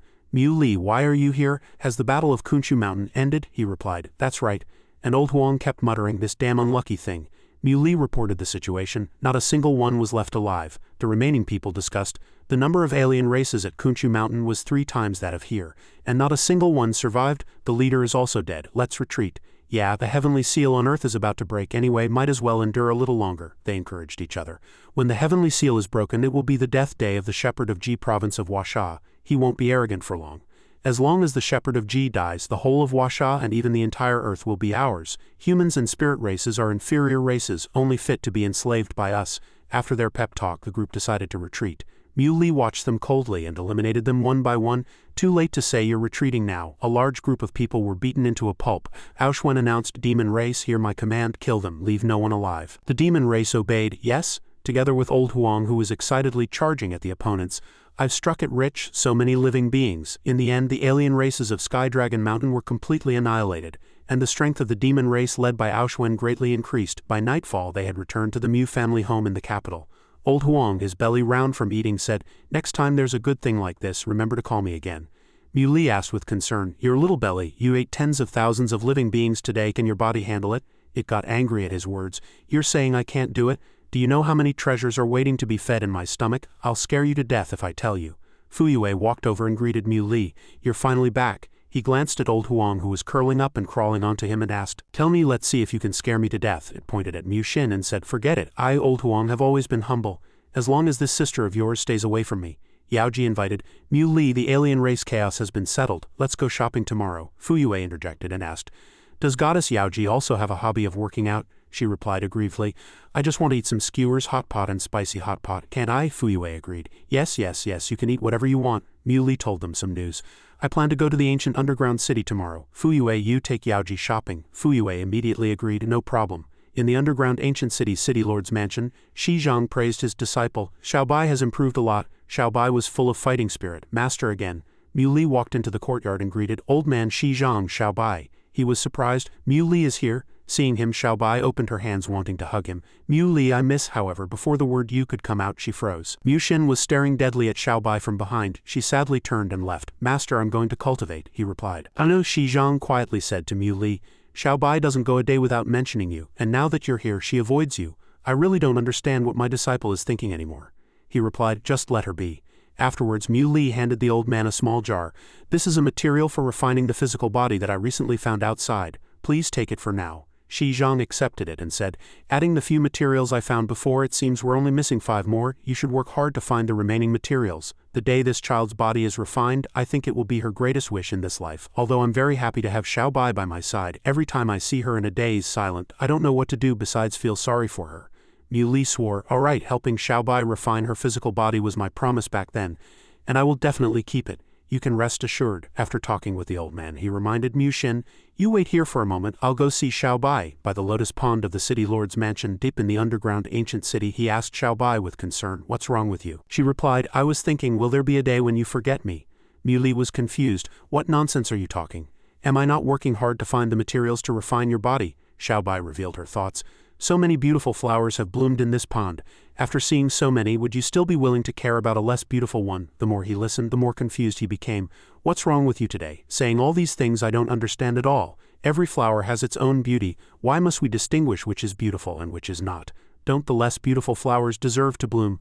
Those blooming flowers are not just to please passers-by. They are just following the laws of circulation, the rising and setting of the sun, the changing of the 4 seasons, sprouting and blooming and finally bearing fruit and withering. Xiaobai smiled after hearing this. She turned her head to face him, then frankly admitted her mistake.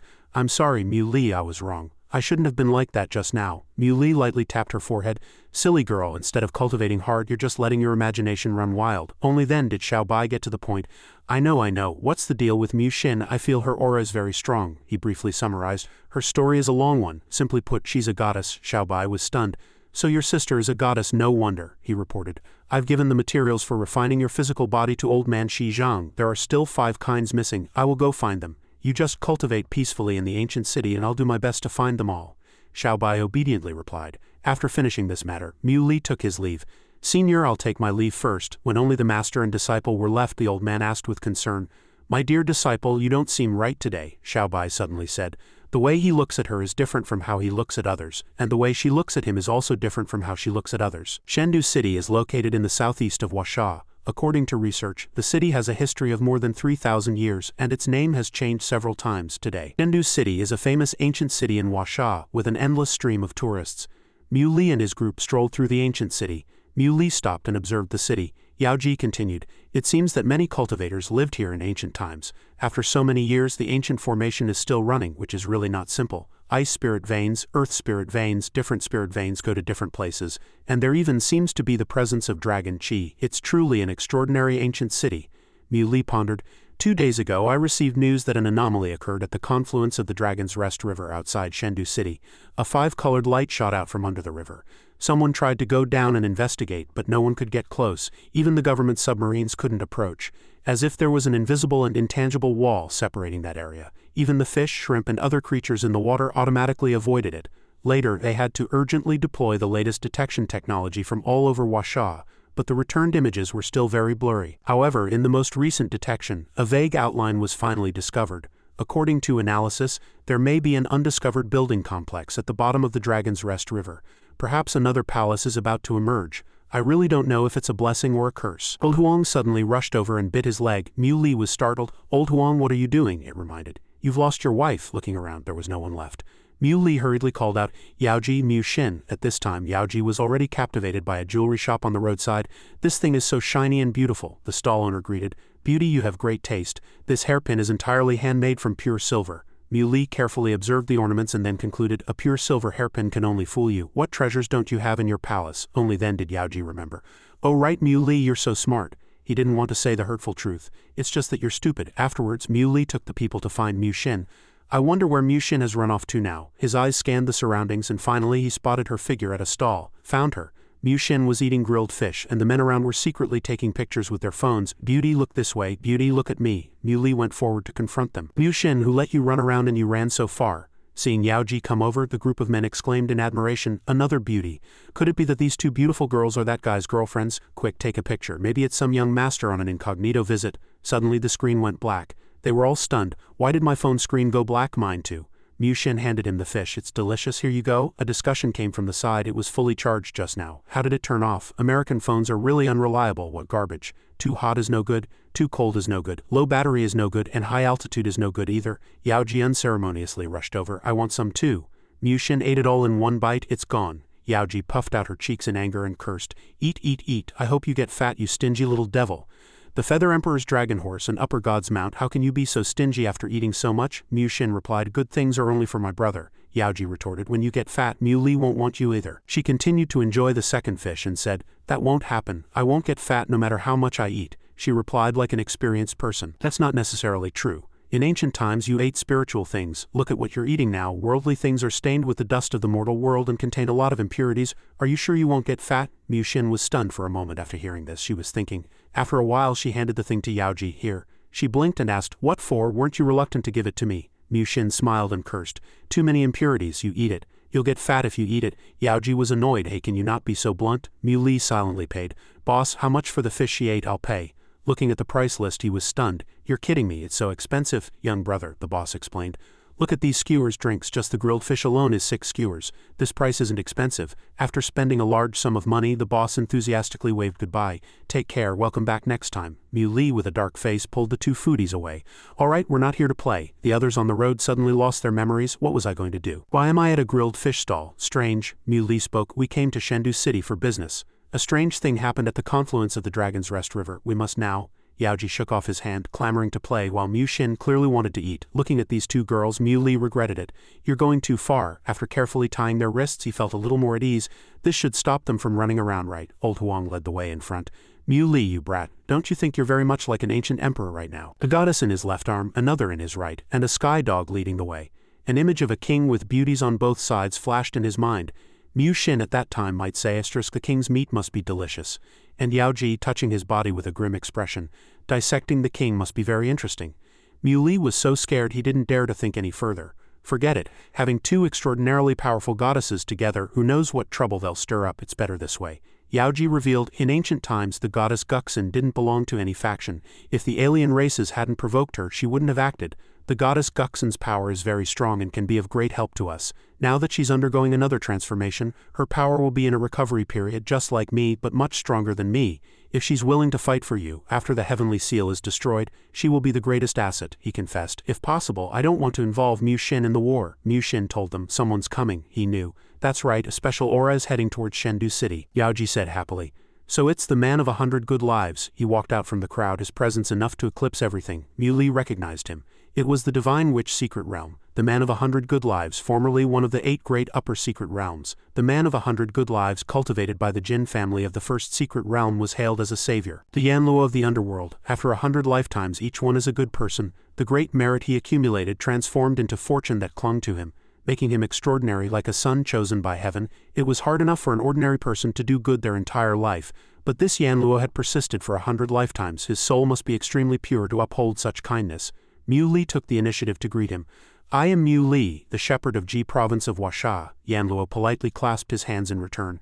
A pleasure to meet you. Just then an old beggar by the roadside pleaded with him. Young man, have pity on me. Give me some money to save my life. Yanluo handed him a stack of money, and the old beggar happily replied, Thank you, you're so generous. Good people will have a peaceful life. Mu Li was surprised. Was this the style of a man who had been good for 100 lifetimes, unable to distinguish truth from falsehood, only concerned with doing good? The moment the old beggar saw the money, his expression changed. Mu Li asked curiously, Why did you give him so much money? Yanluo answered, Because he is pitiful. You don't understand, don't you know he's pretending? Where is he pitiful? Yanluo calmly replied, Of course I know. He has hands and feet, yet pretends to be pitiful to beg. Abandoning his own dignity and his duty as a human being, is that not pitiful? Mu Li understood. I admit you have a point, but this kind of person has no such awareness. They have always lived like this, constantly exploiting the sympathy of others without the slightest guilt. Your actions will only make them worse. Perhaps after this you will become a bragging point for them. They will laugh at you for being foolish, mock you for being naive, Yanluo suddenly said. He will suddenly awaken and no longer repeat his past mistakes. He will take that money to strive and live the life he deserves. Recalling the moment Yanluo patted the old beggar's shoulder, he thought to himself his merit, luck and energy had already given him the power to change people's hearts. He bowed to show his admiration. Lord Shepherd of Ji Province, I heard that in this world you have protected tens of millions of Washa's people with your own strength. I admire you very much. Muli held Yanluo's hands. I don't deserve such a grand gesture from you, and please don't call me Lord. I only did this for the sake of responsibility and commitment. Otherwise I would never have paid so much so easily. Compared to your 100 lifetimes of merit, I am but a tiny grain of sand. I cannot do it. So I admire those who can. Yanluo asked in a friendly manner. You are older than me. May I call you Brother Mu? He replied cheerfully. Of course you can. Yanluo sized up the two girls. Those unaffected by my virtue are either extremely powerful or come from a distinguished background. It seems these ladies are all extraordinary. Yaoji knew this well. She transmitted her voice. A man of 100 good lives can access laws from birth. His persistence in doing good will form a righteous path. The laws will also be laws of goodness, coupled with a righteous body like yours. Pure power of faith is not difficult. It's the same for this good man. His immeasurable merit and great fortune are something many ancient great powers and gods could not possess. The great power of the new era is either him or you. He knew clearly that if a good man like Yanluo could become a great power of the righteous path, it would be a great blessing for the human race. Such an outcome, he would also be happy to see. Yanluo left. To meet someone like Brother Mu right after entering the secular world was truly a good thing. How about we find a quiet place to chat? He agreed. Sure. The group followed Yanluo to another place. Just then Mu Li ran into an acquaintance. He asked Aoshwen curiously, What are you doing here? Yanluo led everyone back to his residence. After everyone was seated, he began. So it's the demon emperor Aoshwen. I've heard you've made great efforts for the peace between the two races, which is truly remarkable. Aoshwen coughed a few times in embarrassment. Seeing Mu Xin staring at the man, Mu Li reminded her. Mu Xin, be serious. Yao Ji sighed. Glutton, he said sternly. I'm telling you, you can't eat this one. Don't make me angry. Mu Xin had no choice but to close her eyes and turn away. Only then did Mu Li get to the point. Aoshwen, what are you doing in Chengdu City? He replied. An anomaly occurred at the confluence of the Dragon's Rest River in the East Sea. I went to check it out. He pondered. When the cloud-top heavenly palace of Kunshu Mountain emerged, he didn't see Aoshwen go to investigate. Why would an unknown anomaly in the Dragon's Rest River draw him here? Could it be related to the building complex under the river? He then shared another piece of news. The number of cultivators in Chengdu City has also increased. He easily guessed their motives. It seems they've also heard the news, just like last time at the Cloudtop Heavenly Palace. They hope to gain some benefits from it. But the number of cultivators appearing in Chengdu City this time might be excessive. I can sense dozens of them. I suspect a large portion of them are not from the 8 great secret realms. What's going on? Suddenly the ground started to shake. Old Huang barked alertly. Woof, damn it, why is there an earthquake? It suddenly realized it had spoken again. Old Huang urged him. The same thing happened when the Kunshu Mountain Palace appeared last time. Muley kid, there must be a palace in the Dragon's Rest River. Hurry up and go. Aoshwen stared intently at the passage and he immediately walked ahead. Old Huang cursed from behind. Aoshwen, you bastard, you haven't even received the government's order. What's the rush? Watching the people flying around in the sky, the common folk were amazed. So many immortals. Someone noticed. Everyone look, there's a dog flying in the sky too. It's true. Old Huang, held by Yaoji, groaned. I'm afraid of heights, it thought to itself, just pretending. Yaoji saw through its intention and let go. Old Huang, terrified, hugged her leg. I'm going to die. This is taking years off my life. I'm really afraid of heights. Yaoji grabbed its hand and said, Oops, sorry, my hand slipped. It realized something was wrong. Is this the same Yaoji whose immortal grass I tricked her out of at the Cloudtop Heavenly Palace? In a moment they had arrived at the Dragon's Rest River where a huge whirlpool was forming at the bottom. Aoshwen thought to himself, yesterday there was an ancient sealing formation here, and in less than a day the outer formation has disappeared, leaving only an inner layer. The city below emerged from the formation, and Yaoji blurted out, As expected, I was right. This is the Dragon Palace. Muley was shocked. The Dragon Palace, in Chinese mythology, aren't the dragon palaces in the 4 seas. The confluence of the Dragon's Rest River ends in the endless East Sea. Logically, the Dragon Palace should be in the deep sea. She reminded him. Look at Aoshwen. He suspected Aoshwen was from the Dragon Palace. Yaoji confirmed via voice transmission. The first time I saw him at Sky Dragon Mountain, I could tell he had the bloodline of the Azure Dragon, the head of the 4 saints. But now I have a new theory. I think he might not be a descendant of the Azure Dragon, but the orthodox bloodline of the Azure Dragon, the crown prince of the Dragon Palace. Muley asked via voice transmission. You mean this Dragon Palace is the palace of the Azure Dragon, the head of the 4 saints? Then Aoshwen is the official heir to the Dragon Palace, she replied. That's right, since ancient times there have been many legends in Washa. In the mountains, rivers, lakes, and the 4 seas there are dragon kings. The Azure Dragon of the 4 sacred beasts is also a dragon king. But in reality, how could there be so many dragon kings in Huaxia? You must know that a dragon king is an existence close to a great god. Most of the legends in the world are fabricated. In ancient times, the strongest dragon king was the Azure Dragon, the head of the four saints. At the same time, he was also the dragon king of the East Dragon Palace. And the legendary dragon kings were not true dragons. True dragons only appeared in the distant past and later died out. The Azure Dragon, the dragon king of the East Sea, can be considered the closest existence to a true dragon, extremely powerful. In the ancient Great War, the Azure Dragon was severely injured. Before he fell, he had asked a great lord to bring out a dragon egg. I guess Aoshwen was born from that dragon egg. Muli summarized, thinking to himself. The legend of the dragon pool at Sky Dragon Mountain speaks of a dragon egg at the bottom of the pool, which later hatched into a dragon. Seeing Aoshwen's expression, he clearly had feelings for this dragon palace. He discovered a contradiction. That's not right. Isn't the dragon palace in the East Sea? How did it appear in the Dragon's Rest River? This place is far from the East Sea, Yaoji explained via voice transmission. In ancient times, the earth was extremely vast and the area of land and sea was much larger than it is now. After so many years of topographical evolution, it's not surprising that the Dragon Palace appears here, he insisted. No, there must be something wrong with the space below. At this moment, another group of people arrived. The leader looked excitedly at the Dragon Palace below. The legendary Dragon Palace, with countless rare treasures. I wonder if it's true. His accomplice had already rushed down. Who cares if it's true or not? Let's go see for ourselves. However, he was blocked by a barrier.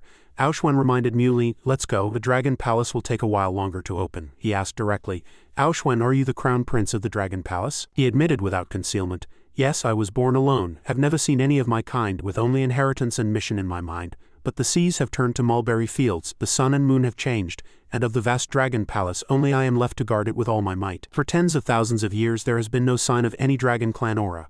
Aoshwen continued sadly, the Dragon Palace is now just an empty palace, Yaoji said with empathy. When I woke up, the vast cloud-top heavenly palace was also an empty palace. In this later age, great powers have vanished, gods have disappeared. I don't know where they all went. Mu Xin handed her a candy to comfort her. Yaoji asked in surprise, for me, thank you, but why for me, she replied. Eating something will make you happy. Mu Li observed carefully. Is Shaoxin comforting Yaoji compared to the first time I saw her in the Jiyu family spirit pool? Shaoxin has changed a lot. The next morning, old Huang woke him up. Mu Li kid, the Dragon Palace is about to be unsealed, he asked drowsily. What? A group of people came to the sky above the Dragon's Rest River. Looking at the numerous people here, Mu Li was surprised. How can there be so many cultivators? Old Huang guessed. It seems it's not just one secret realm. If the 8 great upper gods can create small worlds, other upper gods can naturally do so as well. Mu Li said with annoyance, this is really a headache. I wonder what the attitude of those cultivators from unknown secret realms is towards Earth. He looked warily in one direction. Looking at those two people, Mu Li noticed the cultivators over there. Yaoji and Old Huang simultaneously said 2 names. Taiyan, Yingou. Yan Luo and his subordinates recognized them as alien star cultivators. He asked them doubtfully, what's wrong? Yaoji revealed.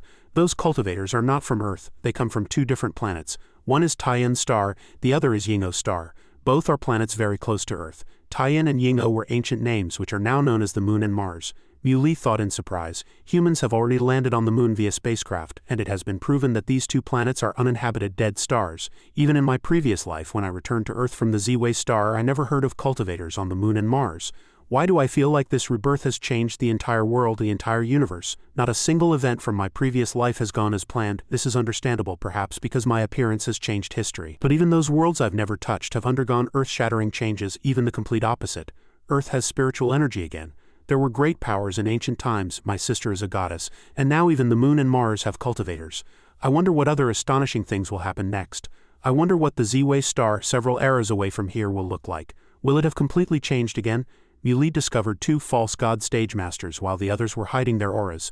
Are the cultivators from Taiyan star and Yingou star very strong? Old Huang revealed. In ancient times they couldn't compare to Earth. At that time, Earth was the strongest place in this star region. Talents emerged in abundance. Although Taiyan and Yingou had great powers and gods guarding them, it still couldn't change the mediocre status of these 2 planets. Now that the great powers of Earth have vanished, planets like Taiyan and Yingou are not within the range of the Heavenly Seal formation. The situation is hard to say. During the ancient Great War, the spirit race of Earth fought against the 100 races of the starry sky. Although they also participated in the war, they were cunning and didn't go all out. So later, the Earth cultivators suffered heavy losses, while their strength was preserved intact. Now that they've come to Earth, I don't believe they have no malicious intentions, he asked curiously. The Heavenly Seal has not yet disappeared. How did they get to Earth? Old Huang answered knowledgeably. The Heavenly Seal mainly repels alien races. Although these people are cultivators from other stars, they are also part of the human race. Besides, the Heavenly Seal is weakening now, so it's not difficult for them to come. Don't humans often launch things to explore the universe? These things aren't blocked, let alone people. Alright, this commotion is even bigger than when the cloud-top heavenly palace appeared. At this moment, the seal of the dragon palace was slowly opening, and a huge whirlpool appeared before everyone's eyes. A cultivator couldn't resist rushing in, pushing and shoving to enter the dragon palace, which made several other cultivators say with dissatisfaction, "Hey, what are you doing?" Seeing this, the guy suppressed them with fire magic and cleared out his opponents in one step. After finishing, they even had a contemptuous look on their faces. "A bunch of trash, do you still think you're the ancient overlords?" The guy traveling with him seemed very anxious. "Alright, don't waste time, let's get into the dragon palace." But just then, Mui walked over. Seeing this, the two of them adopted a questioning posture. "What do you want? Why are you blocking our way?" However, he was here to tell them, "Anyone can enter this dragon palace except you." They shouted loudly, "What kind of twisted logic is this? Just because you're the shepherd of Ji province of Huasha and have great strength, you can bully the weak? You won't let us in? Do you want to monopolize all the treasures?" After saying that, they even used a clone technique to create a battle with disparate numbers. But Mui just said calmly, "Trying to pressure me with righteousness? Too bad, that trick won't work on me." Then he raised his fist and gave the two scoundrels a good beating. A few nearby alien races who saw this injustice also cursed at Mui. "Shepherd of Ji, you can only be arrogant for a while. When the heavenly seal is broken, you will die without a burial place.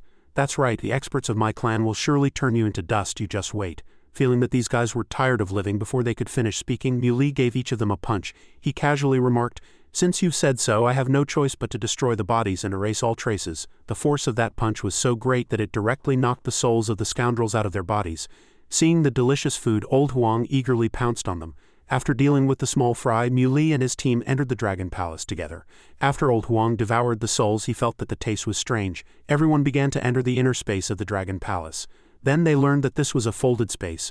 "We entered from the confluence of the Dragon's Rest River, but we actually arrived at the East Sea through the vortex." This place was incomparably vast, which made Yaoji exclaim in amazement, "Aoshwen, your palace is so big.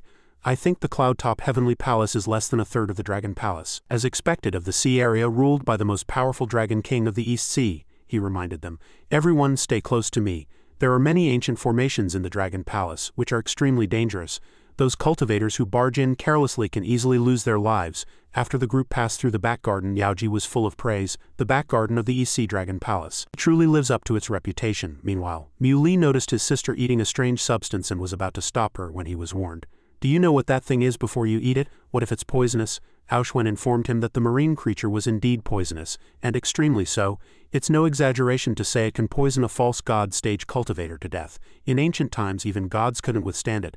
Even if the poison isn't as strong now, it's still very terrifying. Hearing this, old Huang was so scared he quickly threw away the thing in his hand and even blamed him for not saying it sooner. Mui turned to his sister and commanded, "Did you hear that? Throw it away, you can't eat that." Despite this, Mu Xin held it tightly in her hand and said, "I think I can eat it." After saying that, she put it directly into her mouth and started chewing. Mui helplessly grabbed his sister and shook her back and forth. "Why aren't you listening? Spit it out." Seeing this, Yaoji giggled. The goddess Guxin is someone who even eats poison hemlock for a meal. She probably won't be poisoned to death. Hearing this, Mui stopped and sighed in relief. Aoshwen then revealed, "If you're not afraid of poison, this thing can be considered a great tonic." Old Huang caught on to this and pointed at the strange creature, asking again to confirm. "You mean this thing is a supreme treasure?" He confirmed. "You could say that, provided one can resist its poison." Before Aoshwen could finish, two shadows had already sped past him. Old Huang and Mui each took one to nourish themselves. Faced with Aoshwen's helplessness, Mui only said, "My body is the embodiment of pure Yang's strength and hardness. I should be able to withstand it." Old Huang also said firmly that he had eaten everything under the sun and didn't believe he couldn't handle this thing. It opened its big mouth and swallowed the strange fruit, ignoring Aoshwen's warning. "Don't, that extremely poisonous thing is really not something anyone can handle." Sure enough, as soon as it swallowed it, its eyes rolled back and it rolled on the ground, foaming at the mouth. Seeing old Huang in such pain, Aoshwen and Mui were both speechless. He was scared out of his wits and gave the strange creature to Mu Xin, saying it was better for her to eat it. Everyone asked if old Huang would be poisoned to death and if he could still be saved. Anyway, there was nothing I could do. Although Yaoji was worried, her tone carried a hint of blame. "Don't you want to live? Honestly, can just anyone imitate a gluttonous goddess?" Fortunately, Yanluo was kind-hearted and took out a treasure. "Let him drink my divine spirit pill, it should still be able to save him." But he was stopped by Changwen. "No, that's an ancient divine pill prepared for you by the Jin family. It's extremely precious and will be of great use to your righteous path in the future." Yanluo disregarded his personal interests and said, "It's all right, as long as it can save a life." Just as he was about to feed the medicine to old Huang, Mu stopped him, saying it wasn't necessary. After foaming at the mouth for a while, old Huang woke up and said, "Refreshing, it's really good stuff." Aoshwen was stunned by its tenacious vitality, so it puffed out its chest and introduced itself. "I, old Huang, have no other virtues, but I'm tough and invincible. This is really good stuff." Then it picked up the remaining fruit and asked Mu if he wanted to try some. Seeing him refuse, old Huang ate another one. This time, before it could even eat half, it fainted. Seeing this, everyone was speechless. There was nothing more interesting here. Daoji suggested, "Let's go." After getting everyone's agreement, Mu grabbed the unconscious old Huang and dragged him along, not forgetting to take some strange fruits as snacks, eating as she walked. On the other side, many cultivators were trying to break the formation together. However, because it was too difficult to solve, everyone was complaining bitterly, "What kind of formation is this? How can it be so powerful? My hand is out of control." After that, only miserable screams echoed through the Dragon Palace. Old Huang heard it and asked curiously, "Why are they screaming so miserably?" Aoshwen guessed. They probably triggered the ancient formation of the Dragon Palace. This scared old Huang so much that he didn't dare to move recklessly. He found an excuse to get closer to him. "Is that so? Let me make it clear, I'm not afraid, I'm just worried you'll encounter danger, so I'm getting closer to you." Aoshwen explained, "Actually, as long as they are not greedy and don't touch the important items of the Dragon Palace, their lives won't be in danger, but obviously human nature is greedy." Old Huang thought guiltily, "Good grief, who are you talking about?" Mu was studying something behind him. "This can also be eaten," he kindly reminded her. "Miss, that is also poisonous." Before he could finish, Mu had already taken a bite and then said with disgust, "It's not very tasty." Aoshwen thought helplessly, "Poisonous or not, is that completely out of your consideration?" Old Huang's mouth watered with greed and his eyes lit up as he asked, "Are there benefits to eating this creature too?" Aoshwen replied, "There are, but..." This statement seemed to seal old Huang's appetite, making him stop. "But what?" he said honestly. "This creature's poison is not very strong, but it has a very strong yin nature. It's fine for women to eat it. If a man eats it by mistake, he might change his gender." Old Huang cursed angrily, "Damn it. Next time you speak, can you not be so intermittent?" Yaoji couldn't help but laugh. "Look how scared he is. Didn't Aoshwen say it? If you're not greedy, you won't be in mortal danger." "Who asked him to be so greedy? Serves him right," old Huang retorted. "How can a dog have human nature?" The group arrived at the medicinal garden. Standing at the entrance, Aoshwen introduced, "This is a small medicinal garden of the Dragon Palace. The herbs inside are at least of medium grade, with the highest being superior grade spirit medicines.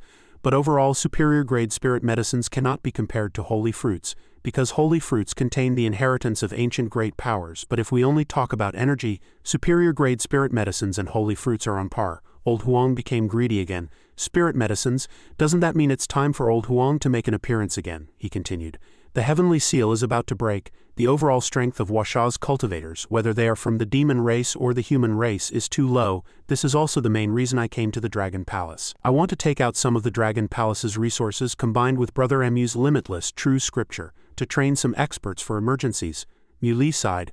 Although Aoshwen is the demon emperor of the demon race, his ability to be so righteous is truly a blessing for Washa. Aoshwen pointed at the medicinal garden and generously invited, "These spirit medicines, you take half and I'll take the other half. I hope to cultivate a batch of experts from both the demon and human races." After speaking, he looked at Mu warily. Aoshwen warned her, "Miss, you can't eat these things randomly. It concerns the cultivation of Washa's cultivators." Mu looked at him, her mouth watering. "I like to eat meat, not vegetables like flood dragon meat." Mu covered her mouth in shame. "No, you don't." Aoshwen, on the other hand, was bewildered, watching someone who actually wanted to eat him so badly. Mu noticed old Huang tiptoeing towards the medicinal garden. "He allows Mu Did you see that dog? If it dares to steal the spirit herbs, I'll let you roast it and eat it, all right?" "No, I won't eat it. Dragon meat is fine, dog meat is fine too." Mu immediately perked up.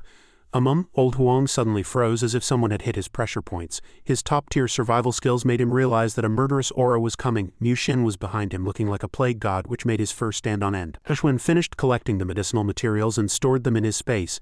He looked at Mu with regret. "It's a pity that the most important treasury of the Dragon Palace can only be opened by the Dragon King.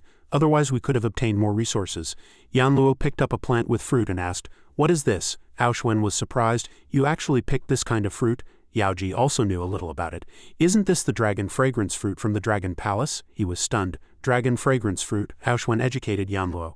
"The dragon fragrance fruit is an extremely rare spirit fruit that only grows in the Dragon Palace, but its yield is extremely low and its growing location is uncertain. Even the Dragon Palace's treasury doesn't have many. Its greatest effect is to cleanse a cultivator's 4 limbs and 100 bones, greatly increasing the speed of cultivation. The effect is excellent," Yaoji added. "That's right, in ancient times the dragon fragrance fruit was a rare treasure of the Dragon Palace." and only a few gods with very high status had the opportunity to taste it. My mother once used the peaches of immortality to trade with the Dragon King of the East Sea. She even used a large pile of treasures to exchange for a few. For you to find a dragon fragrance fruit plant in a corner on your first visit to the Dragon Palace, your luck is just too good, and the plant you picked has 8 fruits on it, which is even rarer. Old Huang's eyes lit up. There's such a treasure, let old Huang have a taste. But no matter how greedy he was, he wouldn't dare to risk his life. Just kidding, I won't eat it. Mui thought to himself, the dragon fragrance fruit is so precious its effect far surpasses the peaches of immortality. What kind of treasure would it take to exchange for 1 or 2? Although the Dragon Palace belongs to Aoshwen, discovering this treasure was also thanks to Yanluo's luck. Yanluo took out one and gave it to him, inviting, I didn't expect this fruit to be so rare. It's a blessing to eat one. Mui was surprised. You're giving it to me for free? He generously decided to share it with everyone present. We are all from the spirit race of Huasha, carrying the hope of Huasha's future. Such treasures should naturally be used on everyone. Even old Huang got a share. It happily shouted, here, here. Mui took the opportunity to mock it, as expected of a man who's been good for 100 lifetimes, so generous unlike some stingy ghosts. Yanluo handed Mui the last one. There are 8 dragon fragrance fruits in total. After sharing there's 1 left. Brother Mui, this one is for you. You've done so much for Huasha, you deserve it. Old Huang looked unhappily at Mu Xin from behind. If you don't say it, you don't say it. Who doesn't know? He accepted it. Thank you, I really need it too. Then Mui swallowed it in 1 gulp and his body immediately absorbed it. Feeling the power within his body, he was horrified. I didn't expect the effect of 1 dragon fragrance fruit to be so extraordinary. I even feel like I'm about to prove the Tao. It would have taken a few more years, but now it's been shortened by at least half. No wonder even the Queen Mother of the West wanted the dragon fragrance fruit. This is truly a treasure that can allow a cultivator to ascend to heaven in a single step. After finishing his business, Mui didn't forget to thank Yanluo. Thank you, brother, he replied. Brother Mui, you're welcome. Just when it was quiet, a group of cultivators from another star arrived. The leader said, I didn't expect you to be able to break the seals of the Dragon Palace one after another and even find peerless treasures in the medicinal garden. Truly impressive. Old Huang shouted at them. I was wondering why the taste of the souls was strange. So you're playing the substitute trick? Mui asked coldly. What do you want? He knew that he had underestimated this group of people. The leader sneered. I don't want much, but I declare that from now on this medicinal garden is ours. If you don't want to die, hand over everything you've got. Wenyang stood up and accused them. How can you speak like that? Don't forget in ancient times Taiyan Star and Ying'o Star were just vassal planets of Earth, the leader said contemptuously. You still have the nerve to bring up ancient times. Don't you know what Earth is like now? I never thought our ancestors were vassals of such a planet. What a great shame. Changwen was speechless after hearing this. You, he came back to his senses and mercilessly retorted. In ancient times you cultivators from Taiyan and Ying'o were already up to no good. Now you're taking advantage of the weakening heavenly seal on Earth to sneak in and do bad things. You're no good either, Jidu shamelessly said. So what if we want to do bad things? The cultivation world on Earth has declined to such an extent now. What can you do to us? Sun Yi, the guy's accomplice, said. We were just here to gather intelligence, but we didn't expect you to come here and make a scene. What's the point of pretending anymore? Since it has declined, you should have the awareness of decline. Don't put on airs all day long. The current Taiyan and Ying'o are not something you can touch. Jidu ordered them. Hurry up and hand over everything you found, then get out of this medicinal garden or don't blame us for not showing any mercy for old time's sake. Mui retorted forcefully. You want to force us and rob us of our things. Although Earth has declined now, it's not a place where you can be presumptuous. Another guy looked down on him. Young man, I admit you have some skills. But at the entrance just now, we were just letting you be. Do you really think you have the strength to contend with us? However, as soon as he finished speaking, he was struck by Muli's palm. His companion helped him up and found that his soul seemed to be injured. It would probably take several years for him to wake up. He still maintained his contemptuous attitude. Do you really think you have the strength to contend with us? This guy decided that this earth cultivator must have mastered a soul cultivation technique. I must capture him and take him back to Taiyan Star for the great power to interrogate. He ordered, capture him. This earth cultivator is useful. Seeing him charge towards him, Jidu said smugly, that's right. This way you can avoid physical suffering. Kid, if you dare to resist, I'll chop off your hands and feet. As soon as he finished speaking, it was his hand that was chopped off. He watched in pain as his arm was sacrificed. Another guy roared in anger. Insolent, you're looking to die. Mui immediately teleported. This guy is stubborn. This level of sword intent can't hurt me. Mui asked calmly, is that so? He then performed a few basic movements and a space of flesh and blood became a blur. His attack stirred up a cloud of dust. Old Huang rushed in to eat their primordial spirits. This tastes right. The remaining survivors cursed in horror. Damn it, bastard, he used a skill to teach Mui a lesson. Daokor kid, you might be a genius on this fallen earth relying on the heavenly seal to kill soul division cultivators. but with the two of us here today you won't be able to escape even if you had wings. Mui was surprised. Taiyun Star and Yingou Star still have great powers guarding them. The great power used the power of laws to curse Mui. Law of fire, die. Streaks of fire wrapped around his entire body. Wenyang thought in surprise. He even used the power of laws. Suddenly he was awakened by the sound of a group of friends playing a game. Yaoji asked Old Huang curiously, "Where did you get these things? They're quite interesting." It replied mysteriously, "It's a secret." Changwen rubbed his eyes. "Did I open my eyes the wrong way? Am I the only one panicking here?" The cultivators of the false god stage are not to be trifled with, and there are two of them, and they also possess the power of laws. Old Huang looked down on him with the game console. "You're obviously a novice. You have time to worry about Mui. You might as well come over and watch me play in a team." This great power wanted to burn him to death with the fire of laws. He thought to himself, "It seems they don't care about your life or death at all." Mui simply explained, "I don't need their help." The great power's companion increased the power of the flames. "For me, a dignified cultivator of the false god stage, to use the power of laws on you should be honored." The heat made Old Huang uncomfortable. "Why is it so hot?" Aoshun took the opportunity to ask for the game console. "You lost, it's my turn." He played a trick. "It doesn't count, this round doesn't count."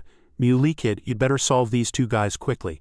"What kind of damn law is this? Damn, it's so hot. My hands and feet are sweating. It's affecting my great display of power." The great power's companion realized, "What's going on? The law of fire can't even hurt a Daokor Jr. You should know that even a peak soul division cultivator can't withstand this level of law power." The great power pondered a bunch of questions.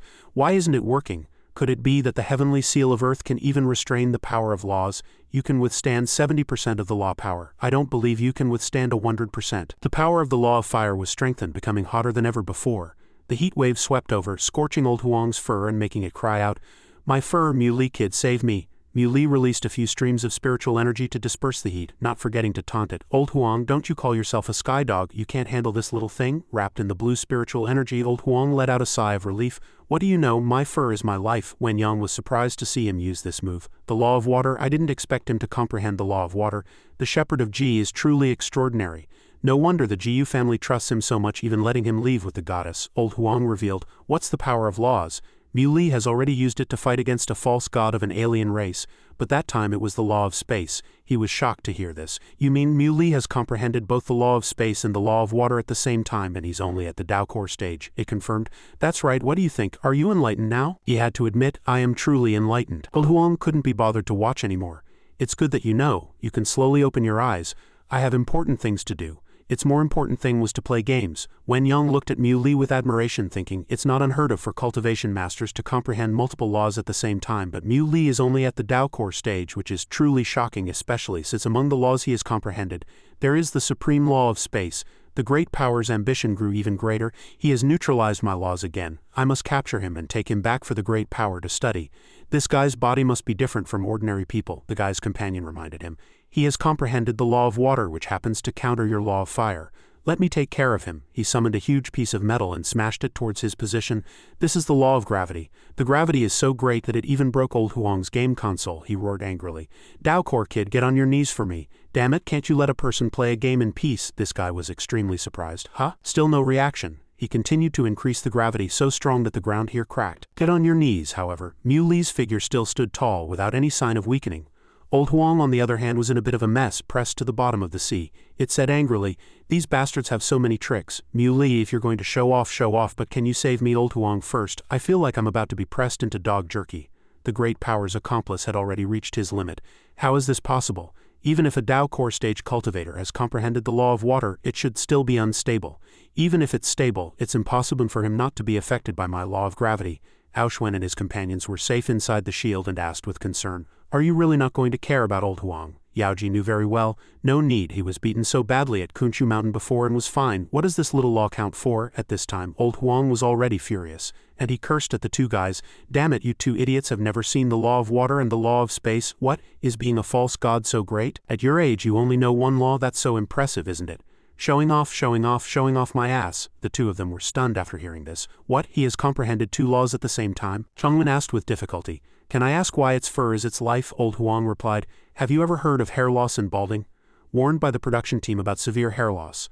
Old Huang was confused. It only knew how to eat and sleep. It didn't work overtime or a 996 schedule, so how could it go bald? It retorted. "What the hell do you know? The boss said one recommendation vote equals one bowl of dog food. It's gotten cold lately, so I'm eating more, but the dog food hasn't increased. I'm worried sick." "My lords, are you satisfied with old Huang's performance today?" he whispered. "Sorry, brothers. Mui has been busy with work lately, so old Huang hasn't had a chance to meet any beauties. Next time, I'll definitely try harder." The dog food has all flown away. The great power on the path had no choice but to retract his law of gravity. Old Huang finally stood up and let out a string of curses. "Damn it, I'm saved. Let me ask you, do you have a masochistic streak? Do you have to be cursed to your face before you'll wake up?" The two exchanged looks and then asked Mui, "This is unreasonable. Earth has already declined. How could a Dao core cultivator like him appear? Earth has been restricted by the heavenly seal for many years and has long entered a Dharma-ending age. Logically, it should be difficult for even cultivators above the Dao core stage to appear. Who are you? Are you a descendant of an ancient great god?" Mui introduced himself. "I am one of the shepherds of Ji province of Huasha." They were surprised. Shepherd of Ji province? Could it be that all the shepherds of Ji province in Huasha are so extraordinary now? In that case, is our trip this time more dangerous than we thought? It seems the current Earth is not as bad as we imagined. Why don't we retreat and report the situation to the Great Power? When the Heavenly Seal is destroyed, the Great Powers of Taiyan and Yingou can join forces and invade then, the other guy agreed. That's our only option. Seeing them leave, old Huang was shocked. "What the hell, Mui, you're just letting them go? Why is it that they can hit us but we can't hit back?" he explained. "My power of laws can only suppress him, not kill him. A Dao core fighting a false god has too many disadvantages. To fight with all my strength over a moment of anger would only lead to mutual destruction. The current situation is unclear and acting impulsively is not wise. They must also understand the stakes, which is why they chose to retreat," it said. "I get the logic, but I just can't swallow this insult. They came to someone else's territory to rob them and were still so arrogant." Yaoji stroked its head comfortingly. "All right, old Huang, pulling back a fist is for striking a heavier blow. One day they will pay the price for their arrogance." Old Huang enjoyed the gentleness. "Continue, don't stop." "Yes, you're right. It would be even better if you let me hold you a little tighter," she replied with a meaningful smile. "Of course." Yaoji then grabbed it by the scruff of its neck and continued, "Not a chance." Old Huang flailed its limbs and demanded, "Let me go. I'm fat now." "It's uncomfortable being held like this." She granted his request and threw it to the ground. A moment later, the water's surface returned to calm. Aoshwen told them, "The herbs in the medicinal garden should continue to grow for a while. Without me, no one else can open the barrier.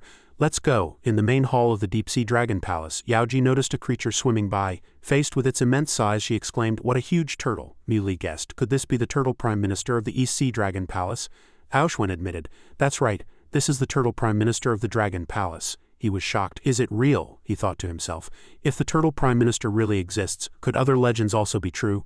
Yaoji tried to touch it and sensed that this was a turtle that had achieved the great power of the Tao, but it was hard to say if it was dead or alive. "I can't feel a trace of life at all." Even Aoshwen was unsure. "I don't know if it's dead or alive either. This part isn't in my inherited memories." Mushin stated with certainty, "This turtle is still alive." He was surprised. "Really, how can you tell?" she replied. "Because it still gives me an appetite." After hearing this, Aoshwen was speechless. "Even if our Dragon Palace's turtle prime minister is alive, it wasn't raised for you to eat." It was only then that he had a sudden realization. "Wait, now that I think about it, she's been staring at me with a strange look in her eyes. Could it be that she also sees me as a delicious delicacy?" Mushin licked her lips and said, drooling, "I hear divine turtle eggs are delicious," he awkwardly reminded her. "Miss, our Dragon Palace's turtle prime minister is male. He doesn't lay eggs," Mushin praised. "Divine turtle meat is also delicious, but flood dragon meat is still the best. I've had it before." Aoshwen was speechless. "She really sees me as food." They began to shift their attention to observing the pillars. Yaoji exclaimed, "What a huge pillar!" Mui silently listed them off. "The Dragon King of the East Sea, the Crown Prince of the Dragon Palace, the Turtle Prime Minister, they're all here. This pillar in front of us, could it be?" Aoshwen explained, "This is not a pillar, it's a staff. It is the sea-calming divine treasure left by the ancient great god Emperor Yu." Hearing this, Mui thought, "Did I guess right?" He asked directly, "Is this thing really the Ruyi Jingu Bang?" Aoshwen confirmed. "That's right, the name of this divine treasure is indeed Ruyi Jingu Bang. Look at the words on it, they are written very clearly. Ruyi Jingu Bang, weighing 13,500 jin, forged at the beginning of heaven and earth during the primordial chaos by an ancient great god using a mixture of divine 9 times refined steel, spiritual sun divine iron and golden divine iron.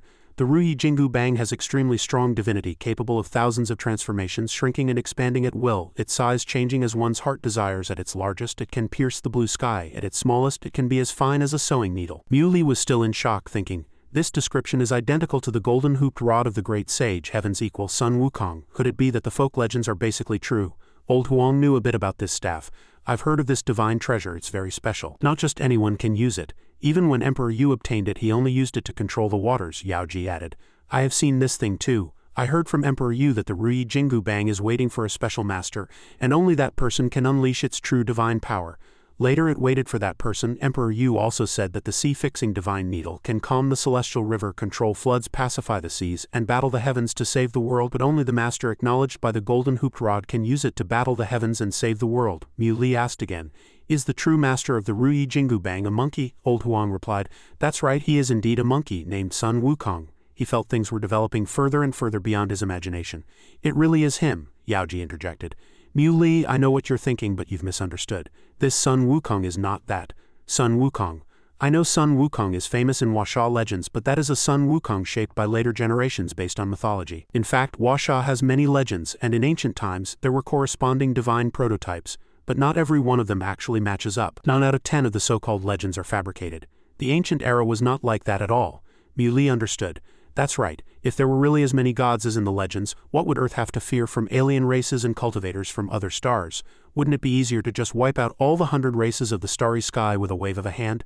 Then tell me about the deeds of the ancient god Sun Wukong," Yaoji revealed. "Basically, the initial deeds are very similar to the legends. The difference is that he didn't take the Ruyi Jingu to wreak havoc in the heavenly palace, but went alone with his staff straight to the deepest part of the starry sky, slaughtering in all directions, causing the blood of alien races to flow like rivers. His combat power and growth rate terrified the 100 races of the starry sky, so they joined forces to suppress Sun Wukong. That battle was so brutal that heaven and earth tore apart, and no one knew who won or lost in the end. When the great gods of Earth's spirit race arrived, they only saw the deepest part of the starry sky stained with blood, and from then on Sun Wukong was never seen again. Some say he died. Some say he is still alive. After Sun Wukong disappeared into the depths of the starry sky, the golden hooped rod returned to the East Sea Dragon Palace, and has been in a deep sleep ever since. Even the great god Emperor Yu couldn't wake it. It once said that if its master appeared, it would fight to the 9 heavens again.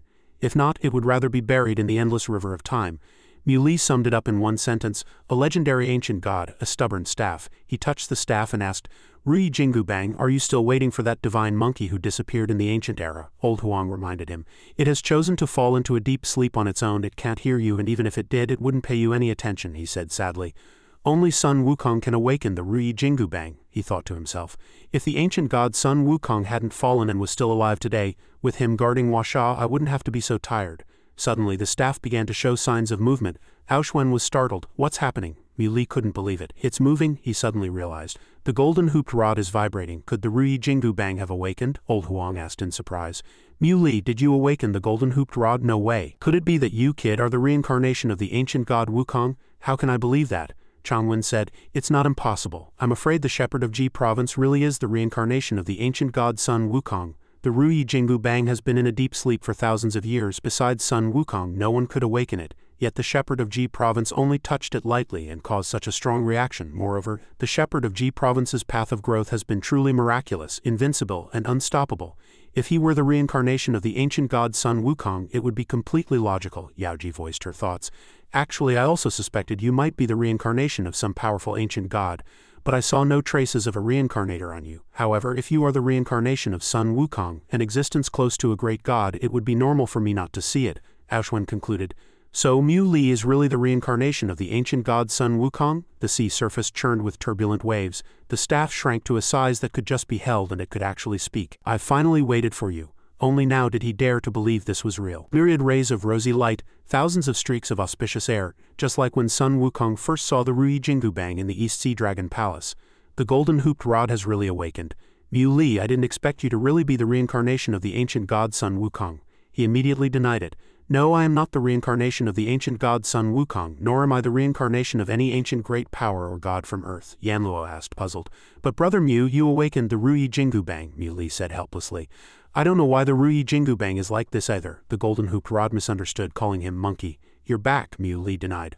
"I am not Sun Wukong." It was surprised. "You're not Sun Wukong?" The golden hooped rod felt a bit confused. "You're not him. You're really not him. But why do you have his aura on you? You must have come into contact with him." "Where did you see him?" Mu Li replied politely. "I have never had any contact with Sun Wukong. I also don't know why I have Sun Wukong's aura on me. Please forgive me." Aoshwen felt even more confused. "Is Mu Li really not the reincarnation of Sun Wukong? If he isn't the reincarnation of the ancient god Sun Wukong and has never met Sun Wukong, then where did the Sun Wukong aura on Mu Li come from? And why was he able to awaken the Ruyi Jingu which has slept for thousands of years? I feel like these things have been deliberately hidden by someone." The golden hooped rod quietly observed Mu Li. It bent its body and rushed towards him, and he grabbed the staff's body. Feeling the power within, he realized it was the power of the law of time. The divine power of the Rui Jingu Bang is actually the law of time. Mui tentatively asked. Golden hooped rod, do you want me to help you divine his whereabouts? It confirmed. That's right, young man, you must have some connection with that monkey, otherwise you wouldn't have his aura on you. Although the aura is very faint, I can still feel it. Seeing the scene before him change, he asked curiously, where is this? The golden hooped rod checked and said, I can't see anything. Why can't I see anything? Who are you? Your past has been completely sealed, but you do indeed have his aura on you. This proves he has not fallen. He is still alive. Mui was surprised. My past has a great god-level seal. He tried to close his eyes and enter his sea of consciousness. Inside, a person who looked just like him was sealed in a box. He kept asking himself, who did this? A great power from Earth, but I don't remember ever coming into contact with any great god from Earth. Nor do I know when this seal was placed in the depths of my sea of consciousness. When did I fall into some great god's trap? He must know my origin, so what is his purpose? It seems my realm is still too low. If I can prove the Tao and become a great power, I can use divine arts to divine the cause and effect. It seems someone is plotting something in the dark. I must find a way to prove the Tao as soon as possible and figure everything out. The golden hooped rod called out to the two outside, Goddess Yaoji, Dragon Crown Prince. It also recognized Old Huang. Skydog, you're here too. It covered its face in shame and played dumb. You've got the wrong dog, that's not me. Mushin understood at a glance. It seems that in the ancient era, Old Huang was beaten by the golden hooped rod quite a bit, right? Old Huang shrank back but still insisted. I'm not, don't talk nonsense, the golden hooped rod asked her. Goddess Guksun has appeared too. You have formed a karmic bond with this young man, so will you participate in the battle this time? Mushin replied coldly. Whether I participate in the battle or not is no one's business. When Mui returned, a golden hooped rod told him, since you are not Sun Wukong, I will continue to sleep and wait for him to appear. The Rui Jingu Bang only fights for Sun Wukong alone. He tried to persuade it. Now that the great powers and gods have all vanished and the heavenly seal is about to be destroyed, the living beings of Earth will be plunged into misery. Don't you want to fight for them? As the Rui Jingu Bang returned to its giant pillar form, Yaoji said, forget it. In the ancient era, when the Rui Jingu Bang chose to sleep, even Emperor Yu, who was closest to it, couldn't wake it. It only waits for Sun Wukong and only wants to fight for him alone. Since it is unwilling to appear, let's not force it. I originally wanted to find more help for the spirit race of Earth before the heavenly seal was broken. Forget it, what's coming will come. Mui sighed helplessly and replied, let's go. On a small path in the East Sea Dragon Palace, Aoshwen noticed a corner ahead. Seeing the light shining through a crack, he asked, does everyone see that plant in front? Walking over to the tree, Aoshwen introduced it. This creature looks soft on the surface, but its body is extremely tough. Even a heaven-grade magical treasure would have trouble cutting it. Moreover, it is skilled at creating illusions, allowing creatures it swallows to become immersed in illusions, while it slowly corrodes their bodies. It is one of the most dangerous creatures in the deep sea. Everyone be careful, do not touch it. Mui smelled a fragrance wafting over. What's that smell? Aoshwen revealed. It seems one happens to be maturing with a spirit body formed inside. That kind of spirit body is extremely delicious and contains immense spiritual energy. Yaoji was knowledgeable. I know, is it the true cultivation spirit heart? The true cultivation spirit heart was a very famous delicacy in the ancient era. Not only is its taste unique, but it can also allow the one who eats it to enter a special state of meditation and gain many insights about the laws. I didn't expect it to grow like this, Aoshwen said dejectedly. It's good, but it's hard to pick. In ancient times, it was always the highly cultivated gods of the Dragon Palace who went to pick it. If we go and provoke it now, we'll most likely be swallowed alive and turned into plant food. Mui turned to leave. Forget it, let's go. There's no need to take the risk. Just then he heard Yaoji scream, "Oh, you glutton, come back quickly." Mui hurriedly chased after her to stop her. Mushin, you stop right there. He grabbed her arm tightly. A stern criticism rang out. You really disregard everything for the sake of eating, always making me worry. Can't you just behave for a moment? Mushin was thinking of him. The true cultivation spirit heart is good for you. Mui was surprised. You're doing this for me? She told the truth. I'll just eat one bite, the rest is for you. Aoshwen called to them. You two be careful, we can talk about it when you get back. As soon as he finished speaking, the two were entangled by the tree. Old Huang blurted out, we're doomed. Yaoji rushed forward, not forgetting to instruct, everyone stay back. Old Huang followed behind, muttering nonstop. They're really a handful. Mui held Mushin tightly, protecting her. He was immersed in a dream when he woke up. Muli's eyes were filled with confusion. Looking at the surrounding scenery, he was surprised. An illusion technique that can make me fall into a fantasy. This tree is quite special. I don't see her. Mui was very worried. Where's Mushin? Just then, someone called out, Mui. He looked back in a daze. The illusion of Yaoji was lying on a bed wearing a thin nightgown, and sweetly called out, Mui, come over here. Her face was filled with a dreamy haze. He asked curiously, Yaoji, what are you doing here? Why are you dressed like that? She actually said something suggestive. Mui, don't you want me? Come here. Let's have some fun tonight. Muli's hand slowly reached out, but he pulled it back in time because he realized something was wrong. You're not Yaoji. The illusion Yaoji pressed against his body and said, is your body longing for me? Mui focused his mind and chanted, and then the illusion disappeared. He understood. As expected, it was all an illusion. At this moment, the scene changed again. Seeing the familiar person beside him, Mu Li became vigilant. Shaoxin, is this another illusion? He looked at her suspiciously. Mu Xin, then Mu Li mustered his courage and walked over to call Mu Xin. He shook his head. Wait, this should also be an illusion.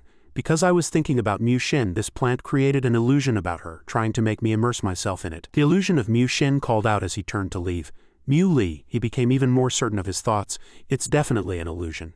Mu Xin wouldn't call me that, she usually calls me brother.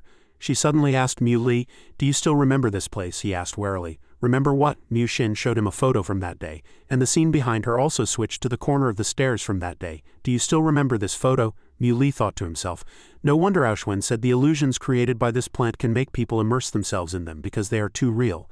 It can even replicate things like this, and so realistically, Mu Xin reminded him gently.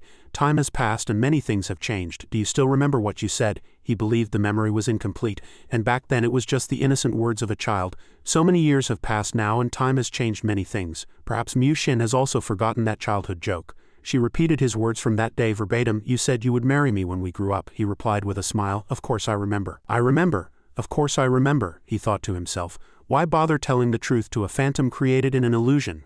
Mu Xin smiled upon hearing this, a particularly beautiful smile. Mu Li was stunned. He didn't expect to see Mu Xin smile in an illusion. With Mu Xin's personality, perhaps she would never smile like that in reality, right? He stroked her head and asked, if I marry you, would you be willing? Mu Xin planted a kiss on his lips and then asked, what do you think, brother? Mu Li's face was already beet red. He thought, even though I know it's an illusion, this soft feeling is so real it's truly intoxicating. The two enjoyed the rare peaceful atmosphere. Ripples spread across the water's surface. On old Huang's side it was pacing anxiously. Goddess Yaoji, we need to hurry. They've been trapped for so long we don't know what the situation is inside, she replied seriously.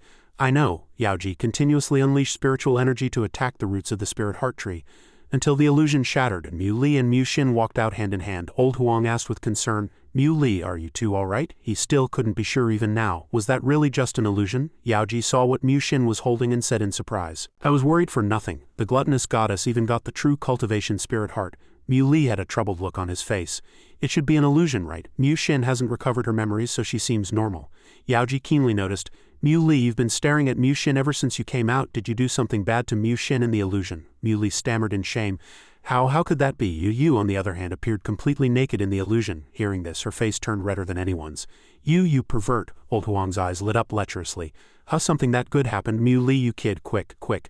Tell old Huang about it, don't leave out a single detail. Yaoji cursed at them in anger, two perverts. Mu Xin silently looked at the spirit stone in her hand. She handed it to Mu Li. For you. He took it and asked, didn't you say you'd eat a bite before giving it to me? Mu Xin explained with a blush. It's been damaged, its spirituality will disappear. Seeing her attitude, Mu Li's face continued to flush. He scratched his head foolishly. Thank you. For some reason, Mu Xin turned away angrily. Don't say thank you to me again. What are you standing there for? Aren't you going to follow me? Mu Li said foolishly, I'm coming. Mu Xin calculated. After eating the true cultivation spirit heart and then passing through that place, with his aptitude, his cultivation will definitely advance by leaps and bounds. A moment later, the two arrived at the dragon gate. Mu Li said in surprise, this is, Aoxuan introduced, this is the most important divine object in the East Sea Dragon Palace. I was originally planning to take Brother Mu to the 100 Fruits Garden to pick some spirit fruits before coming to this dragon gate, but I didn't expect Goddess Xin to bring you here ahead of time. Hearing this, he was stunned. The Dragon Gate, Changwen was equally surprised. The legendary Dragon Gate, I didn't expect this divine object to actually exist. I thought it was just a folk legend, Aoxuan explained. Actually, the legendary Dragon Gate is like the legendary ancient god Sun Wukong. Most of what has been passed down to later generations is fictional, but some of it is based on something. Since ancient times, the Dragon Gate has been a divine object born of the creatures of the Dragon Palace. As for transforming into a dragon by leaping over the Dragon Gate, that rule doesn't exist. The real rule is that any creature that has achieved success in cultivation, as long as it can leap over the Dragon Gate once, will in most cases break through in cultivation and thus obtain great benefits. It seems Goddess Xin brought Brother Mu here for this purpose as well. He had his own answer. Is it like a carp leaping over the Dragon Gate, a personal breakthrough? He added. But the Dragon Gate isn't always open. Each time a creature leaps over it, the Dragon Gate will enter a dormant period before it can be used again. After everyone uses it this time, the Dragon Palace will enter a sealed state again. But don't worry. Before the Dragon Palace is sealed, I will take everyone out. Yanluo asked curiously, Brother Aoxuan, aren't you planning to go out with us? Aoxuan replied. I'm preparing to take over the Dragon Palace and merge with the inheritance my father left for me. He sighed in relief. That's good too. Aoxuan announced, to avoid affecting each other, let's go one by one. Yanluo remained brave. Then I'll go first to scout the path for everyone. As soon as he finished speaking, he charged directly into the gate. Changwen couldn't see his figure and grew worried. Where did he go? Old Huang revealed. The inside of the dragon gate is a microcosm. When we go in, it will be the same. Our bodies will shrink a lot, and people outside won't be able to see us. If you focus and sense the aura of the person inside, you can see their figure. At this moment, 2 mighty golden dragons appeared before Yanluo. He felt that this pressure was indeed extraordinary. No wonder Brother Aoshun said that just one leap would lead to a breakthrough. Yanluo continued to fly higher, his feet stopping on a section of a pillar. Aoshun praised, "To be able to reach this height, the breakthrough he has obtained is already extraordinary. It can even be compared to the potential of an ordinary great power." Seeing Yanluo continue to make new progress, he was even more surprised. It's the power of luck. This height already holds the potential to become a god, coupled with the protective power of the Dragon Gate. After the heavenly seal fades and the great Tao is restored, he will be able to ignite his divine fire in a very short time and become a god. After seeing this, Mu Li thought with admiration, the power of the Dragon Gate is truly extraordinary. After this, Goddess Yaoji, who was an ancient god to begin with, will reach an even greater height. It was Old Huang's turn, who also wanted to try. "Watch me," it leapt up. Everyone was very strange. What realm is Old Huang at? How did it jump higher than the ancient goddess Yaoji? What did it do in ancient times? Could it be a great god? Even Mu Li couldn't imagine it. The despicable Old Huang is a great god? In the Dragon Palace, there was movement at the Dragon Gate. It was Old Huang walking out gleefully. "That was so satisfying. My divine treasure is about to be restored." Mu Li asked it directly. "Old Huang, be honest, what exactly are you?" It replied mysteriously, "I've said it before, I'm an existence on par with the ancient great gods. How can an ordinary dog compare? You all better be more respectful to me, or you'll face heavenly retribution." Aoshun thought that with so many divine treasures on its body, it was possible that the divinity of those treasures was sensed by the Dragon Gate, thus having some effect on it. Mu Li could accept this reason. That makes sense. How could this dog have that kind of ability? How could something on par with a grey god be so shabby? Old Huang was very happy today and didn't bother arguing with him. "If you don't understand, then don't speak. You idiot Mu Li. You go if you're so good. If you can jump higher than me, I'll eat shit." Mu Li agreed. "You remember what you said, only then did it get scared." "This idiot Mu Li, he's not really going to jump higher than me, is he?" Yaoji interjected. "It's hard to say." Yanluo had special confidence in him. "I believe Brother Mu will definitely jump higher than me." Old Huang kept slapping its own mouth. "This mouth of mine, how did such a smart dog grow such a troublemaking mouth? Who told you to talk nonsense? I'll beat you until you learn your lesson." Mu Li entered the inner space and began to gather his energy to jump. His ascent speed was comparable to a rocket. Old Huang was sweating profusely. "That's too fast, isn't it?" Yaoji discovered that he had really surpassed Old Huang. Aoshun analyzed, 100% divine aptitude. The higher he jumps, the more benefits he gets. Mu Li showed no signs of stopping. Aoshun wondered, Brother Mu hasn't stopped yet. What height does he want to reach? Does he want to surpass the ancient gods? Suddenly the Dragon Gate flickered with light. Yaoji was surprised. "What's going on? Where did he go?" Aoshun revealed. "Something like this has never happened before. Even with the great god Emperor Yu, such a change never occurred. But don't worry. Even if you fail the jump in the Dragon Gate, there is no danger." Mu Xin thought to herself. "It had better be that way, or I'll destroy this Dragon Gate." Mu Li's outer clothes had been shattered, revealing his bare chest muscles. He felt his body trembling. "My body is changing, evolving to an unknown degree, as if my level of existence is undergoing a significant change." Something inside his body was burning. Mu Li asked himself, "I'm not turning into a dragon, am I?" Just then a sword shot out of the space. He held it tightly in his hand, stunned. He hadn't expected to be able to reforge the legendary luck sword Qi forged from true dragon bones. "Dragon Gate, what is your origin?" Sensing someone, Mu Li became vigilant. "Who's there?" A blurry figure in the distance said. "You are still lost in your obsession." "There is nothing. No, it's still far from enough." Mu Li was confused. "What are you talking about?" The shadowy figure said. "In the future, one day, when you ignite your divine fire and enter the Tao to become a god, come and leap the Dragon Gate again. At that time, heaven and earth will be shaken by the change." He was vigilant. "Wait." The person left behind a sentence. "Go. When you become a god, come again." "I will wait for you." Yanluo saw clearly and said, "Mu Li has appeared." Aoshun knew. "It seems Mu Li has obtained quite a few opportunities." Yaoji received him from the Dragon Gate. "Mu Li, you're amazing." Mu Li was still thinking about what just happened. Asterisk in my memory. "I have never had any involvement with ancient divine objects. I am sure this is my first time seeing the Dragon Gate. But what is all this for? I've never met the ancient god's son Wukong, yet I have his aura on me. I've also never seen the Dragon Gate, yet the Dragon Gate says these things to me. How many secrets are hidden in all this? And why are these inexplicable things happening?" Aoshun was curious about what had just happened. "Mu Li, how was it? Where did you go after you disappeared?" he replied. "I'm not sure. It was a very chaotic space. I underwent some changes inside. My body became stronger and I can barely suppress my realm anymore." He also took out the sword to show them, and this, Aoshwen was stunned, not expecting the Dragon Gate to be able to make something incomplete whole. Yaoji asked carefully, Mu Li, have you noticed any special reaction from this luck sword chi? Mu Li put it away in his space and replied, No, I've tried. There were no magical effects. There are very few records about the Dragon Emperor sword, but I heard that there are 7 luck swords in total, and when all 7 are combined they can summon the soul of a true dragon. I don't know if there's any special meaning to this, she replied. Forget it. If there's nothing, there's nothing. Then she turned to remind. Old Huang, when do you plan to fulfill your promise? It started playing dumb. Promise? What promise? By the way, Goddess Guksun, everyone has jumped. Aren't you going to give it a try? Mu Xin refused. The Dragon Gate, I won't jump. It's useless to me. He still didn't understand why it was useless. My level of existence is different from everyone else's and also different from the gods. It's not within the jurisdiction of the Dragon Gate's laws. To me, the Dragon Gate is just a decoration. Mu Li was lost in thought. Although this is the first time Mu Xin has talked about herself, I feel like I understood, yet I didn't understand anything at all. Yaoji brought up the old matter again. If Goddess Guksun doesn't want to jump, then Old Huang, it pretended not to hear, humming a bit. Then it changed the subject. Aoshwen, aren't you going to receive your inheritance? When are you going? We're all pretty much done now. Aoshwen clasped his hands and bid farewell.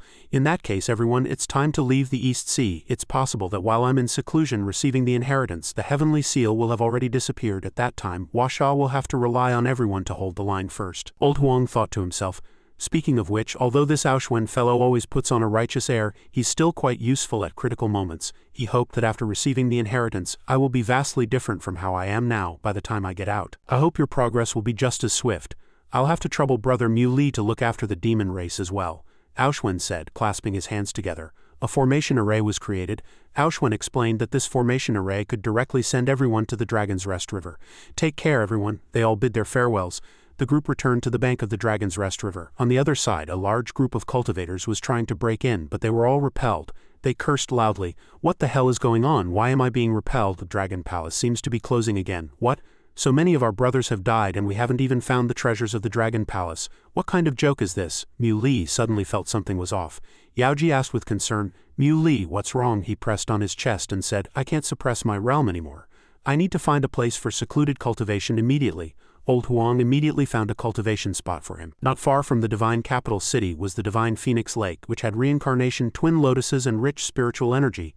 Let's go there. Mu Li agreed. All right, he moved to the center of the divine Phoenix Lake. Before entering seclusion, he handed something to Yaoji. I'm about to go into seclusion. Please deliver these materials for cultivating the human and demon races. His consciousness gradually faded. I'm entrusting everything to you. Yaoji promised. Rest assured, Mu Li. I'll return as soon as possible to guard you. His friends by his side also promised, Don't worry about your breakthrough, we will guard you. And me, Mu Xin swore, with me here you won't be in any danger. With that, Mu Li felt a bit more at ease. After Mu Li entered seclusion, droplets of water condensed and fell. The law of water formed a circle around him. His friends sat around him, helping to set up the formation. On the second day, a sphere of water enveloped Mu Li. Suddenly, Old Huang sensed something unusual. Looking at the colorful bands of light in the sky, it cursed and then warned in a panic. The heavenly seal is about to break. Those alien cultivators were all smug. The heavenly seal is gone. That damn seal has disappeared, and our cultivation is no longer restricted. We're free, Earth is doomed, Huasha is doomed. Those inferior races, I'll kill them all. The shepherd of Ji province of Huasha is going to die. Relying on the heavenly seal and his Dao core extreme state, he killed so many of our high-level cultivators. Now that the heavenly seal is broken, does he still have what it takes? He's dead for sure. On the third day, Changwen received a message from a golden crane. He prayed, I truly hope the shepherd of Ji province can break through and come out of seclusion as soon as possible. The world is in chaos now. Without him, we don't know how to get through this peacefully. Linluo asked directly, What did the Jin family say? He reported. The Divine Martial Secret Realm has urgently summoned us back. The 8 Qi Cultivator Secret Realms are preparing to emerge and become the core force of Huasha, protecting its safety. Yanluo made up his mind and said, I can't leave. I must guard brother Mu Li. Changwen understood. I get it. He released the message-carrying crane. Old Huang thought to himself, this kid Mu Li has made a lot of enemies. Now that the heavenly seal is broken, let's not even talk about those who would harm Huasha. The number of people who want to take his life alone is not small. Yanluo's side consisted of human cultivators who would surely protect Mu Li. I just don't know if this goddess Guksun, who has always remained neutral, is willing to fight for Mu Li. If not, I'll have to temporarily sacrifice that pile of divine treasures. Seeing Yaoji return, it was startled. This girl, for Mu Li's sake, she sure runs fast. She brought back news from the outside. It's chaos outside. Alien races from various nations have emerged and there's turmoil everywhere. Except for a few powerful countries like Huasha that can hold out for a while. Other weaker nations have already fallen. Mu Li is the backbone of Huasha. They need him to take charge of the situation now. We must pass this message to him. Moreover, we all have our own missions. If he doesn't come out of seclusion soon, I'm afraid we can't wait here forever. Old Huang thought to itself. So Goddess Yaoji has already received a summons. Everyone silently began to make their decisions. Mu Xin reminded them, you can leave. I'm enough here alone. Changwen was worried. Can you handle it alone? Yanluo decided. I believe she has the ability. We'll wait another 2 days. If Mu Li still doesn't come out, I'm afraid we'll have to trouble Goddess Guxin. Mu Xin's gaze suddenly shifted to the side. She immediately unleashed her spiritual power in a sneak attack on that thing. Seeing the person flash past her shoulder, she asked in a deep voice, what rat is hiding there? It's an alien. Yaoji recognized him and was surprised. An alien? Old Huang was flustered. Why is an alien here? Have they found this place? That alien was silent for a long time. Seeing Mu Li before him, he was surprised. This is the shepherd of Ji province of Huasha. At this moment the alien said with delight. I was merely following Lord Star's orders to investigate the situation of the ancient divine object, the reincarnation twin lotuses in the divine phoenix lake. I didn't expect to make an accidental discovery. The heavenly seal has been destroyed. The once mighty shepherd of Ji province of Huasha is now sitting cross-legged in seclusion like a lamb to the slaughter. It's truly surprising, but what's the use? The heavenly seal is broken, split soul cultivators are powerful and false gods are terrifying. Even if he, a Dao core extreme state cultivator, breaks through to the split soul stage, what good will it do? Without the heavenly seal, he is no longer extraordinary. Any master from the stars can kill him in an instant. I have already sent out the news. Soon, Lord Star will lead the masters of the 100 races here to crusade against the shepherd of Ji province who is breaking through in seclusion. Wait to be slaughtered. Mu Xin crushed him. You talk too much. After she squeezed, an explosion erupted before them. Changwen exclaimed in admiration. So strong, Yanluo said worriedly. This is trouble now if all the alien cultivators flock here with those false god masters. We won't be able to protect brother Mu Li. Mu Xin reminded them. You all go, I'm enough here. Yaoji brought the bad news apologetically. We could have left, but now we can't. You haven't fully recovered, so you might not be able to hold off all the alien races. If it's as that guy said and the masters of the 100 races are all coming from Mu Li, we must stay here and protect his safety. She felt slightly relieved. This gluttonous goddess really doesn't give face to anyone but Mu Li, but at least now I can be sure that Goddess Guxin is willing to fight for Mu Li. That's good news. On the 5th day, alien cultivators swarmed in. Brother Lan revealed, the Fenghua clan has sent word that the shepherd of Ji province of Huasha is hiding in the divine phoenix lake, secretly breaking through. The person next to him sneered. The heavenly seal has disappeared. This Dao core brat must be terrified. Let's go kill him now, Brother Lan replied calmly. No rush. Why don't we wait for him to break through before we kill him? But that guy was very impatient. I can't wait to see the sight of him turning to ash. Suddenly that guy froze. What was that sound? A divine palm suddenly appeared above their heads. The group panicked. What is this? We're being ambushed. Firepower rained down from the divine palm and they couldn't escape at all. Both of them panicked. What's going on? Who's ambushing us? There are several masters ahead who are stronger than us. That person wields the supreme law. We can't get any closer. Brother Lan decided to retreat. It seems killing the shepherd of Ji province of Huasha is not that simple. We need more masters to support us. Old Huang praised the move. Goddess Guxin is indeed as reputed. She can repel this group of aliens even from a distance, Yaoji knew clearly. I'm afraid they won't give up just like that, Old Huang replied calmly. What's there to be afraid of with Goddess Guxin here? If one comes, we'll kill one. If a pair comes, we'll kill a pair. Half a day later, it felt like it had been slapped in the face. Looking at the number of alien cultivators surrounding them, Old Huang cursed. Damn it, isn't this too many? There are 10 star masters for crying out loud and at least 20 false god stage masters. It thought with frustration. Mu Li, you brat, your reputation is too big. Today, Old Huang has decided to take out all its magical treasures. Damn it, I have to risk my life for this kid again today. If I don't rip him off mercilessly afterwards, it'll be a disservice to this god's efforts.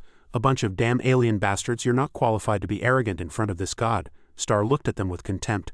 A group of fools overestimating your abilities trying to hit a stone with an egg. Kill them all. The shouts shook the heavens. Kill, kill, kill them, kill the shepherd of Ji province. Seeing another group of people fly over, Old Huang's eyes almost popped out. Damn it, is it another powerful enemy? It turned out to be their own people. And quite a full house at that. The Divine Martial Secret Realm, the Jin family and human cultivators from the Secret Realm joined the battle. The White Spirit Secret Realm, the Jiyu family and human cultivators from the Secret Realm joined the battle. The Kunchu Secret Realm, the Yuan family and human cultivators from the Secret Realm joined the battle. Changwen let out a sigh of relief. The 8 major secret realms are finally here. Old Huang also breathed a sigh of relief. Thank goodness, that scared me to death. It thought to itself. My magical treasures are safe now. Old Huang muttered to itself. I'm a normal dog, the most normal one in the whole world. Yaoji really couldn't stand it. She knew what it was thinking without it having to say a word. Jiyu announced the shepherd of Ji province is breaking through. We can't let the alien cultivators disturb him. We will absolutely not let these people touch a single hair on his head. Star looked at them in surprise and asked, "What's with this group of people? Isn't Earth supposed to have very few cultivators? In a Dharma-ending age, how can they still be alive?" The other alien cultivators started to get nervous, saying, "We have more false god stage cultivators than them. We were able to lie low on Earth by using spiritual veins to sustain our cultivation. Perhaps that group of human cultivators is the same." It said that some small worlds left by the ancient human race have not been destroyed. They should have come from those places. I didn't expect a single shepherd of Ji province of Huasha to have so many cultivators protecting him together. It's truly surprising. Star, however, became even more enthusiastic. "It's good that they've all shown up. We'll solve it all at once. Kill them all." A group of cultivators charged forward in unison. "Kill the human race, occupy Earth, kill." On the side of the Earth cultivators, they charged forward with one heart and mind, engaging in a fierce battle. Mushin also had something to do now. She noticed that thunderclouds were gathering. Star shouted, "Stop. The heavenly seal hasn't completely disappeared yet. That heavenly tribulation is still there." The group of alien cultivators stopped as if they were sealed. He announced, "This heavenly seal will completely disappear in at most 2 more days. I'll let you live a few more days." Changwen cursed angrily, "Bastard, still talking tough when you're about to die." Jiu calmly advised, "No, the priority is to preserve our strength and protect the shepherd of Ji province. This is also good. If a war breaks out and something goes wrong that affects the shepherd of Ji province, causing him to suffer from chi deviation, the human race will suffer a great loss. We can only hope that the shepherd of Ji province can hurry up and break through and come out of seclusion soon." At this moment, the Earth cultivators noticed something was wrong. Both sides had already ceased fire. "Why are the thunderclouds still here?" Old Huang looked warily at the sphere on Mu Li's side. "No way, could it be such a coincidence?" Heavenly lightning gathered in the sky and then rumbled down. The alien cultivators were surprised. "What's going on?" The shepherd of Ji province of Huasha was struck by the heavenly seal lightning tribulation set by his own ancestors. The heavenly seal is about to disappear. Isn't it perfectly normal for the rules to be imbalanced and chaotic? The heavenly seal was originally created by the sages of Earth to protect this place, but now it has accidentally injured its own descendant. "How ridiculous," Yuan Yang asked curiously. "Family head Jiu, what's going on?" he explained. "This is not the heavenly seal lightning tribulation, this is a Dao tribulation." He was horrified. "Brother Mu is only at the Dao core stage, but his breakthrough to split soul has actually triggered a Dao tribulation." This star did not accept this fact. "No, impossible. A Dao tribulation can only be triggered when an ordinary cultivator proves the Dao and becomes a great power. This shepherd of Ji province of Huasha is just a Dao core stage cultivator.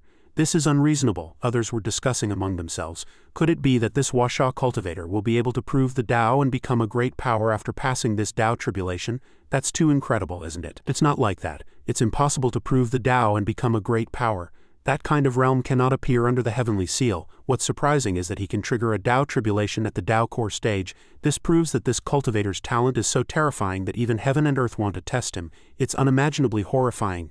This Dao tribulation cannot be compared to the Dao tribulation during the proving of the Dao, but he is just a tiny human cultivator. On what basis can he trigger a Dao tribulation? Even the geniuses of the 100 races only encounter a Dao tribulation when they prove the Dao and become a god. Only then did old Huang dare to believe it. Damn, it really is a Dao tribulation. Amazing, this kid Mu Li, Changwen was puzzled. I really don't understand who he is. If he passes this Dao tribulation, what difficulty will the realms of great power and godhood hold for him? It's just a matter of time, those alien cultivators kept mocking. What's so impressive? It's indeed amazing to trigger a Dao tribulation during a Dao core breakthrough, but with such a low cultivation level, can he withstand it? I'm afraid he'll be struck by lightning until his soul scatters. The Earth cultivators were very angry after hearing this. This bunch of alien bastards talked too harshly. Yuan Yang only cared about the problem. Since you know they're bastards, why bother arguing with them? I just don't know if we can help with the shepherd of Ji province's tribulation, Yaoji revealed. As far as I know, in ancient times there was only one person who triggered a Dao tribulation with a Dao core cultivation breakthrough, and that was the ancient god Sun Wukong. He was the #1 genius of the ancient era. He triggered the Dao tribulation and passed it smoothly. From then on he ascended in a single step and was the fastest cultivator in history to prove the Dao and become a god. Now Mu Li is also considered the #1 genius of this era, and has also triggered a Dao tribulation. I believe he will also pass the Dao tribulation smoothly, and ascend in a single step like the ancient god Sun Wukong. At this moment a surge of spiritual power erupted from Mu Li's side. He shouted a reminder, "Everyone stay away from me, leave this place." Jiu was stunned for a moment. At this, Yaoji shouted loudly, "Everyone move back. If you accidentally get caught in the Dao tribulation you will surely die." They hurriedly gave the order, "Everyone retreat quickly." Old Huang was grabbed by the scruff of its neck by Yaoji and shouted, "Let go of me. I can walk on my own," she roared. "Shut up. I'm just taking care of a normal dog." Mu Xin looked at him with worry. She asked herself, "You'll be all right, won't you?" Mui was still cultivating. The alien cultivators' side started to get restless. Brother Lan asked Star, the human cultivators have withdrawn from the divine Phoenix Lake. Should we take this opportunity to kill that shepherd of Ji province of Huasha? He noticed they were afraid of being caught in the Tao tribulation, he ordered. We'll also retreat. Don't get caught in it or you'll surely have your soul scattered, his subordinates complied. Yes, Lord Star. The heavenly lightning still covered the sky densely. This time the heavenly lightning was stronger than before. Those alien cultivators couldn't hold on and were sent flying, and even Yuan Yang and the others couldn't take it anymore. Jiyu thought in a daze, I didn't expect it to be a third-grade Tao tribulation, the purple firmament divine thunder, Star said in surprise. A third-grade Tao tribulation, the person next to him said. Based on the power of the lightning punishment, Tao tribulations are divided into grades 1, 2, 3, and 5. Grade 5 is the lowest and least powerful, while grade 1 is the highest and most terrifying. Grade 3, it seems the shepherd of Ji province is going to die in this Tao tribulation reduced to ashes. Mui remained calm amidst the thunderstorm because he didn't care about the purple firmament divine thunder at all. A strike went straight for the lightning tribulation, but the alien cultivators were surprised. What arrogance! What does he take the Tao tribulation for? He's seeking his own death, however. Mui was still unharmed. The opponent couldn't believe it. He dissipated the purple lightning, they shouted. It's not over yet. This kid can't escape. In the sky, the storm raged, but he remained disdainful. It's just purple firmament divine thunder. Streaks of spiritual power shot straight into the center of the divine thunder, accompanied by the command, scatter. This was beyond the alien cultivator's comprehension. He scattered a third-grade Tao tribulation with one punch. How did he do that? Damn it, this shepherd of Ji province is too insane. Even the great powers who went through tribulations in ancient times weren't this crazy. Star still held a sliver of hope. He shouted, it's not over yet. The Tao tribulation isn't over. It's impossible for it not to injure him. Yellow heavenly lightning continuously descended. Jiyu noticed that the yellow cloud was flowing gold divine thunder, a lightning tribulation only found in second-grade Tao tribulations, Yuan Yang continued. It seems this third-grade Tao tribulation has almost reached its peak. It's just a little bit away from becoming a second-grade Tao tribulation. Old Huang pointed at the sky and reflected. A third-grade lightning tribulation mixed with a second-grade lightning tribulation, but in the end it's only counted as a third-grade lightning tribulation. Playing like this is a bit of a cheat. Yuan Yang felt it was reasonable. That seems to make sense too, Old Huang said with disdain. So a third-grade Tao tribulation is just a rogue. The lightning tribulation seemed to have a spirit of its own and went straight for the person who had just cursed it, scaring him badly. You rogue, why are you so petty? Meanwhile, Mui still stood proudly in the air, a lone lightning rod absorbing everything, his tone filled with confidence. So what if it's a sea of lightning? He gritted his teeth, enduring the oppressive feeling of the lightning tribulation, and resolved, what does not kill me will only make me stronger. Star felt that this matter had exceeded his comprehension. He dares to face the purple firmament divine thunder head-on. Golden lightning gathered in the sky and continued to strike directly at Mui. He said contemptuously, Golden lightning tribulation, it's indeed a bit stronger than the purple lightning tribulation, but to hurt me it's still far from enough. Yaoji walked forward and asked, Mui, are you alright? He blocked the danger. Don't come over, I'm fine. Mui believed that if he hadn't guessed wrong it had already been triggered. The clouds were still gathering, turning into a sea of golden lightning. Mushin watched his every move from the side with worry. Denluo was dumbfounded. That wasn't what Old Huang confirmed. That's right, that's a second-grade Tao tribulation, flowing gold divine thunder. Star was shocked. After just passing the third-grade Tao tribulation, a second-grade Tao tribulation descends. Can a Tao tribulation be upgraded? Old Huang still hadn't come back to its senses. What's going on? Is this kid Mui going to face a second-grade Tao tribulation and then a first-grade Tao tribulation after passing the third-grade one? I don't seem to have heard of passing Tao tribulations sequentially like this. Yaoji, have you heard of this situation? Explain it to me, she replied. Impossible. The more Mui grows, the more extraordinary he becomes. This situation is already beyond what I can explain. Normally after the purple firmament divine thunder appears, the flowing gold divine thunder won't appear again.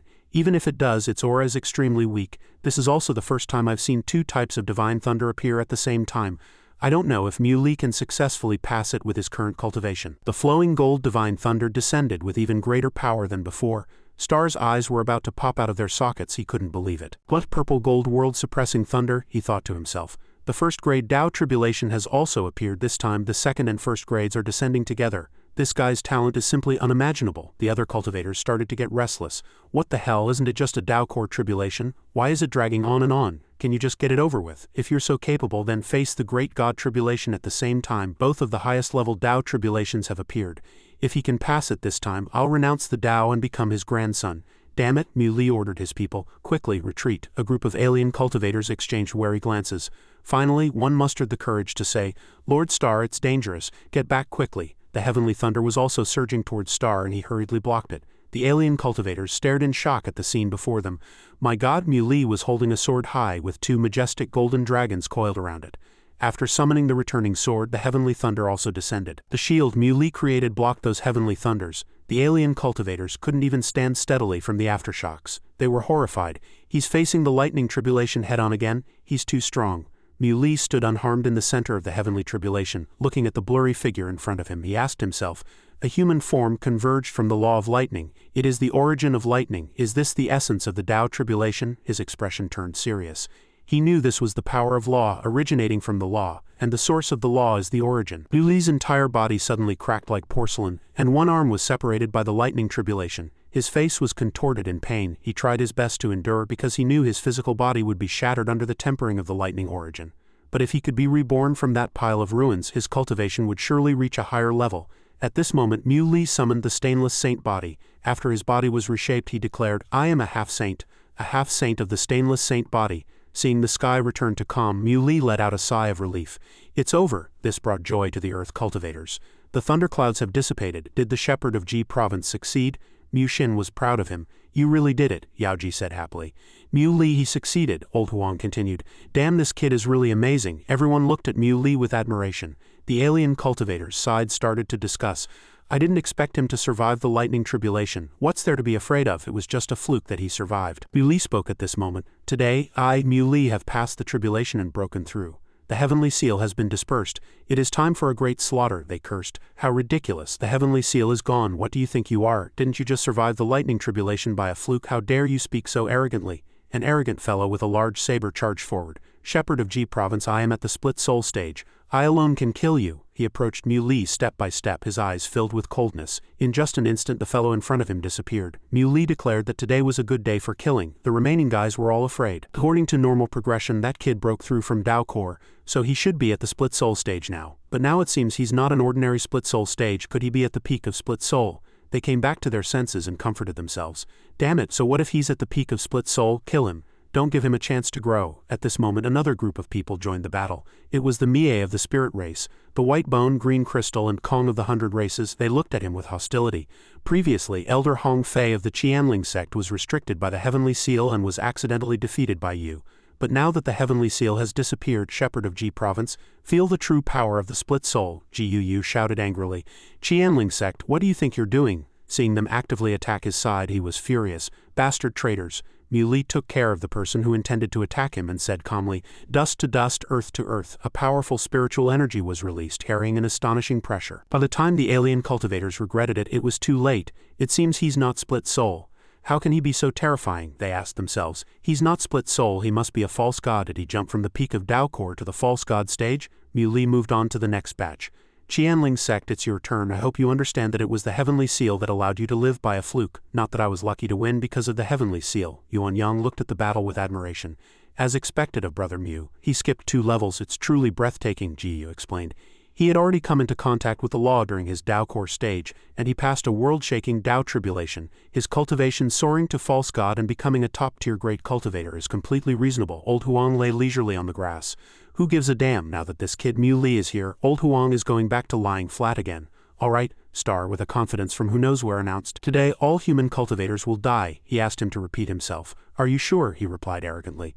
So what if you've become a false god? Can one person's power turn the tide? Dream on. He decided to teach him a lesson. Under the heavenly seal I can be invincible. The heavenly seal has disappeared, so why can't I be invincible? Today is by no means the end for the Washa cultivators, but the day of your death for you alien cultivators. Relying on his numerical advantage, Star was still very confident and boasted shamelessly. Our numbers are double yours. How are you going to turn this around? Seeing them gathering their strength, the human cultivators were stunned. Are they all heaven-grade artifacts? Someone didn't understand. Are heaven-grade artifacts very powerful? Yuan Yang explained. Among the grades of magical treasures, spirit grade is the lowest, heaven grade is terrifyingly powerful, god grade is a creation of fortune, and divine treasures are even more terrifying, ranking above god grade, and only a few false god cultivators or great powers possess heaven grade artifacts. He, however, was unimpressed. So what if they are heaven grade artifacts? Star pushed all his power towards him with all his might. Perish. A lightning cauldron was on his head. Mui was somewhat disappointed. Does that all? Countless heaven grade artifacts shot straight at Mui. He immediately teleported. And then those heaven-grade artifacts instantly formed a circle. Following Muli's command, he said contemptuously. Is that all? Before Star could react, the heaven-grade artifacts following his command surrounded them. A large group of people were ambushed and they all screamed, "That is, how could this be? They're clearly our heaven-grade artifacts. Why have they turned their attack on us? Damn it, whose damn magical treasure is that? Take it back quickly." Star dodged the attack in a sorry state, then realized this was the law of space at its peak. He announced, "I've said it before, this is a massacre. Today you will all die here." Even the law of water from under the lake surged up. They were submerged in water, and only then did they realize with surprise that he actually had two laws. Muli felt it wasn't fun enough. Let's add some more spice. The law of thunder drilled into the water pillar. The alien cultivators were electrocuted until they were stiff. Yuanyang was surprised. 3 laws? Could it be that after Brother Mu passed the lightning tribulation, he could even convert the law of thunder into his own possession? He wasn't tired of playing yet. Still not enough, let's add some more. The law of wind merged into the water pillar. Jiyu was dumbfounded. This is truly unbelievable. He can turn the situation around with his own strength alone. Is this the shepherd of Ji province that my Jiyu family values? My judgment is truly excellent. He pushed Mu Xin towards him to set them up. You two hurry up and get married. Everyone else was envious. That's amazing, this kid Mu Li, you're really amazing. Still the shepherd of Ji province, truly a godlike person. Looking at his struggling opponents, Mu Li had to give a word of praise. You're tough. You can still withstand so many moves. A group of people had just returned from the brink of death, all of them in tattered clothes. Saved. He's finally run out of laws. It hurts so much my body feels like it's about to fall apart. However, the law of fire struck, and they continued to endure the torture. My skin, shepherd of Ji province of Huasha, you will not have a good death. Mu Li was merciless. I said this is a massacre. Since you have the guts to be enemies of the human race, I assume you are all prepared to face death. What's the use of having more people? Just then, Star's smug laughter came from the energy ball. He announced, Shepherd of Ji province, you will surely die. Mu Li gave his opponent a compliment. Your life force is really tenacious. He directly flicked away the hidden weapon he shot. Do you think you can kill me with just these divine artifacts? Can your laws bind me? Am I limited to using only the power of law? Yaoji was surprised. A half-step great power, first, second and third grade Dao tribulations. Even Sun Wukong never experienced this. I didn't expect it to elevate his cultivation from a mid-level cultivator to this extent. It was the first time old Huang had seen someone upgrade so impressively. A half-step great power above false god, below proving the Dao, a realm only one step away from proving the Dao. Even a genius cultivator would take thousands of years to achieve this, yet he only spent a moment in tribulation. You're really amazing, Mu Li. Only then did Star realize he had messed with a tough nut. A half-step great power, a half-step great power, how could he jump so many realms? It's completely against the rules, this human cultivator. What kind of monster is he? This time it was Mu Li's turn to attack. The law of fire shot towards Star. Die. Streaks of power pierced through his chest and Star was knocked back into the furnace called the law of fire. Mu Li stepped on his opponent's corpse with a mountain of alien cultivator corpses beneath his feet. The human cultivators couldn't believe it. Lord Shepherd of Ji province, have you really reached half-step great power? Mu Li admitted. I should have. This news brought joy to everyone. He really reached it. Huasha were saved. There's hope for the human race. Earth will not be destroyed, Mu Li announced heroically. With me, the shepherd of Ji province of Huasha, here, I will surely kill all of your 100 races of cultivators. The day I break out of seclusion is the day I begin my great slaughter. Not only will these high-level alien cultivators die, but anyone who harms the spirit race will die, the crowd roared in unison. Kill, kill, kill, he announced the next plan. To secure the outside, we must first pacify the inside. Next I will find all the alien races lurking in Huasha, kill them all, eliminate the threat of internal strife among the alien races in Huasha, and then attack other countries. Until all alien races on Earth are killed, the heavenly seal has been opened. Taiyan and Yingou are like tigers watching their prey. If we want to protect our home in these chaotic times, all spirit races must join hands and unite as one. Do you all understand? Jiyu and the crowd shouted in unison. Spirit Army, Spirit Race Cultivators, heed the Shepherd of Ji Province's command, heed the Shepherd of Ji Province's command, follow the Shepherd of Ji Province of Huasha to kill. Jiyu led the attack on the alien stars, and Yuanyang was not to be outdone. Taking them down one by one, Yanluo and Changwen fought side by side. On November 1st, 3220, the human and demon cultivators of Huasha held a meeting under the Jianmu Divine Tree on Kunshu Mountain. This meeting was a historic moment. The human and demon races officially joined forces, becoming the Spirit Race Army. A month later on Kunshu Mountain, Shepherd of Ji Province of Huasha, Mu Li, was honored as the first leader of the Spirit Race Army. The crowd shouted in unison, Greetings, Spirit King. Yao Ji watched this scene with emotion. The Spirit Race is immortal and will last for all ages. Thank you, Mu Li. Thank you for everything you've done for the demon race. Mu Li commanded, Hear my order. Deploy to the 6 provinces, conquer the world and kill all alien races on Earth. The sounds of kill, kill, kill echoed through the valley. 5 days later, he and Yiqing were watching the battle situation outside. He was very satisfied with the results. It's only the 5th day, but the battle situation on the 4 continents seems to be quite clear. Mui estimated that those 4 continents were not very prosperous, and the number of alien cultivators living there was not large, with the number of high-level cultivators being even smaller. The alien chaos would probably subside in another 2 days. Suddenly seeing Yiqing staring blankly at his phone, he asked, "What's wrong?" "He showed you a photo, Mui. Take a look at this." Mui picked up the phone, his eyes filled with doubt. A cultivator of the Xuanqin wood race in the video asked, "Shepherd of Ji province of Huasha, I am a cultivator of the Xuanqin wood race. We don't understand. The 100 races of cultivators in Huasha are the strongest, so why were they annihilated by your human race? How did you do it?" he proposed. "Regardless, my Xuanqin wood race acknowledges the strength of your Huasha spirit race. We will not invade Huasha. I have only one request. The Huasha spirit race must immediately withdraw from our territory. Otherwise, those modern weapons with extremely strong killing power, we don't mind launching a few. Anyway, your Huasha has a large population, so it shouldn't matter if a few people die, right?" Mui clicked his tongue after listening. He returned the phone to Yiqing and left immediately.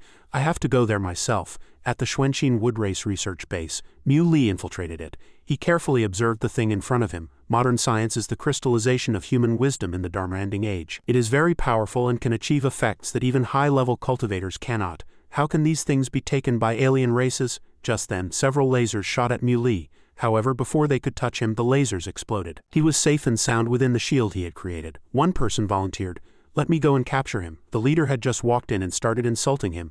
"Shepherd of Ji province of Huasha, you idiot, how are you fit to be the leader of the spirit race army?"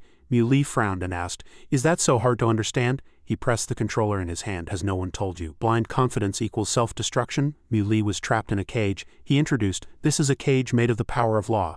It can restrain any false god stage cultivator. You just stay in there obediently." He calmly took a few steps, gently pushed aside the iron bars entwined with lightning and said, "Is that so?" They were surprised. "How is that possible? He's just a false god. How could he break this web of law?" "You're not a false god. You're a half-step great power," he reminded them again.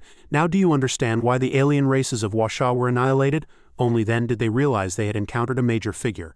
A half-step great power. I didn't expect it to be a half-step great power. No wonder so many star alien races in Huasha were killed. How could they be his opponent? But in an age under the heavenly seal, how could a human cultivator appear at the half-step great power realm?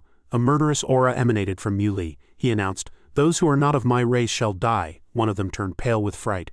"Big brother, you have to say something. Is he really going to kill us?" The leader tightly gripped the controller in his hand and threatened, "Don't come any closer. If you push us any further, we'll launch the nuclear weapons and we'll all die together." Yiqing had already instructed him.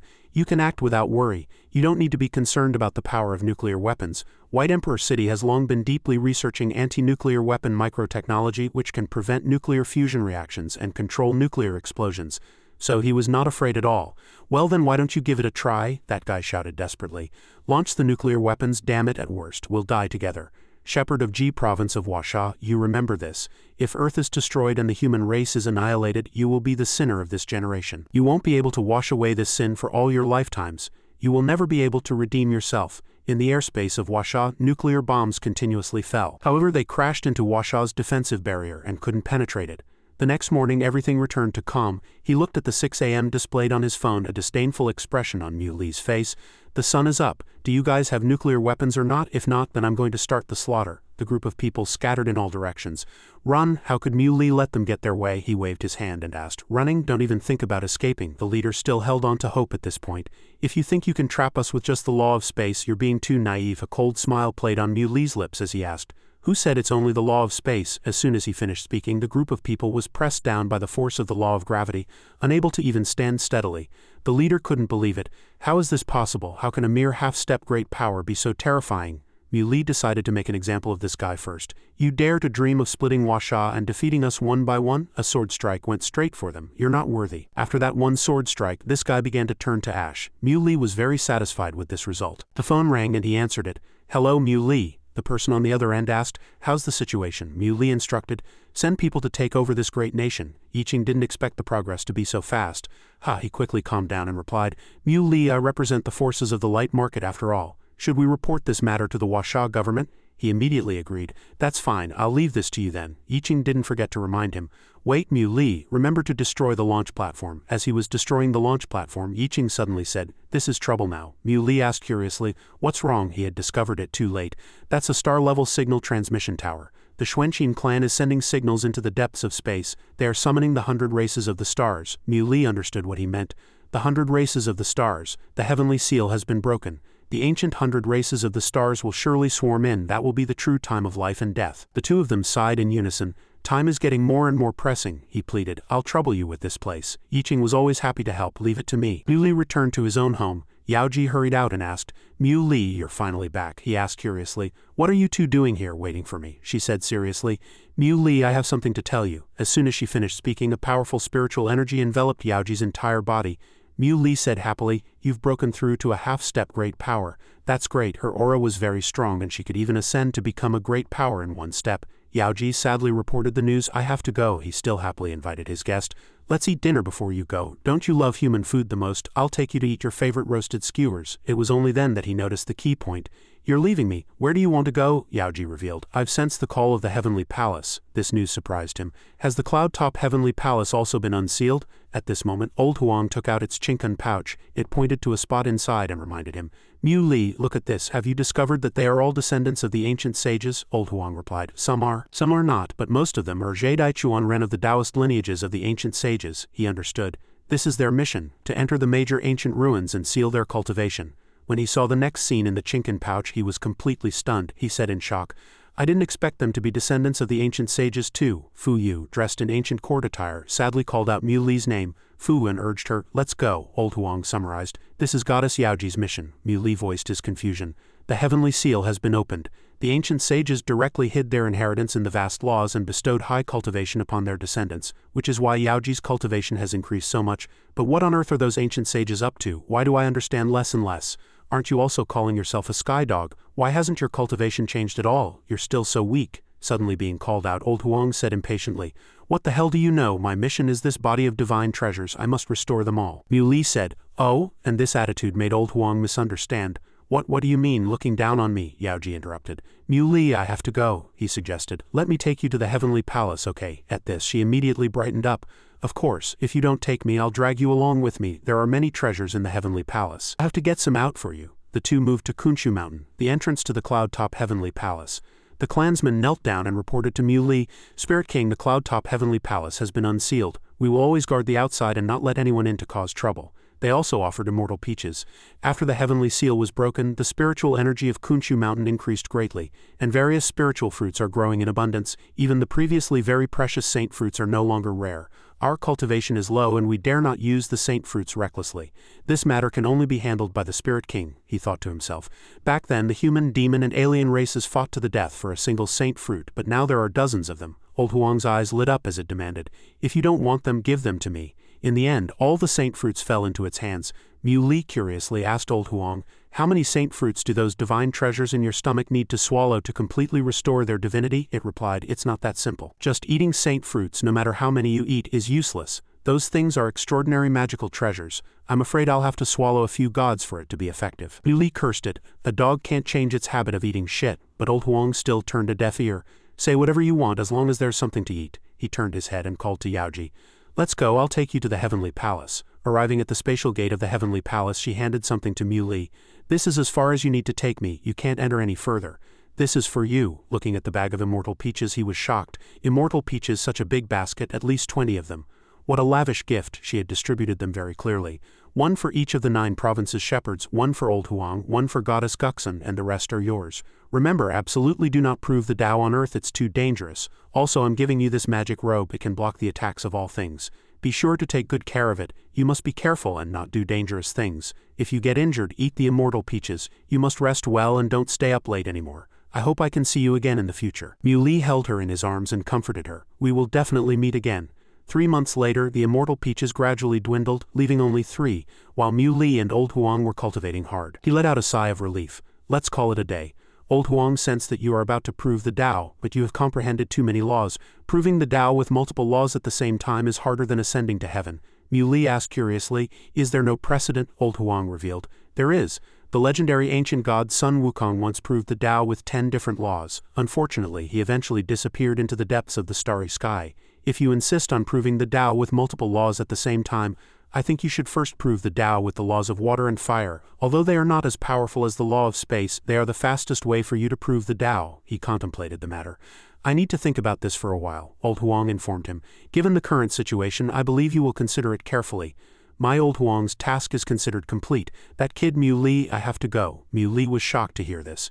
You're leaving too? Yes, he recalled recent events. Aoshwen is the dragon prince of the EC. He had the sea race cultivators join the human army in exchange for the human race's protection, and then he sealed the dragon palace. Fuyun and Fuyu are descendants of one of the 3 sovereigns. They have already moved and sealed themselves. Yaoji is the goddess Yaoji of the cloud-top heavenly palace. She gave me immortal peaches, gifted me a magical artifact, and then fell into a deep sleep along with the heavenly palace. Now even old Huang is saying goodbye to me. Are you going on a long journey alone? Mui Li's expression turned sorrowful. He asked, Old Huang, where do you want to go? Old Huang explained, a great god left me a piece of land. It has now emerged into the world. I sensed its call half a month ago. I must go there to awaken the magical treasures within my body. He decided, where is it? I'll take you. It rejected Mui Li's kind offer. No need, a place is not in this dimension. Only I can enter. Before leaving, it also gave him a gift. This is for you. It might be useful in the future. You must carefully consider the method of proving the Tao I just told you. Proving the Tao with multiple laws, you don't have enough time. But if you can't break through for a long time, it's easy to breed inner demons. Mui Li replied, I'll think about it carefully. Old Huang ran straight into the spatial gate and bid farewell. We'll meet again. Mui Li returned home feeling empty inside and asked, Mu Xin, will there be a day when you have to leave me too? She replied, I'll accompany whomever I want to accompany. No one can bind me. Mui Li breathed a sigh of relief. Goddess Guxun is truly formidable, he invited. Mu Xin, let me take you out for a walk. She happily agreed. Okay. The 2 arrived at the city lord's mansion under the ancient city. Xiao Bai was very happy to see him. Mui Li, you're here. She observed his expression and asked, Mui Li, have you been very tired lately? Mui Li denied it. It's nothing, I'm not tired. Xiao Bai confessed. I really want to quickly condense a body so I can be with you all the time. Even if I can't help you, I can help you wipe your sweat. He found it a bit strange. Xiao Bai, why are you so sentimental today? Mu Xin saw the scene of Xiao Bai touching his cheek and felt jealous. Mui Li looked Xiao Bai over. Let me see, great progress. You're already at the late stage of split soul, she answered proudly. Of course, Master used so many heavenly materials and earthly treasures on me. It would be abnormal not to reach this level. Is something bothering you? He said seriously. I'm thinking about my path and the future of Huasha. Xiao Bai knew him well. Just do whatever you want to do, although I don't understand the things you guys often talk about, like proving the Tao as a great power or laws. You're the one walking this path, so there's no need to let others choose the path for you, right? A person as opinionated as you probably couldn't walk on someone else's path anyway. These words enlightened Mui Li. His spirits lifted. Xiao Bai, thank you. Your words have made me make up my mind, she replied cheerfully. Why thank me? Even if you choose the wrong path, I'll walk with you to the end. Mui Li asked gently, why are you suddenly so rational now? Xiao Bai said cryptically, I have to be rational, the competition is too fierce now. At this moment, Shi Zhang was looking at the information on the list. We're just missing one more material, and Xiao Bai will be able to condense her body, Xiao Bai shouted happily. Really, that's great? Mui Li asked directly. What's missing? He replied. Taiyun Soul Wood. You know this thing, Taiyun Soul Wood. This thing isn't on Earth. I'll try my best to find it. Maybe someone brought it to Earth before. Hearing him say this, Shi Zhang immediately breathed a sigh of relief. Okay, thank you for your hard work. Shepherd of Ji Province, you are a half-step great power and have comprehended multiple laws, but if this continues, I'm afraid the difficulty of proving the Tao will be extremely high. Mui Li took note of this sentence. I understand, I will consider it carefully. Shi Zhang was very proud and patted Mui Li on the shoulder. My disciple really didn't follow the wrong person. You are truly a once-in-a-century genius. After a while he and Xiao Bai came to the lakeside to chat. Xiao Bai said expectantly, once we find the last material I can condense a body. He comforted her. It won't be long. This is my promise to you. She didn't forget to ask for more. I still want more. Mui Li smiled bitterly. Watermelon-sized breasts, right? I remember, but why are you so obsessed with watermelon breasts? Xiao Bai licked her lips with a blush and said, you don't understand, this has been my obsession for many years. When I have a body, I'll eat you up on the first night. Mui Li pretended not to hear. What did you say? She pouted angrily. If you didn't hear it, then forget it. Mu Xin hid in a corner watching their intimate Tiangzi. Just then she noticed something unusual. In an instant Mu Xin disappeared from where she was. Outside the vast universe, Jing Kuo was muttering to himself, as expected of an ancient divine star. It was bound by the heavenly seal for 1,000 years and no false god cultivators could appear. The moment the heavenly seal broke, a half-step great power emerged, comprehending more than a dozen laws with combat power that crushes ordinary great powers. Is this place going to restore the glory of the ancient era? I want to see just how strong this genius of Earth is. By the time Guxun caught up, He had already turned into a wisp of green smoke. Jing Kuo left a message. Goddess Guxin, you cannot intervene, she asked warily. Who are you, he revealed. We met in ancient times. Mu Xin was not afraid. I'll intervene if I want to. No one can stop me, he acted very familiar. I know Mu Xin is still the same as before. Your power hasn't fully recovered. Acting rashly could easily attract the attention of those immortals in the depths of space. If they were to descend upon Earth at this time, you would be harming the shepherd of Ji province. Besides, he needs to grow. The stronger he grows, the more he can control his own destiny in the future. If you protect him now, how can he obtain those powers? Don't worry, the shepherd of Ji province won't die. A few months ago on Kunshu Mountain, he had already cultivated the immortal soul. As long as his soul is not destroyed, he can live forever. If it really comes to that, it won't be too late for you to intervene. After speaking, he revealed his true form and met Mu Xin's gaze. Mu Xin decided to go back. In the underground ancient city, Shi Zhang was calling for Xiao Bai. She hurried into the room and asked, Master, what's wrong? He urged anxiously. Quickly tell Mu Li, people from the Taiyan Star have come. Xiao Bai passed the message. Cultivators from the Taiyan Star have descended upon Earth again. Master said he is a great power. Mu Li thought nervously. A great power who has already proven the Tao. I knew this day would come, I just didn't expect it to be so soon. What can Earth use to resist now, including myself? I've only reached the half-step great power realm. I haven't had time to prove the Tao yet. I'm too far from that realm. Xiao Bai asked worriedly. Mu Li, are you going? He answered firmly. I'm going. On the western side of Earth, a portal appeared and a starship slowly emerged. Alien cultivators walked off the ship. A subordinate reported that they had collected more than 20. Another person looked into the distance and replied a trivial matter. As soon as he finished speaking, the starship disappeared into the air. At this time, Jing Kuo looked at Mu Li before him and thought, is this the most outstanding genius of Earth? Mu Li was also sizing him up. A half-step great power borrows the power of law, while a great power controls the law. The gap between us is too big.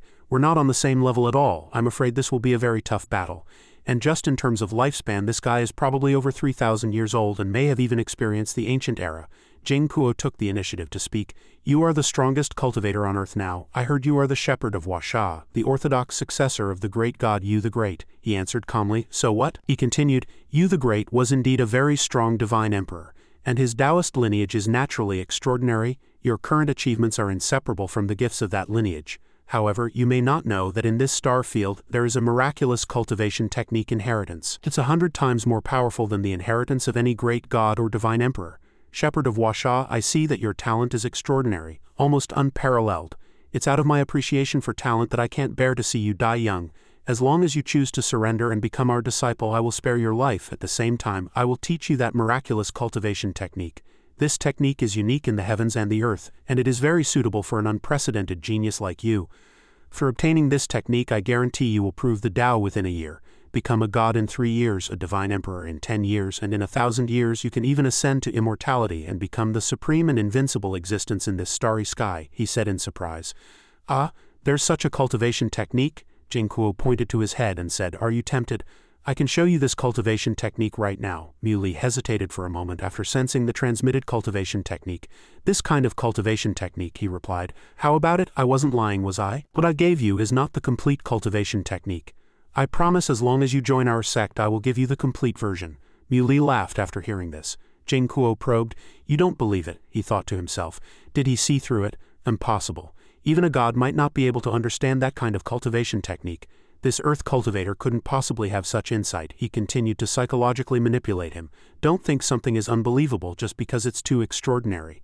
You can try cultivating it once and you'll know the effects immediately. Mu Li exposed him. You're dreaming. This kind of cultivation technique is just a special technique taught by a main body to a cultivator. A seed is planted in the cultivator's body, and when the time is right it will devour the cultivator's entire soul. The physical body will be occupied by the inner demon seed and become a clone of the main body. Your soul level is so much lower than mine, yet you dare to dream of devouring my soul? Jing Kuo didn't believe it. Your soul level is higher than mine. Who gave you that confidence? Since you won't fall for it, I'll have to destroy you. One of his hands pressed down on Mu Li like it was blotting out the sky. He struggled to endure it. A moment later, Mu Li stepped on his divine palm, he said in surprise. You were able to break free from the restraint? I didn't expect your physical body to be so strong. I must obtain this body. Jing Kuo began to use the law of plunder. Seeing the black chi pressing down, he immediately knew it was the law of plunder. To deal with this, Mu Li had long been prepared. His attack was blocked. Jing Kuo didn't expect the next move to fail as well. He had already used the law of space to absorb all the attacks back. Jing Kuo drooled as he watched. this Earth cultivator has actually comprehended the supreme law of space. I must obtain this body, I must. He started to get impatient, releasing countless spiritual powers like sound waves surrounding the entire sky. You mongrel, you're annoying me. Muli was shocked. He has such strong explosive power? He didn't have time to defend, and was hit by a move, he said proudly. I wanted to spare you the physical suffering, but I didn't expect you to be so overconfident. If that body is destroyed, it's destroyed. After I get it, I, a great power, have my ways to repair it to its original state. Fortunately, he was wearing the magic robe Yaoji gave him. Only then did he know its use. The attack of a great power was neutralized. The magic robe Yaoji gave me has this kind of ability. If the magic robe can neutralize attacks, and with my physical strength, perhaps I can fight him after all. Jing Kuo was stunned for a moment when he saw him unharmed. You're fine? He attacked madly again. I'm a great power, I don't believe you can block all of them. He told himself he couldn't keep taking it head-on, he had to find an opportunity. Muley blocked his next attack with a sword. Jing Kuo became even more annoyed. You can really take it. What are you to dare to strike at me? Another attack came, and Muley shattered it with a slash. Now it was Muley's turn to counterattack. He swung his sword and slashed at him. Jing Kuo didn't take it seriously at all. Child's play. He neutralized as many as he slashed. You think you can hurt me with this little bit of sword intent? At this moment, Muley shouted. Xiaobai. Jing Kuo was stunned for a moment. He took the opportunity to release several sword chi. Here's my chance, Xiaobai appeared. She used a soul attack technique, and one strike pierced through Jing Kuo's chest. Muley raised his fist. At that moment his entire body was enduring a barrage of punches. The final blow knocked Jing Kuo back to the ground. He was in a sorry state, unable to believe it. I, a great power, was actually hit by a half-step cultivator. In that case I will go all out. Let's see how you handle this. Jing Kuo erupted with destructive power, wanting to drag Muley down with him. I want you to turn to ash, Xiaobai said worriedly. Oh my god, that's terrifying. Muley, run quickly. Jing Kuo would not give up. Thinking of running, you can't escape. Muley and his group had already made a clean getaway. Two auras chased each other relentlessly. Until a few hours later, Jing Kuo persistently pursued and asked, Are you planning to run like this forever? You will still die at my hands in the end. Muley replied, That's not necessarily true. I can't beat you, but it's impossible for you to kill me either. Jing Kuo crashed into an iceberg, he realized. Damn it, I have to go big this time. The situation was critical, and Jing Kuo summoned, Hammer God, wake up. The Hammer God woke up and shouted irritably, What are you doing, you turtle's son? He keenly noticed it was a divine artifact.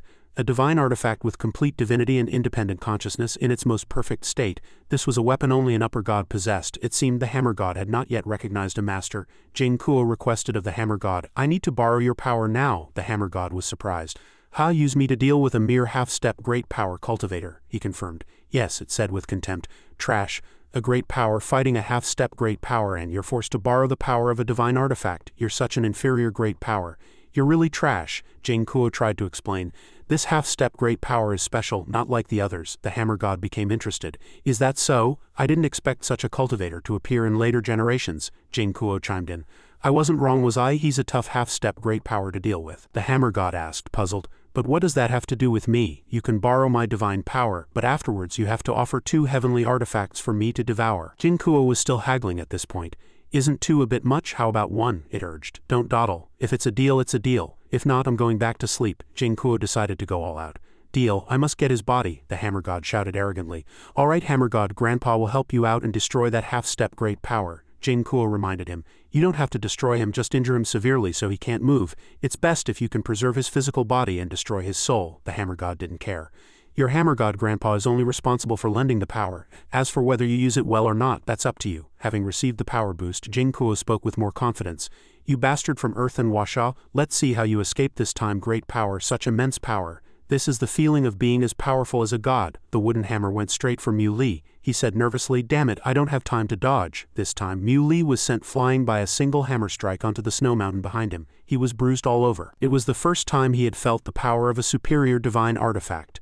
It was indeed formidable. On the other side, Fuyu immediately noticed the commotion. She thought to herself, if it weren't for his strong physical body and the protection of his magic robe, I'm afraid he would have been reduced to ashes this time. His soul scattered. Fuyu threw something out and prayed silently. Now we can only see if it's willing to help, the Hammer God said fiercely. How could a mere half-step great power withstand the divine power of me, the Hammer God, in your dreams? Jing Kuo clamored. One more time, turn this kid into ashes. It immediately decided. Let his soul be scattered. The next hammer was ready. Die, kid, Muley calculated. It seems I can only activate the forbidden technique in my mind, the all-powerful one enemy. Although I'll be severely injured and dying afterwards and may even fall into an eternal sleep, if someone comes to provoke they must be severely wounded. Just then a voice rang out. No, he asked warily. Who? A divine light descended from the sky and shone on the sea. The golden cudgel immediately sensed it, woke up and rushed out of the sea. Sun Wukong, you're finally back. On Mu Li's side he was helpless. He didn't have time to activate the forbidden technique. Just then the golden cudgel appeared and beautifully blocked the hammer god's strike. Jing Kuo didn't understand what happened. He knew very well. That kid couldn't possibly have this level of power. The hammer god roared, "Who dares to disperse my power? Do you want to taste the divine might of your hammer god grandpa?" A scolding voice came from the sky. "What do you think you are?" The hammer god cursed loudly. "Aw, that bastard, you want to die." The golden cudgel smashed straight down where they were standing, sending both of them flying. Only then did the hammer god recognize it. This is the Ruyi Jingu Bang." He was greatly shocked after hearing this. "What? This is the Ruyi Jingu Bang, the legendary divine treasure of the ancient god Sun Wukong." Mu Li was stunned. "How did the Ruyi Jingu Bang appear here? And it saved my life? Isn't it in a deep sleep? Doesn't it only fight for one person?" The golden cudgel asked. "Where is Sun Wukong?" He answered hesitantly. "Ruyi Jingu Bang, why did you come here?" It was silent for a moment before saying, "So that's how it is, I understand. Kid, stand up, I'll help you." Mu Li was surprised. "The Ruyi Jingu Bang only fights for one person, yet it's helping me." The golden cudgel shrank to a suitable size and appeared before Mu Li, saying, "Today I will lend you a hand. In your hands we will destroy everything together." He gripped the body of the golden cudgel and felt the surging power. Jing Kuo was stunned. What is going on? Impossible. How could an earth cultivator use a legendary divine treasure? Hammer god, let's go all out. Even with a divine treasure in hand, that kid can't unleash its power. We can completely destroy him. The hammer god cursed him. "Destroy your turtle's son. That's the golden cudgel. I'm not going to get myself killed." With that, it quickly slipped away, leaving Jing Kuo all alone. At this moment, Mu Li spoke up. "Great power from the Taiyin star. It's time to end this." He realized that with the golden cudgel this kid's aura had suddenly skyrocketed. He smashed his opponent directly with one blow. He was still struggling to hold on. However, everything was beyond his endurance. Jing Kuo's end was only one. His soul scattered. This time he even settled the score with the hammer god, sending the golden cudgel after it. "Where are you running?" The hammer god stuttered and lied. I was going for a walk," the golden cudgel mocked. "I heard someone calling himself grandpa from 1,000 miles away. Your thunderous divine might is truly world-shaking. Not only do you want to be my grandpa, you also want to kill a junior of my sect." The hammer god was silver-tongued. "Oh, my mouth, I was saying you are the grandpa. I am the grandson. I really didn't know that Cultivator was from the ancient god sect. How about I apologize to him and promise to get far away?" The golden cudgel gave it a whack. "You're speaking quite fluently now." After beating up the hammer god, the golden cudgel explained, "This hammer is called Thunderous Sound. It's considered a top-grade ancient divine artifact. Now it's yours." He was surprised. "Mine?" Mu Li couldn't believe that one day the golden cudgel would help him subdue a divine artifact. Lian still had its pride. "What, make me recognize this brat as my master? Impossible. I am a dignified ancient divine artifact. Even ordinary gods are not qualified. To make me recognize a master, it has to be at least an upper god. You are insulting the dignity of me, an ancient divine artifact." The golden cudgel knocked it again and cursed. "Do you think you're so precious? If this little cultivator reaches the god realm, you might not even be qualified to recognize him as your master." It didn't believe it. "Just him," the golden cudgel confirmed. "That's right, just him. If he proves the Tao with 10 different laws and then ignites the divine fire to become a god, what qualifications will you have to recognize him as your master then?" After speaking, the golden cudgel turned to Mu Li and explained, "My level is too high. If I let you use my Dharma body, you won't be able to unleash its true power. Moreover, it's a huge drain on you and will cause your body to gradually weaken. Therefore, you cannot borrow too much of my divine power. This thunderous sound hammer, although you also can't unleash its true power, the harm in using it will be smaller. Let it be your daily weapon for now." Lian requested, "I have something to say." The golden cudgel first reminded, "If you dare to disagree, I'll smash you until your soul scatters. Go ahead, what else do you want to say?" Lian dared not say anything more. "I have nothing more to say," the golden cudgel praised. "Very good." Then it turned to Mu Li and asked, "Little cultivator, what's your name?" He introduced himself. "I am Mu Li, shepherd of Ji province of Huasha," the golden cudgel praised. "So you're an orthodox successor of the great Yu? Not bad." He was still very confused. "May I ask what is going on?" The golden cudgel did not reveal anything. "You don't need to know these things for now. You are from the ancient god sect, so I helped you. And at your request I will accompany you from now on," he thought to himself. "The ancient god sect? When did I become a member of the ancient god sect? I clearly remember that I practiced the ascension art of the Ziwei Star One Dao sect, which is only passed down to one person per generation. My master was also a mysterious figure who was never seen again after passing on the cultivation technique. And this ancient god sect should be a sect from Earth. What does it have to do with me? Could that voice have been Sun Wukong on the Taiyin Star in the Guanggan Palace? The Guanggan Palace held a special status in the cultivation world of the Taiyin Star. The people living in this magnificent palace were all extremely beautiful female cultivators, making many cultivators of the Taiyin Star linger. In the Taiching pool Jiaqi's side, Ji Yao walked over and asked her, "Our Guanggan fairy with countless suitors, why are you still looking so gloomy?" Jiaqi replied gloomily.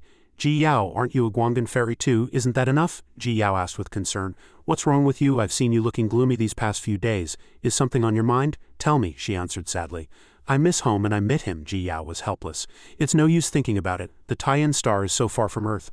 Unless you prove the Tao and become a great power, you can't fly there. Jiaqi held onto a sliver of hope. Doesn't the Taiyan star have those battleships that can fly in the starry sky? Maybe our Guangdan palace has them too. Ji Yao tapped her on the head and scolded. Jiaqi, master won't let you sneak away. She said that unless we both prove the Tao and become great powers, we can't go back to Earth. The current Earth is very dangerous. Without enough strength, it would be useless to go back. She knew that it was precisely because it was dangerous now that she wanted to go back. I heard that Earth's heavenly seal has been broken, and the situation is very unstable. I don't know how my family is doing now, nor how much pressure they have endured. How are things now? In the past my strength was low and I was just a burden to him. Now things have changed dramatically. If only I could go back and help him. Ji Yao advised, since you want to go back, then continue to work hard. Master has already used the resources of the Guangdan Palace from the past 1,000 years to cultivate us. We can definitely prove the Tao and become great powers, Jiaqi, as if injected with strength, shouted. Let's work hard together for our hometown, for that person. Ji Yao was very pleased to see her spirits restored. Let's work hard together. At this moment, an alien cultivator from the stars followed the traces and arrived here. He muttered to himself, in a place that was once an ancient divine star, bound by the heavenly seal for 1,000 years, where cultivation degenerated and gods disappeared, I didn't expect a great power from the Taiyan star to fall here. Suddenly he felt this aura, saw Mu Xin and said in surprise, Earth actually has a great power expert of this level. It was she who made the great power cultivator from the Taiyan star fall. The alien cultivator pursued, who are you? But Mu Xin just had a grim look on her face and dealt with it. Until his neck was choked by her spiritual power, he struggled and asked, with this level of cultivation, who on earth are you? She destroyed him with one hand. The Taiyan star has repeatedly invaded and deserves to be executed. After dealing with it, Mu Xin quietly looked at the distant universe. She returned to Earth. A month later, in Mu Li's home, he was cultivating hard. Feeling that his body had stabilized, he knew it seemed to be completely healed. He began to go out to find people. Mu Xin, is she not here either? Strange, I haven't seen Mu Xin for a long time. Where has she been these days? He came to the city lord's mansion and inquired about the situation in the ancient city below. Shi Zhang reported that the city lord hadn't seen her either. Xiao Bai was the same. I haven't seen her for a long time either. He temporarily put the matter aside. Forget it. I don't think there's anyone on earth who can hurt her. It's a good thing she doesn't attack others. You said that after I went into seclusion there has been no movement from the Taiyan star. Shi Zhang replied, it's strange. One day I clearly felt another Taiyan great power approaching Earth, but it was just a fleeting moment, and that aura disappeared. Since then there has been no trace of any Taiyan star cultivators. Mu Li still didn't understand. What on earth are those guys from the Taiyan star up to? Are they like the Xuanqin clan, secretly summoning the 100 races of the stars? He firmly believed this was a bad situation. If that's the case, I'm afraid the situation is not good, Mu Li said with regret. If only I could go to the Taiyan star myself. It's a pity my comprehension of the laws has reached a bottleneck. If I could prove the Tao as a great power, I could cross the stars to Taiyan. Shi Zhang suggested, if you really want to cross the stars to Taiyan, I know a place where a star portal connecting to the Taiyan star can be set up. He immediately asked, what method? Xiao Bai was the first to stop him. Mu Li, you can't go to Taiyan, it's too dangerous. We don't know what the situation is like over there now. His attitude was very firm. Nothing ventured, nothing gained. I must go now to find Mu Xin, my predecessor said. Shi Zhang no longer concealed it. It's fine to tell you, but this old man has one more thing I need your help with. Xiao Bai refused. Master, you're taking advantage of the situation. For some reason, Mu Li had already approached the Taiyan star and stepped onto its ground. He was not used to it. So this is the Taiyan star. I'm a little unaccustomed to it. Lian, what's the situation on the Taiyan star now? Lian reported. The Taiyan star has 9 major forces, mainly various sects. Above these 9 major forces are 3 transcendent holy lands. The first is the Shira Hall. The great power you killed before was one of the hall masters of the Shira Hall. The second is the Chinkin Gate, and the third is the Guangdan Palace. These 3 holy lands all have gods presiding over them, and possess countless great power experts. Mu Li thought to himself, Earth can't even handle a single great power now, and now there are even gods. Below these 3 holy lands there are 9 major forces and countless smaller forces. If these people were to invade Earth with all their might, the consequences would be unimaginable. He asked about his location. Where are we now? Lian replied. The Taiyan star is divided into 4 domains, east, west, south, and north. This is the west domain. Coincidentally, the Shira Hall is also in the west domain. He curiously asked which domain the Guangdan Palace was in. It replied, in the east domain. He thought to himself, the opposite direction. At that time, Shi Zhang had already entrusted Mu Xiaoyu. These days I've searched everywhere I could, but I still haven't found the Taiyan soul wood needed to condense Xiao Bai's body. If you go to Taiyan this time, can you help me find it? Mu Li was surprised and said, you mean the Taiyan soul wood is on the Taiyan star? The old man confirmed. That's right, it's a special treasure of the Guanggan Palace on the Taiyan Star. In ancient times, a cultivator from the Taiyan Star used this thing as a tribute to the Emperor of Earth. He asked directly, "How do I get to the Shira Hall?" Lian immediately replied, "Fly west for over 100 miles and you'll be there." Mu Li carefully calculated. Currently, the ones attacking Earth are all cultivators from the Shira Hall. Since they're in the West Domain, I might as well go and investigate the situation first, then go to the Guanggan Palace. He was now staying in Luhua City and the people around him were constantly sizing him up. Mu Li was a little worried. "What's going on? Is my disguised aura not similar enough?" Lian explained. "You're wearing the clothes of a Shira Hall cultivator, and the Shira Hall is the dominant force in the West Domain. Do you think they're not afraid of you?" Mu Li went to a restaurant to rest, and he also changed into other clothes, thinking to himself that the prestige of the Shira Hall was truly deeply rooted here. The waiter hurriedly came over to greet him. "May I ask what you would like to order, sir?" Mu Li gestured. "A plate of everything," the waiter replied enthusiastically. "Coming right up, sir. Please wait a moment." As he sat there quietly listening to the people at the next table, the Shira Hall was gathering cultivators from all directions, making a big stir. "I think they're determined to occupy that ancient divine star this time. I heard that Earth was sealed by the heavenly seal formation for 1,000 years. Now that the seal has been broken, people from the Shira Hall have gone there to investigate and said that the spiritual energy there is abundant and the cultivation resources are extremely rich. The Shira Hall has officially ordered to prepare to join forces with the other 2 holy lands to attack Earth." After learning this, Mu Li put down the money and left. No wonder the cultivators of the Taiyan Star have been so quiet recently. It turns out they are really preparing for a large-scale attack. "I must stop them," the waiter asked in surprise. "Sir, your food," he replied. "It's a gift to you." The people at the next table shouted. "If he doesn't want it, bring it over for us to eat." He agreed. "Oh, okay." Arriving at the bulletin board, Mu Li called out to Senior Golden Cudgel. "Did you see that?" The Golden Cudgel said angrily. "These cultivators from the Taiyan Star are truly ungrateful." He also hated them. These pieces of trash should have been annihilated in ancient times. Then Mu Li tore off the notice. "One day, I will definitely make them regret everything they have done to Earth, to vent the hatred in my heart." Mu Li arrived at the Shira Hall's martial arts field where he relentlessly punched his opponents to vent his anger, until his opponent was beaten so badly he couldn't fight back. The referee declared Li Mu the winner. The people below cursed, "Damn, he's so strong. Looking at that kid's appearance, going up there is just asking for death. I'm not participating anymore." 1 person is chosen out of 10. Whoever isn't chosen has to die. "Is your Shira Hall's Zhang Mu still participating?" "I'm not going either. Although Earth is good, I'm afraid I'll have the life to fight for it, but not the life to enjoy it," the referee announced. "Come on, second round. Who wants to come on stage?" He waved his hand, inviting everyone to come up. "No need to be so troublesome. You all come up together." They felt humiliated. "Damn, he's too arrogant." Someone from upstairs couldn't help but shout, "Someone deal with this kid. I don't like the look of him." He sneered. "Li Mu, interesting." The referee looked at the owner of the voice in shock. That guy was Shui Lu. The referee announced the rules. 9 people can go up at the same time. As long as they win, all 9 can be promoted. Waiting only for this sentence, a group of people rushed up. They said contemptuously, "Arrogance comes at a price, kid. Today I'll let you know." Mu Li single-handedly defeated the group of people, leaving them in a mess. The audience stared in disbelief.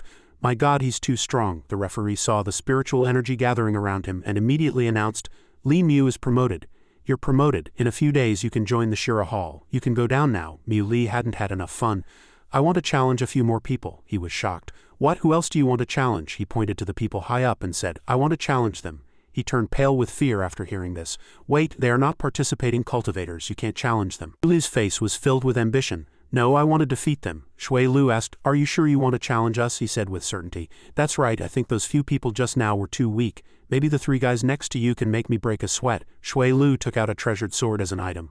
"He wants to challenge you. You go up one by one. Whoever wins will get this top-grade heavenly artifact," the first person to go on stage said with determination. "Listen up, kid. Today I'm going to teach you a lesson." He lazily thought about settling it all at once. "Don't be so troublesome. All 3 of you come at me together." The other 2 guys felt offended.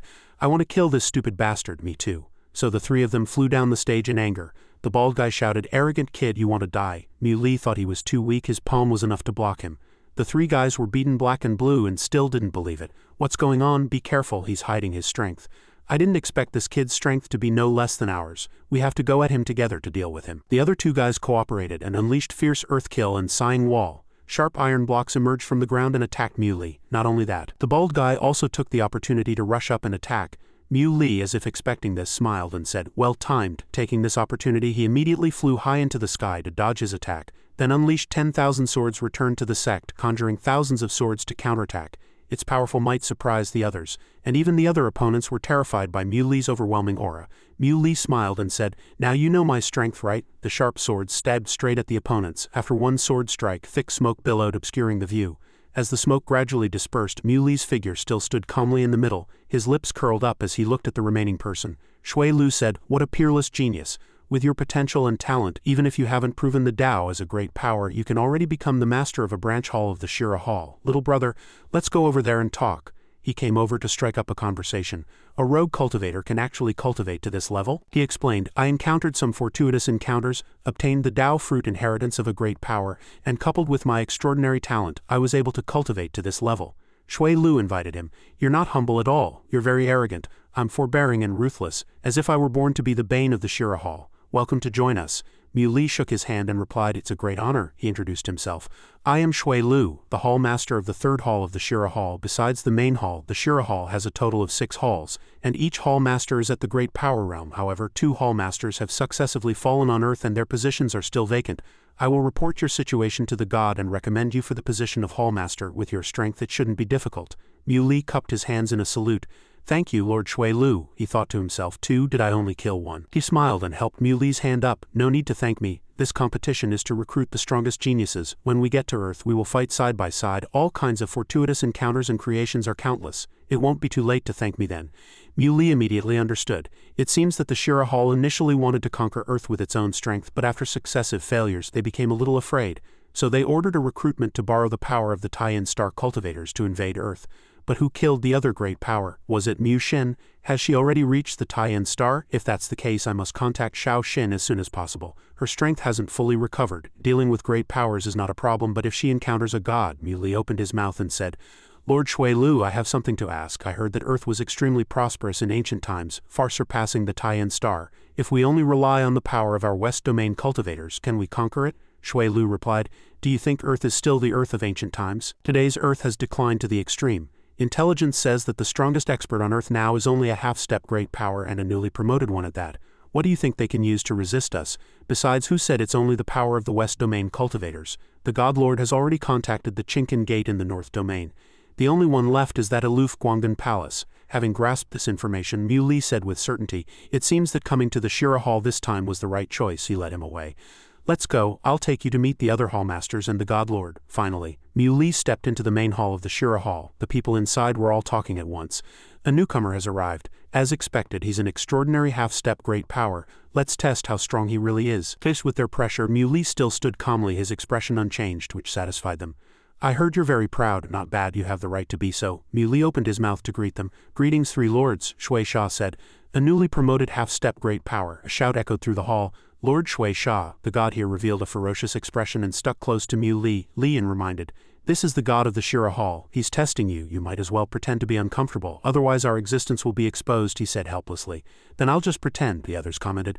"This young new cultivator is not simple. He can reach this realm at such a young age and even withstand Lord Shui Sha's pressure." One person couldn't help but ask, "Shui Lu, where did you find such a genius?" He replied with a smile. "If I said I picked him up, would you believe me?" Mu Li pretended to be unable to bear it, knelt on the ground and shouted. He said uncomfortably, "Lord Shui Sha is indeed formidable. I admire you. From now on you will be my role model. I will strive to reach this realm and surpass it." Shui Sha was very satisfied with this performance. Shui Sha praised Mu Li from high above. "You are not bad. From now on you will be the 5th hall master of the Shira Hall, one of the leaders of the Shira Hall. I will give you sufficient resources and wait for the day you surpass me." Holding the jade pendant in his hand, he made a resolution. "I will not disappoint the God Lord." Then Mu Li started to act. He let out a long sigh, pretending to be very tired. The golden cudgel, however, was incredibly excited. The god of blood fiend is truly interesting.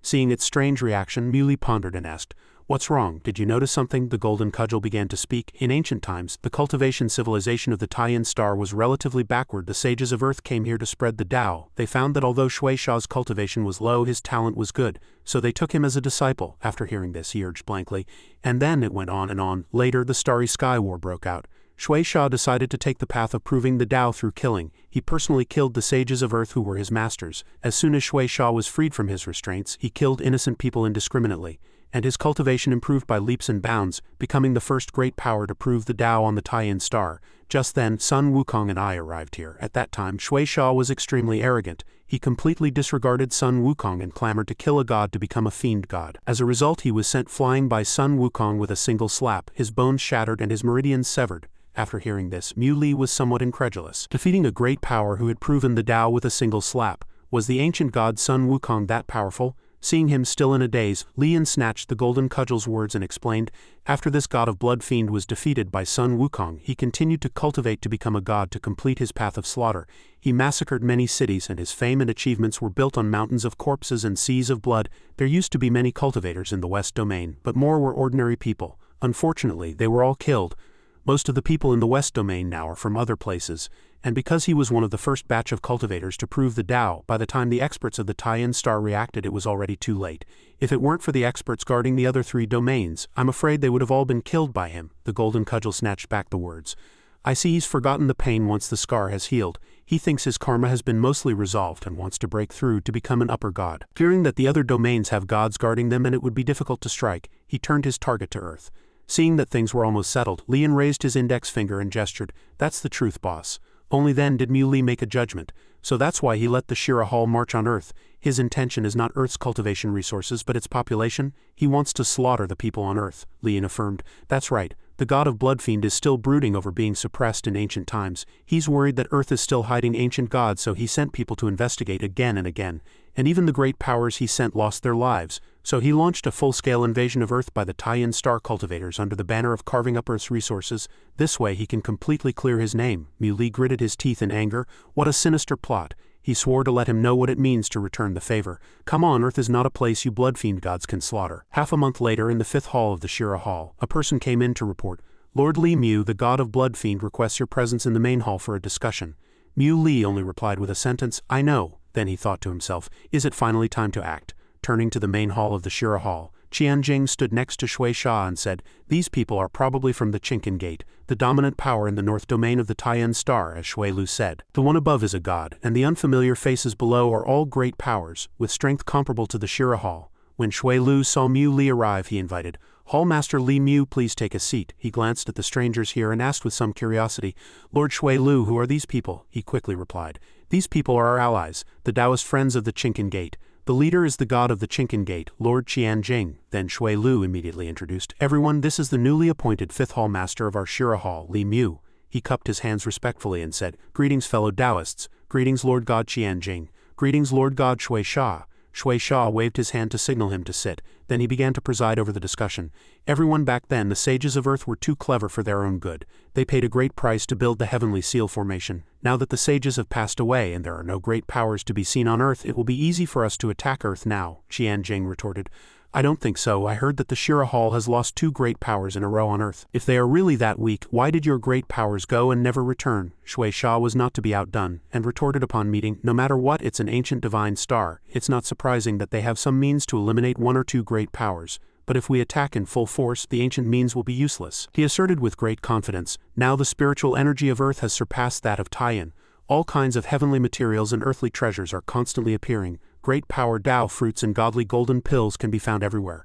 Ancient ruins containing countless divine treasures have also emerged. The degree of fortune is astonishing. Old Long knows this in his heart. Qianjing broke into a sweat and asked, what about the others? How have you been in contact? Shui Sha replied, except for the Guanggan Palace, everything is settled. Then he said with determination, but I believe that as long as the old man and I work together and attack the Guanggan Palace from both sides, they will definitely agree. Mu Li's ears tingled when he heard him say this. Nonsense, what a good liar. After the discussion they went straight to the Guanggan Palace, but no one came out to greet them. Shui Sha sighed, as expected. The moon god is avoiding us and has activated the Great Formation. Qianjing added fuel to the fire. That bunch of women from the moon god still remember the sages of Earth. How could they invade Earth with the old man? To this day Shui Sha still has deep faith in himself. Although I am confident in persuading her, it's indeed a bit difficult since she won't even see me. Mu Li, who was on the side, hurriedly suggested, Lord Shui Sha, perhaps I can help you. His words surprised the 2 old men. He urged, tell me. Mu Li directly proposed his plan. I can sneak into the Guanggan Palace and deliver a message for Lord Shui Sha, he retorted. How will you sneak in? Mu Li didn't answer directly, but used his actions instead of words. He closed his eyes tightly and activated the breath concealment technique. When Qianjing saw this, he praised him effusively. Shui Sha's 5th Hall Master is truly a remarkable person. Shui Sha was still a little worried and continued, not bad, but how do you plan to enter the Guanggan Palace, which is sealed by a formation? but at this time Mui had no mind to answer. He went straight forward and then reached out to touch the seal. Suddenly the seal began to move like a saw. Seeing this, Qianjing had to admire him. "Wonderful, Shui Sha, you found a good subordinate." From the sawtooth-like seal, Mui poked his head out and asked, "Lord Shui Sha, what message do you want me to give to the moon god?" He handed him a scroll and instructed, "Take this with you. Don't open it unless you see the moon god. The words will disappear quickly." Mui immediately replied, "Understood, Lord Shui Sha." In a blink of an eye, Mui disappeared from their sight, and praise was endless. "This kid is really a talent. I didn't expect him to be able to sneak into the Guanggan Palace, which is sealed by a formation, so easily. Shui Lu, you found a good talent. Your Excellency is too kind." When he entered the Guanggan Palace, he found that it was almost all female cultivators here. On the other side, Ji Yao was talking to Jiaqi. "Why have you been in a daze these past few days? Is something wrong?" she asked sadly. "I don't know, I always have a bad feeling but I can't explain it." Ji Yao, seeing her sad face, gently scolded. You just like to overthink things. Don't think too much, just cultivate well. After proving the Tao, we can go home and we can see the family you've been missing so much, and he will surely be very happy too."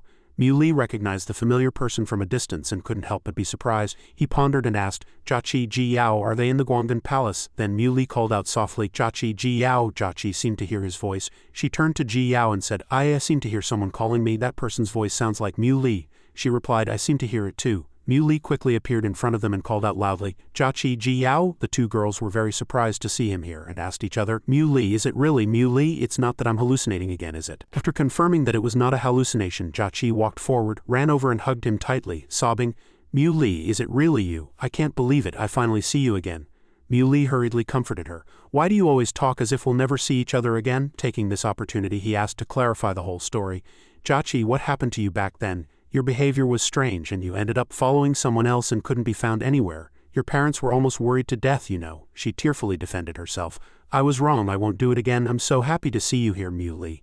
How are your parents and you? Why are you here? Did your dad ask you to come find me?" Ji Yao also came over to comfort her. "All right, Jiaqi, don't cry. The Guanggan Palace is the territory of female cultivators. Mui appearing here must be because he has an important task. If you keep sobbing like this and someone finds out he broke into the territory of female cultivators, wouldn't that be causing trouble for Mui?" Jiaqi realized the problem and struggled to say, "I'm sorry, it's just that I am too happy." Ji Yao turned to him and asked, "Mui, did you come to the Guanggan Palace to find master?" Mui asked curiously, "Is your master the moon god?" She immediately replied, "That's right." Mui stopped beating around the bush and asked Ji Yao for help. "Can you help me get an audience with her? I have something to discuss with the moon god." Jiaqi was a little angry after hearing this. "Did you come here because of those people outside?" Mui asked her gently. "Do you think I'm that kind of person?" Jiaqi frowned and said, "Not really, but we haven't seen each other for so long and you're still wearing the clothes of a high-ranking member of the Shira Hall. It's inevitable that people will think too much." Mui still pointed to his head frivolously, not knowing whether the praise was right or true. "Long time no see. Miss Sus IQ has improved a lot." Jiaqi glared at him coldly. "What did you say?" Then she pulled him along and said, "Forget it, I won't argue with you. Let's go see master." Mui continued to tease, "No matter what, she's still a Guanggan fairy. How can she still have such a young lady's temper? Look at Ji Yao." The hot-tempered person met someone looking for trouble. Jiaqi was furious and said, "What, you don't like it? You have to bear with it even if you don't?" Seeing that she was still the same, Mui was secretly happy. "That's great, everyone hasn't changed." In contrast to Jiaqi, Ji Yao greeted him softly, "You look so haggard. So many things have happened on Earth and you've been shouldering it all alone. It must have been very hard, right?" Mui immediately challenged, "If you could prove the Tao and become great powers sooner, my burden would be much lighter." Jiaqi was full of confidence. "I will definitely work hard." Ji Yao was the same. "We will both work hard." He chuckled, "I'll be waiting for that day." As they walked, Jiaqi suddenly turned around and said, "Let me tell you, there is an earth god enshrined in the Guanggan Palace. I'll take you to see him later." Mui asked, "An earth god?" She immediately replied, "That's right, and it's a lord we all know." After walking for a while, the three of them came to the front of the ancestral hall. Jiaqi pointed to the front and said with certainty, "This is it." A statue of Sun Wukong meditating was placed in the middle. She said to everyone, Look here, it's Jiaqi." She said excitedly, "Surprised, right? The first time I came here I couldn't have imagined it either." Mui recognized it at a glance. "So the statue of the ancient immortal sage connected to the moon god of the Guanggan Palace is the ancient god Sun Wukong." Suddenly there were footsteps. "You're here." It was the moon god. She asked coldly, "Who are you?" Jiaqi and Ji Yao hurriedly knelt down and explained, "Master, don't be angry. He is not from the Shira Hall. He is an acquaintance of mine from Earth, from a famous and upright sect, and has never killed innocent people." The Yuan Shen's face remained unchanged and he asked eagerly, not giving the other party a chance to breathe, "Shepherd of Ji province of Huasha, why did you come to the Taiyan Star and sneak into the Guanggan Palace? What is your relationship with those people outside? Muli smelled gunpowder and broke out in a cold sweat, thinking, it seems the reputation of the Shira Hall is really not that good. The golden cudgel suddenly flew out and said, little girl, long time no see. The moon god was so surprised by its appearance that she couldn't stand steadily. She supported herself with one hand on the wall and stammered, Golden cudgel, you, after coming to her senses, she began to ask it, you have been sleeping in the dragon palace of the East Sea on Earth for thousands of years. Not only have you woken up, but you've also come to the Guangan palace. This means he is still here. The golden cudgel immediately replied, yes. She already knew that what she had thought before was correct. I knew it, I knew it. I knew he must be, it continued. Perhaps you are the only one who has missed Sun Wukong for thousands of years. The moon god's expression softened and she said with a light laugh, in the end neither of us was disappointed, were we? Seeing that the atmosphere was no longer tense, Muli cupped his hands and introduced himself. Senior Moon God, I am Muli, the shepherd of Ji province of Huasha, and I bear the mission of protecting Huasha. Now that the heavenly seal has been broken and the ruins have emerged, but the great powers and gods have not appeared for a long time, I am deeply sorry for appearing in the Guangan Palace as a member of the Shira Hall. But everything I have done is for Earth, wholeheartedly and until death. With that he took a risk and requested, Senior Moon God, may I ask you to help Earth? She of course agreed. What he wants to protect I also want to protect, no matter what it is. Muli took out Shu Sha's letter and asked, Senior Moon God, do you still want to read this letter brought by Shu Sha? The Moon God waved her hand. It's better not to read it. Shu Sha's killing intent is too strong and he has no compassion. It's better to stay as far away from this person as possible. Don't worry, my Guangan Palace will definitely advance and retreat with Earth. Even if the Shira Hall and the Chinkin Gate join forces, I will fight to the end. Muli bowed. Thank you, Moon God. She was a very emotional person and even gave her thanks to the other party. If you want to thank someone, thank Sun Wukong.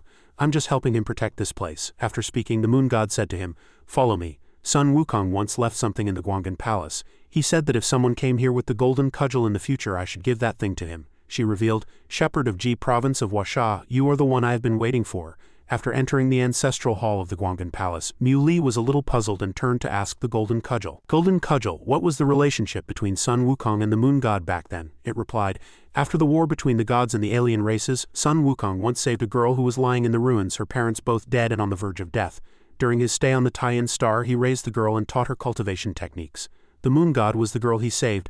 Now he understood why she was so deeply affectionate. So that's how it is? The Moon God led Muli to a box and said, this is it. There's a seal on it. He said only the Golden Cudgel can open it. The Golden Cudgel was bolder than blood and volunteered. Let me see. I thought it would be something else. It used all its strength to smash the box to pieces, leaving Muli speechless. My God, can it be opened like this? The Moon God covered her mouth and laughed at its unchangeable recklessness. This temper hasn't changed in thousands of years. You're still so impatient. Seeing the contents of the box, Muli couldn't see through it either, so he asked in surprise, a tower, it contains the highest level laws and my divine sense can't probe it. What kind of tower is this? She lowered her head and replied, I don't know either. This box has been sealed all this time and it has only seen the light of day today. The Golden Cudgel seemed to know something. This tower, he urged eagerly. Do you know, what is its origin? The Golden Cudgel rummaged through its knowledge base.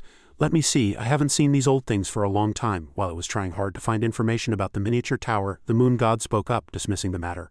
Sun Wukong has something else to tell you. He turned his face and said calmly, please speak. She relayed Sun Wukong's words, stick to your own path and forge ahead bravely. He listened and fell into a daze. The Moon God continued, actually in this starry domain of the universe the ancient god faction is unique. It's not strange to comprehend multiple laws before proving the Tao, Muli asked in surprise.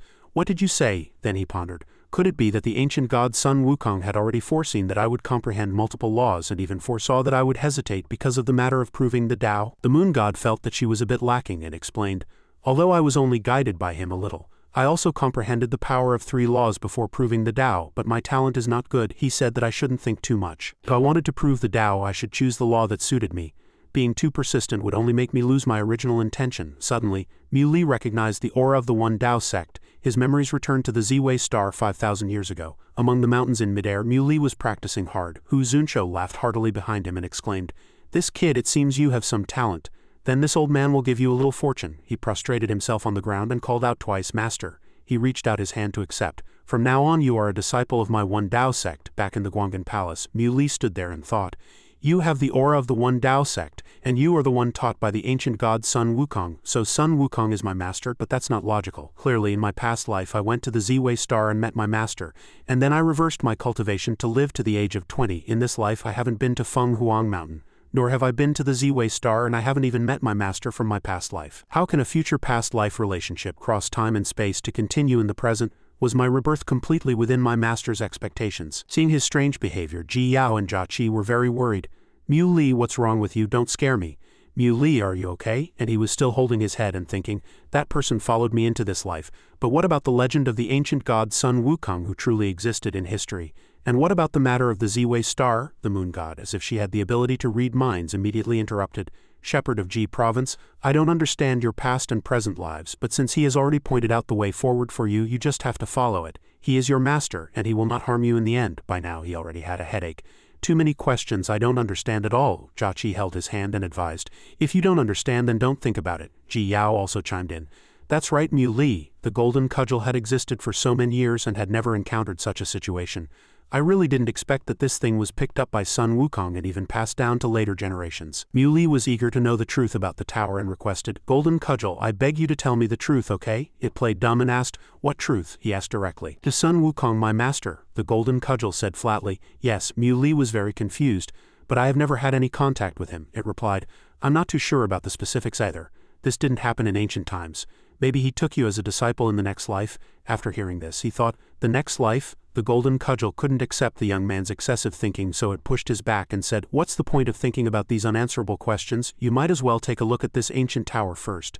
This is not a simple toy. Mu Li held the Tower of Time in his hand and felt no weight. It urged him, inject your spiritual power into it. Mu Li did as he was told and immediately channeled his spiritual power into the tower. Under the influence of the spiritual power, it gradually moved into the air. He still stood there, continuing to inject spiritual power into it. The tower spun around once, then became huge and stood steadily on the ground. Mu Li turned to the Golden Cudgel and asked, what's the function of this tower? It didn't answer, but said, go in and see. So the four of them flew up and went straight to the first floor of the ancient tower. Mu Li was curious about the architecture of the tower. Are the upper floors the same? The Golden Cudgel explained. If you're talking about the layout, they're all the same. There was nothing on the 5 floors of the tower. He asked again, then what is this tower for? It explained.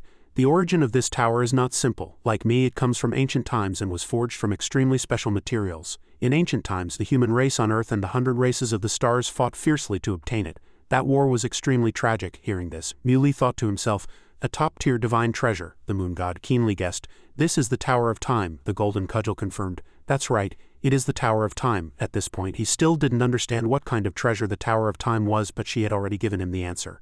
The flow of time inside the Tower of Time is different from the flow of time outside.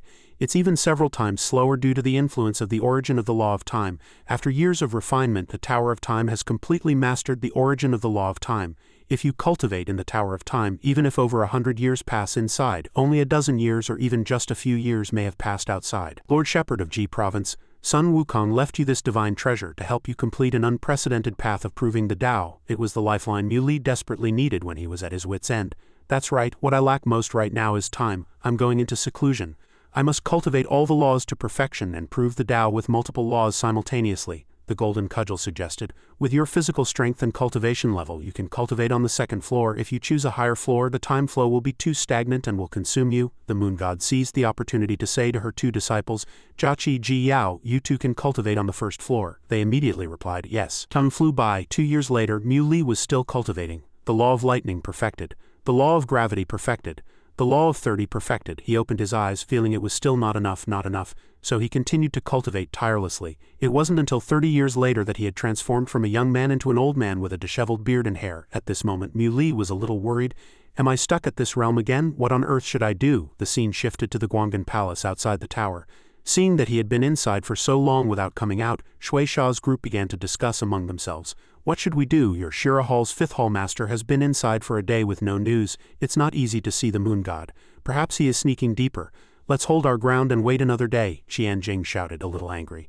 Shui Sha, no matter how useless your 5th Hall Master is, he should have seen the moon god after 2 days, right? Are we just going to wait here forever? You and I are after all prominent figures on the Taiyan Star. To be blocked outside by that bunch of women from the Guanggan Palace, what a disgrace. Shui Sha tried his best to stall until evening. If he still doesn't come out, we won't wait any longer. We'll charge straight to Earth. Qian Jing, with his fiery temper, wanted to act immediately. I say, why don't we attack and kill this bunch of women first and occupy this Guanggan Palace while we're at it? But the old man reached out and stopped him. No, Shui Sha said with a grim face, our priority right now is Earth. A mere Guanggan palace can be dealt with anytime. Suddenly, a man with his head wrapped in bandages ran over from nowhere to report, "My lord, a scout from Earth has sent back intelligence," Tianjin urged impatiently. "What did he say?" Shui Sha glanced at the old man and asked. "You sent people over too," Tianjin replied without hesitation. "Of course, just not as openly as your Shirahal. They all snuck in secretly, which is why they weren't completely wiped out," the bandaged man continued to report. "Earth has no gods, not even great power cultivators, only one half-step great power." "What?" the old man asked again in disbelief. "Only one half-step great power?" Then he turned to mock Shui Sha. "Brother Shui Sha, a single half-step great power actually managed to kill all the cultivators your Shirahal sent, including 2 great powers." Being mocked, the old man was driven mad with anger. He wanted to skin that half-step great power and break his bones with his own hands. Tianjin asked the man again, "What else did the scout say?" He held up a portrait and replied, "The scout also sent back a portrait of that half-step great power." The old man hurriedly took it and opened it. "Let me see what this half-step great power from Earth who could kill 2 of Shirahal's great powers looks like." Who was inside he did not know, but it shocked him to the core. "This is," Tianjin said, gritting his teeth. "This is," the old man Shui Sha still didn't understand what was going on and asked, "What's wrong?" Tianjin slammed the portrait on the ground. Muley's face was clearly visible on it and he cursed in exasperation.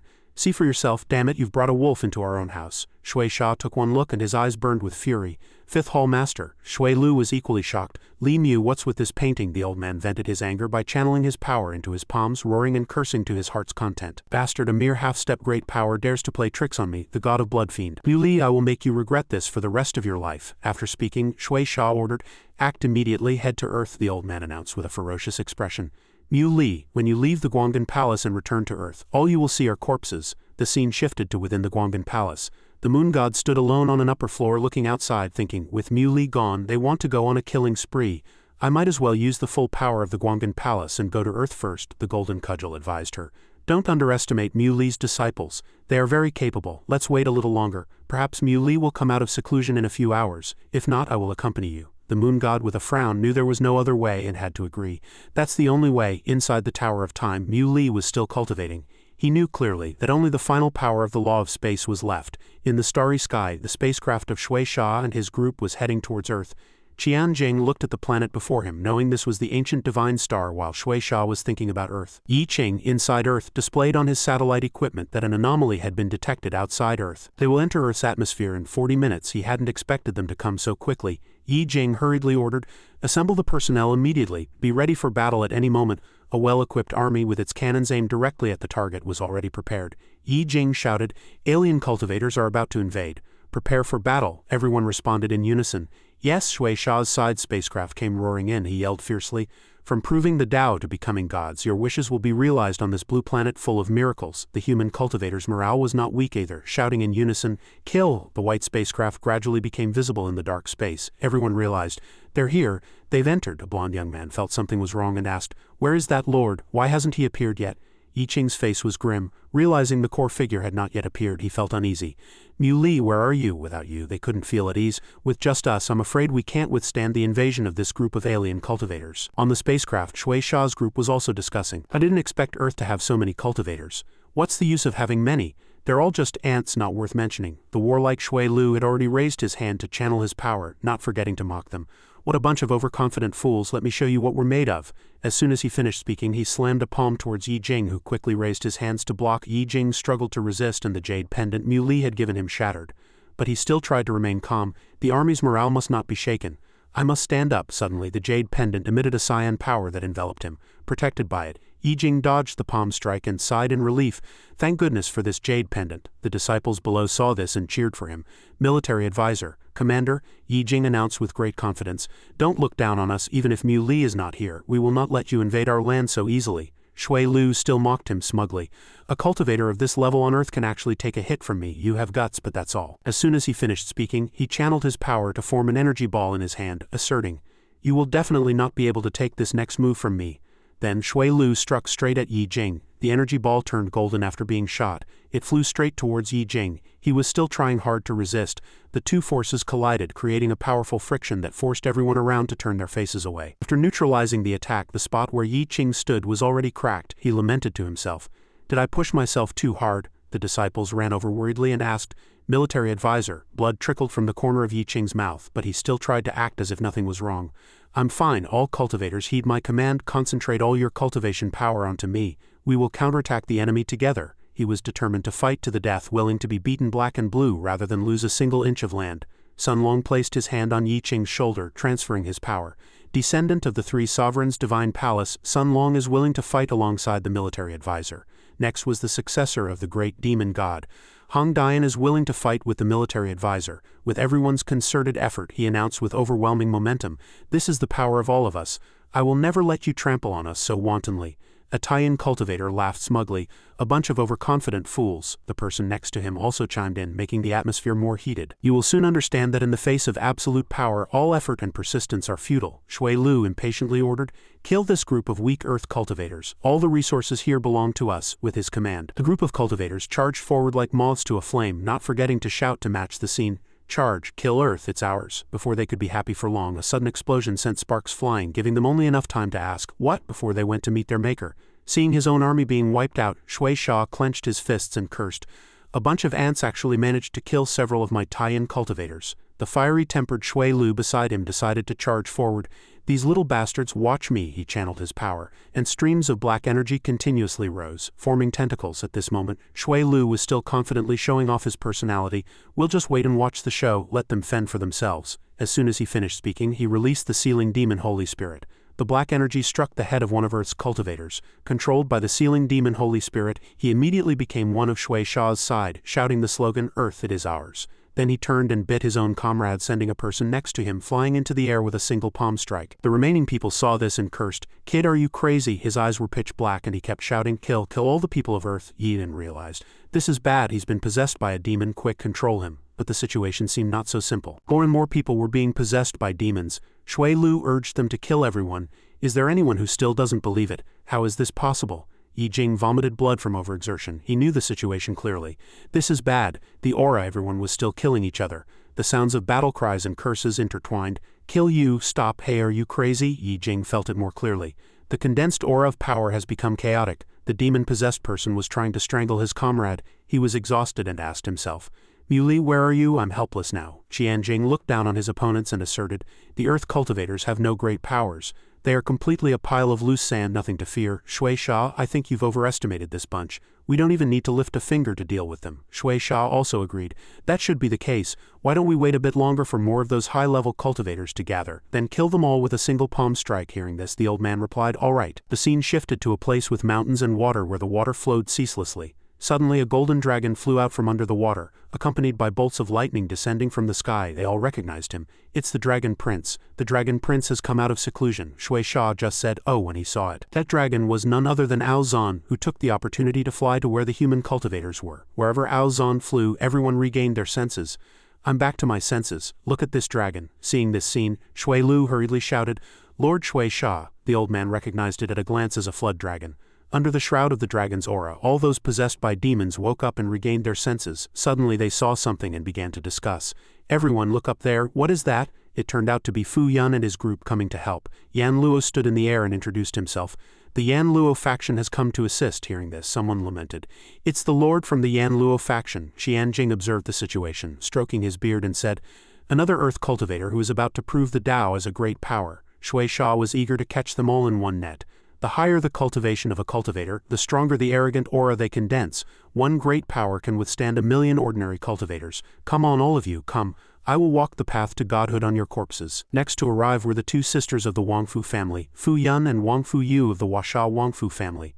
The two said in unison, "We are here to help." Another one came. Yuan Ying, the Dao child of the Yuan family from the Kunshu secret realm, is here to assist. At their appearance, someone recognized them.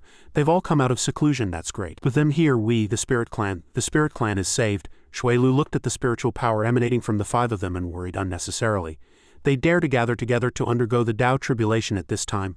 Aren't they afraid of being struck dead by lightning?" Qianjing hurriedly urged Shui Sha, "What do you think? Why don't the two of us join forces and destroy the path of these earth cultivators to prove the Tao?" But the old man calmly replied, "No rush." Shui Sha said contemptuously, "Mere great powers are not worth mentioning. Let them prove the Tao and then leave them to me." After they proved the Tao, he gloated to himself, "The fish are fattened up, now it's time for me to slaughter them." It didn't take long for Shui Sha to fly towards them like a bolt of lightning, not forgetting to say, "I've been waiting for too long." Then he tightly gripped the necks of the Wongfu sisters with both hands. He mocked them with a murderous look. "Do you think you're so great just because you've proven the Tao as great powers?" The remaining three saw this and shouted worriedly, Fuyu. Yuan Ying recognized it at a glance. "He has the strength of a god?" At this time, Qianjing blocked their path, saying confidently, "If you want to save them, you'd better save yourselves first. You're just a bunch of junior great powers. Dying at my hands is already a bargain for you." Zan felt the powerful aura from the old man and asked, You are also a god?" Qianjing immediately struck first, but Yan Luo blocked it and the old man praised him. "You blocked it? Not a bad reaction." Now it was Yan Luo's turn to make a move. He gritted his teeth and tightly grabbed the old man's arm. "I've got you." Qianjing was still very confident. "You're lucky. If I can kill you, I should be able to get a lot stronger, right?" As soon as he finished speaking, he immediately erupted. He sent Zan and Yan Luo flying with a single palm strike. "Two little brats, you think you can hurt me with just that? Die." He struggled to stand steady in the air, cursing at the old man. "Damn it." Suddenly a black chi transformed into a sharp arrow and pierced through Zan's body, accompanied by a miserable scream. "He's dead." After being hit, Zan reverted to his flood dragon form and struggled continuously. Seeing this, Qianjing turned and blamed Shui Sha. "Why did you snatch my prey, brother Shui Sha?" The old man simply replied, "I just saw you were too slow and my hands were itching." On the other side, the Wongfu sisters had also been severely injured by Shui Sha. Fu Dun struggled to support himself and assess the situation. The others two enemies at the god realm, a realm we still can't touch. It's impossible to even wound them. He was determined to protect every inch of their land to the end. "Even if it costs me my life, I will stop you from invading this land." Qianjing's ears itched hearing this.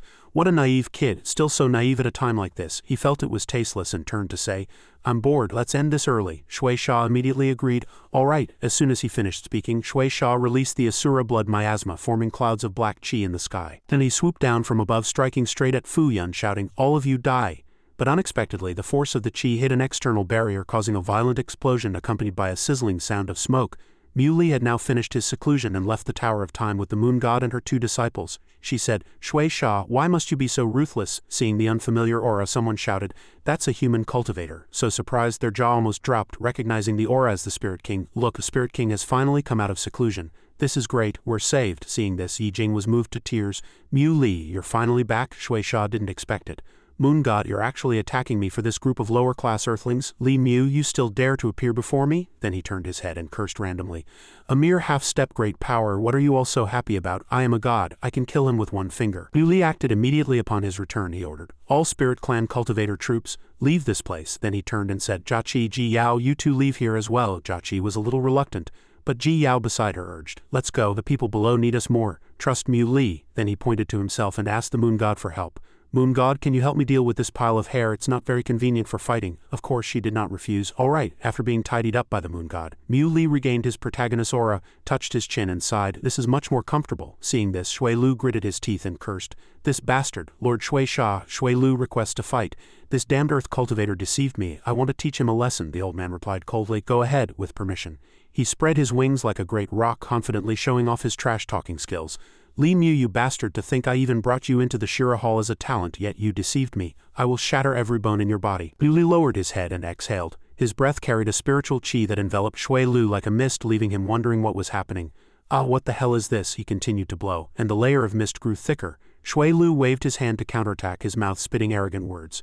"You want to use this cheap stuff against me? You're underestimating me." He threw a punch, but unexpectedly his arm immediately petrified. Now he realized this was no ordinary mist.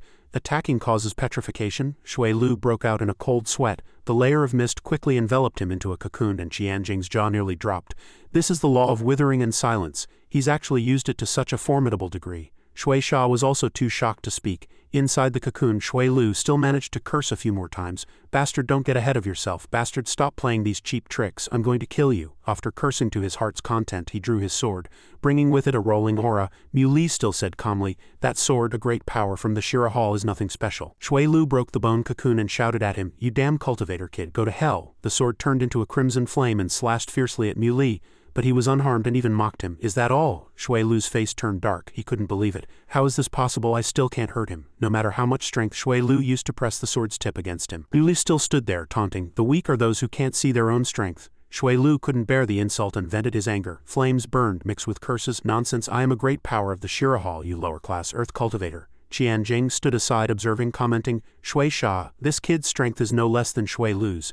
Mu Li's whole body radiated red spiritual energy, blocking the opponent's attack while summoning Lian. Hearing the command, it immediately replied, "Here." The spiritual energy struck downwards, causing the ground to crack. Holding Lian, his strength was even greater, and he announced, "Those who invade Earth." Its appearance stunned Qianjing, who asked Shui Sha, "Isn't that Lian?" "How is your thing in his hands?" the old man replied. "Because it is a divine weapon with its own consciousness, it's hard to tame, so I gave it to a subordinate to look after." With the word "die," Lian struck straight at Shui Lu. He only had time to say "WH" before the electric current enveloped him. Shui Lu became twisted and contorted, but that foul mouth was still working. Bastard. Shui Sha could no longer stand it and flew directly in front of Mu Li, exclaiming, "What an earth cultivator! Truly remarkable! Li Mu, 5th Hall Master, Spirit King of Earth, you are quite something. If I kill you, I wonder how much my path of slaughter will improve." Mu Li's mouth was not forgiving either, and immediately retorted, "God of blood fiend, a god. It seems today is a good day to slaughter a god." The old man was very confident. "Slaughter a god? You are not qualified. Even if I give you another 300 years, you won't surpass me." As soon as he finished speaking, Shui Sha unleashed his domain of slaughter. The killing intent transformed into ghostly faces, which then rolled into a golden ring before flying out and surrounding Mu Li. He felt it was the same old trick and mocked, "This thing again." The old man activated his "I am the greatest in the world" mode, asserting, "In my domain I am heaven. Since you've entered, don't even think about leaving alive." As soon as he finished speaking, a wave of killing intent struck Mu Li from behind. He waved his hand behind him, and the killing intent dissipated. Mu Li asked boredly, "Is this fun?" Shui Sha asked, knowing the answer. "You're not affected by the domain of slaughter," he replied to the old man frankly. "What else? I was just acting back then. How else could I have deceived people and infiltrated the Shira Hall?" Not letting the old man be smug for long, Mu Li raised his hand and released the law of lightning. He announced heroically, "Let me show you how I break your domain." At this moment, golden spiritual energy spiraled in the air mixed with white lightning. The moon god saw this and sighed, as expected of his disciple. The domain of slaughter is extremely difficult to deal with, even gods are wary of it, yet it was broken by someone who just proved the Tao. "Sun Wukong, is this your choice?" To this day, Shui Sha still couldn't believe it. "How is this possible? Just with that useless iron hammer?" Mu Li, holding the lightning, pointed at the old man with a murderous expression. "You're the useless one. You're just not qualified to use it." Shui Sha was speechless with anger. This kid. Stuttering with rage, he changed his way of cursing. "Arrogant kid, mere lightning. How could it possibly hurt me?" Bolts of lightning formed a spiderweb and shot straight at the old man's domain of slaughter. Explosions crackled behind Shui Sha's back. He stared wide-eyed and asked, "What kind of lightning is this?" The tie-in cultivators saw this and kept discussing that Earth cultivator can injure a god. "This is the first time I've seen Lord God of Bloodfiend so horrified. Keep it down, we're dead if Lord God of Bloodfiend hears us." To this day, the old man stubbornly refused to believe it. "This is impossible, absolutely impossible. No matter how heaven-defying a great power realm is, it's impossible to cross the gulf between the two. This is unreasonable, simply impossible." Mu Li rubbed salt in the old man's wounds. "But who said one can only become a great power after proving the Tao?" Qianjing seemed to realize something. Could it be? The onlookers were also too shocked to speak. Only now did Shui Sha have a revelation. "Could it be that you've become a god?" Mu Li asked the old man with a murderous aura. "I can't become a god? Who made that rule?" The facial muscles of the human cultivators had completely relaxed. They were ecstatic. Great. Great, our Earth has a god. As expected, the Spirit King has never disappointed us," Yi Qing said with pride. "Brother Mu Li, he's become a god. It's truly a blessing for Earth." Mu Li still had the upper hand, humiliating the old man. "Shui Sha, are you qualified to put on airs in front of me?" Seeing that a one-on-one fight was not working, Qianjing jumped out and proposed, "Shui Sha, he has already become a god. Why don't we join forces and kill him?" How could the moon god let the two old geezers do as they pleased? She rushed out and blocked the way, announcing, "You wish?" Jiaqi cheered, boosting morale. "Fellow cultivators, we have a god. What are we waiting for?" Ji Yao added. "That's right, as long as we work together we can definitely drive away these damned invaders." Everyone charged forward in unison. "Kill them all, drive them out of Earth, brothers, charge." The tie-in cultivators were very surprised to see this.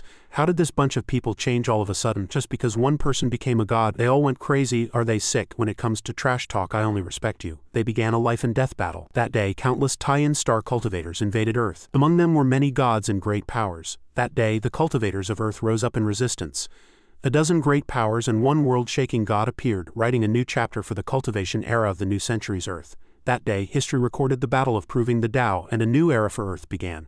After the battle of proving the Tao, the Taiyan star cultivators from the Shira Hall and the Chinkan Gate were almost completely slaughtered. This war also boosted the confidence of Earth's cultivators. Mu Li slaughtered a god in one battle, and people from all over competed to build temples and statues for him, enjoying the incense offerings of mortals. Seeing his own temple, he was speechless. "They even built a temple for me? Is that necessary?" Yi Ying explained. "In these chaotic times, having a faith to worship will give them more courage." Mu Li hoped this was true. Is that so? Today he was saying goodbye to Jia Qi and Ji Yao. She said, Mu Li, we're preparing to go back to Longshan City, he replied. You've worked hard during this time, get some good rest. The moon god already said you can stay on Earth for a few more years before going back, Jia Qi expressed. It was no trouble at all. I was very happy to be able to help you. She opened her arms for a hug. Come on, wish me a safe journey. Mu Li embraced the beauty in his arms and instructed. Have a safe trip, Jia Qi urged. You have to take care of yourself here too. And remember to come back to Longshan to visit. Mu Li bid them farewell. Send me a message when you arrive. Contact me if anything comes up, Ji Yao replied. We're leaving. Now only Mu Li was left, waving as he watched the car leave. He only now noticed the soul wood in his hand. The moon god gave me a large amount of tie-in soul wood when she left. I was so busy arranging post-war matters that I forgot to give this to Elder Shi Zhang. He immediately went down to the ancient city below and handed the item to Shi Zhang. All the materials have been gathered. Xiaobai looked at the item excitedly. Is this tie-in soul wood? Does that mean I'll have a body soon? Shi Zhang estimated. That's right. In half a month at the earliest or 3 months at the latest you will have a body of your own, she cried out with excitement. That's great. Mu Li, you're the best. Mu Li, a man of his word, replied. I will definitely do what I promised you. He turned and asked Shi Zhang, Old sir, do you need me to stay and help? The old man refused. No need. You can leave without worry. Compared to here, you probably have more important things to do. Mu Li admitted that he did have things to do. He went to the East Sea Dragon Palace to visit Ao Zan. How are you feeling? He replied weakly, My foundation has been injured. I'm afraid I'll need to recuperate for a while. What about the others? He recounted. Fuyun and Fuyu were taken to the imperial capital by the Wongfu family. The Yan Luo faction was taken back to the Jin family's secret realm and is still in a deep coma. Yuan Ying is mostly fine and is currently assisting Zhang Yiqing with Huasha's daily affairs. Ao Zan breathed a sigh of relief. That's great. They all survived, he blamed himself. I arrived too late. Ao Zan comforted him. Huasha is currently in a storm of chaos. For you to be able to prove the Tao as a great power and break through to godhood in such a short time is in itself extraordinary. If it weren't for your timely arrival this time, the human race and the demon race, seeing how tired Ao Zan was, Mu Li advised, you just woke up, don't think too much, I've said it before. As long as the human race has a bite to eat, we will absolutely not let the demon race go hungry, he said with relief. I believe you. He suddenly remembered, by the way, you and Zhao Ji entered the East Sea Dragon Palace and the Cloud Top Heavenly Palace at the same time. You have already come into the world, how come there's no movement from her? Ao Zan replied, Divine Maiden, Zhao Ji was originally an upper god, different from us. The Cloud Top Heavenly Palace has also not been unsealed like other ancient ruins. It is still in a sealed state. Mu Li pondered, Is that so? Ao Zan asked him about his next plans. Mu Li, what do you plan to do next? He stated his intentions. After this incident, Earth should be stable for a long time. I am preparing to go into seclusion to cultivate. If I can break through my limits and reach a higher realm, then Earth will have an extra layer of security when facing strong enemies. He thought it was a good idea. All right, the East Sea Dragon Palace is full of restrictions. If you don't mind, you can go into seclusion here.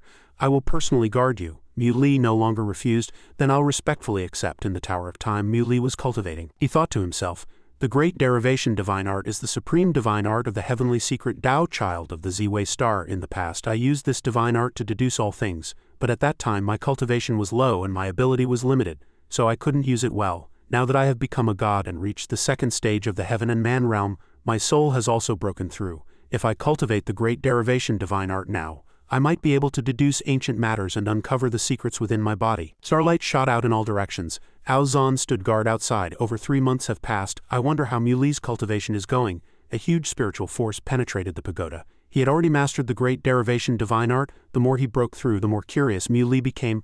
I want to see what secrets those ancient great powers have. Looking at the chaotic images in front of him, he was unsure. Is this the battlefield of the upper gods? Almost there.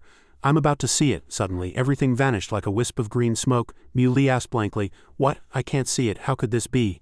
Who on earth sealed all these memories? What is my relationship with Sun Wukong? Why have I never been to the Ziwei star, yet he could become my master? Forget it. Since I can't deduce the ancient times, I'll try to find Mu Xin's tracks. That should be possible, right? Mu Li continued to use the art to trace Mu Xin's whereabouts. Her figure appeared and he said in confusion, Mu Xin, that person, one look and you can tell they're from the Taiyan star again. At this moment on the Taiyan star, Mu Li had returned here. He confirmed the location. It seems this is the place. Then Mu Li rushed into the volcanic crater without hesitation to investigate the situation.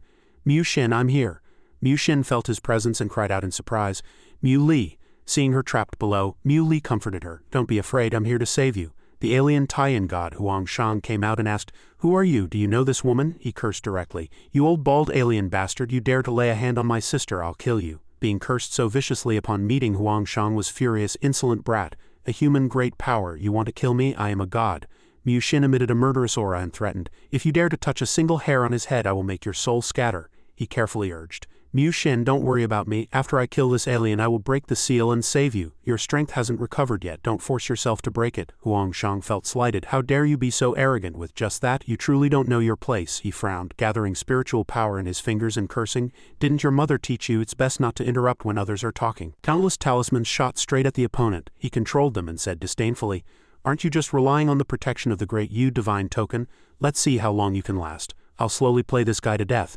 Is that so? In that case, I'll compete with you in laws." At this moment, Huangshang felt like he had been slapped in the face. The fusion of laws Mu Li used rolled in like a storm. Huangshang was horrified. These are more than 20 laws, including several high-level ones. He knew he couldn't win and prepared to flee. How could Mu Li let him get his way? Still trying to run, the fusion of laws fiercely struck Huangshang's back. He endured the heat wave of the terrifying explosion. Until he fell into the lava below, he climbed up wretchedly, but still couldn't believe it. How is this possible? Weren't the sages of Earth all gone? Then where did this cultivator pop out from? How can such a thing exist in this world? Seeing this, Mu Xin was much more relieved. So he's become a god. No wonder he's so confident. With the stumbling block gone, he went forward and asked, "Xiao Xin, are you okay?" She replied happily, "I'm fine. You're amazing, becoming a god so quickly." Mu Li felt a sense of nostalgia. It's been a long time since I've seen Xiao Xin smile. He felt, "I am Mu Li. When you were ordinary, I could protect you. When you shine, I can still protect you." Their hands touched through the barrier. Mu Xin confessed, "From the past until now, I have always believed in you." Mu Li had to deal with Huangshang first. "That bald alien you hid on the Taiyin star for 1,000 years. Today I'll make your soul scatter," he said stubbornly. "Who do you think you are? Back in the day I was." Before he could finish, Mu Li rushed in front of him. "From head to toe, I'm afraid only your mouth is the toughest." Huangshang's brain momentarily froze and Mu Li punched him straight down.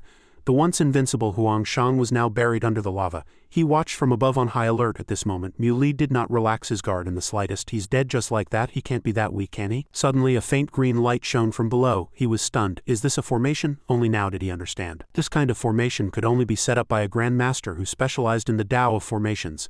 No wonder Mu Xin was trapped. Huangshang had tenacious vitality and burst out from the lava saying, "Earth does have one or two geniuses. But my strongest skill isn't combat. I entered the Tao through formations and proved the Tao with the law of formations. As long as you enter my world of formations, even an upper god would change their expression. I refuse to believe I can't handle you." Explosions sounded on the cave walls. Mu Li wanted to move but found himself powerless, unable to move or use the power of laws. Could this formation assimilate and absorb other laws? Huangshang was extremely confident. "So what if you've mastered many laws? This killing formation of mine grows stronger with the strength of its opponent. The more laws there are, the more powerful the killing formation becomes." He struck a palm at Mu Li.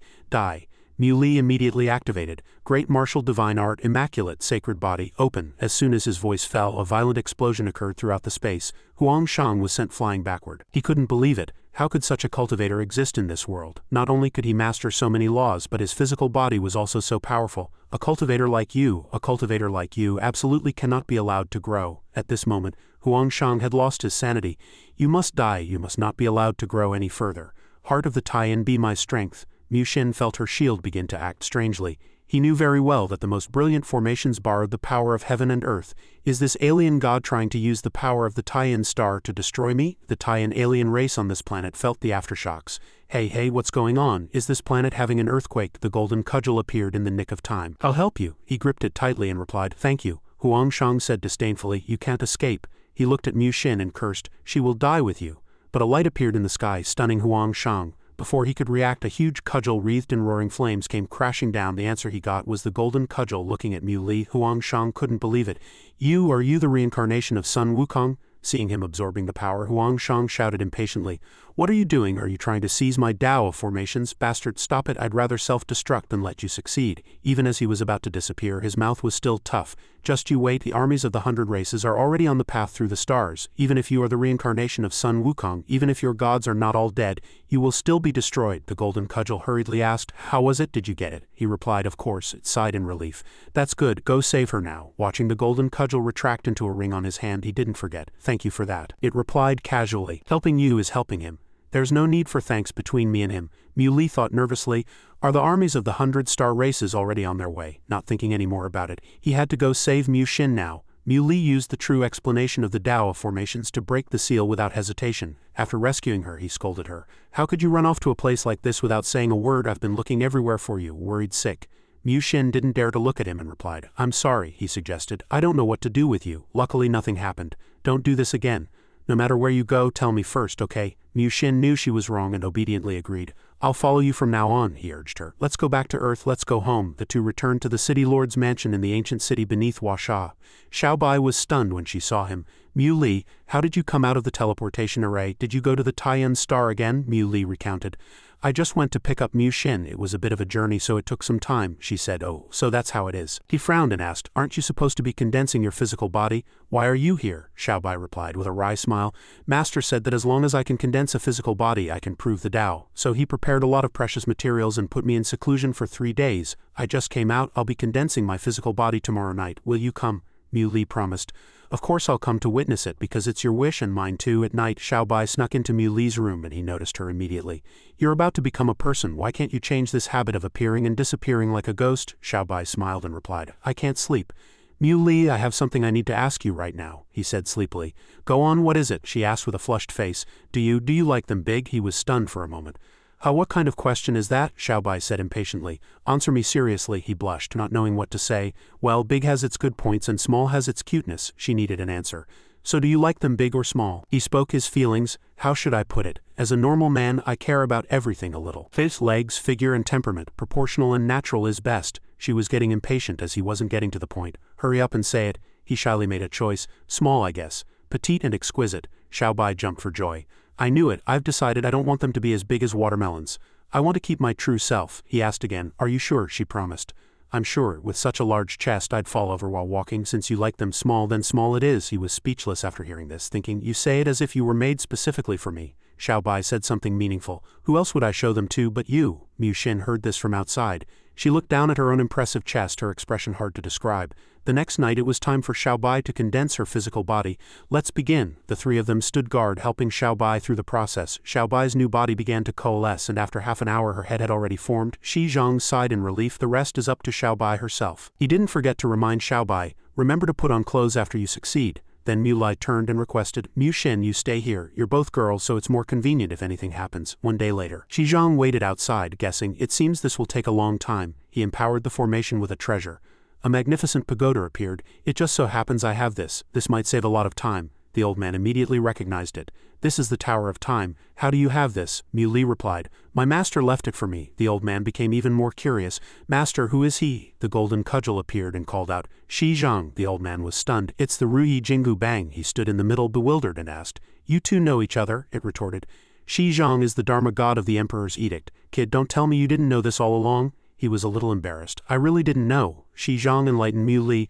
So you're that great one's disciple. No wonder you're so extraordinary. When you have time, you should take a trip to the 5 ancient towers underground. You are the orthodox successor of Emperor Yu and are qualified to inherit his things. He made up his mind. I will go to Mount Fenghuang too, and I will definitely repair the Emperor's edict. The old man praised him profusely upon hearing this. Good. The golden cudgel was ignored and became angry. Hey, I'm talking to you. How dare you ignore me like that? Shi Zhang denied it. I wouldn't dare. We haven't seen each other in thousands of years. This old man has a lot to say to you too. Why don't we find a quiet place and talk for a few days and nights? The golden cudgel followed behind, shouting, lead the way. 7 days later, Mu Li looked at the tower in front of him thoughtfully. Back then I was on the 2nd floor. 100 years passed inside, but less than 3 days passed outside. Xiaobai and Mu Xin were on the 1st floor. 7 days passed outside. I wonder how many years passed inside.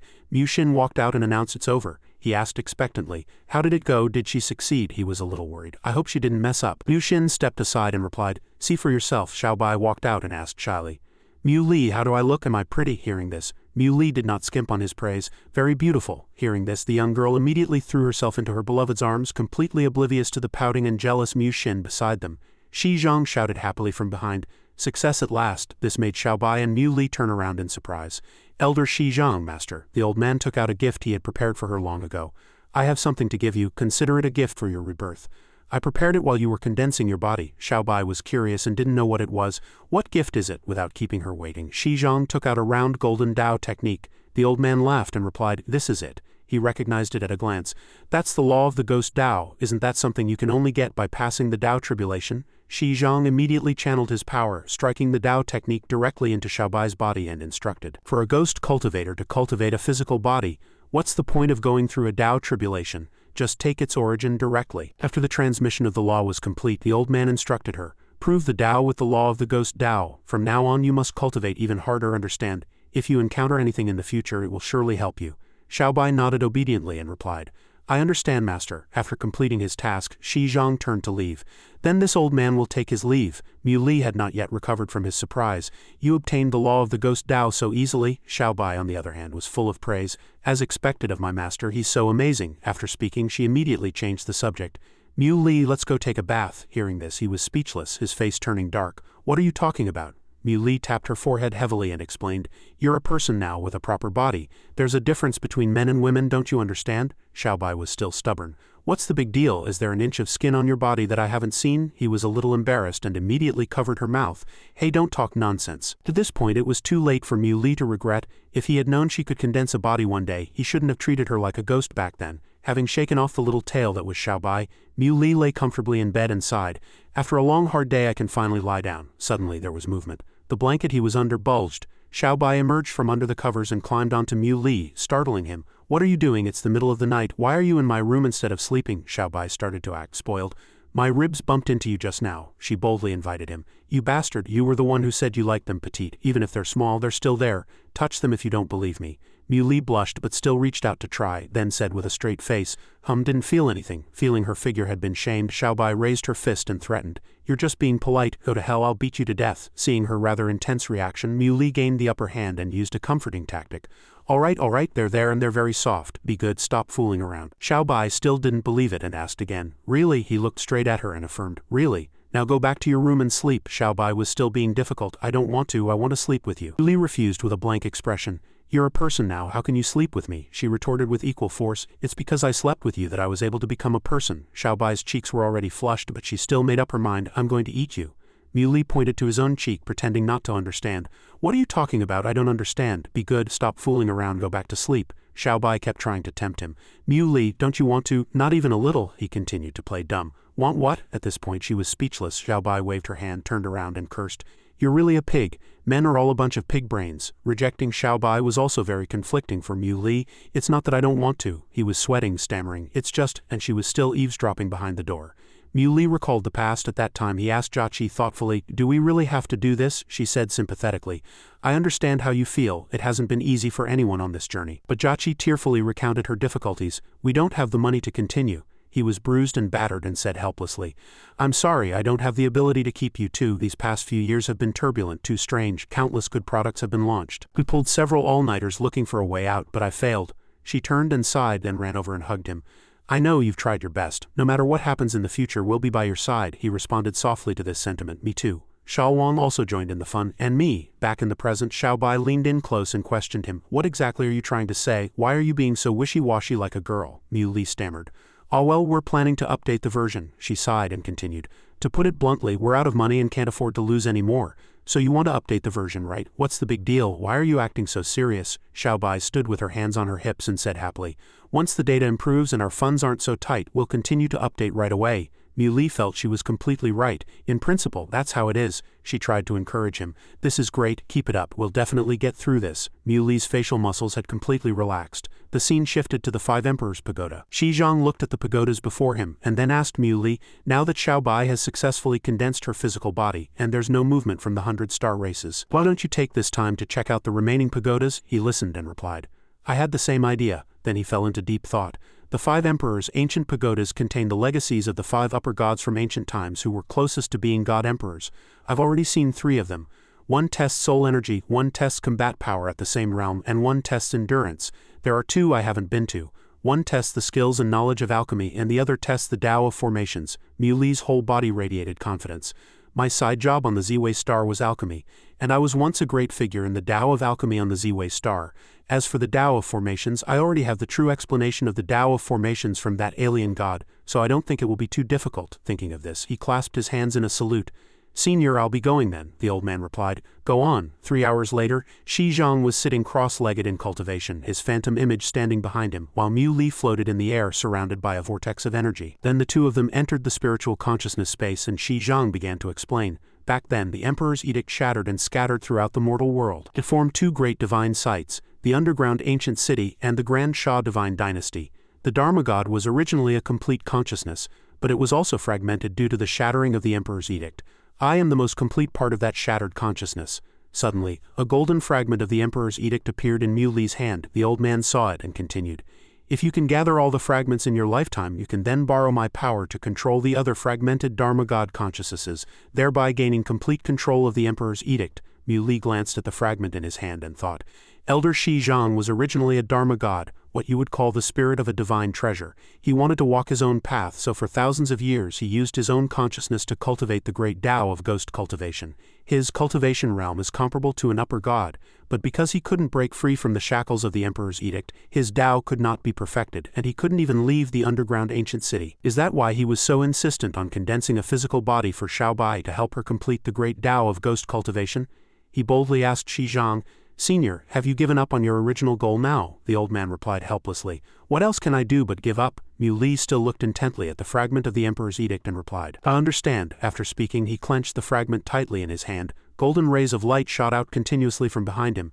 Shi Zhang's entire body seemed to change as if being sucked in by something. The old man asked in surprise, "What are you doing?" Shi Zhang could now feel the shackles disappearing. Half an hour later, a powerful golden light gradually dissipated.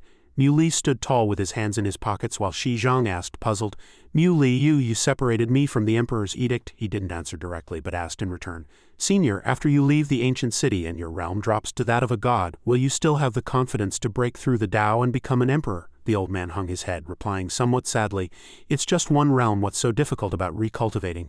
It's just that without the Dharma God, the Five Emperors Pagoda has lost its guardian. Even if we can gather the complete Emperor's edict in the future, I'm afraid its power won't be what it once was. Do you not regret it?" Mu Li shook his head and replied, "Compared to the Emperor's edict, I would rather see the emergence of a new God Emperor, to fight for my spirit clan, to protect his disciple." Hearing this, Shi Zhang cupped his hands in a respectful gesture of determination.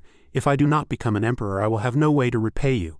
Mu Li was well aware that without the pagoda god he would no longer be able to control the complete emperor's edict in the future, but I have already planted a seed of hope. Shi Zhang stated his plans. "Mu Li, I want to make a trip to Mount Fenghuang. My realm has dropped to that of a god and I need to recultivate to recover. Mount Fenghuang has the mark of the Grand Sha Divine Dynasty, which contains top-tier cultivation resources." Mu Li enthusiastically suggested, "Then I'll accompany you, Senior. Maybe we can find fragments of the Emperor's edict." The old man did not refuse, replying, "All right." At Mount Fenghuang, the four of them were walking step by step up the stairs leading to the pagoda at the summit. Xiaobai marveled at the height. "It's so high." Shi Zhang was very polite and reminded them, "Show reverence for the divine mountain. Let's walk up slowly." As Mu Li walked, he reminisced, "I've really come full circle back to the starting point. In my past life I was neither human nor ghost, wandering to Mount Fenghuang and accidentally entered a star path which took me to the Ziwei star and began a legendary life." Suddenly, something made him exclaim in surprise.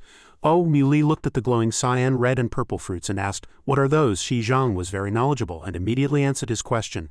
"Those are God Realm Dao fruits, a very precious type of spirit fruit."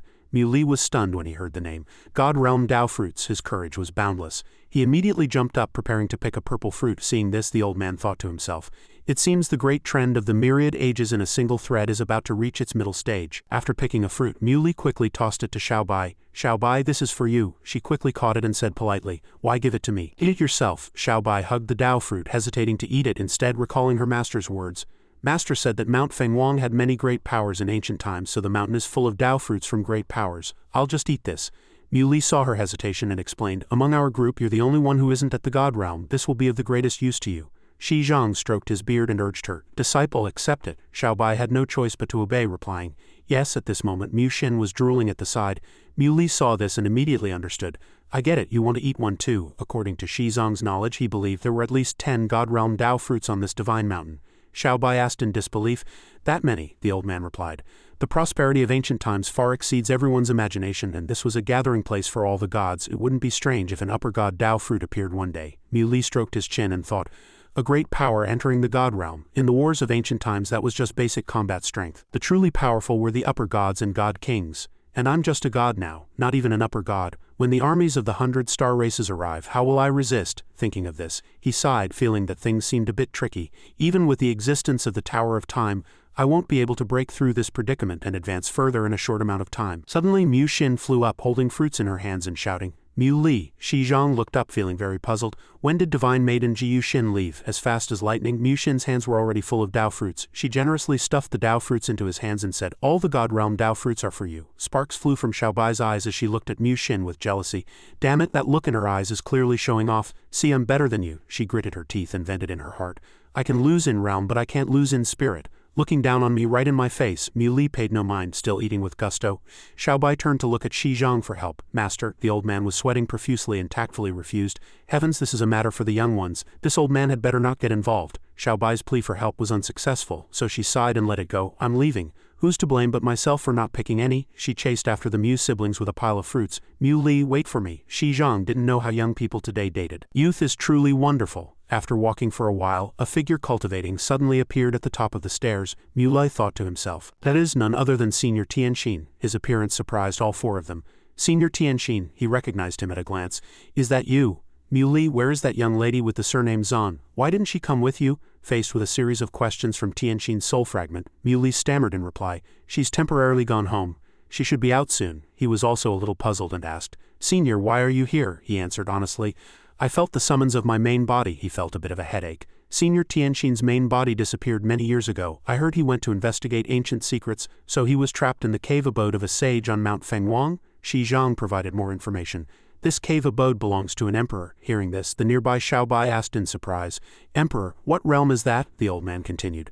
The so-called emperor is a being below a monarch, the strongest among the upper god realm, also known as an invincible upper god, only one step away from breaking through the Tao to the god emperor realm. After receiving the information, Mui decided to take a gamble.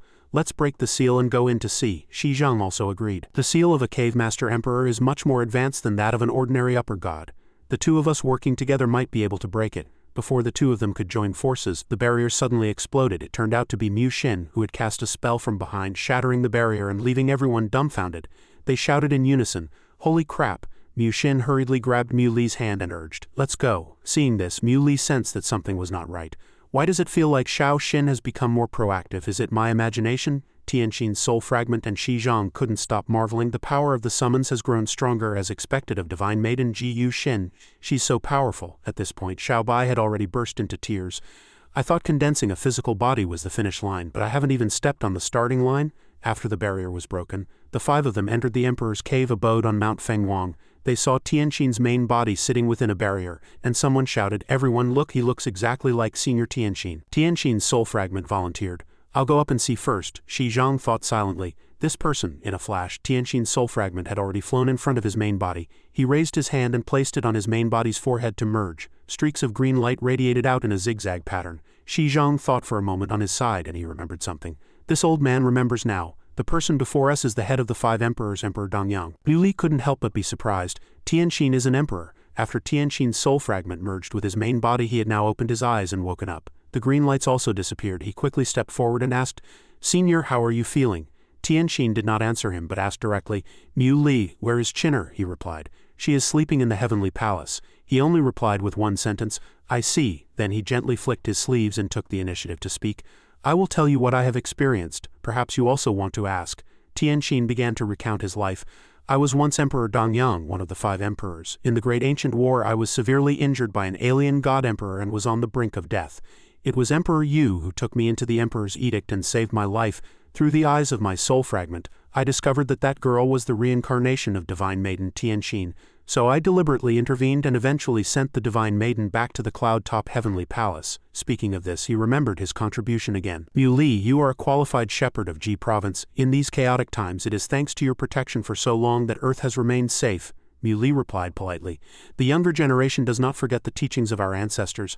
I am only doing what the ancient sages would have done. After speaking, he boldly suggested, Senior, please tell me about that great ancient war. Tienshin thought, the Great Ancient War? Then memories of that year kept surfacing, and he continued, in the Great Ancient War, the Spirit Clan suffered heavy losses. Those ancient great powers who could not retreat in time and could not escape gathered all their divine power to set up the heavenly sealing grand formation to stop the alien invasion.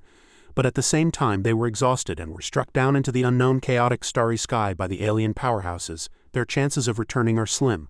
Perhaps they will all eventually perish in the chaotic space due to the depletion of their spiritual power. The alien powerhouses concealed all heavenly secrets to prevent future generations from deducing the tracks of the sages and guiding them back. Through his narration, Mui now had a clear understanding of the whole story. So this is the truth. No wonder I couldn't deduce it no matter how I tried. He still had a bit of a knot in his heart, and asked, Is there really no way to guide the ancient sages back? He lowered his face and shook his head sadly. Mui seemed to have a plan and continued to ask, Senior, how much time and how many resources would it take for you to recover your ancient strength? Tienshin explained, With sufficient resources it would still take several hundred years. If there were any difficulties, Mui would worry about them. He took out the Tower of Time, channeled his power to emit a dazzling golden light and said, "A few hundred years is no problem." Seeing this, his jaw nearly dropped in surprise. "The Tower of Time, how do you have it?" Mui didn't hide anything and replied, "He is Sun Wukong's disciple." The golden cudgel had a sudden realization, and Tienshin exclaimed in admiration. No wonder, no wonder. At this point he was full of confidence in recovering his strength. "In that case, let's begin now." The scene shifted to the Grand Xia Divine Dynasty. Mui stood in front of a large hall discussing with Shi Zhang about restoring Tienshin's strength. Senior Tienshin is cultivating on the 3rd floor of the Tower of Time with the resources from the cave abode. But if he wants to recover to his peak in one go, I'm afraid those resources are not enough. An idea also popped into the old man's mind. The Grand Xia Divine Dynasty has abundant resources. After I find them, I will enter the Tower of Time and cultivate with him. On the other side, Xiaobai and Mu Xin were trying hard to undo the seal. Xiaobai placed her hand on the seal and immediately discovered, "It seems we can't get into this seal right now." Shi Zhang remembered the key issue. "If we gather all the shepherd edicts, we might be able to get in." Hearing this, Mui deftly took out his phone, a confident look on his face. "This is easy." An hour later, above the blue sky and white clouds, the other shepherds he had summoned floated in the air, shouting Muli's name. The shepherd of Yi province said, out of breath, "We set off as soon as we got the news. We're not too late, are we?" Mui cupped his hands respectfully and replied, "Not late at all. Thank you all for making the trip." The old man waved his hand, indicating it was no trouble. "Your business is the most important." The shepherd of Shu province held his edict and asked, "Shall we begin now?" At Muli's command, all the shepherds channeled their power in unison. Streams of power intertwined, forming a huge energy ball that enveloped the entire Grand Xia Divine Dynasty. The power reached its peak, and the seal was shattered into pieces. Fragments flew everywhere. Mui and his group clenched their fists and steadied themselves to avoid being affected. Everything was taken care of. He saw off the various shepherds, not forgetting to thank them. "Thank you." The seal was broken. They went straight into the interior of the Grand Xia Divine Dynasty. Shi Zhang and his disciple Xiaobai's eyes lit up at the sight of the treasures. "It seems there's hope for a breakthrough. So many treasures." Xiaobai was quick-fingered, stuffing treasures into her pockets. She kept marveling, "This is good, this is good." Shi Zhang was engrossed, busy searching for treasures, when he suddenly noticed something was wrong. He turned and asked, "Don't you want any?" Mu Xin was a foodie and had no interest in these things. "Can't eat them, don't want them." The old man immediately turned to the other side and asked, "Mui, what about you?" Mui scratched his head and replied, "Treasures, I have too many in my storage space. There's no room." Hearing this, the old man was extremely shocked. A great power's chinken bag can hold at least a palace, and Mui is a god, so his storage space must be. Shi Zhang was already addicted but was too embarrassed to say, "This old man is just putting on an act.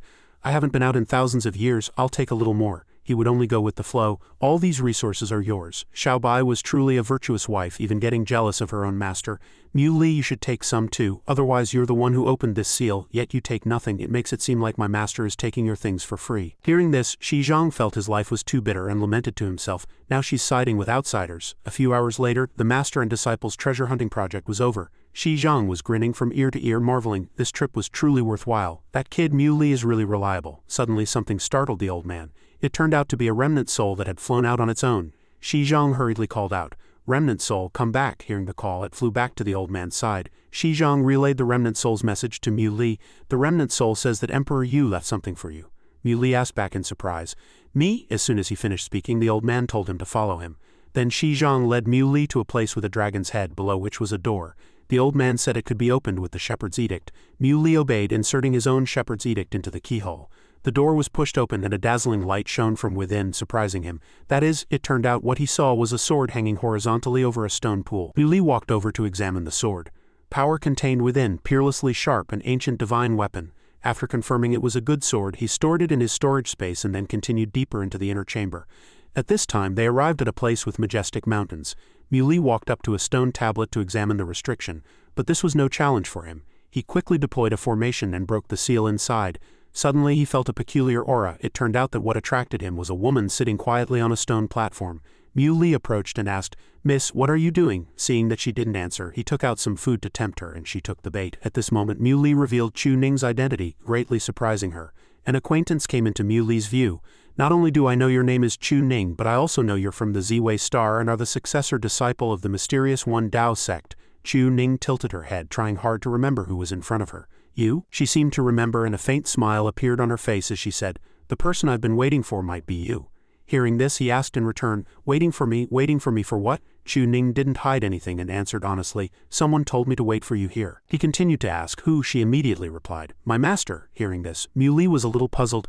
Master isn't your master me. When did I tell you to wait for me here? Besides, didn't I become your master in my past life? Chu Ning still confidently affirmed, that's right, my master's name is Fox Venerable too, and he told me to wait for you here. Hearing this name, Mui fell into deep thought. Her master is Fox Venerable too. My master is also Fox Venerable too, and in my past life she was my disciple. It's a mess, it's all a mess. If Fox Venerable too is really Sun Wukong, then when did Sun Wukong go to the Z-Way star?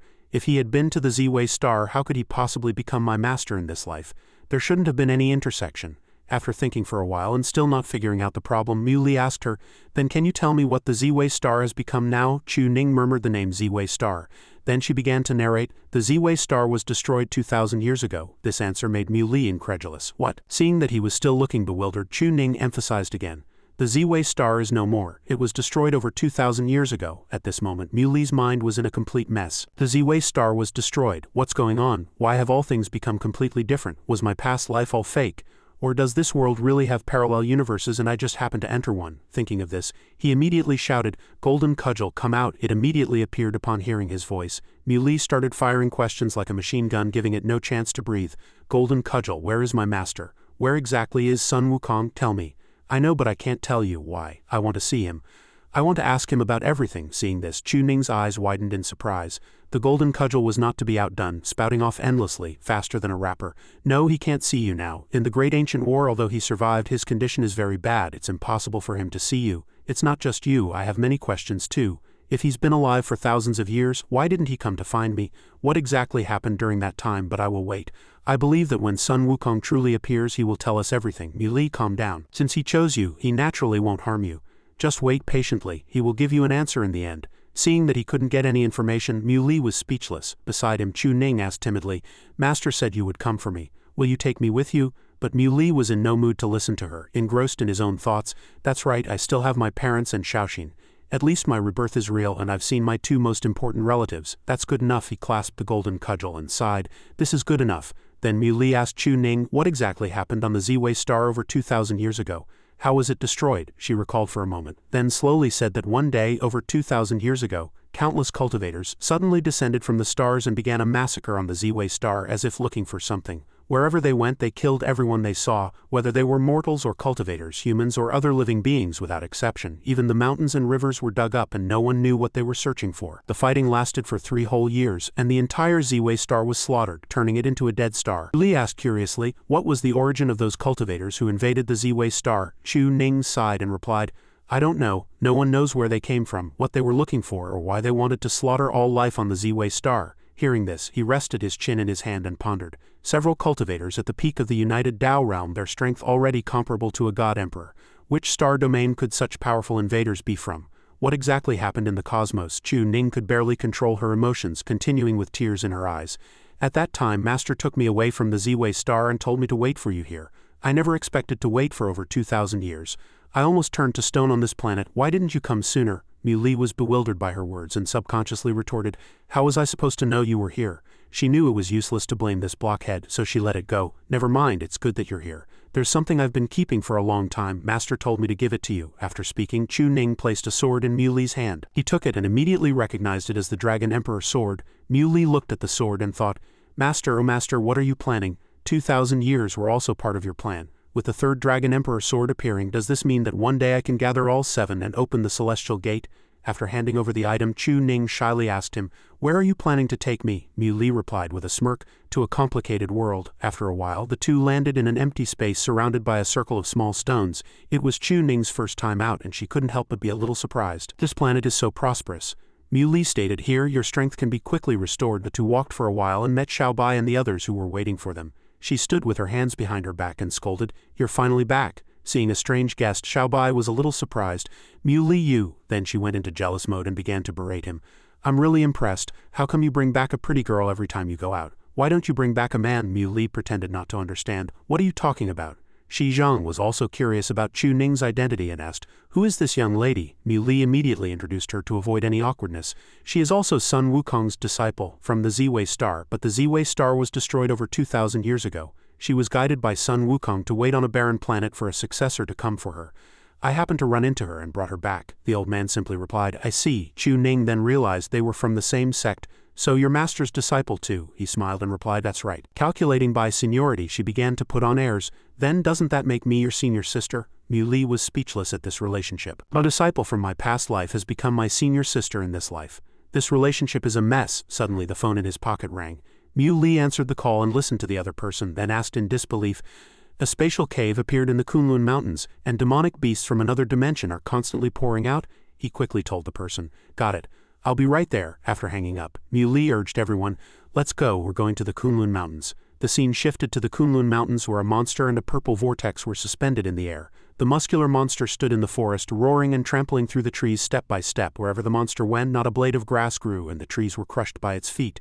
It roared incessantly, venting its rage like a madman. The monster's voice was piercing to Xiaobai, who had to cover her ears with her hands, while Mu Li quickly circulated his power, emitting a dazzling yellow light. Then he sent a wave of power towards it. Cursing, vile creature, with Mu Li's shout, the monster took a solid blow to the neck. The two forces collided, causing a cataclysmic explosion that seemed to tear the heavens and earth apart. As the dust gradually settled, the monster still stood tall, completely unharmed. Seeing this, Mu Li asked Shi Zhang beside him, what kind of demonic beast is this? It only has the will to kill, no fear, and its physical body is so powerful, almost comparable to the sacred body of a nascent saint. What is the origin of this creature? The old man, like an endless repository of knowledge, immediately gave him the answer. This is a tyrannical star beast from the chaotic starry sky. Star beasts are violent creatures that exist in the chaotic starry sky. From birth they kill each other and slaughter everything, including their own kind. Xiaobai's eyes widened in surprise as she asked, the chaotic starry sky? Shi Zhang then explained the whole story. The chaotic starry sky is the most chaotic space in the cosmos. Every star domain has a chaotic starry sky, and even a god would find it difficult to survive if caught in it. Even if they are lucky enough to survive, it is very difficult to escape. They fight star beasts every day, until their divine power is exhausted and they perish inside. Some of these star beasts have brutal strength that can tear gods apart, while others have powerful soul energy. Xiaobai asked again, still curious. But why does Earth have a cave connected to the chaotic starry sky? The old man sighed and replied, because this is the most chaotic era in history, the end of the myriad ages in a single thread. The origin is in chaos, the rules are gradually collapsing, and it's only a matter of time before Earth connects to the chaotic starry sky. Mu Li thought for a moment. The end of the myriad ages in a single thread. Could it be that everything changed after my rebirth because of these reasons? Perhaps in the distant universe the laws of time and space and the origin of all things have long been in chaos. Xiaobai still couldn't figure it out and continued to ask, is the end of the myriad ages in a single thread really that terrifying?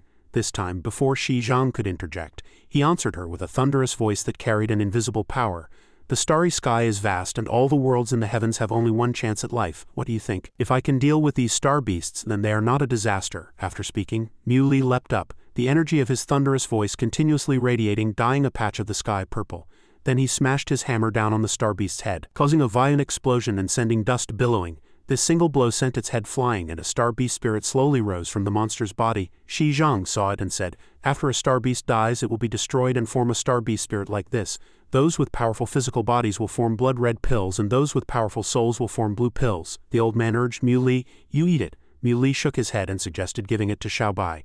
I've already received a lot. Seeing his refusal, Shi Zhang added, this method is not suitable for others. Only you have no taboos. Perhaps you will walk an unpredictable path to becoming a god emperor. Mu Li understood after hearing this.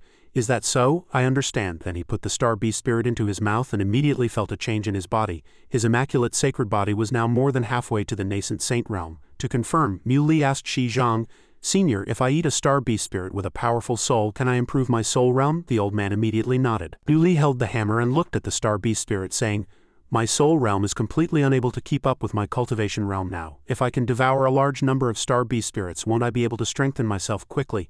At this moment he was extremely excited and rushed towards the group of star beast spirits, shouting, to improve both body and soul, this is truly something to look forward to. He kept hammering the star beast spirit, sighing, I can eliminate the threat to Earth and gain huge benefits. Why not? A few hours later, looking at the fruits of his labor, Mu Li clicked his tongue and said, overall, the harvest is pretty good. Afterwards, he took out the Tower of Time and went directly to the second floor. While cultivating, he thought, perhaps I can use these treasures to reach the saint realm of the immaculate sacred body. My soul will also strengthen rapidly and achieve unimaginable progress. A day later, Mu Li felt as if he had completely absorbed everything. Suddenly, something pierced his mind. Mu Li looked up and knew someone was connecting to his consciousness. It showed a successful connection, and he fell into a different space. Where is this? Before Mu Li could think much, a monster appeared, its teeth as sharp as a saw. It charged straight at him. Mu Li subconsciously retreated to dodge. Of the 36 stratagems, running is the best, he sighed as he ran. There are too many of them. Somehow Mu Li ran into a cemetery. He quickly hid behind a tombstone. After evading the pursuit of the monsters, Mu Li breathed a sigh of relief. That was dangerous. I almost got caught. He looked at the different inscriptions on the tombstones and asked himself in surprise, a great emperor is buried here. He was still able to stand there and admire the tombstone, lamenting, an emperor, an invincible upper god, the closest to a god-emperor, yet he perished in this god-forsaken place. The heavens are truly unjust. Mu Li's eyes turned sorrowful. He recognized it. This was the cemetery of the ancient sages. The sages fought to the death for Earth, only to be sacrificed and buried here in the end. Suddenly, an ancient sage appeared and asked, who are you? He knew this person was a god of Earth. Mu Li showed no fear and respectfully introduced himself. My name is Mu Li, the orthodox successor of Emperor Yu of Huasha, the 24th shepherd of Ji province. Greetings, senior. The ancient sage was moved to tears upon hearing this. Finally, a descendant has been able to connect to this place, he said with emotion. Your realm is still a little lacking. Break through one more time and you can come get us. We miss home, but at this moment, Mu Li seemed to be suppressed by something and couldn't make a sound. Damn it, why now of all times, he tried to encourage himself. I must break through to the upper god realm in my soul as soon as possible and bring the ancient sages home. Suddenly a strange aura appeared behind Mu Li. He turned around and thought, the aura of an alien god and at the upper god realm. Does he want to invade Earth? The person seemed to understand human speech and replied, yes, that's right. That aura is indeed an alien upper god. Ching Peng cursed loudly. Who dares to spy on me? Mu Li opened one eye in shock and stood motionless, beads of sweat on his face. The impact woke Mu Li up. Xiaobai said worriedly, Mu Li, you're finally awake. Then she ran over and grabbed his hand only to be ruthlessly rejected. Don't touch me, I'm very weak right now. Shi Zhang still didn't understand what happened and asked, Mu Li, what's wrong? He explained what had happened. My consciousness just connected to the chaotic starry sky and I found the ancient sages there. The old man was startled to hear this. What? Shi Zhang was ecstatic. It's been thousands of years, they've been gone for thousands of years. Finally, he asked about their situation. Are they all okay? Mu Li shook his head and replied sadly, there is only one survivor. Contrary to his reaction, the old man jumped for joy. Someone is still alive, that's good enough, Mu Li added excitedly. There's one more thing. An alien upper god is approaching Earth. Shi Zhang was surprised. An alien upper god with Earth's current situation. It's meaningless to gather the gods for a fight to the death. We can use our wits. Hearing this, Mu Li and Xiaobai both had big question marks in their minds. Use our wits. The scene shifts to Ching Peng's territory. A giant rock floating in the sky, he crossed his arms and pondered, the armies of the 100 races are already on their way, this god will scout ahead. During the war in the stars, this god was injured and went into seclusion for thousands of years and has finally broken through. I heard that the gods of Earth were all cast into the chaotic space, and there are heavenly seals limiting them. The Earth now must be very weak. Ching Peng gritted his teeth in anger, thinking, isn't Earth an ancient divine star? Why has it become so small now? He recalled the humans he had eaten before, and his mouth began to water. Luckily I ate my fill of the delicious people of Earth in ancient times. It's been a long time, I really miss it, Ching Peng excitedly announced. Delicious people of Earth, this god has come. With that, he teleported directly to Earth. Fuyu gently sensed it.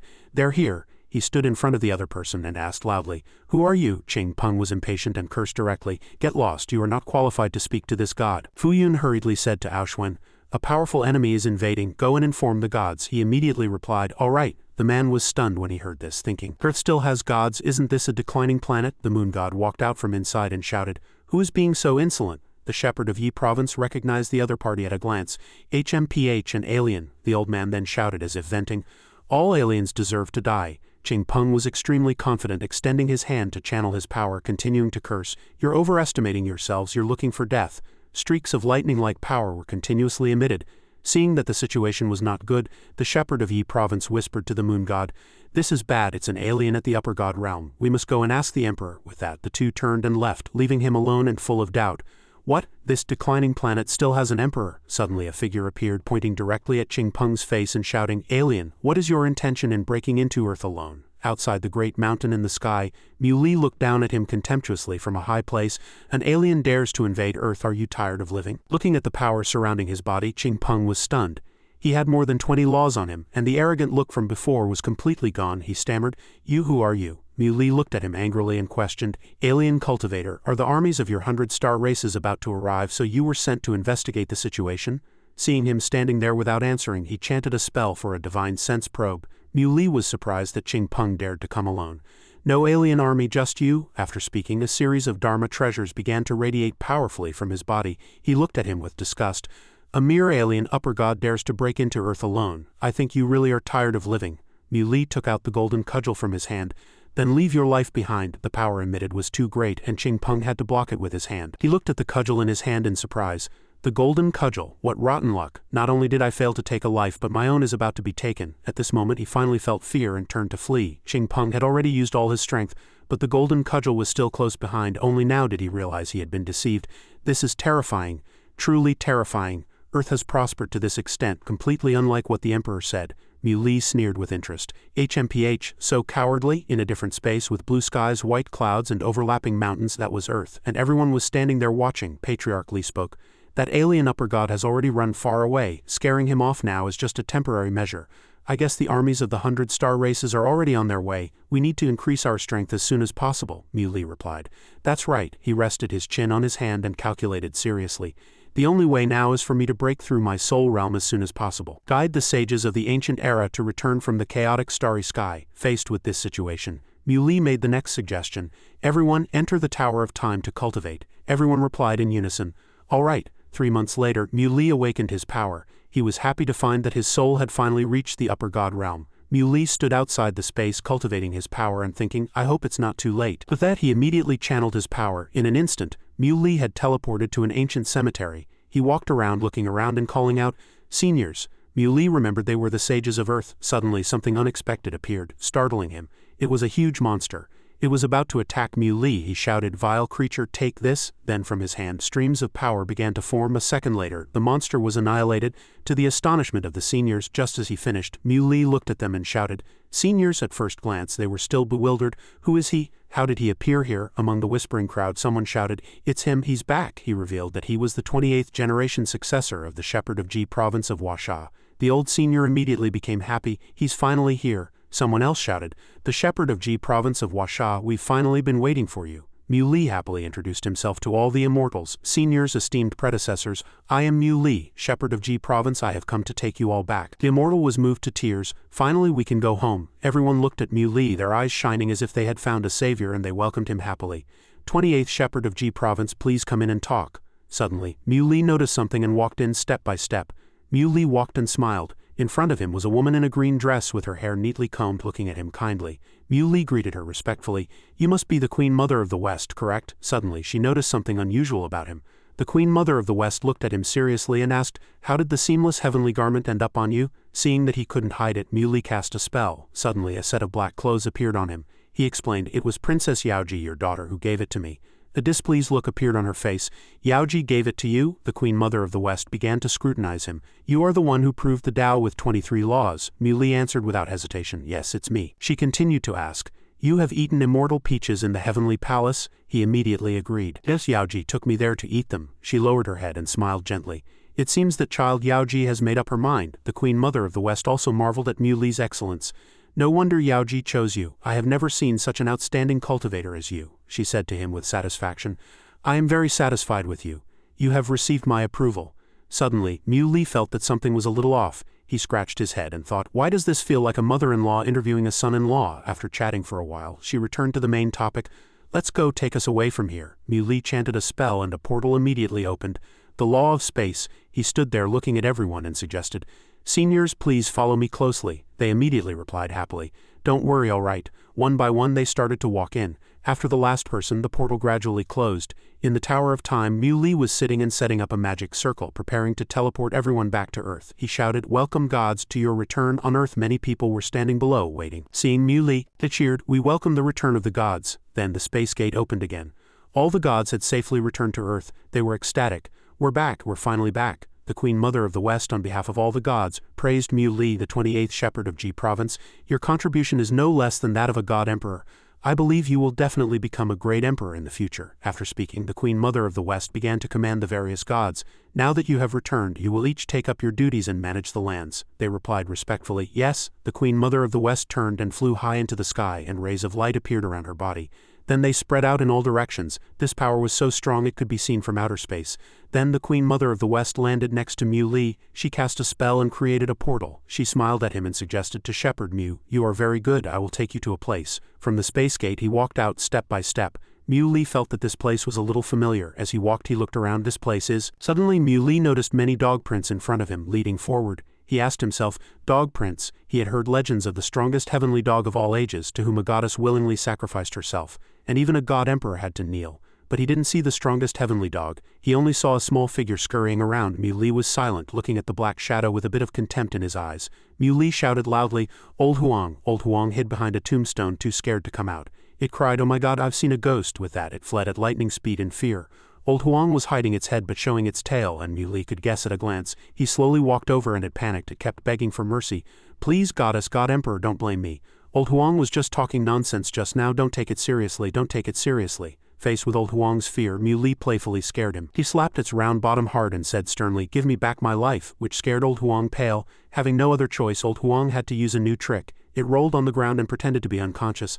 I'm dead. Mu Li was exasperated by Old Huang's clumsy acting. He shook its head disdainfully. Stop playing dead, I know you're still alive. Open your eyes and see who I am. Hearing this, Old Huang was willing to open its eyes to see who it was. Seeing the familiar person in front of him, Old Huang immediately stood up as if they had never been separated. It asked indifferently, Mu Li kid, what are you doing here? Mu Li explained, I was brought here by the Queen Mother of the West. Old Huang was surprised. The Queen Mother of the West, have all the gods returned? Mu Li immediately replied. Yes. Old Huang took out an old bottle from its body. I see, looks like I have to hurry up too. Mu Li looked down and said in a sarcastic tone, Have you restored the divinity of that chamber pot? It shouted angrily. HMPH, what chamber pot? This is the soul hooking urn. Mu Li agreed, right, the soul hooking urn. He continued to ask Old Huang, so your mission is to use this bottle to collect the souls of the ancient cultivators in this cemetery? It corrected him again, angrily, more accurately, to summon. He proposed a hypothesis. If you can summon all the souls of these ancient cultivators, that would be an extremely terrifying force. Mu Li thought to himself again. But what is the purpose of the Queen Mother of the West bringing me here? Suddenly another portal opened and a boat gradually appeared. Mu Li called out, he's here. On the boat was a person with a skull for a head, but a skinny green-faced body. Mu Li immediately recognized him. He thought to himself, so he's an emperor. Old Huang turned to him in surprise and asked, you've seen him? Mu Li immediately replied, I have. He smiled and called out to that side.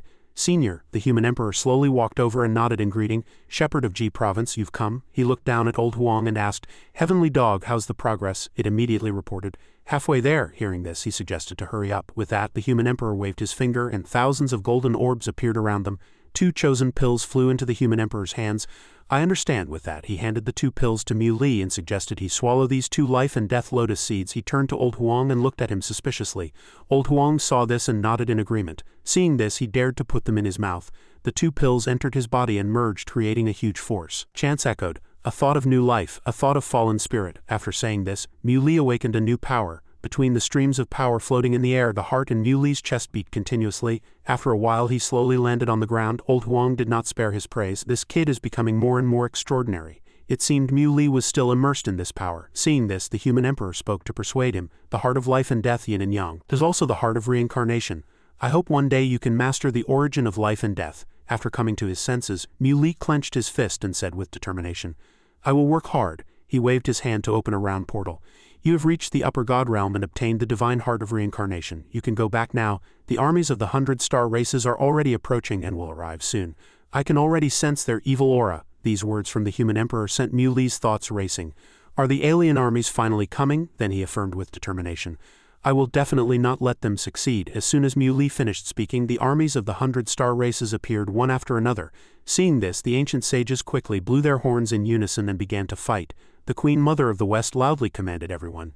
The aliens have crossed the Milky Way. Prepare for battle. The ancient sages began to fly into the sky and concentrate their power. Even so, the army of the 100-star races was still very fierce. They grinned and snarled as if provoking everyone. Not provoked by them, the Queen Mother of the West loudly declared war, as if to boost the morale of the soldiers. We must fight to the death in the starry sky and defend our home. The ancient sages, upon hearing this, shouted in unison, Fight, fight, fight. Seeing this scene, Mu Li thought to himself, the gods of Grand Sha, they have come. Aoshwen and the others stood by observing the situation intently. The faces of Jiao, Fuyu and Jiaqi also quickly became serious. Even Xiaobai and Mu Xin were no exception. Seeing the seriousness of this battle, Mu Li suddenly worried, After this battle, I wonder if they will have a chance to meet again. Just then, old Huang suddenly spoke tiredly. Finally finished. The human emperor heard this and continued. Now it's my turn to act. The next second he slowly chanted a spell. Ancient heroic spirits, the enemy is near. Please quickly show your spirits and help me. Please awaken with me and fight in the starry sky. The ground shook violently, and from underground some withered bone hands gradually emerged. It turned out that the human emperor and old Huang had summoned the ancient heroic spirits. Fight, fight for Earth, fight for home, fight to the end. Old Huang sighed, disheartened. Damn aliens, if it weren't for you bastards, these ancient heroic spirits wouldn't have to. Its sigh reached the human emperor's ears, leaving him silent, not knowing how to answer. From a high place, Qing Peng sternly ordered the armies of the 100-star races. Fight with me, a young girl asked with a curious look. Dad, what happened next? Mu Li answered gently. Later, of course, the human race won. Isn't that what all the ancient books say? Although she heard him say that, the little girl still pondered like a little old woman. But I always feel that something is not right. Zhao words gradually made Mu Li curious. What's not right? He asked eagerly. Then tell Daddy what's not right. The little girl didn't hesitate and began to list the unreasonable points. Dad said that the Queen Mother of the West is the mother of the goddess Yaoji. Then why didn't the Queen Mother of the West go look for her? Where did she go? Dad said she had a mission. Then what was the mission? Mu Li was both surprised and didn't know how to respond to Zhao cleverness. This little girl has such a good memory. After thinking for a long time, he spoke under the little girl's expectant gaze, explaining, Goddess Yaoji's initial mission was to sacrifice herself, connect to the starry sky, and summon the ancient sages to return. But didn't Mu Li already do that? So her mission was also completed. At this point, a trace of worry suddenly appeared on Mu Li's face, as if he was afraid Zhao would discover something. Besides, it's not that the Queen Mother of the West isn't looking for her daughter. She's just busy with the war and has no time. The little girl raised another question. Is that so? Then what about Divine Maiden Ji Xin? Why is everyone afraid that something will happen to her? In an instant, Mu Li continued to explain. Because she is the child of the divine star and has a deep connection with Earth. If something happens to her, Earth will undergo a great change. In just a few words, Zhao grasped the main point. So that means if she is killed, Earth might be destroyed? Mu Li quickly replied, probably so. The next second, Mu Li covered his mouth and yawned as if he were dozing off. He slowly spoke to end the story. That's all for today's story. Zhao heard this and quickly stood up. Is Dad going to do something? Does Dad have to do homework too? Seeing the little girl's expectant look, Mu Li couldn't bear to refuse. No, does baby want to hear more? Dad will tell you. Then Zhao continued to ask curiously, is Sun Wukong really Mu Li's master? Then what's the deal with him and Chu Ning? From outside, Mu Xin's figure slowly walked in. Why are you telling this story again? As soon as she saw her, Zhao approached and asked, Mom, don't you think the relationship between Mu Li and Chu Ning is very messy? Mu Xin glanced lightly at Mu Li and asked back, is it? As if afraid she would misunderstand, he stood up without hesitation to explain. I can explain. Chu Ning is the daughter of the human emperor, the one with the skull head. Mu Li has no past life. All those memories of a past life were illusions created for him by Sun Wukong, and everything that happened later was arranged by Sun Wukong in advance. Simply put, Mu Li and Chu Ning are both disciples of Sun Wukong.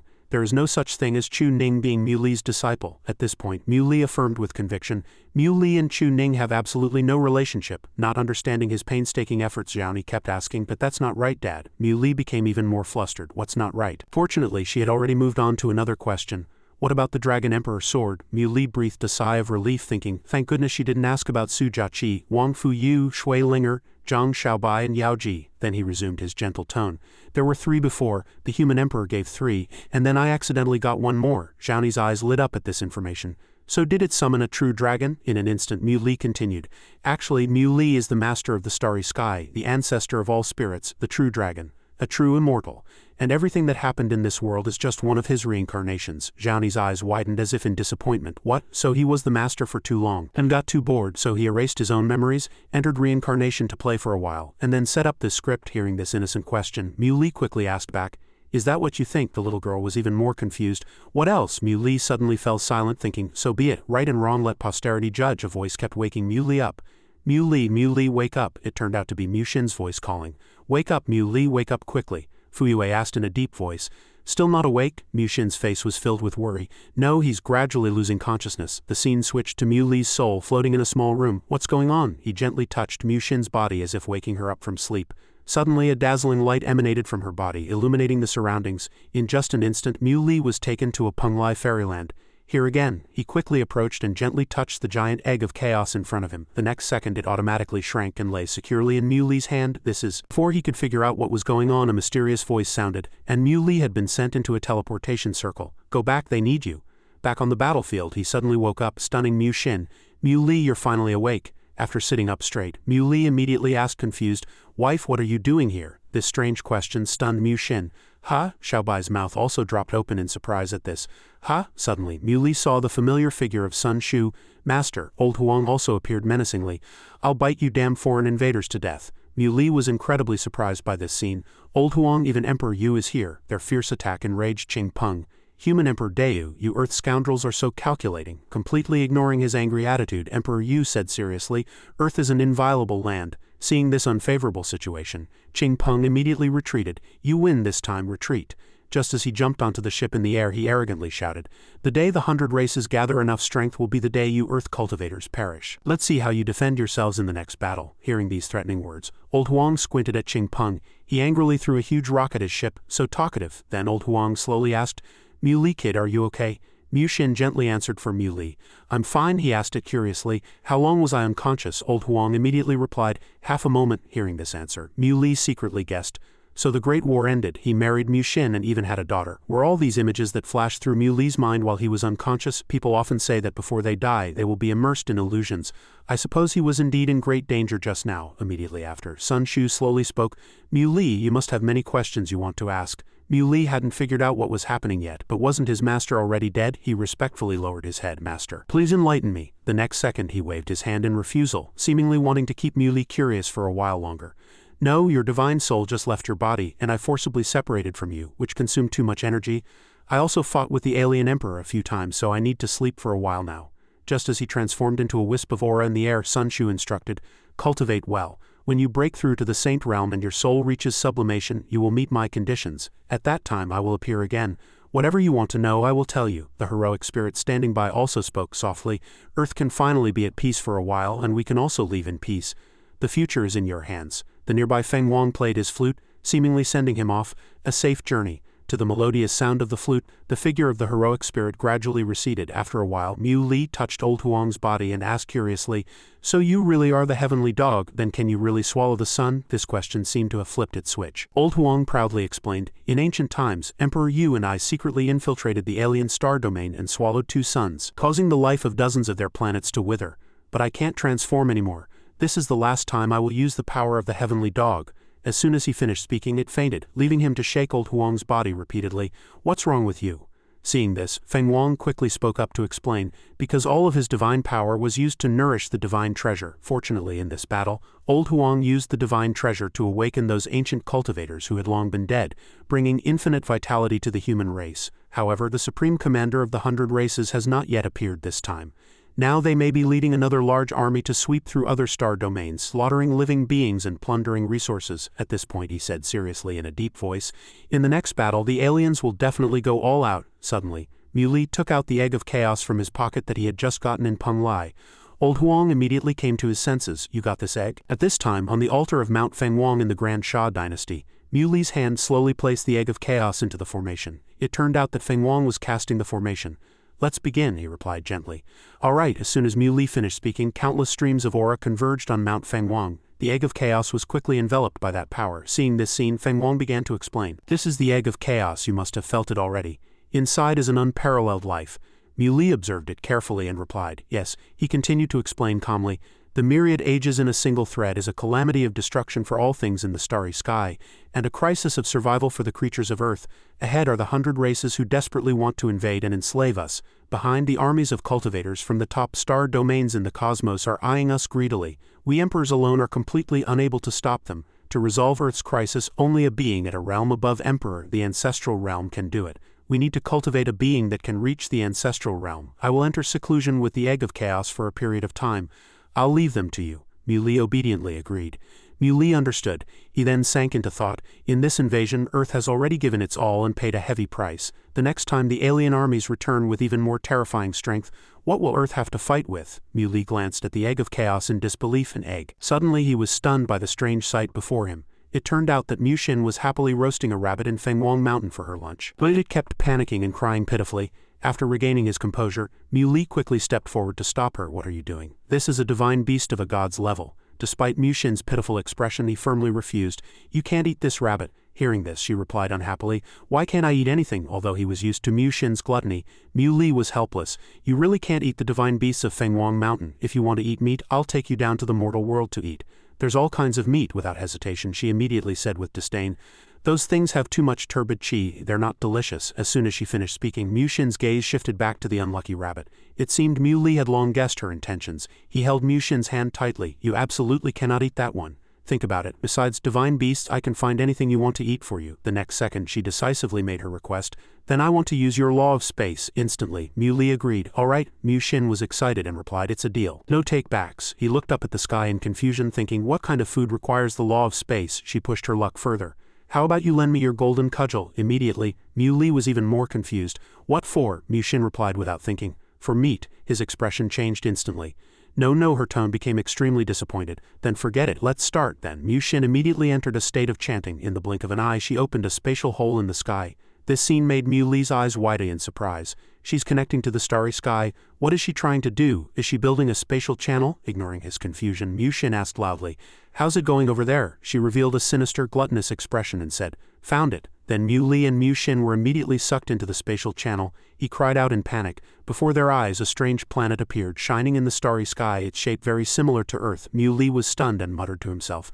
The two were quickly drawn into that planet. Before them, low-roofed houses could be seen peeking through a dense forest. He shouted in panic, Mu Xin, stop quickly, it's too dangerous. Instantly, the two stopped in midair. Mu Li frowned at the scene below, his tone tense. The aliens have 5 emperors. It's easy for them to discover and hunt us down if we connect to space like this. My divine sense will also be severely damaged. Mu Xin replied calmly, it's alright. At this time, a layer of yellow light enveloped them, and he realized that their auras had been hidden. His whole body unconsciously relaxed, and he said in surprise, the aura has been hidden. Is this so powerful? Meanwhile, in another space, a blue divine beast was roaring and chasing its prey, while a group of small beasts fled in panic. It opened its giant mouth full of sharp teeth and bit down on the prey in front of it. At that moment, the sky trembled, and a spatial channel suddenly opened. From it, a vortex of spiritual energy condensed into a giant hand that reached out and went straight for the divine beast. It was startled, its body stiffened, and its eyes widened in terror, completely not understanding what was happening. After a while, the divine beast realized it was in danger. It struggled in the air in terror, but all its efforts were in vain. The giant hand immediately tightened and pulled it towards the spatial channel. Then the giant hand disappeared into the void, taking the divine beast to a strange place it had never been before. The giant hand slowly disappeared and the divine beast fell into the center of Fenghuang Mountain. Its huge body slammed heavily on the ground right in front of Mu Li and Mu Xin, making a deafening bang and sending dust flying everywhere. Seeing this, he said in surprise. He didn't expect to be able to travel across the starry sky and forcefully capture a divine beast from an outer domain. Mu Li's heart couldn't help but stir. This is the mount of an alien emperor. Just its realm alone has reached the peak of the upper god realm. Is it necessary to be this terrifying? Suddenly, Mu Xin's scream pulled him back from his thoughts. The divine beast roared and charged fiercely towards them, opening its mouth to reveal its sharp teeth. What are you still standing there for? Immediately, Mu Li unleashed his spiritual power. As soon as he shouted, a weapon appeared in his hand. The thunder sound hammer was as fast as lightning, and Mu Li rushed towards the divine beast. The thunder sound hammer was raised high, and spiritual power rolled and gathered, surging like a storm. A deafening roar sounded as it came crashing down. In just an instant, the thunder sound hammer smashed directly onto the divine beast's head. It fell to the ground, its heavy body crushing everything below it, the earth and rocks shattering and flying everywhere. Mu Xin stood by, pointing forward, and shouted excitedly, keep smashing. At this moment, she excitedly raised her hands to her chest, her eyes shining, and shouted, smash again. One hammer after another smashed onto the divine beast's head, fast and ruthless, giving it no time to resist, only to lie there and take the beating. Its entire head was gradually pressed into the earth and rock layer below. After a while, the divine beast had completely lost consciousness, its head bloody, and lay motionless. At this time, she already had a knife and fork ready in her hand, her eyes shining and a smug smile on her lips. Without a word, Mu Xin had already rushed over like lightning and begun to skillfully skin the divine beast. In a short while, its meat was sizzling on the fire, emitting a rich aroma. She looked at the smoking roasted meat, her eyes shining, drooling, and commanded with anticipation, brush on the oil. Yaoji suddenly appeared from behind, her arms crossed, her face displeased, her tone carrying a hint of blame. Sister is eating. Which family's divine beast has sister provoked again? Mu Xin pretended to be innocent and quickly defended herself. No, this is a divine beast from another place. Mu Li walked over, still holding a brush glistening with oil. He leaned close to Yaoji's ear and whispered, she forcefully captured it from an alien planet. After a while, the divine beast was cooked. Mu Li skillfully cut a large piece, fragrant and steaming, and handed it to her, saying gently, it's cooked, eat it. She shook her head and looked at Mu Xin helplessly. Sister really is something, she'll do anything for a bite to eat. Mu Xin took a piece of meat and wolfed it down, shouting happily as she chewed, delicious. He also deftly cut another piece of meat and handed it to Yaoji, saying softly, you have some too. Just then her stomach suddenly rumbled. Her gaze swept over the still smoking piece of meat in Mu Li's hand. Yaoji licked her lips, thinking in silence, her serious expression gradually becoming troubled. Although her mouth was already watering, she still stubbornly turned around and refused flatly. "No, thank you, I'm a vegetarian." Just as the siblings were savoring the divine beast meat with relish. Suddenly a soft swallowing sound came from behind. Mu Li was startled and turned around without hesitation. He handed the half-eaten meat to them, his face full of friendliness. "This is the meat of a peak upper god divine beast. Eating it is very beneficial. Seniors, let's all have a taste." The green tortoise quickly waved its hand and said with an embarrassed smile, "This kid is too polite." The red fox also waved its hand awkwardly, not knowing what to do. "No, no, you eat, you eat." Mu Li still held the meat in front of them, his expression sincere, his tone earnest. "Have a taste." The red fox swallowed hard, his eyes seeming to be glued to the meat in front of him. Finally, unable to resist, he carefully said, "Well, I'll just have a taste then." The green tortoise was not polite at all, and immediately took a big bite, his cheeks bulging. He said vaguely as he chewed, his tone full of excitement, "Delicious, so delicious." The red fox was not to be outdone. He immediately took a big bite of the meat, stuffing his mouth and eating like a hungry man, muttering as he ate, "I've never eaten anything so delicious. It's truly a delicacy of the world." Mu Li was still chewing on the fragrant meat.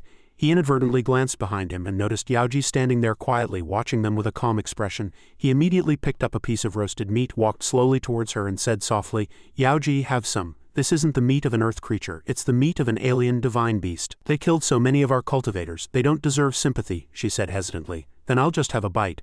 Mu Li's next words startled Yaoji and her cheeks immediately turned red. "I'll feed you." She lowered her head and gently took a bite of the meat beside her. When Mu Xin saw this, her eyes immediately darkened and her heart filled with jealousy. She gritted her teeth and took a big bite of meat, letting out a cold hum. He quickly asked in a gentle tone, "Is it good?" Yaoji's pretty face was filled with joy. She squinted her eyes and smiled, her heart blooming like a flower, and said softly, "Delicious." Mu Li handed the fragrant meat to Yaoji and said lightly, "Take it." Seeing the piece of meat bigger than her own face, she pointed at it awkwardly, a little flustered. "Wait a minute, I'll get a plate." In a short while, Yaoji returned holding a plate as large as a platter, her face beaming with a brilliant smile, her eyes full of anticipation. Mu Li was stunned for a moment, feeling a little regretful, but in the end he sighed helplessly. "Then this big piece is for you." She squinted her eyes happily, her face smiling like a blooming flower. Her voice was excited, "Thank you." Mu Li looked at Yaoji and could only shake his head and chuckle helplessly, replying, "As long as you're happy." Suddenly a cough broke the warm atmosphere, soft but deliberate, as if someone wanted to remind everyone they were still there. Ahem! Everyone unconsciously turned to look in the direction of the sound. They saw the human emperor smiling calmly, and he slowly spoke, "How can we enjoy such a precious delicacy alone? We should let everyone be happy together." The red fox frowned, looking puzzled, and tilted his head to ask, "What does the human emperor mean?" He still maintained a gentle smile and explained calmly, "There are about 10 giant divine beasts in total among the aliens, especially those at the emperor realm, which are enough for tens of thousands of people to enjoy." Hearing this, Mu Li and Mu Xin's eyes immediately lit up like two excited torches. The green tortoise, on the other hand, was slightly stunned, his heart conflicted, and he asked softly, "Enough for tens of thousands of people to enjoy, but to catch so many and those at the emperor realm, that seems impossible to achieve." The human emperor immediately replied, his tone light, as if everything was under control, "This is easy." At that moment, a majestic figure descended from the sky. Emperor Yu coldly interjected, "This time only, there will be no next time." Then, in the sky, the spatial channel opened again. Mu Li looked up at it, his eyes sharp, his lips curved into a confident smile, his tone decisive. "Once is enough then," he called out softly. "Mu Xin," she replied quickly, her face full of fighting spirit. "Understood." At this moment, everyone's expression became serious, their auras condensed, and the previous casualness was gone. Mu Li shouted, his voice echoing through space, "Everyone get ready." Immediately a piercing shriek came from the spatial channel, and a giant hand slammed the divine beast to the ground. Its ferocious face still had a trace of terror, as if it hadn't realized what had happened. Mu Li and Mu Xin rushed towards the divine beast at the same time. He roared, "Hit it," and it was immediately beaten black and blue. Everything happened too quickly, and the divine beast had no time to resist. In a short while it lay on the ground motionless, dead. At the same time the spatial channel brought another divine beast. Mu Li said coldly, "Continue." Mu Xin rushed towards the divine beast with great momentum like a whirlwind. A powerful fist smashed down and the divine beast immediately spewed blood from its mouth, its body convulsing in pain. She shouted, "Keep hitting." Yaoji was not to be outdone, and she slapped another divine beast's face hard. A crashing sound echoed, and she said excitedly, "Don't hold back." The battle quickly became more intense, with dust flying and the sound of impacts and roars echoing through the mountains, shaking the earth. 2 hours later, the battle was finally over. Countless divine beasts had fallen, their corpses piled up like mountains. Everyone was panting, exhausted. Emperor Yu stood in the center of the battlefield, his expression joyful, his majestic voice echoing through the space as he ordered, "Gather the spirit race. Tonight we will heavily reward the 3 armies." Immediately, a celebratory feast began. Emperor Yu stood on a high platform, his expression solemn, his voice full of power. To those great sacrifices and the selfless ancient heroic spirits. Immediately, Emperor Yu raised his wine cup, then turned it upside down, his movements decisive and solemn, his tone full of respect. The human emperor raised his wine cup, his sharp gaze sweeping over the crowd, his powerful voice ringing out. Tonight everyone eat and drink to your heart's content. Eat your fill, don't be afraid of the alien armies. Be ready to sacrifice yourselves at any time and fight to the death without retreating. The crowd below was in high spirits, raising their hands high, their eyes fiery, shouting in unison, their determination firm. Fight to the death without retreating. The next morning in the central hall, the Grand Sha Divine Temple. Standing in front of the temple entrance, Mui wondered curiously. Why did Emperor Yu summon him here so early in the morning? But asking himself provided no answer. Anyway, the weather was nice today, so he decided to go in first. Inside, besides the three emperors, there was also Yanluo Yifang. He saw Mui and waved happily. Big brother Mui. The sunlight from outside shone through the green leaves and the wind blew gently, making the scenery inside the hall sway. Mui was surprised and asked, "You're here too? Why did the emperors summon us?" Yanluo boasted enthusiastically. "I am now the joint disciple of the three emperors." Hearing this, Mui was very surprised. He thought to himself, the three emperors all took him as their disciple, making him their joint disciple. This kind of inheritance is the only one in the world. It seems that this person known as the good man of 100 lifetimes is indeed extraordinary. At this moment, Emperor Yu appeared and called the two over. Mui, Yanluo Yifang. He stroked his beard and gently explained the reason for summoning them. "You are the most outstanding young cultivators among the earth cultivators. Your talent and aptitude are both top-notch. I summoned you here today for cultivation." After speaking, Emperor Yu waved his hand and a spatial rift appeared behind him. He led Mui and Yanluo in and explained, "This is my small world with complete laws of heaven and earth. Not only can it nurture countless living beings, but it is also the source of a cultivator's divine power." The void rift gradually closed, leaving only Emperor Yu's voice echoing in their ears. "Cultivate here and we will provide you with spiritual energy." The two wasted no time and quickly sat down cross-legged, each focusing on their cultivation. Gradually, Mui entered a state of selflessness. On the other side, Yanluo did the same, but he sweated more, presumably concentrating on breaking through his realm. In the state of selflessness, Mui secretly calculated. His current cultivation has reached the heaven and man third decay realm, and his divine system has also reached the upper god realm. If he can completely merge these two cultivations plus the power of origin, he wonders if he can reach the Divine Emperor realm and the highest united Tao realm of the Ziwei Star cultivation world at the same time. While concentrating on cultivation, the spiritual energy from the outside world continuously poured into Muli's body. Outside, Emperor Yu had a way to see the situation inside. He exclaimed, "Mid-stage upper god, not bad." The Queen Mother of the West couldn't hide her surprise. "I didn't expect him to comprehend the origin so quickly." The human emperor sighed. "As expected of Sun Wukong's disciple, the younger generation is truly formidable." In the small world, feeling his own strength, Mui showed a faint smile of satisfaction. "Very good, late-stage upper god. If I can master the origin of space and break through to become an emperor, my combat power will far surpass that of an ordinary divine emperor." 3 hours later, he stopped cultivating and opened his eyes. "Have I hit a bottleneck already?" Looking at Yanluo, who was still cultivating, Mui looked around. "Anyway, this isn't the Ziwei Star cultivation system, so it's normal to encounter a bottleneck. There's no point in continuing to cultivate now, as it requires time to settle. I might as well walk around this small world." After speaking, he had only taken a few steps when he met someone by the edge of the forest. He bowed respectfully. "Human Emperor." He nodded to Mui, and then took out a small pagoda. The human emperor threw the pagoda onto an empty space in the forest and a figure emerged from it. It was Chu Ning. He looked at the slender figure and said softly, "That is my descendant, a bloodline I left behind when I was traveling in the star domain." Mui turned around in confusion and asked, "Lord Human Emperor, was the Ziwei Star really destroyed? Did that planet ever experience spatio-temporal chaos?" The human emperor calmly recounted. "The Ziwei Star was destroyed by a coalition of alien cultivators searching for the Dragon Emperor sword. Probably the same aliens hiding in the Milky Way star domain now. As for spatio-temporal chaos, it's basically impossible unless someone has mastered the supreme origin of time and space, but even then it wouldn't affect the entire starry sky." Mui stroked his chin and thought, "Even the emperor can't find the answer." Suddenly, the human emperor took out 3 swords and handed them to him. "These 3 swords are for you." He was a little surprised to see the swords. The Dragon Emperor sword. Taking the 3 swords in his hand, Mui was overjoyed. He didn't expect to get 3 Dragon Emperor swords. With the 3 he had before, he now had 6, only one short of a full set. Legend has it that collecting all 7 Dragon Emperor swords can summon a true dragon soul, thus opening the celestial gate. Seeing his reaction, the human emperor chuckled. "I've traveled the starry sky for many years and only found 3. Even if you have 6, the possibility of finding the last one is extremely slim. I just think you have a better chance of collecting them all than I do." Mu quickly asked. Lord Human Emperor, didn't you forge the Dragon Emperor swords? Haven't you already seen a true dragon? What's going on? He sighed. Legends are mostly unreliable. If I had really forged the Dragon Emperor swords, what would the humans of Earth have to fear from the aliens? The Human Emperor recounted. In ancient times, when I was roaming the starry sky, I saw a dragon bone in a chaotic place. Just a sliver of its power was enough to make me an emperor tremble. What else could it be but the bone of a true dragon? I never touched that dragon bone because I couldn't even get close.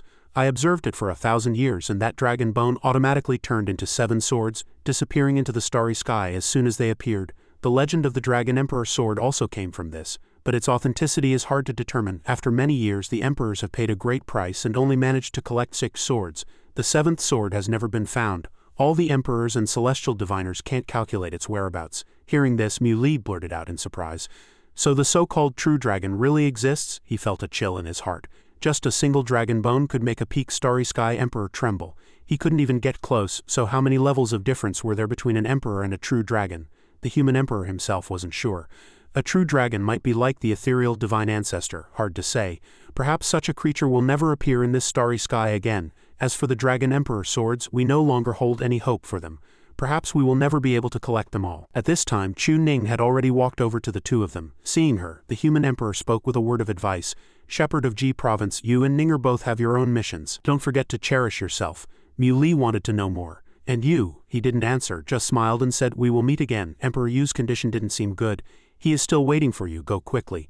Mu was surprised. Emperor Yu? He was puzzled. He thought, didn't I just see Emperor Yu before entering the small world for cultivation? How is his condition not good? Did I cultivate for a long time? And unfortunately, during this period, the aliens have already invaded Washa. A sense of unease welled up in his heart. Mu was anxious. What's going on? However, the Human Emperor's figure was gradually blurring. For the Shepherd of Ji Province, for the human race, he revealed a smile as if he were giving his last instructions. I'll leave it to you. At this time, the majestic divine temple in the small world was somewhat lacking in vitality. Chu Ning said hesitantly, I'll wait for you outside. Mu stared blankly at the disappearing figure of the Human Emperor and nodded gently. All right. After a while, he went out and found Emperor Yu by the Egg of Chaos. Lord Emperor Yu, he turned around. Mu you've come. Mu put his hands in his pockets and looked up at the huge egg. This Egg of Chaos, Emperor Yu explained.